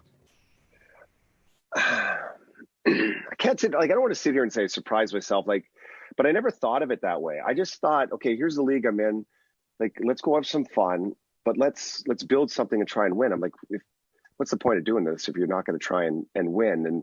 But it was fun putting the pieces together. Like, I loved the general manager part. I was always a coach and GM, and I love that part of just trying to build something from scratch. And the big thing is, if I can give anybody advice out there, you need to surround yourself with good people. Like, you have to do that, and you have to stick to your beliefs. You can't do things that are going to, please somebody else. Like, you have to stick to your core values. But big thing for me is surround yourself with good peeps, man. And you got a good chance for things to work out. And I've been fortunate along the way. Like, even when I went to Green Bay in the USHL, that group of people that own that team there and manage it are phenomenal human beings. Like, in the North American League was Chaser and Hully and Mike Brooks and Tony Sansel. These guys, phenomenal human beings. And then I run into like the rock stars of Steve Yzerman, Julien Brisebois, Jeff Vinnick. Like, it's been a ride, but it's all because I've been surrounded with phenomenal people. Well, when you were with the St. Louis Bandits, that's when you first met Pat Maroon, right? He was on that team. Was that Kelly Chase who made that introduction and how you ended up there? It was. He's a St. Louis kid. We were in Texarkana at the time. He was 16 years old. He's like, Coop, I got this guy for you. I'm like, okay, Chaser. I've heard that, but he was right. Like, Chaser was right a lot of the time. And he says, I'm going to sign him to a tender. I couldn't go see him play. So I'm like, all right, I trust you. And so he came to Texarkana at 16 years old, and we started this because he was a big boy, hadn't grown into himself yet. So we started. He was in high school. We started this group called the Chub Club, named after Pat Maroon, at 6 a.m. in the morning. So before high school, he'd have to go into the Chub Club and drop weight. And so it was bad because the guys called him Fat Pat, and I still to my day, like, I didn't call him Fat Pat F-A-T. I called him Fat Pat P-H-A-T because he had the sickest hand. So I always had that in my phone as his number. And then after a year and a half, the boys started calling him Slim because he dropped so much weight. And then when he did that in our second year, so we won our second year in St. Louis, that was the first time we won the championship. And Patty had 95 points. He was by far had turned himself into the best player in the league. And that was, I think, London came calling after we won that. And then actually, I was weird. London calling. Yeah, speaking of that, the game. Yeah. So also you go to Green Bay, you mentioned that, and you win a title there. Now I saw looking through that roster, Anders Lee was on that team, huh? Was that? Mm-hmm.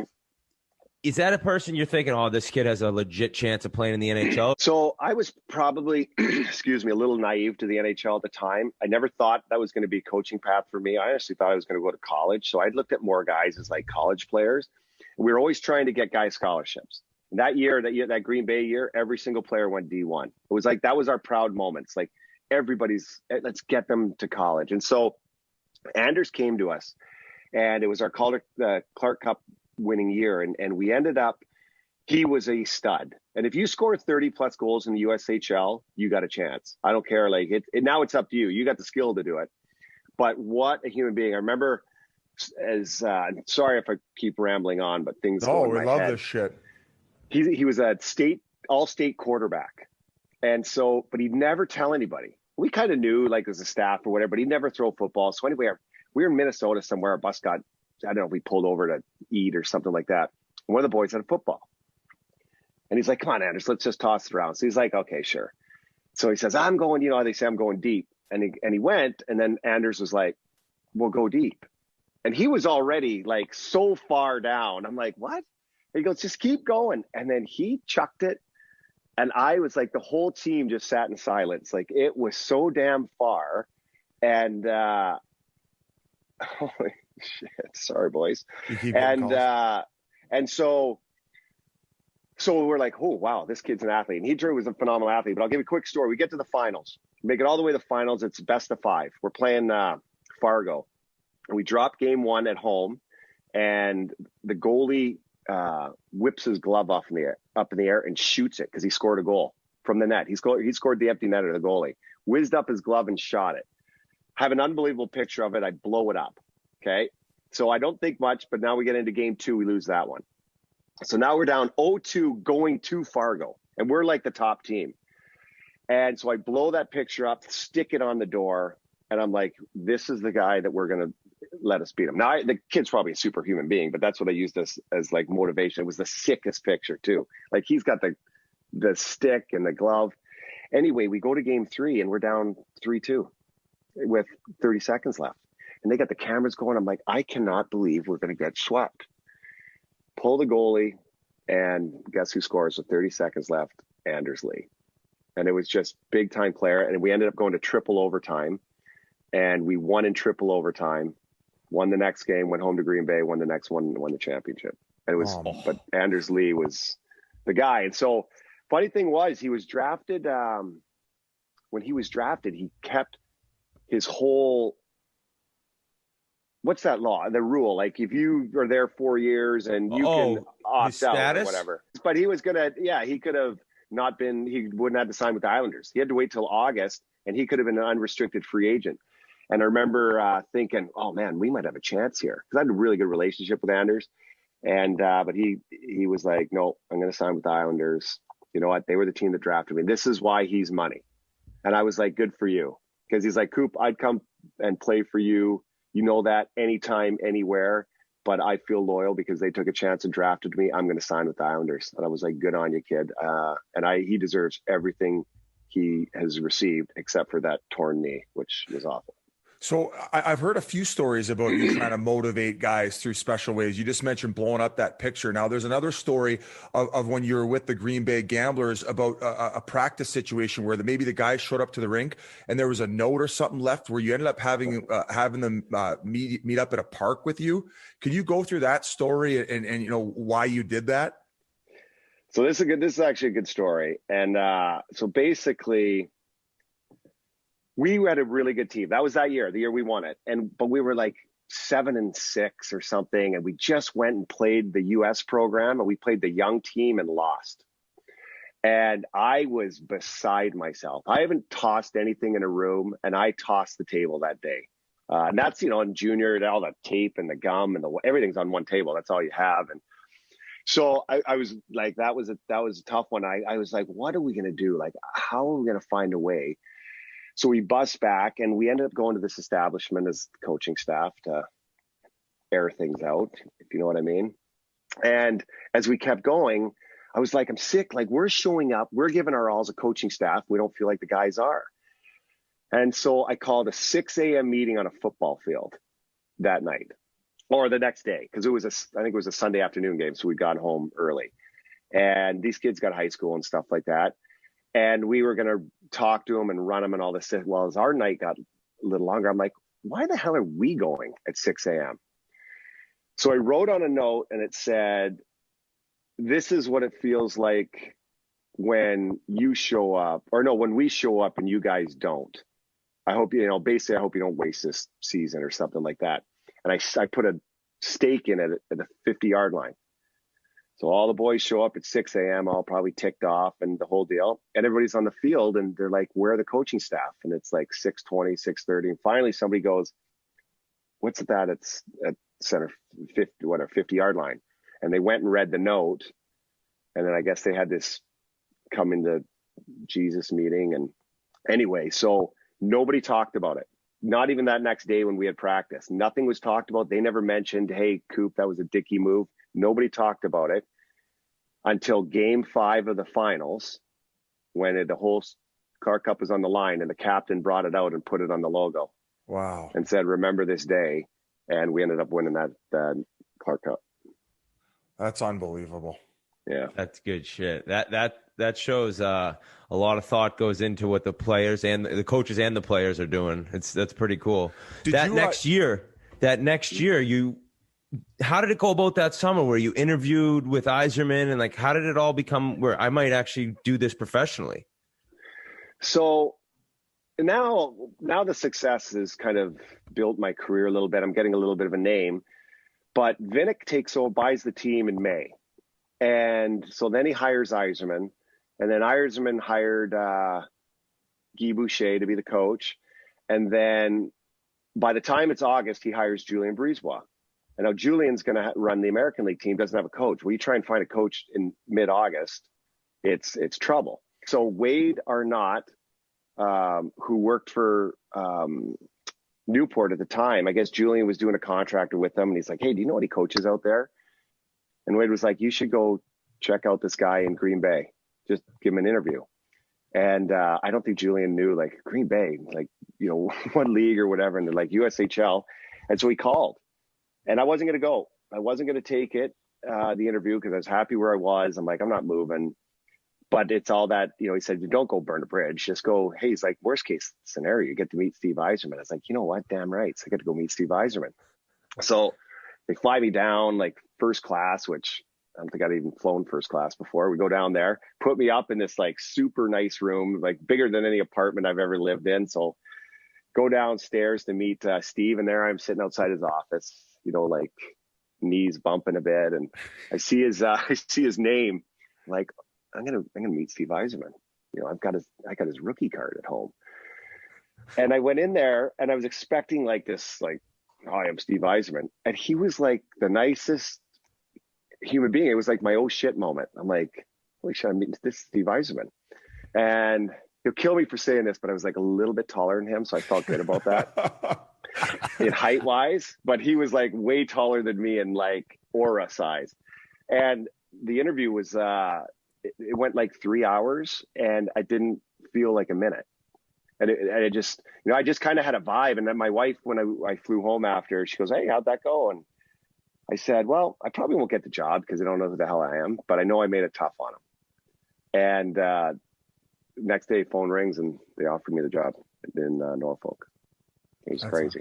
So that's one of those things where you're because of your lack of professional experience coaching, you're thinking no chance. But leaving, you said to yourself, I crushed that. Yeah, in a way, like I felt good about it. Like, it's a great feeling. The natural, like, put it this way. There's I've done some funny commercials out promoting and stuff for things. And at the end of the interview, they played it. They said, okay, the interview is completely done. And then they said, oh, do you think you're really like the most interesting man in hockey or something? I did this like kind of mock this funny commercial. And I don't think they would have done that had they not been happy with the interview. So, but I didn't think I was getting it. No way. I was like, there's too many good coaches out there. And but Julien and Steve took a chance on me, and oh man, am I grateful they did. Well, then you stepped into Norfolk right away, and yeah. There's a couple players that obviously made impact for you in the 2 Stanley Cups you've won, in Tyler Johnson, Andre Palat, and also Killorn was there at the time. And I think that you guys ended up setting an AHL record one of the years you were there for most consecutive wins in the AHL with like 33 or something. Yeah, 28, but who's counting? I'll put a little salt and pepper on the steak for you, for fuck's sakes. Help me out here. No, I was so naive about pro hockey. Like, the recipe to success and building teams, like, it honestly hasn't changed from high school to the NHL. But it was like, I was naive to stuff. Like, I had no idea what per diem was. Like, I was like, whoa, my God, you get an envelope when we get on the bus? Like, this is like the best. And I'm like, do I get taxed on this? Like, and then I would like first do the calendar and stuff like that, and practices at like 2:30 in the afternoon. And the boys come in, and like one of the equipment guys, J-Dub, who's now in Vegas, he's like, hey, we're in pro. We practice at like 10:30 or 11. And I was like, oh yeah, I guess there's no high school kids.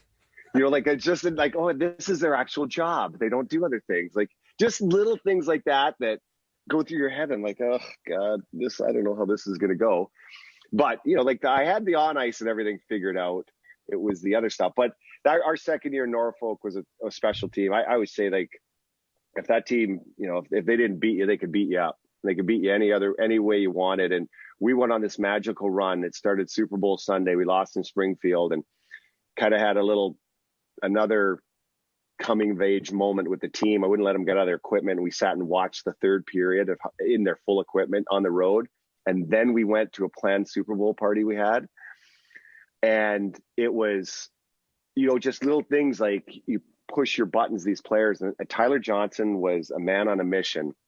And we played 28 straight games to finish the year, and we never lost.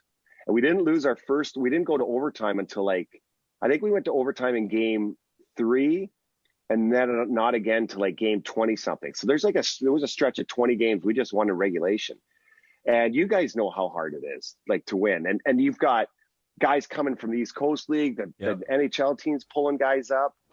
And it was that team was special. And then we went to the playoffs, and we had a scary gate. Killorn came to the team halfway through. And that's when I kind of knew he'd be a player, because he stepped into an all-world American League team.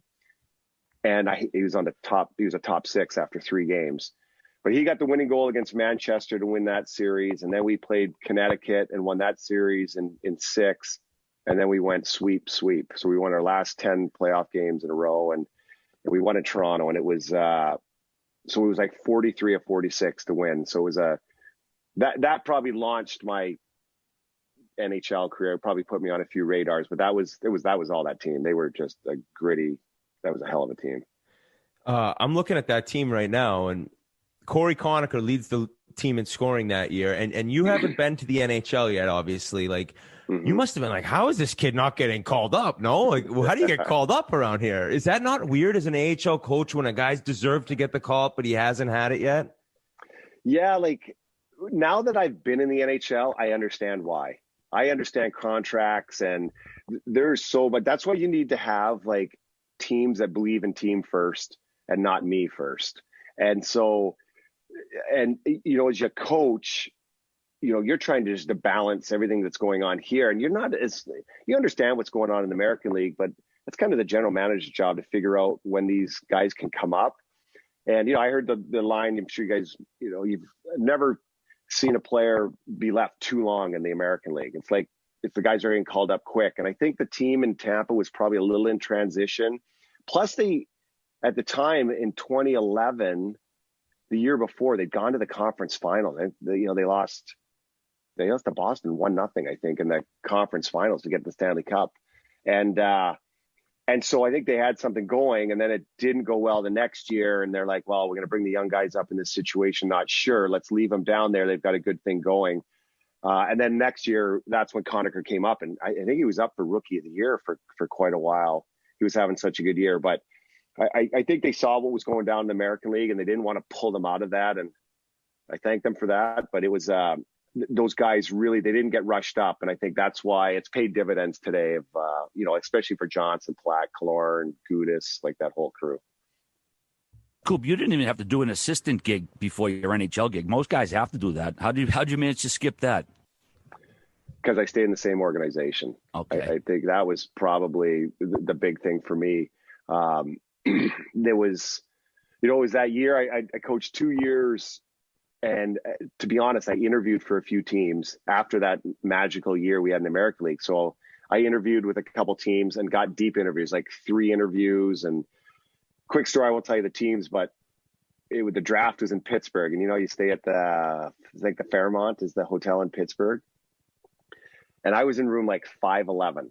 And they were like, okay, going for the final interview, we'll send you the hotel and room number when, whatever. And so I get the text, and it's they're in 512.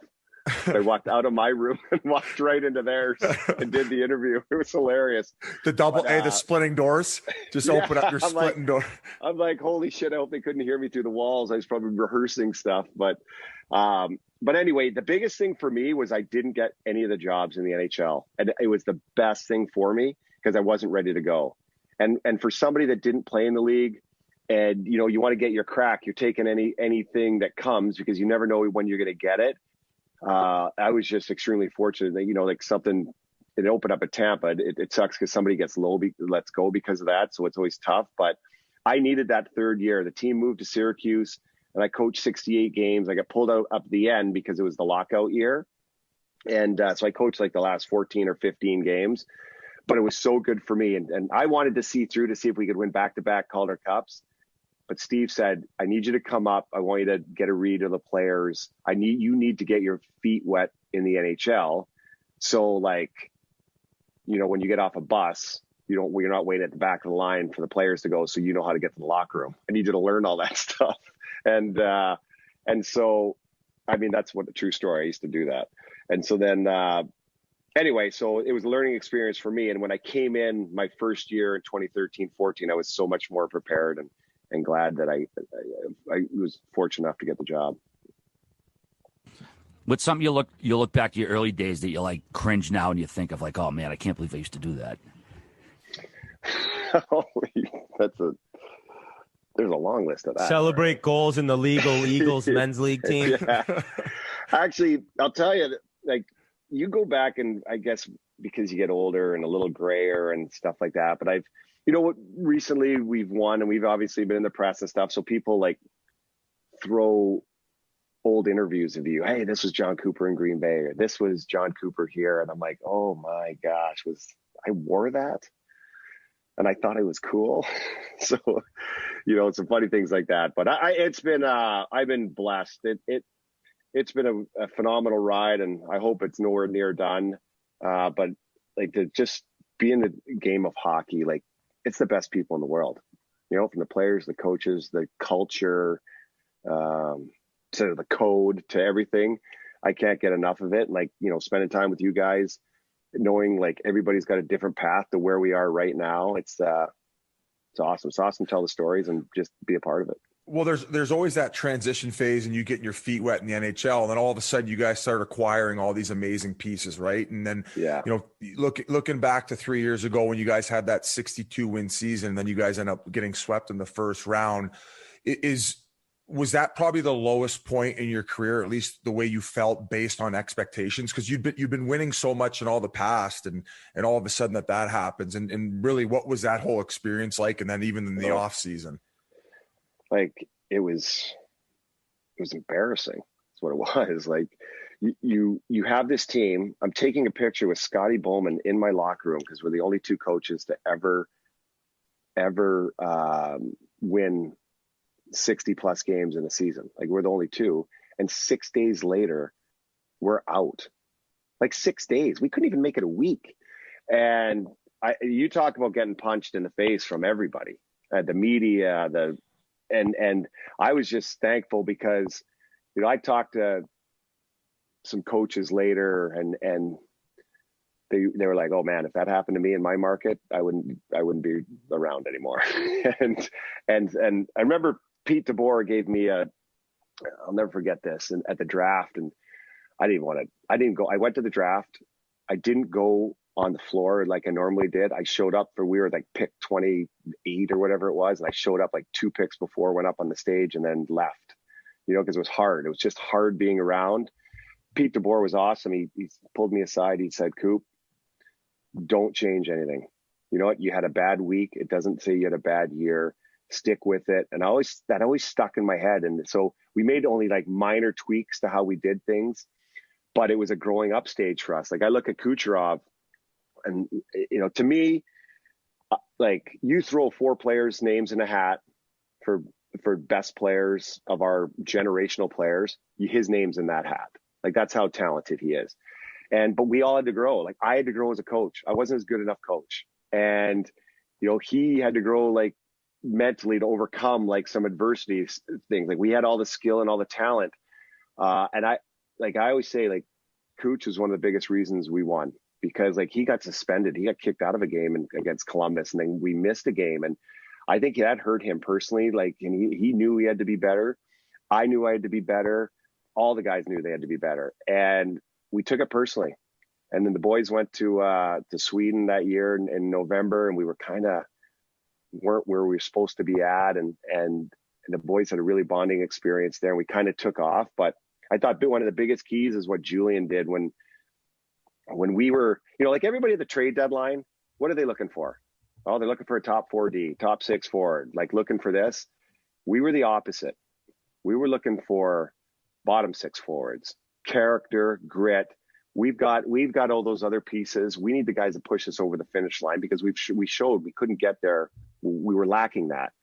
And when he went out and got, Goody and Colsey, and then, signed Zach Bogosian, falls into our lap, like right at the deadline, goes and gets Maroon for like sending first round picks. That takes a lot of, cojones to do that.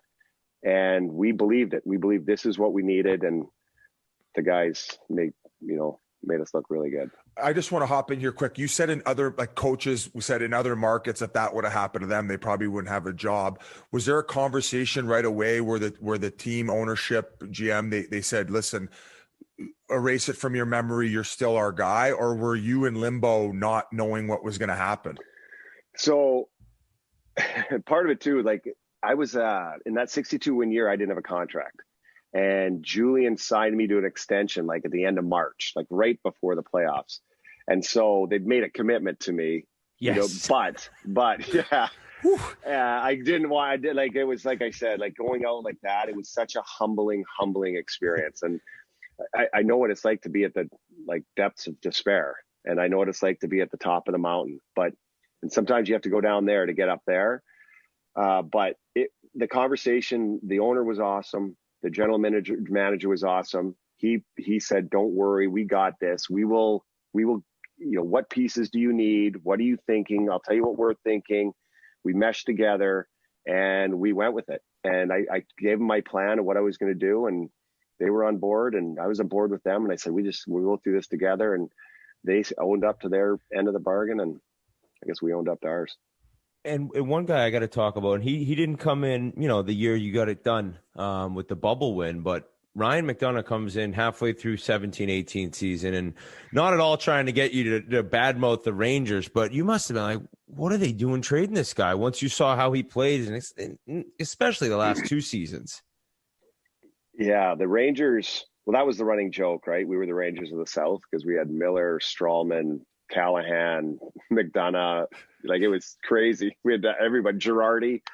And but the Ryan McDonough trade, you see, you can't sit here and say that was like the sneaky trade that like we turned the corner, but it was. And even though we lost, well, we had him, he is a stabilizer.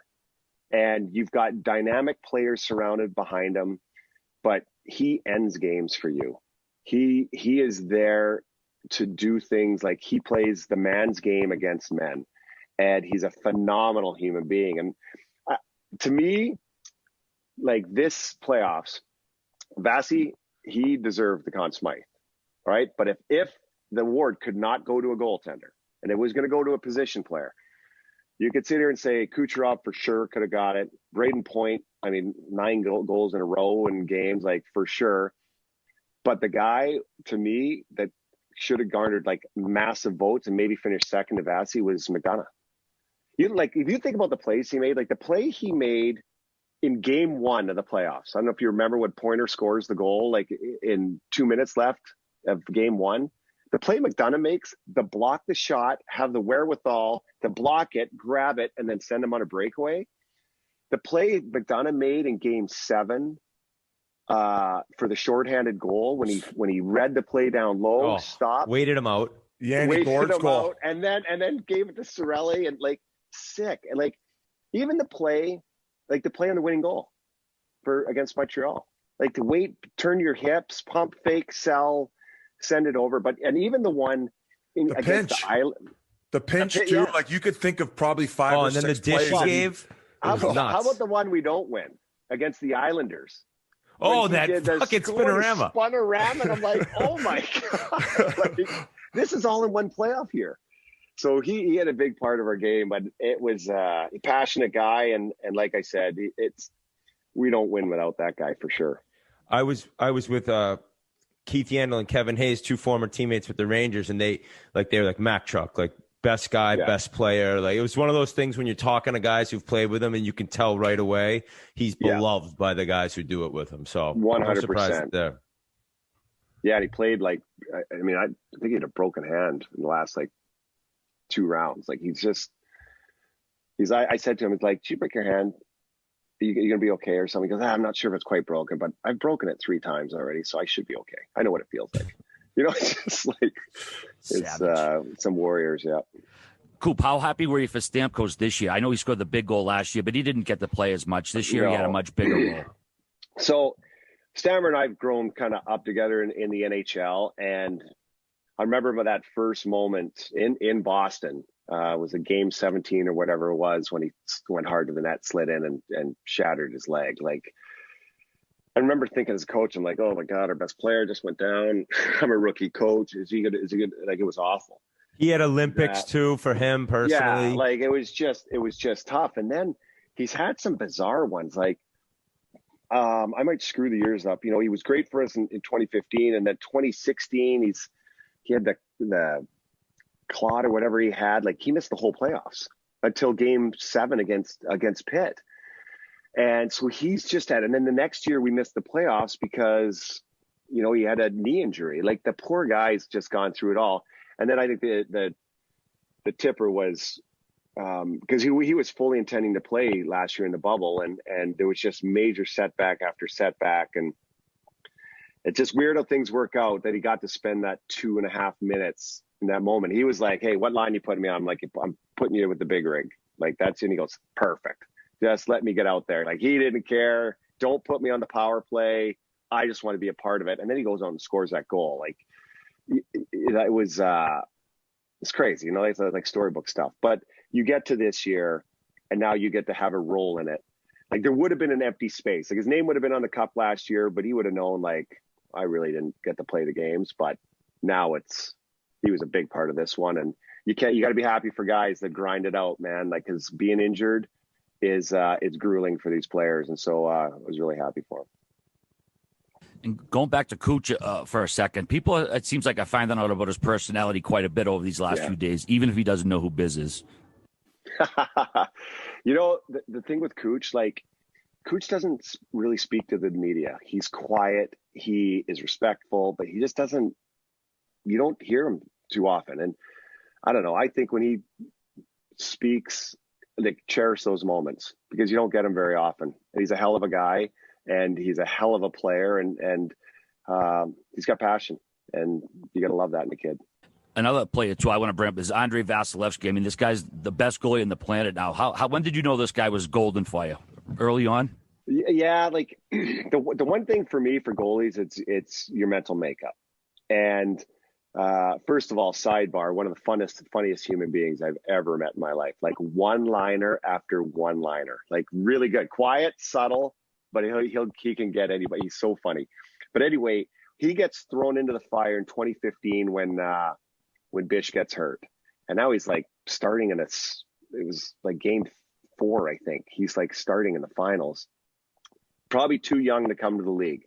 But you could see on pure athleticism, like, this guy has it. But it's like, all right, the mental makeup. Can he turn the page on a goal? Like, how stressed he is. And the one thing, if he had a fault, and I can't believe I'm going to say this out loud, like, there's the cliche, always first on the ice, first on, last off. Well, that gets thrown around too much because, like, not all the guys can be that. Only one guy can be that. Well, that was Vasilevsky. And over the years, like, I think Franz, our goalie coach, like, you had to pull him back. Like, he never wanted to miss a pregame skate. We had to say, no, you can't go out on the ice. Like, he worked so hard. And when he figured out the mental side of his game of, like, you know what, I let's channel my energy. Like, he had some tough games. Like, he'd face 45 shots, and then a goalie the next night he might face 15.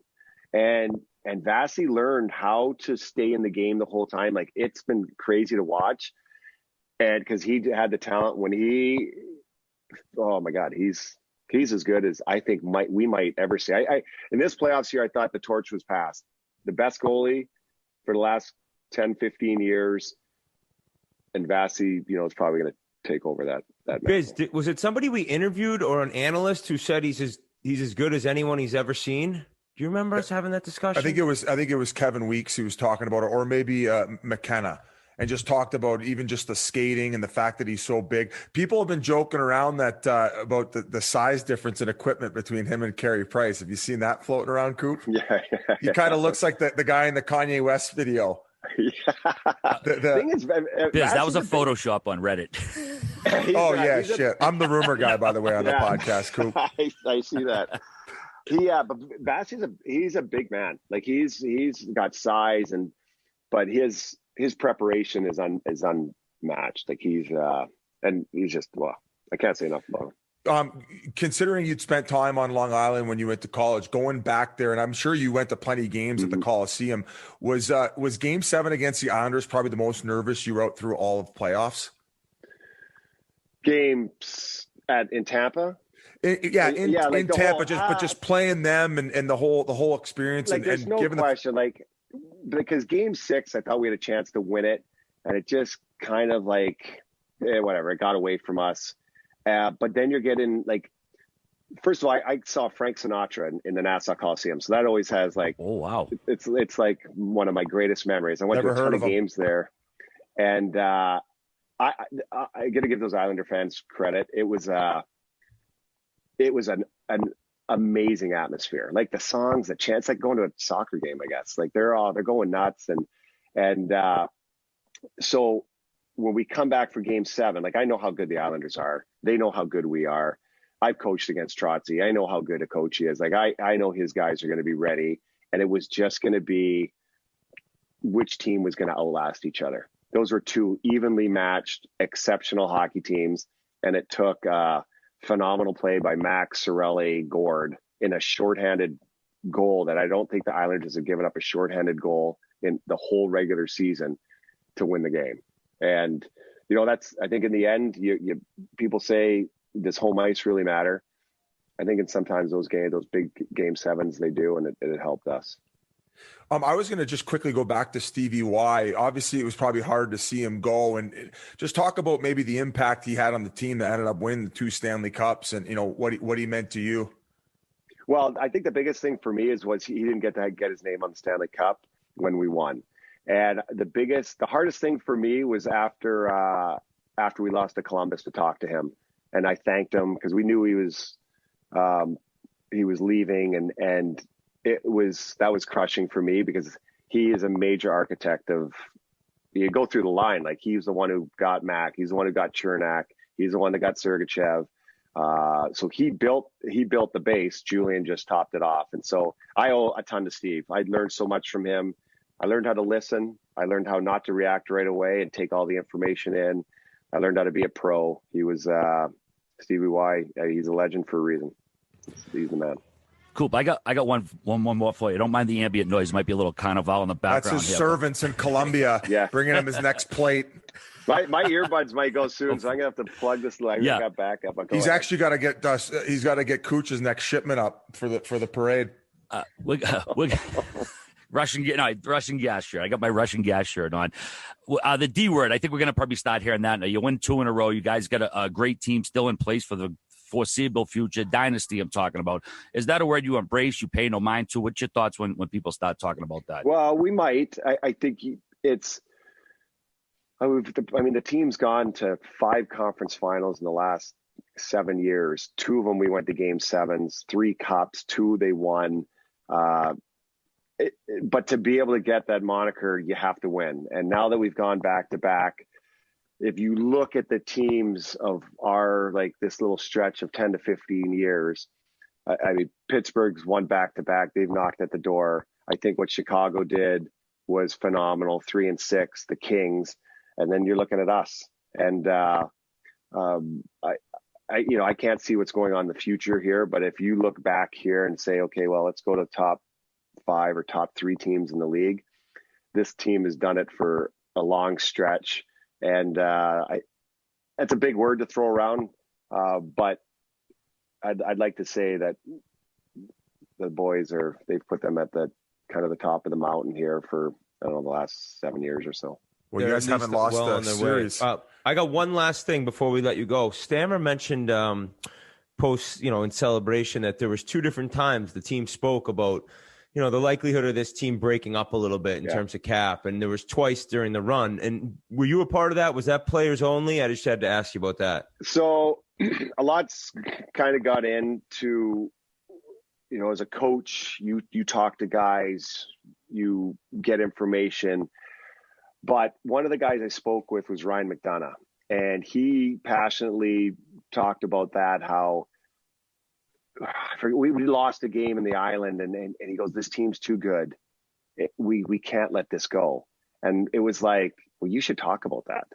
And you should talk to Stammer about that. And I don't know if it was Stammer or Mac went to Stammer, and then they kind of got together. And I remember on the plane, they were, I talked to Stammer afterwards, and he's like, we're going to get together as a group, and Mac's going to speak. I'm going to speak. I think Hetty was going to speak. Maroon was going to speak. I don't know exactly who did, but they knew, like, there was no guarantees what was going to be with this team. And I think, as a coach, I say this, like, bad teams, no one leads. Good teams, coaches lead. Great teams, players lead. And that's what you need. And when the players take over like that, for me, it's gravy, because I know that they're going to lock it in, and they found the motivation to do it because they didn't want the season end with this group, knowing with expansion, cap, and everything, they probably weren't going to be together as this group again. Hey, we can't thank you enough. You gave us a lot of time. The parade's coming up tomorrow. Congratulations once again. Personally, I think you should probably give the ring back when you get it, because you guys were over the cap, and I agree with all these people. No, I'm fucking around. I appreciate it, and congrats. No, and like I said, I never really knew what a podcast was until the pandemic and started listening, and then I got into it. I never understood, like, what people record something and then play it like 4 days later, like this works. And now I'm a podcast addict. I like listen to different things, and big fan of you guys. You guys do an awesome job. One day I'm gonna have to send you the picture of a golf tournament that I played in with Jeff Blashill, and we wore at Gauzer. We wore Spittin Chiclet t-shirts. It's a sick pic, but I haven't sent it. I'll have to send it to you guys. Hey, here's the good news. We got golf merchandise now, and maybe we'll get you for a sandbagger down the road. Yeah. And then we'll show you who the real champions are, buddy. Yeah, you got to get some of the boys.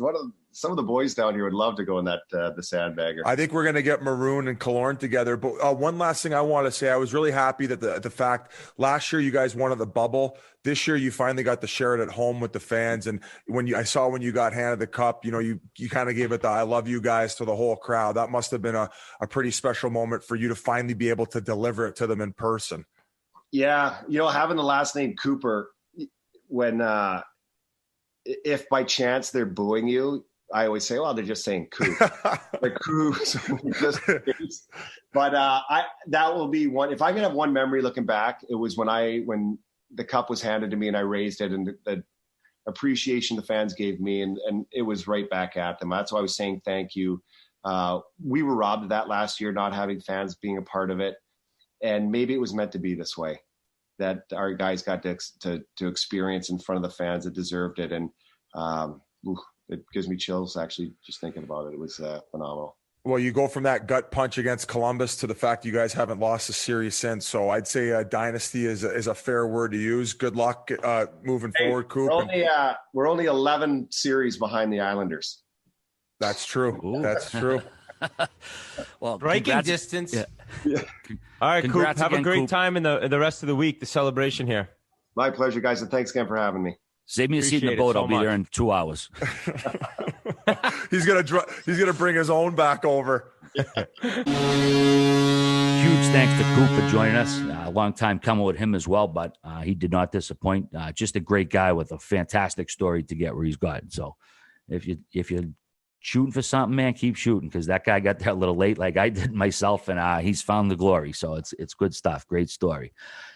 Hey, there's not much worse than looking for a job and the accompanying stress that comes with it. The applications, getting ghosted, the monotony. It's not fun. ZipRecruiter knows that the general experience of looking for a job is pretty sucky. That's why they figured out a way to make it unsucky. When you sign up on ziprecruiter.com/easy, you can create a free profile. Then you get matched to great jobs plus a lot more. ZipRecruiter will proactively pitch your profile to employers whose jobs match your experience. Unlike with other job sites, if an actual person from the company really likes what they see, they can personally invite you to apply to their job.